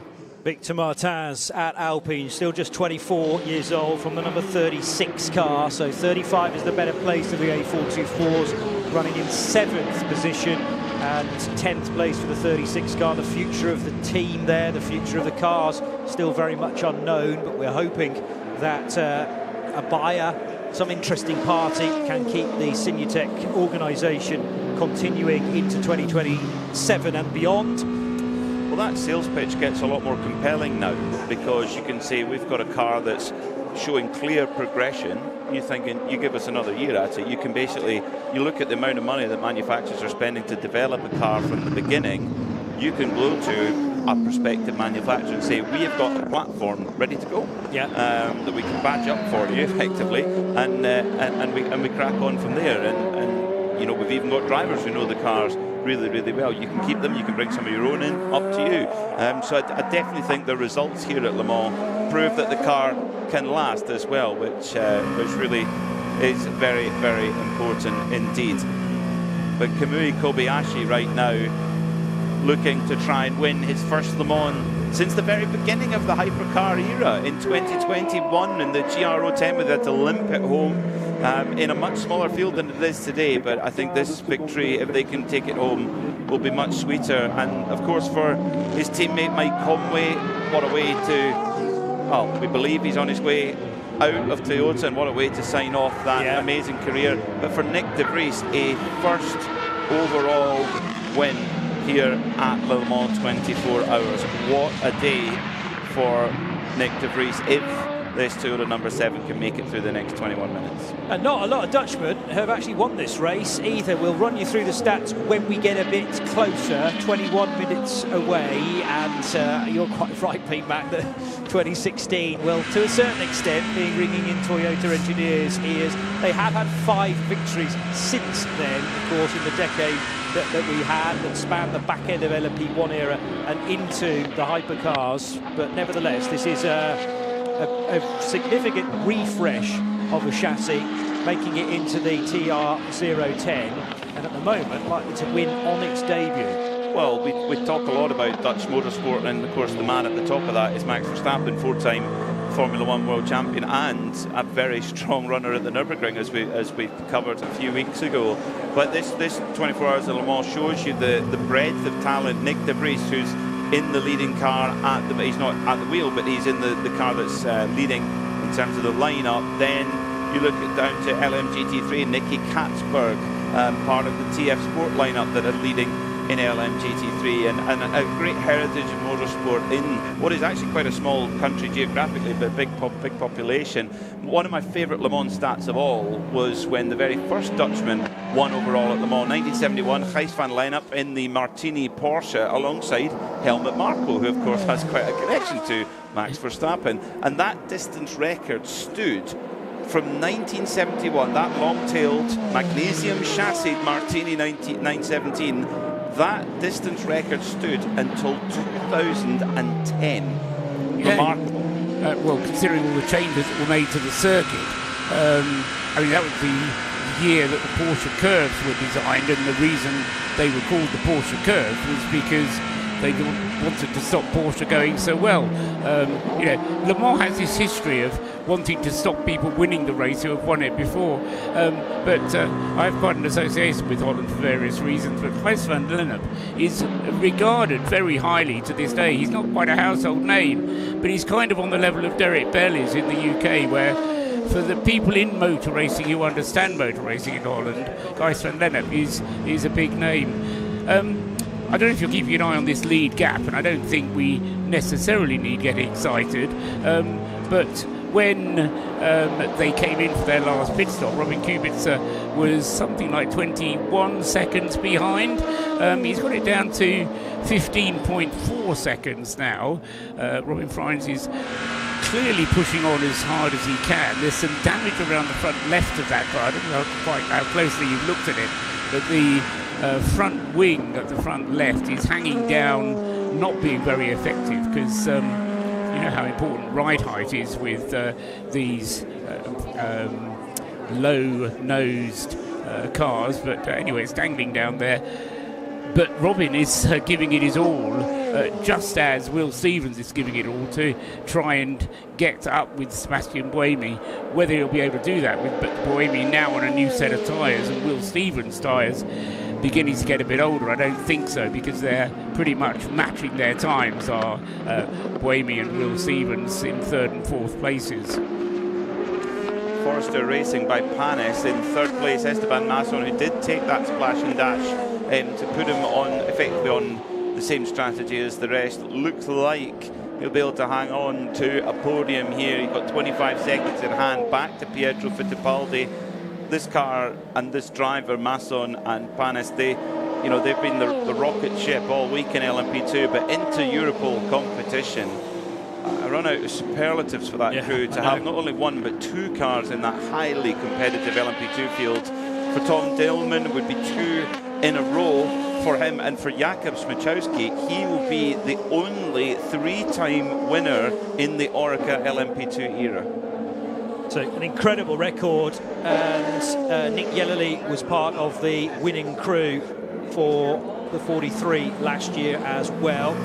So they were always going to be on paper one of those teams that you had to look out for because of their consistent run, particularly here. As now we listen to the Kamui Kobayashi Toyota heading down a Mulsanne straight in GT. It's a gap of 18, nearly 19 seconds that Johnny Edgar has in the TF Sport number 33 Corvette over Jack Hawksworth in the ASP team Lexus number 78, and then Eduardo Barrichello for Aston Martin. So looking like 3 different manufacturers on the LMGT3 podium as well. We've had some late-ish stops from both John Ferrano and the car of Jack Doohan for Nielsen Racing number 24. Jack started this race like a bullet from a gun and was right up in the pace, but unfortunately for Nielsen, they've not necessarily had the luck. They have had at least one dramatic spin and 1 or 2 mechanical woes as well, running in 18th position. Amazingly, again, we've only had 1 LMP2 car retire, all the rest that started, including many of the Pro-Ams. In fact, all of the Pro-Am teams are still in the reckoning to get a race finish. And talking about that LMP2 Pro-Am, CrowdStrike Racing by Algarve Pro, what a year that team is having, winning their category at the Rolex 24 at Daytona. Well, they'll have the beginning a watch collection down there, and for George Kurtzman, the man behind CrowdStrike and who runs one of the strongest blue chip companies in the world and races at this level successfully. It's quite amazing, the commitment level to do that, and they're in a good position. And for, of course, the pro driver in that CrowdStrike Racing by APR, Lauren Heinrich, winner overall at Daytona for Porsche Penske Motorsport, and here he is at Le Mans a few months later, and he's going to be potentially picking up another win. That young man's career has just exploded in 2026. 91.2 FM Radio Le Mans, exactly 15 minutes of the race still to go. You're tuned to RS1, part of the Radio Show Limited network of channels around the world. We're live from the Ford Racing Global Broadcast Centre. Peter Mackay, Johnny Palmer, and here is Paul Truswell. To tell you that Yiffy Ye at the wheel of the AF Corsa Ferrari number 83, the yellow Ferrari, is about halfway round the lap, but he still owes us a pit stop. That car won't make it to the end of the race on its current tank of fuel, or its current virtual energy level, and so it's going to have to come in for a pit stop before the end of the race. I think it is currently in 5th place, and it has a 27-second lead only at the moment over the Works Ferrari. I don't know how much love there is lost between the Works team and the AF Corsa team, but I think it would mean a lot to Robert Kubica at the very least if they could beat the Works car. But as I say, the AF Corsa car does need another pit stop, whereas the 51 Alessandro Pierguidi should be able to get to the checkered flag without any more stops. Gap came down again, 1st to 2nd overall on the last lap around, because just shy of 2 seconds quicker was Robin Freins in the BMW. So the gap's down at 12.5 seconds, but a certain degree of that is just Kamui Kobayashi managing the race distance. He's on lap 377. Doesn't want to push this Toyota number 7 too hard in the closing quarter of an hour, keeping Robin Freins at a very safe distance. As things stand, it's about the same margin. Freins to Buemi to Stevens as well. And the top 4 are the breakaway leaders. Away from that, then, into rivalry that Trusses was just referring to between Ye Yifei and Alessandro Pierguidi in 83 and 51 Ferraris. Aston Martin running 8th in the 007. Best Alpine is still in 7th, number 35, and it is a reprimand to the 36 Alpine. They were under the microscope concerning total power, and the stewards had to just assess that. It was under investigation, and it is just a reprimand, so their 10th place finish is not in any threat. Ferrari 83 coming in for the final pit stop. The yellow submarine, and through goes the factory car, the number 51 AF Corsa Ferrari of Alessandro Pierguidi. Now, how much fuel does he have left? He'll have enough to get into the end. Yeah, so that will mean that it will be the works car that goes through and picks up a good chunk of championship points. James Calado in that car mentioned prior to the race, saying it would be like winning the lottery if they were in the top 5. Well, they've certainly got the Powerball in a few numbers anyway, looking like it's going to be a finish of, well, there you go, 5th position. I can offer you a slight wrinkle that might perhaps make things change before the end of the race, and might be a source of drama, but only might be, and that is this: that the race ends, as you know, not at 24 hours, but when the leader crosses the line after 24 hours, and that means that depending on when Kamui Kobayashi crosses the line, assuming that he keeps the car in the lead until that point, then whoever is 2nd and 3rd, they don't cross the line until after Kamui Kobayashi crosses the line, which could mean that 2nd and 3rd have to complete another lap. Now, on their current schedule, to get to 24 hours, Robin Freins and Seb Buemi have to so to get to the end of the race, Kamui Kobayashi is not going to cross the line until 3 minutes after 24 hours. Now, if he just reduces his pace, which he might, because he says, oh, I've got a what is the margin at the moment, 10-second advantage, I'll reduce my pace by 5 seconds, then he might get around it in time before the race finishes. But there is a possibility that both the Robin Freins and Sebastian Buemi cars will have to complete another lap, in which case they'll have to do, if they're going to complete that extra lap, 13 laps on their tank of fuel, whereas the whole of today they've been doing 12 laps on their tank of fuel. So it depends a little bit how much they've held in reserve throughout the race, but if I'd have been running either of those teams, I'd have been running them to the limit of their fuel to absolutely maximise my distance. And if I could have gone 13 laps earlier on, I would have done. So but we haven't seen a 13 lap stint from either car all race, or just today? Just today. Just today, okay. So unless you count when the safety car was out, which I don't. Yeah, no. Well, that seems fair. So earlier on in the race, it was possible.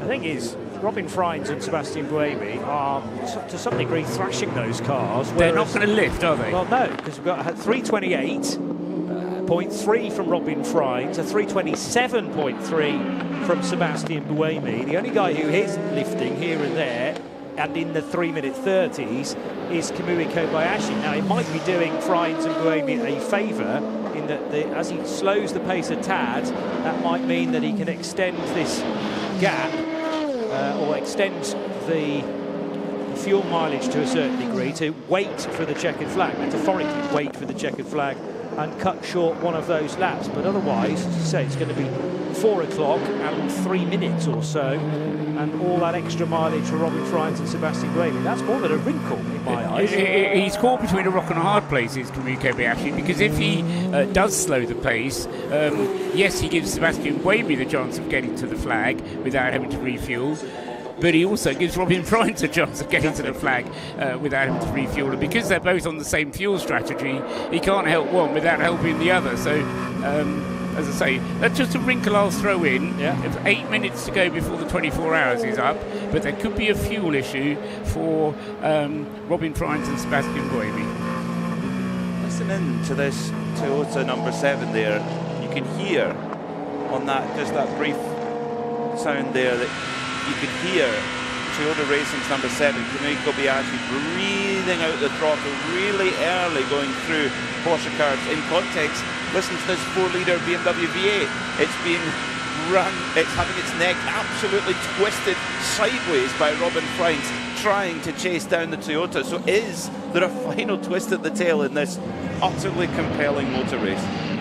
Well, that was a quicker lap from Kobayashi, 3:28.0. So the delta that he seemed to be running to, which was a 3:30, the wick has been turned up. He's actually quicker than Robin Frijns on that occasion, but quicker of the 3. Well, no, we've got to still wait for Buemi to cross the line. And Buemi's effort is quicker than those 2 ahead of him, a 3:27.9. He did track limits, though, as well, coming out of the Ford chicane, I assume. Well, it's done in the final section, so it may not have been. Tête Rouge for the race leader.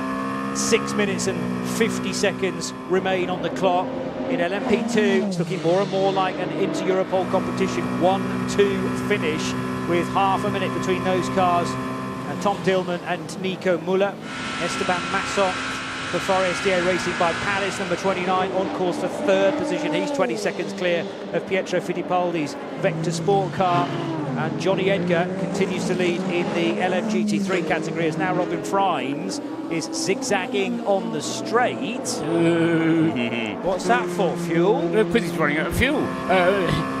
Maybe it's running out before. Maybe they didn't give him enough to get him to the end. He's got exactly the same amount of usable energy as Kamui Kobayashi does, 20%, but that is marginal. Buemi has 21%, so near enough the same. Will Stevens has got 33%, so if they all cough out on the last lap, Cadillac will come through, but that's, I think, a little bit far-fetched right now. Will Stevens is the man most likely to benefit. Kamui Kobayashi, he's winning. He's got the fuel. Everything's, as far as he's concerned, under control. Well, Frijns was still weaving down the Mulsanne after he'd come through the Daytona chicane, and a fair old width of the track that he was using as well. Kuba Śmiechowski very nervous in the garage down at car number 43, the car he shares with Nick Yellerly and current driver Tom Dillman in this special for Le Mans updated livery, the yellow and green of the Polish outfit. And Nico Müller on course in 3:43 to back that up. GT led by Corvette still. TF Sports Johnny Edgar ahead of Lexus Jack Hawksworth.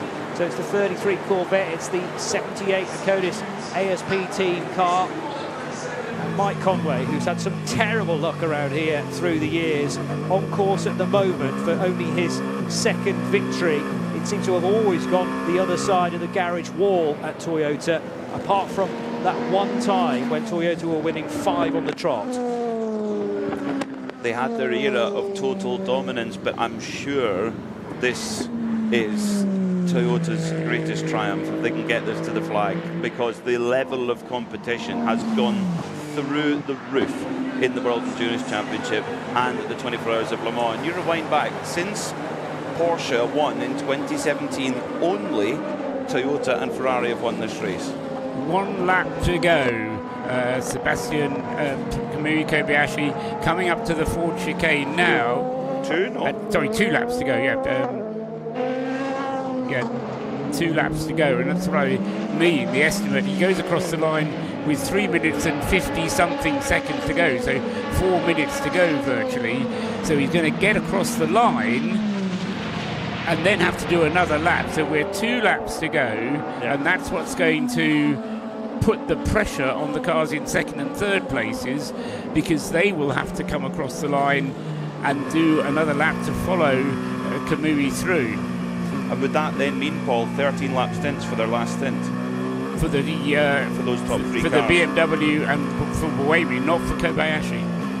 They put in a different lap, did they? That's what I thought. No, they all pitted on lap. They all pitted on the same lap. So they all have to do 13. So they've all got to stretch a 13 lap stint towards the end. That's not a comfortable place to be at all. But has the Toyota been seen doing 13 laps more frequently than the BMW is the next question. Have they been able to eke out a bit more mileage maybe on Sunday? We don't appear to have an example of a BMW, the 20 BMW, being able to do anything more than a 12 lap stint, and they're going to be forced into doing a 13 lap stint in the closing stages and in the heat of the day as well. So Nick de Vries managed to do a 13 lap stint, but that was when we had a full course yellow in place. So that wasn't necessarily a natural thing for that car to do. More weaving from Robin Freitz, running in second. This is the penultimate race lap of the 94th edition of the 24 Hours of Le Mans. Everybody is so desperate for fuel here, and it has become a full-on fuel race with the best placed car in that respect, Will Stevens, 4th place in the number 12 Cadillac.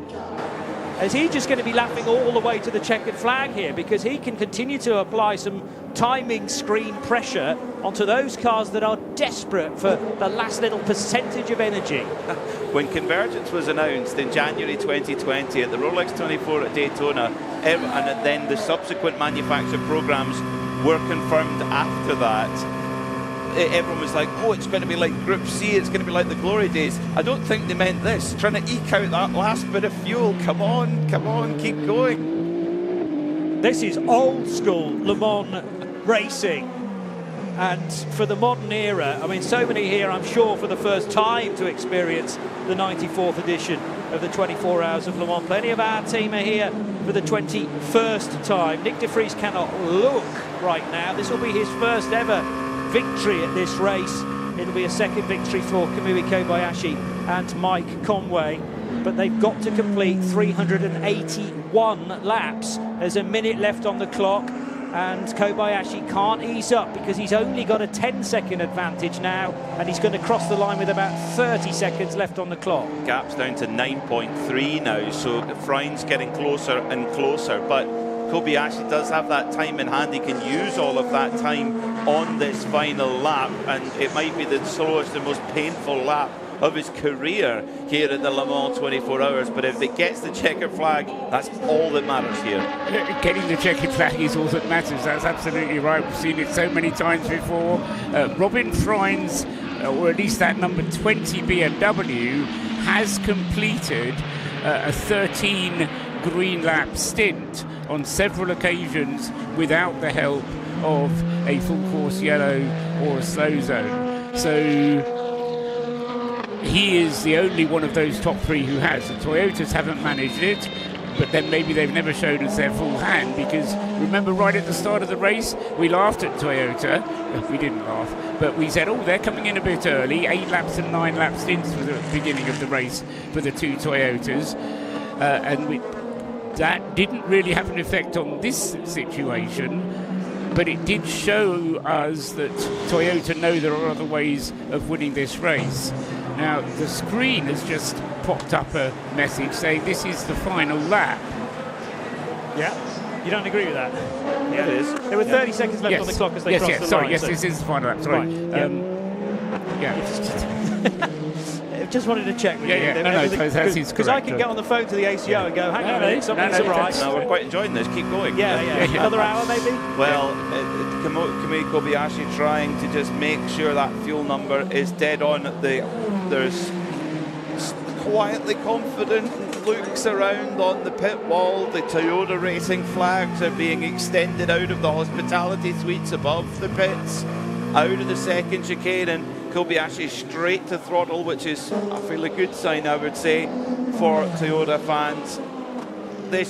We're in a packed golden era right now of sports car racing. We talk about it a lot, but Toyota were the brand that when things were dark and dim and Bleak, they stayed loyal to this race, they stayed loyal to this championship, and now finally, after a long wait since 2022, they're going to get the reward.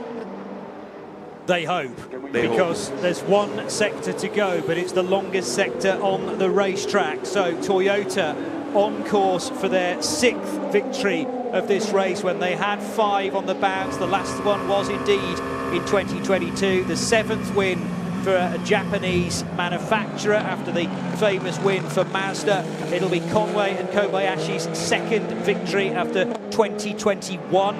And since then, or around 2021, it has eluded the number 7 car and the number 7 trio to take the victory. And they have been pushed all the way through this 24-hour race, not only by their sister car, the number 8, but more so by the 20 BMW from the Verts racing team, WRT, who are on a tear in the championship. 1-2 at Spa last month, going to finish 2nd in this race as long as they still have enough energy to go. And Cadillac have been loitering just on the edge of the podium. It would have been a dream result for them to have won. Cadillac have still never won this race, and that would have been a first time, US win, in fact, since the late 1960s. They'll be back again, I'm sure, Cadillac, Hertz Team, Jota, but Toyota come out of the Corvette corner. Over the curbs will go Kamui Kobayashi, and the first time since 2022, Toyota beat Ferrari. They beat everybody else at Le Mans. Mike Conway, Nick De Vries and Kamui Kobayashi seal the victory here at La Sarthe. BMW do have enough energy to cross the line, and the 20 car gets 2nd place. That was heart in mouth, I'm sure, as well for the WRT team, but they knew, I think they had just about enough in hand. So Sheldon van der Linde, René Rast and Robin Freins brings that car to the line. Sebastian Buemi, along with his more winning teammates, Brendan Hartley and Ryo Hirakawa, complete the podium for Toyota, and it is Cadillac who finished just off it with their number 12 car after the other 2 caddies struck big problems. We're still waiting for the leader in LMP2 and the leader in LMGT3, although some of the podium finishers are now in stone. Well done! Winner! Way, Kamui, you are the best. Amazing. It's a team effort. It's a team effort. Wow. Tears at Toyota. We were waiting a long time for this. Long time. Good job. Tears at Toyota. Certainly the crying has begun at WRT as well, because that's put everyone involved with the number 20 car through the ringer. Now we're awaiting the winner in the LMGT3 field. Ben Keating hasn't done any World Endurance Championship racing prior to this weekend, coming back from a pretty severe elbow injury that he did in training on a bicycle. And the doc said you can't damage the bone anymore, but it is going to be incredibly painful. And Ben Keating having to do 6 hours of this race as his bronze minimum. Really nice that Johnny Edgar, at just 22 years old, can bring this car, though, to the finish, P-Mac. What a job, what a job. I'm so proud of you.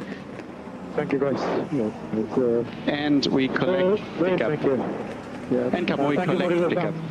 Yeah, thank you. Thoughts on TF Sport and the 33 car as Toyota celebrate? What an experience for Johnny Edgar to take that car home, and he's had to do a huge amount of heavy lifting to the flag there. For Nicky Katzberg, who just seems to collect 24-hour wins for fun, and Ben Keating, well, we run out of superlatives here in the Ford Racing Global Broadcast Centre for Ben Keating. It's another win here at Le Mans, and the first non-Porsche win in LMGT3, which goes to Corvette, a name that's so synonymous with this wonderful circuit. You'll get the LMP2 winner across the line before you get the GT3 winner coming through. So you'll get Tom Dillman in the Inter-Europol competition, Orica, coming through first. He's only just coming through the Porsche curves. Johnny Edgar is behind him. In fact, Johnny Edgar is going to be the last one to take the checkered flag in the TF Sport Corvette. So he finished just ahead of the winning car. So he'll be the last one to take the checkered flag, but the happiest one of all in the LMGT3 category. Here comes the 43 car then, and into Europol competition. Have done it again with the winning lineup from last year. Back-to-back victories for car 43, for Tom Dillman, for Kuba Śmiechowski and for Nick Yellerly, and those around the Polish team, but a lot of German mechanics involved in this initiative, are up on the pit wall celebrating. Great result team-wise as 343 finishes second, and the 33 TF Sport Run Corvette with Johnny Edgar at the wheel will now cross the line. Nicky Katzberg and back from injury Ben Keating begin to celebrate on top of the wall there. They're leaning over and want to be in the cockpit with Johnny Edgar, who looks very cool and calm as he crosses the line. I'm sure his blood pressure is off the scale, though, in terms of his excitement. Edgar wins it for TF Sport in the number 33. Lexus second in the number 78 car. The outgoing RCF then finishes on the podium at Le Mans. And the heart of racing team Aston Martin, they had a really quick car this weekend. Sadly, a gearbox failure finished the 27 Aston Martin off, but car 23 is on the podium. Yeah, I need a beer as well, mate. I need a beer as well. Kobayashi needs a beer, and so does his engineer. And this slowing down, this full slowing down lap is an opportunity for everyone who's had a good result to fully relish in it. Many of the marshals have stepped down from post now to wave their flags as close as they possibly can to the touring number 7 Toyota TR010, together with the BMW number 20 and the sister Toyota, who also make the podium, Paul. The winning margin at the checkered flag, 10.913 seconds, was all that separated Kamui Kobayashi and Robin Freins at the flag. 7 cars finishing on the lead lap. That's not a record, but 10 seconds is certainly one of the closest finishes that we've had, although in recent years we get more and more close run finishes. But in terms of the closest finishes, 10 seconds is, where does it rank in, down the list, it was 9.2 seconds in 1933 and around 2.5 seconds in 1969. So since 1933, that is the closest winning margin that we've ever had. We've got Nick Damon ready to give us some post-race interviews informed by Driver Database. Jump in whenever you can, Nick, because I know you're in and around the winning teams in a lot of the 3 categories. Let's go to Neil Cole, though, first of all. Mike Conway. Mike Conway in absolute floods of soup. Mike, can we just grab a quick word for Radio Le Mans? Your fans are waiting to hear what this means to you. We can see you're hugely emotional. Yeah, hard to put in words. Amazing result. Amazing job by my teammates, and yeah, super proud of everyone. I've got Nick de Vries has just come in as well. Nick, he's had one before, but you haven't. Tell us what this means to you. I mean, I think I'm the only one in the team without one, so now I'm very... Yeah, now I got one. Well done, well done. I'm doing a bit of chasing here. Nick Yellerly, taking the congratulations to the team. He's popped out from the back. Second win in a row. Nick, congratulations, second win in a row. Yep, not a bad day really, is it? So very happy with that. Yeah. What's the secret of this team? First and second, they've won 3 out of the last 4. I mean, it's a combination of everything. Obviously, we have a very fast car. The execution has been very good from a strategic-wise. And yeah, obviously we just love this place, so it's credit to them, and of course the drivers as well. The crew have done an amazing job. And you personally to carry this form on to next year in a different manufacturer. Yeah, exactly. I mean, I would like to come and do 3 out of 3, but obviously that's a very big ask, so we'll see. Well, I think they're one of the wing drivers from the 43 and LMP2 Pro. Yeah, but he's off to Hypercar for next year to drive for Ford. That was announced on Friday, so exciting times for Nick Yellerly. He's had lots of different deals with various manufacturers over the last few years, and Inter Europol competition has kept him match fit, kept him fresh. He's going to be doing, I think, pretty much the rest of the European Le Mans Series season, though, with Inter Europol competition around his Ford commitments. Wonderful sight at Mulsanne Corner with so many of the corner workers, the marshals, waving their flags. They've had a tough day as well in several layers of Nomex in the heat of 29 degrees Celsius as we are right now. Applause, that's good to see. Applause from Toyota mechanics to the BMW duo that weren't in the number 20 car at the closing stages as René Rast walks by together with Sheldon van der Linde. But don't forget, the 24 Hours of Le Mans is part of the World Endurance Championship. It's easy to forget when so much goes into this race. But coming into this race, René Rast and Robert Freins were the championship leaders. Their teammate Sheldon van der Linde, of course, hasn't done every round, so he's not up there in terms of points. He actually sits in third on his own. So they take second place, a big chunk of points, and really strengthen their position in the World Endurance Championship. And those points, of course, for our race winner, car number 7 of Kamui Kobayashi, Mike Conway, Nick de Vries, they came in 10 points in a drift. Well, that'll just close the gap up nicely. Yeah, I reckon the winning Toyota, more team radio, Why do you now Kobayashi. smile? I want to see you smile. Yeah, of course. Oh, he's smiling. Yeah, of course. It even says Good Smile on his helmet. The Good Smile Company of Japan. Well, that is literally the case now for Kamui Kobayashi. I can only see his eyes, but he's grinning from ear to ear, let me tell you. Let's get some reaction from LMGT3. Nick with Ben Keating. Ben, off your bike, broken elbow to Le Mans winner. Absolutely. It's unbelievable. I don't, I'm at a loss for Hey, two each. That's right. No, we have the same record in the last 10 years. That's right. You're 3 for 10. Oh, a great team around you. And was that a perfect race? I think so. No penalties, no mistakes. I think this was the most competitive Le Mans I've ever seen. The weather was good, which made everybody really competitive, and just incredible. And how is the arm at the end of 6 hours of racing? How is the elbow at the end of 6 hours of racing? I wanted to cut it off at the shoulder. Enjoy the podium. Get someone else to lift the trophy. Thank you. That's Ben Keating out of the Love it. He's kept his sense of humour, even though he will probably be feeling that for the next 2 weeks. And his doctor might be regretting the doctor's advice going into the race. But hey, it lasted the distance, and sometimes you've got to get through the psychological pain, knowing you will come out the other side with a fabulous trophy, yet again for Ben Keating. And Ben Keating, of course, a big motor dealer, and he likes to race what he sells. And what a way to sell a car when you get home to the office, saying, "Yeah, this Corvette, sir, it's fantastic. I won at Le Mans in it at the weekend. You're going to love it." Get back to Nick again. Who have you got? With Sam Hignett, Hertz Team Jota, the whole Cadillac team.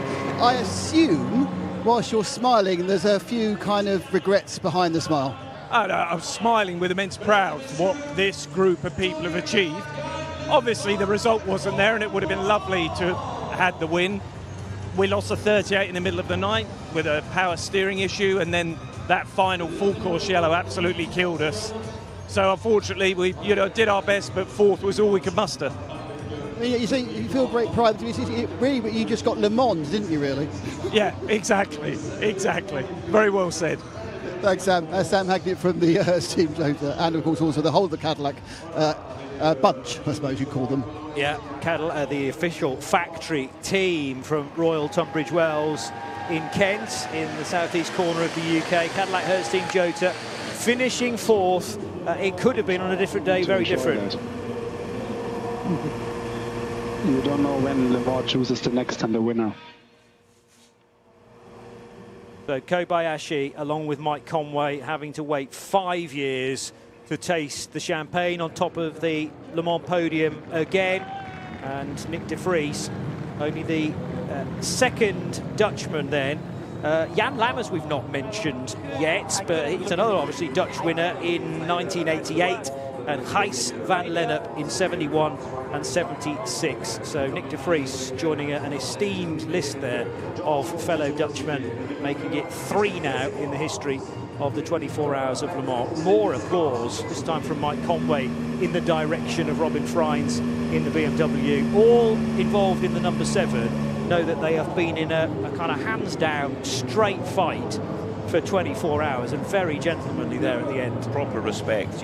With all of these manufacturer programs that have come into the sport in the last few years, it's brought a huge swell of talent in there as well. Many of whom know each other well from their days in LMP2 and GTs and what have you, but to have them all together, they all know how much pressure's on one another, how hard they're all pushing. Kamui Kobayashi taking a chance to take a stop actually at the Porsche curves to wave to the marshals. And Kamui Kobayashi, of course, had a career in Formula One, but really has made his name here at this very circuit. Let's get back to Nick Damon. 24 hours and about 15 minutes ago, I spoke to you on the grid. It was your birthday, by the way, and you said you bite my arm off for 5th place.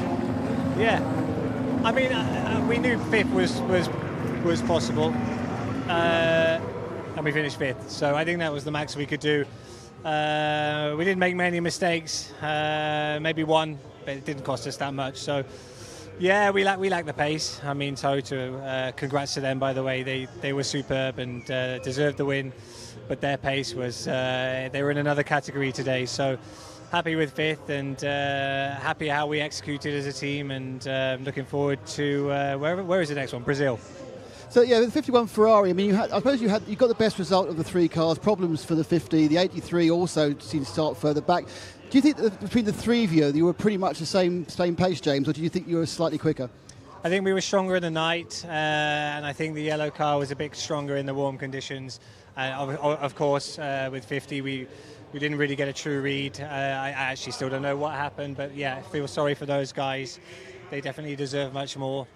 So yeah, we were surprised at our balance. Actually, we were quite on the nose. The car was tricky to drive in high speed, but in the night it was really quick. But in the end, you need the car at the end, don't you, when it's warm. So we'll look into it, and yeah, like I say, take steps forward going forward. Do you think it was something you could have cured with setup, or you just think the car that rolled off was nothing you were ever going to be able to do to match some of the other cars? No, we wouldn't have matched the other cars. No matter what we did. I mean, we can only fine-tune, and we were quite a long way off. So, yeah, we need to look into it. We need to see what we can do to improve ourselves, and just stay positive going forward. So, yeah, we scored some points, and that's the main thing. James Collado, thank you very much. And Collado out of the 51 Ferrari. Well, he didn't bite my arm off, but he got 5th. True, yes, and well, that is about as much as he expected 24 hours or so ago. By the way, he's referring to the 50 car of, at the time, Miguel Molina, Nick Nielsen, Antonio Fuoco, which had 1 or 2 difficulties in the race anyway. Some contact with an LMP2 car heading out of Porsche curves in the nighttime hours, and then during the second safety car period at slower speeds, Miguel Molina just halted, just stopped, and it went no further. Main straight now completely empty. Get more team radio. Mike and Nick, they are waiting in the grid. So Mike Conway and Nick De Vries have been patiently waiting for their winning mount, and now out of the Ford chicane, it appears, driven by Kamui Kobayashi, with the flag of Toyota Racing poking out of the top. And I hope we're going to get the classic sight, are we, of one driver sitting on one side of the car, the other on the other side of the car, and they will both get a lift to pit road. The car will then do a U-turn and go down pit road, or up pit road if you like, in the wrong direction. And Mike Conway's grabbed the checkered flag, Nick De Vries has grabbed the Toyota Racing flag, and they will set off. These are the pictures we're going to be seeing for the next month or so as the winners. They are Toyota again. Will the car fire back into life? Of course it will. It's just done 24 hours. It's just done however many pit stops through the course of 24 hours, where each time the engine needed to be turned off. And quite the reception now from the giant tribunes to their left and to their right. There is not a seat or a standing place in the house here at Circuit de la Sarthe. Toyota, after a 3-year wait, 4 years actually if you go back to 2022, are winners again, Peter Mackay. And thoroughly deserved it. And I'm sure there were doubts starting to creep in, even with an organisation as strong as that, because they got into the winning habit for so many years, 5 on the bounce. It became their playground. at Le Mans, and then the cavalry arrived, and they probably had a lot of inward looking going, do we actually have this? Did we win all those races because we were not alone, but not as contested as we are now? And this will put all of those doubts straight into the bin, where they belong.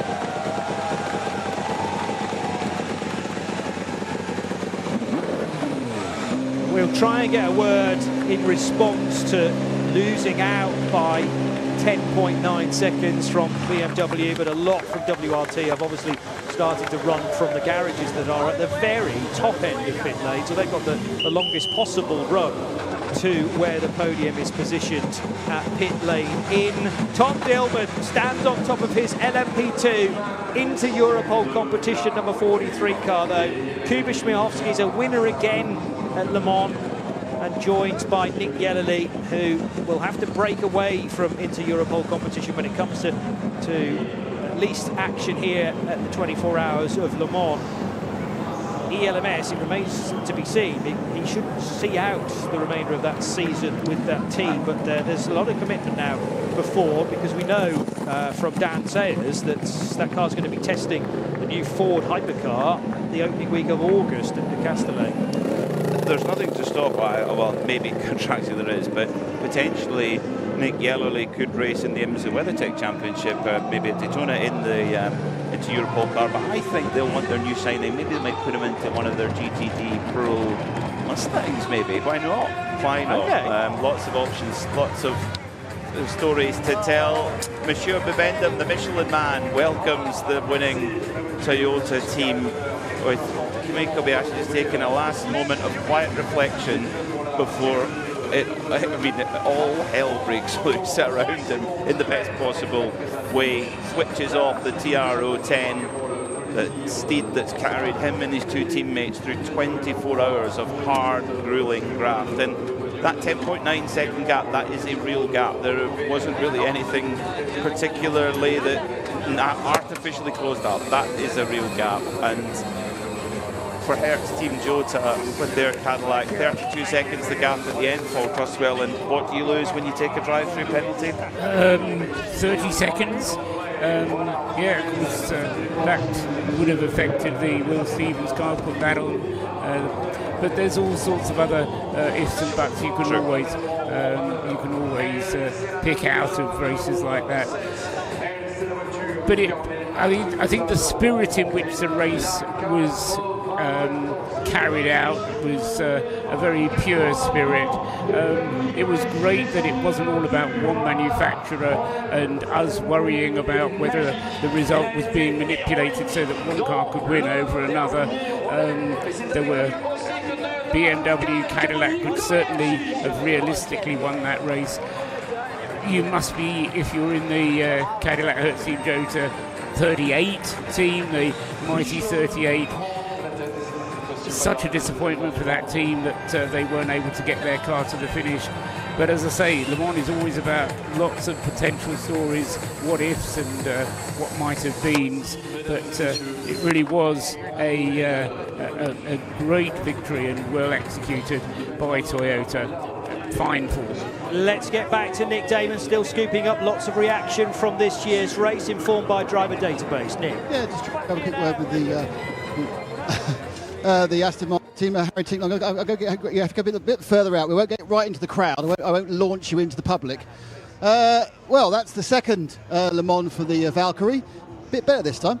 Yeah, definitely. Look, I think we maximised everything we could get out of it with P8. I don't think we were going to manage too much more of that. We just sort of lacked straight line speed throughout the event, but the car was faultless once again on the 007 side. Obviously, shame to see the 009 have the issue with an hour to go, but ultimately our goal is to win this race. So we've been, regardless of whether we had the pace or not this year, we were just driving it as if we were going for the win, hitting every curb and, future-proofing it. So looking forward to next year already. How did the massive increase in temperature over the weekend affect things? Definitely, I think it was a challenge for the engineers. You could see cars out there like weaving to try and keep their tyre pressures at above the minimum. And sometimes, pressures also running away a little bit. So, yeah, it's always tricky when you've got cool week and then, you've only got one shot at the setup. But no, I think at the same time, it's impossible to have a good car for 24 hours because of obviously the ebb and flow of the weather. Yeah, it was a lot of fun out there, and it was weird actually. Usually, you know, the happy hour would be sort of 6, 7 in the morning, but actually the track just kept getting more and more grip as it heated up during the day. You've done a lot of these in a lot of different cars, Harry. I mean, this one to me seemed the most sensible. There were less strange incidents caused by, let's say, strange decisions. It seemed that everyone was kind of on their best behaviour.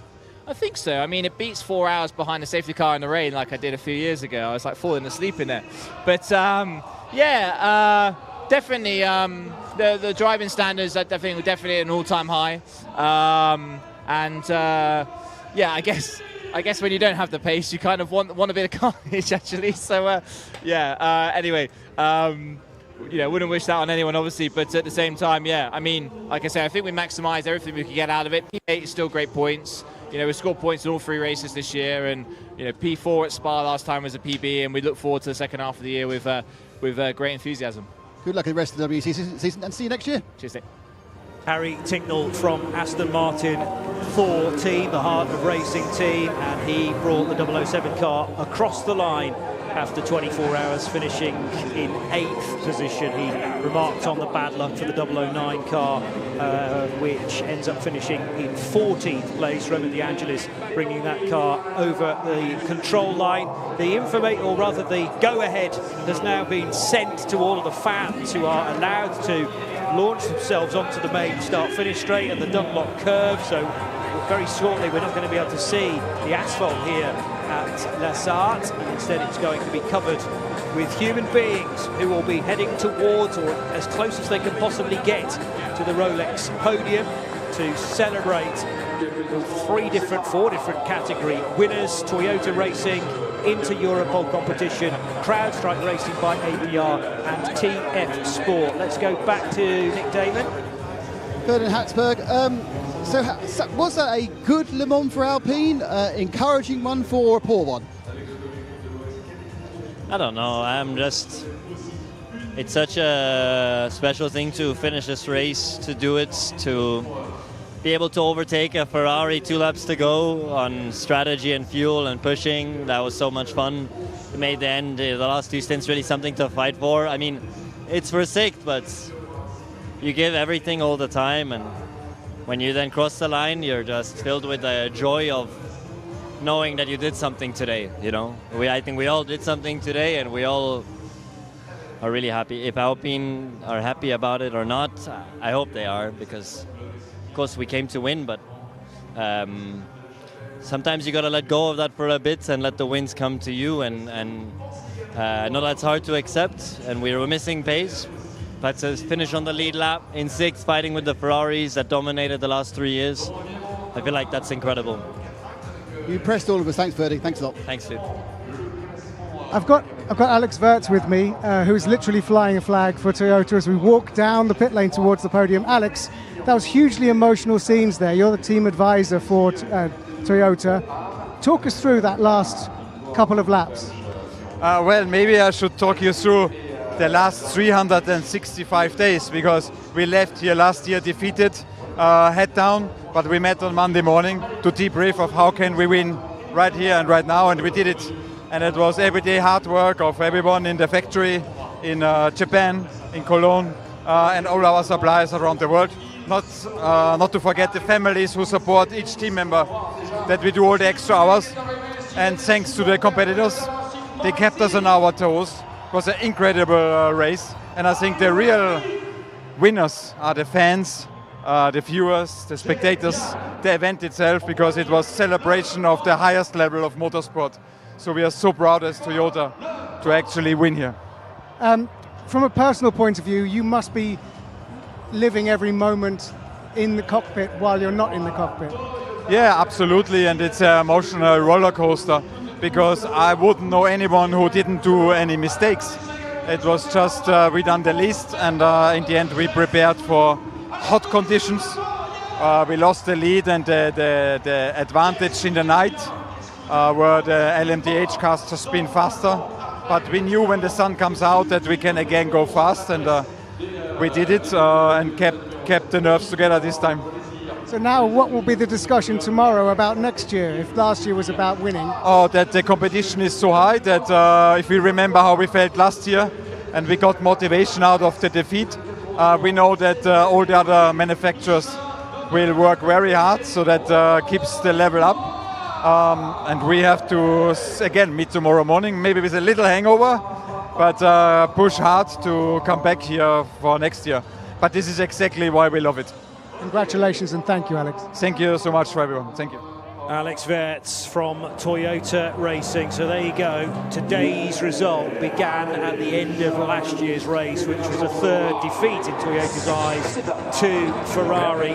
The other thing that might be in the meeting for tomorrow morning, Monday morning, back in Japan and also in Cologne, is how we're going to win the World Endurance Championship now, because we've got the major race out of the way. I've done a little bit of calculating on the back of a metaphorical matchbox. I reckon the gap between the 7 Toyota, who now lead the championship, and the 20 BMW is 4 points. 75 plays 71. Game on for the last races of the WEC. Yeah, the most important race of the season is Le Mans, until Le Mans is out of the way, and then the most important thing in the world is winning the World Endurance Championship.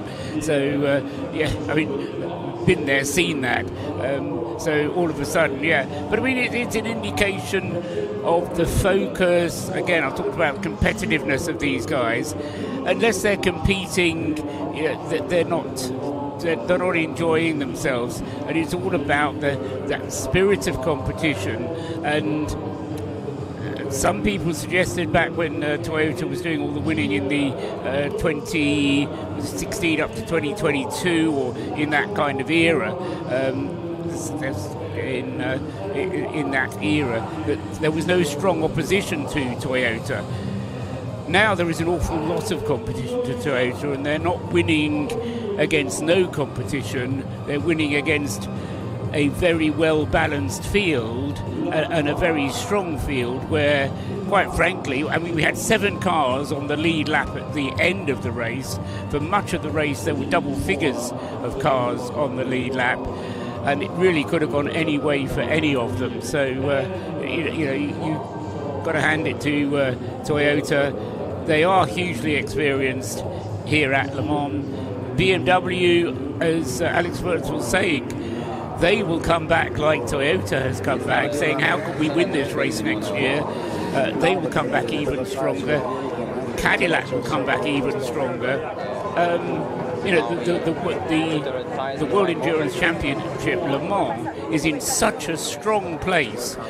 I just hope that the bubble can stay as big as it is for as long as possible, because these things tend to have a sine wave about them that just sometimes what goes up comes down again. But we do seem to be riding that wave very well indeed at the moment, and getting more manufacturers in. So we're talking about the battle between Genesis and Aston Martin in the hypercar category this year.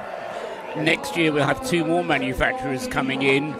They'll be the new boys, and much higher expectations will be expected from Genesis and from Aston Martin. Yeah, I think we're in the mode at the moment where naturally some manufacturers are going to drop away, but the queue for the new breed is long enough right now to certainly keep the interest. Sebastian Buemi stepping forward now then from the number 8 Toyota. This is the 3rd placed lineup to the podium. Buemi, Brendan Hartley, who looks finished off, without wishing to be rude. He just needs a good sit down and a sleep for many, many hours, but he will stay away for the podium, I hope. Ryo Hirakawa, representing, again, a Japanese part of the driver lineup in the sister car, and they will head to the 3rd step of the podium. 2nd place then for the 20 BMW from the WRT crew, and they've managed to get a car, at least 1 car on the podium in the last 2 World Endurance Championship races. Sheldon van der Linde, Robin Freins and René Rast. And then we will welcome in a moment or two, of course, the winners, who are deep in conversation in the green room ahead of the podium. Still, again, you're mesmerised, Peter Mackay, by this podium celebration because of the nature of being able to walk out to your assembled crowd and all they're going to see is a sea of fans. It's a very special moment for any driver, and of course there'll be for those on the other two steps of the podium for the second and third place crews. It's a mixed emotion, I'm sure. This program is a Radio Show Limited production. Tell your friends there's more at radiolemans.com.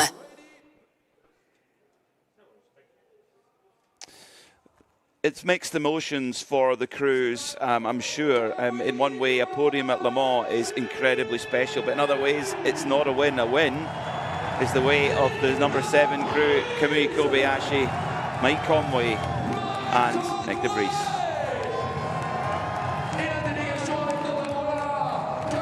So BMW on the second step, but like you say, P-Mac, here come the guys that everybody are interested in. Nick De Vries, a first ever win at the 24 Hours of Le Mans. Mike Conway and Kamui Kobayashi become 2-time winners.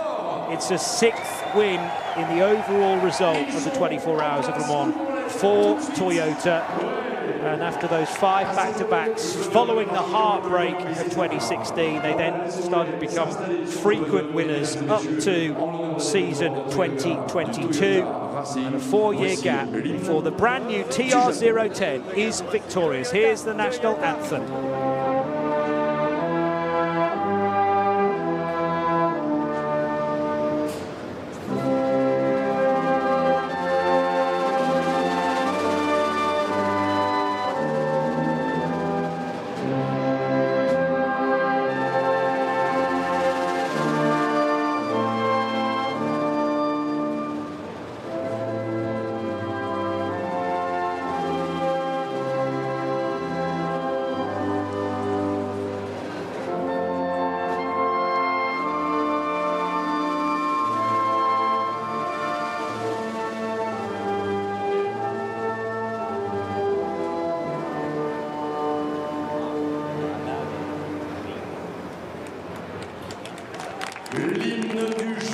There's the applause, and it's echoing around the tribunes here at the fabulous Circuit de la Sarthe. So many Japanese flags being waved, so many brand new Toyota racing flags have been handed out in order to be waved as well. A hot, hot day, and it's a hot result for Toyota. They needed to make their tyres work to 29 degrees Celsius, but they were really kept honest all the way by, I think, rivals for them for the next number of years, BMW.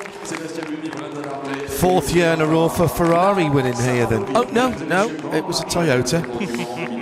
I only said it once through the whole race. As the formalities are going on the podium, and Sarah Bovey, our Grand Marshal, steps up to make some of the presentations, we've got to say a big thank you as ever to Ford Racing, to CrowdStrike Racing, to Driver Database, to Bosch and to AVL, our sponsors for 2026, and our partners, First Tickets, our official travel suppliers for Radio Show Limited and Radio Le Mans. Stick it up for Le Mans. Dan and the team doing a great job. Tubbs and the team at Sacred Coffee. Team Schemes for our special anniversary clothing, and Andy Blackmore, who helped out with our anniversary livery and logos. To United Autosport, Ashley and the team at Go Global for taking such great care of us, and the best breakfast in the paddock. Our partners, the ACO and Amp Visual, the production TV team on site, celebrating 40 years this year. We couldn't do this without our French hosts, Patrick and Mina. And of course the team, JP, Bruce, Peter Mackay, Paul Truswell, Joe, Snowy, Neil, Duncan, Owen, and pit captain Nick Damon. On the technical side, Bob and James Dawson, Paul Marquardt on the socials, and Samantha, the lovely Samantha, for looking after us here in the studio. Up in London, Tim, Kerry and Rob, and to all of our partners and broadcasters who we've shared the airwaves and the microphones with over the last 21 races. And not least, all of you who have tuned in and interacted with us again this year. My special thanks goes to Eve Hewitt, who puts it all together, and more importantly, has put up with me for the last 20 years of our married life. Been an absolute cracker again, and if we could hand out our own garlands, as that is happening on at the moment, I would give it to every one of you who put in a great shift. Well done. Thank you very much indeed, team. It's been a cracker. A lot of laughs this year. Awful lot of laughs this year. Particularly on Friday afternoon. It's first tickets in the campsite too. Those of you who were there, I think we had a good time. I think we were mildly entertaining. So is this the start of a new era then, JP?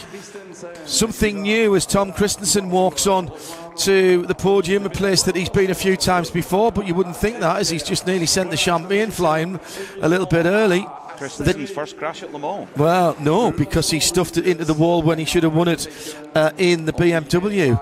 And put it into the wall at Arnage, at Mulsanne, excuse me. Second, yeah, absolutely. Is this the start of a new era for Toyota? They went back, they licked their wounds, they played the jokers, and they came back with a distinctively different look to the car, and the performance that was hinted at in Italy has delivered here on a circuit which, when you look at it on paper, it doesn't look the same as Le Mans, but the thing that everybody talked about was that was a low-deg tyre circuit. This is a low-deg tyre circuit, and tyres were the determining factor, I reckon, this weekend. This is not my observation. I think it's yours, actually, to say that there is still no LMDH car that has won here at the 24 Hours of Le Mans, and those running one of the 4 chassis in LMDH will be desperate to try and win this race. So we've just heard from Alex Wirtz saying the Monday after the race they're going to go into the meeting rooms and try and work out how on earth you win this race. That's exactly what's going to happen at BMW and at Cadillac. Let's hope it can happen at Alpine, because since the convergence has happened, yes, the equalisation of the field is there, and yes, LMDH cars were properly in the fight for the last 2 days, but they still haven't won, PMAC. Exactly, and we have convergence. It doesn't mean that one has to win and doesn't. I think we've seen one of the purest Le Mans in a long time here, with so many cars and manufacturers in with a real chance of winning right up to the very, very end, and it could have gone any which way. I don't think there is a new era. I think Toyota have always been there. I think it just we're in a formula now where it's so difficult to win. Exactly. And to dominate. It's possible almost. So Heindhoff's question about are we in a new phase of dominance, I just can't see that being possible, because everybody else is going to be more revved up now for the next year to make sure that they win next time. Exactly so, and the way that the regulations work will ensure that if you do develop something really, really clever, it will not be excessive to the performance of everybody else, because all the data is available these days to the FIA ACO Technical Commission, and they look at what is possible, what's capable of any particular platform. I think next year you can expect to see Aston Martin taking another step forward. You can expect to see Genesis taking another step forward. But I think we are in a new era, as John says, in the sense that every year steps are going to be taken. The importance of this event, the profile of Le Mans to the major motor manufacturers is enormous. And as long as there are manufacturers prepared to put in the investment to get the profile, the Le Mans will go from strength to strength. And a few years ago, we got this situation where the ACO and FIA combined and started talking to the manufacturers, asking the manufacturers what they wanted, what technologies they wanted to be invested in. And that has heralded in this new era, if that's what we're in. The concept of hypercar is almost like Super GT. You know, it's a car that you can recognise as being a BMW or a Toyota. There's visual clues, I think is the term that they use, as to the manufacturer. You know, there's big logos, there's certain styling cues, which is what is going to encourage the manufacturers to get involved. I think one era that may be already in process, we've talked a lot about driver market moves, probably more at this Le Mans than we ever had, because we've gone through, I think we've gone through an era where we've seen great continuity with the manufacturers who are being involved. They've looked after their drivers. Now there's new programs coming in, there's some stepping out. That kind of instigates a very dynamic driver market, and you're talking about, are we going to see Kevin Estre in a Toyota suit next year? We are going to see Lawrence Vantor in a McLaren suit next year. We're going to see Tom Blomqvist in a Ford suit next year, and there are lots more driver market pieces to move around. And because the cars are so even technically, does that then put the premium on making sure that your driver roster is as strong as it possibly can be? And the good thing that I see evolving from that, Peter, is competition improves the breed. The more competition you have, the more manufacturers you have getting involved, that improves. But it improves the breed of drivers as well. It improves the way that drivers work together. It improves one of the things I love about Le Mans is with 186 drivers on the grid, there aren't room for any egos. So you have to suppress your own ego in order to be part of the team. How many times do we hear it's all about the team? It's not just about the three drivers, it's about the people who are running the car behind the scenes. It's about the development engineers that are developing the stuff. And it brings on all these new skilled people. Where were they 5-10 years ago when we were only talking about 2 or 3 major manufacturers at Le Mans? All of a sudden, there's 100 of race engineers, performance engineers, strategy engineers. It's encouraging more people into the business. Let's hear from Kamui Kobayashi. But we never give up. We try until then. We made it. It's so great job from the team. And of course, we bring a new car here, and that seems to be, it works. So I'm very happy. And thanks for this opportunity, Mr. Toyota-san, this opportunity. And of course, all the spectators that bring here is something, it's not without the team or race car make it happen. All the fans make it happen to all this event. Thank you. Voilà, merci à vous. Bruno van der Stick chatting to Kamui Kobayashi on the official podium then. And we've already caught up with a very emotional Mike Conway. Nick Damon chatting to him just after the checkered flag. A reminder, by the way, as is tradition, that there will be no midweek motorsport this coming Wednesday between 8 o'clock and 10 UK time. But it will be packed, that couple of hours, with all of the best features that we've had over this weekend, this week, in fact. So looking back to Le Mans 2026 to deal with your 24 hours of Le Mans blues, all the best content, all the best features between 8 o'clock and 10 o'clock UK time on Wednesday night.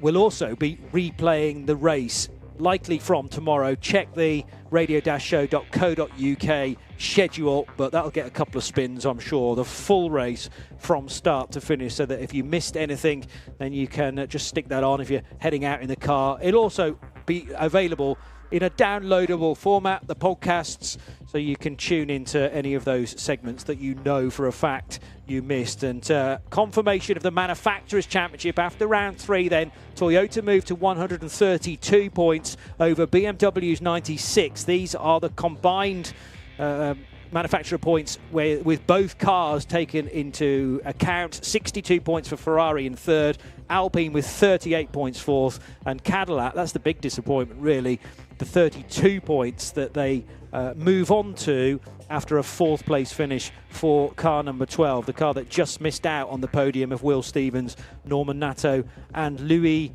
Delatraz.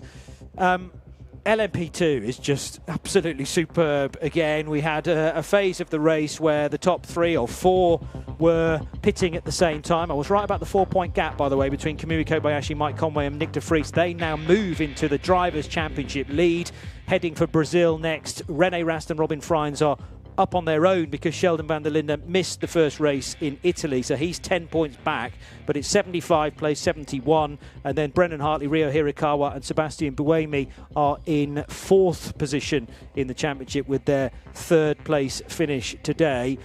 It looks like LMP2 is going to be in a state of change in 2028 as things stand, with the new engine coming in, but it's going to be again designed and built by Gibson, just the same company that built this 4.2 litre V8 extract gearbox. But LMP2 is only a feature as far as the World Endurance Championship is concerned, or accompanying the WEC cars here at Le Mans. It kept us guessing till the closing stages, and one car didn't finish, and it was absolutely brutal luck for Duquesne team with that failure on the front left corner. They could have been in the mix for the win. They had some great driving all weekend long, and Dorian Pain, and of course no surprise at all to see Julien Andler. We know, we just expect that really from that rapid Frenchman. We talk about the quality in hypercar and how the competition improves the breed. Well, I think it's no truer than in the LMP2 ranks. Teams that are all over the world in the World Endurance Championship, well, not anymore, they used to be in the World Endurance Championship, in the IMSA WeatherTech Championship, in the European Le Mans Series, the Asian Le Mans Series. And they come here and they know how to roll these cars out and how to get the very best out of them. And the finishing record, considering that a lot of these cars in LMP2 are started by amateur drivers, and they've all made it through, bar one, and which was not a driver error. So that's very impressive indeed, I have to say. Yeah, I thought the other two, which you didn't mention, the EDEX Sport car number 28 and the Faurecia Panis Racing 29, they could have equally taken the challenge to the Inter-Europol cars, but fate intervened, and LMP2, I think that the lovely thing about LMP2 these days is how reliable it is. There was times not so very long ago when LMP2 was really a race of attrition, and it was always a case of the last man standing. LMP2 has changed enormously and kept us on our toes. You have to take your hat off, though, to the Polish bakers, the Inter-Europol team. I think part of it is that family nature.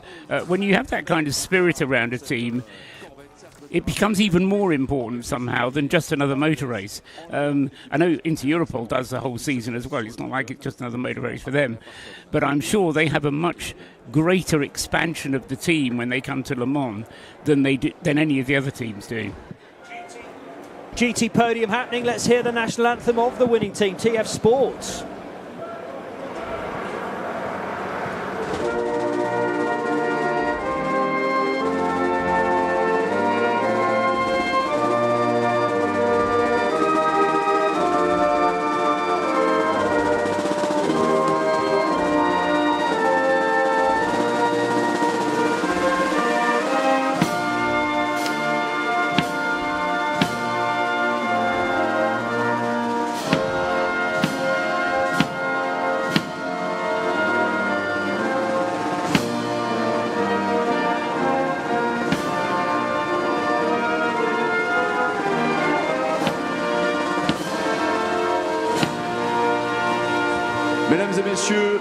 God save the king for TF Sport, the UK outfit who have followed after the Pratt & Miller kind of factory team, although Pratt & Miller still prepare these chassis, but expertly run by Tom Ferrier's outfit. He himself is celebrating a first ever win in ACO Rules Racing 10 years ago as part of the 2016 Le Mans GT3 Cup, and through winning that, he then got an invitation to the following year's 24 Hours of Le Mans in 2017, and kind of has never looked back again, been part of the 24 Hours of Le Mans since then, and an ever-growing field. It was Aston Martins in those days, and he has moved through to Corvette. There is another Dutchman in the winning lineup, just been pointed out to me by Paul, Johnny Edgar representing the UK, and Ben Keating representing the United States of America. And he will be keen as well, of course, to wave the Corvette flag when he goes back to his day job, as PMAC made the point. So it's heartbreak really for one side of the Aston Martin Heart of Racing team crew within GT, because that 27 Aston Martin could so easily have won the race had the gearbox not given up the ghost. But they were, I mean, Mattia Drudi, so impressive again. He was on Thursday night in Hyperpole 2. They were right in the mix, weren't they, the whole way through. It looked at points that it was going to be an Aston Martin 1-2 in LMGT3. It looked at points it was going to be a Lexus 1-2 in LMGT3. I think at Lexus it'll be a mixed emotions as well. They'll be delighted to get a car on the podium at Le Mans. What an achievement for a car that's quite more long in the tooth than the others that are on that same podium. But they'll also be thinking, oh, that was our chance. That was our chance to get a win for the car on its swan song here at Le Circuit de la Sarthe. But once again, Keating and Katzberg, this time alongside Johnny Edgar, they do it again. What a combination they have. So the celebrations now after the national anthem as they raise their 24 Hours of Le Mans trophies to the cheering crowd down at ground level. Well done as well to a Codis ASP team. We don't know what the new car is going to be called in global GT3 action, but you can expect that heading into LMGT3 as well, and run by a Codis, because they are very much committed now to the Japanese manufacturer. I had a good chat with one or two from the team who call it the old lady, the RCF, and they're desperately looking forward now to working with a new car, but that will take some development work as well. Bet you for the first few months ago, can we have the old lady back? Because the new cars, often they take a little while to dial in, but no doubt they'll. I'm very excited to see that new GR or Toyota or Lexus or whatever it's going to be called. Looking forward to it. Very, very cool. Corvette on the top of the podium, that's something that's been said so many times in the last 25 years. That brand committed to endurance racing, to promote Corvette as an international sports car in the late 90s, and they've been coming to Le Sarthe ever since. Yes, it's a different era than what it used to be with all the Pro GT cars, but still the result is the same. It's a yellow Corvette taking the checkered flag. GT competition, Paul Truswell, in rude health here at Le Mans after that adoption of the GT3 sort of rules a few years ago? Yes, I think so. There was a slight grimace in that it's been created to provide a way for teams that participate in other 24-hour races around the world to compete in the most prestigious 24-hour race in the world, except that it's then been tweaked. So there's a piece of me that thinks, should we be running as a pure GT3 class, or should it be an LM GT3 class? And I don't really know the answer. I don't know enough of the politics and the ins and outs and the costs of preparing an LM GT3 as opposed to a pure GT3 car. But yes, I mean, it is in rude health, and there are still manufacturers that want to be involved. Long may it remain so. Thank you, Paul, as always, for all of your hard work over the last 24 hours and indeed the days before. John Hindhaug's done all the thank yous to the team. It only remains for me to say that that's 21 years done for Radio Show Limited, 21 editions of the 24 Hours of Le Mans. Here's to the next 21 years then, eh? I've had a shake of the head from John, but we'll keep it going. I kind of like this 24-hour log. And also, there's a World Championship to worry about as well. The 6 Hours of Sao Paulo will be live on the RSL network the 11th and 12th of July. Hope you enjoyed it. Bye-bye.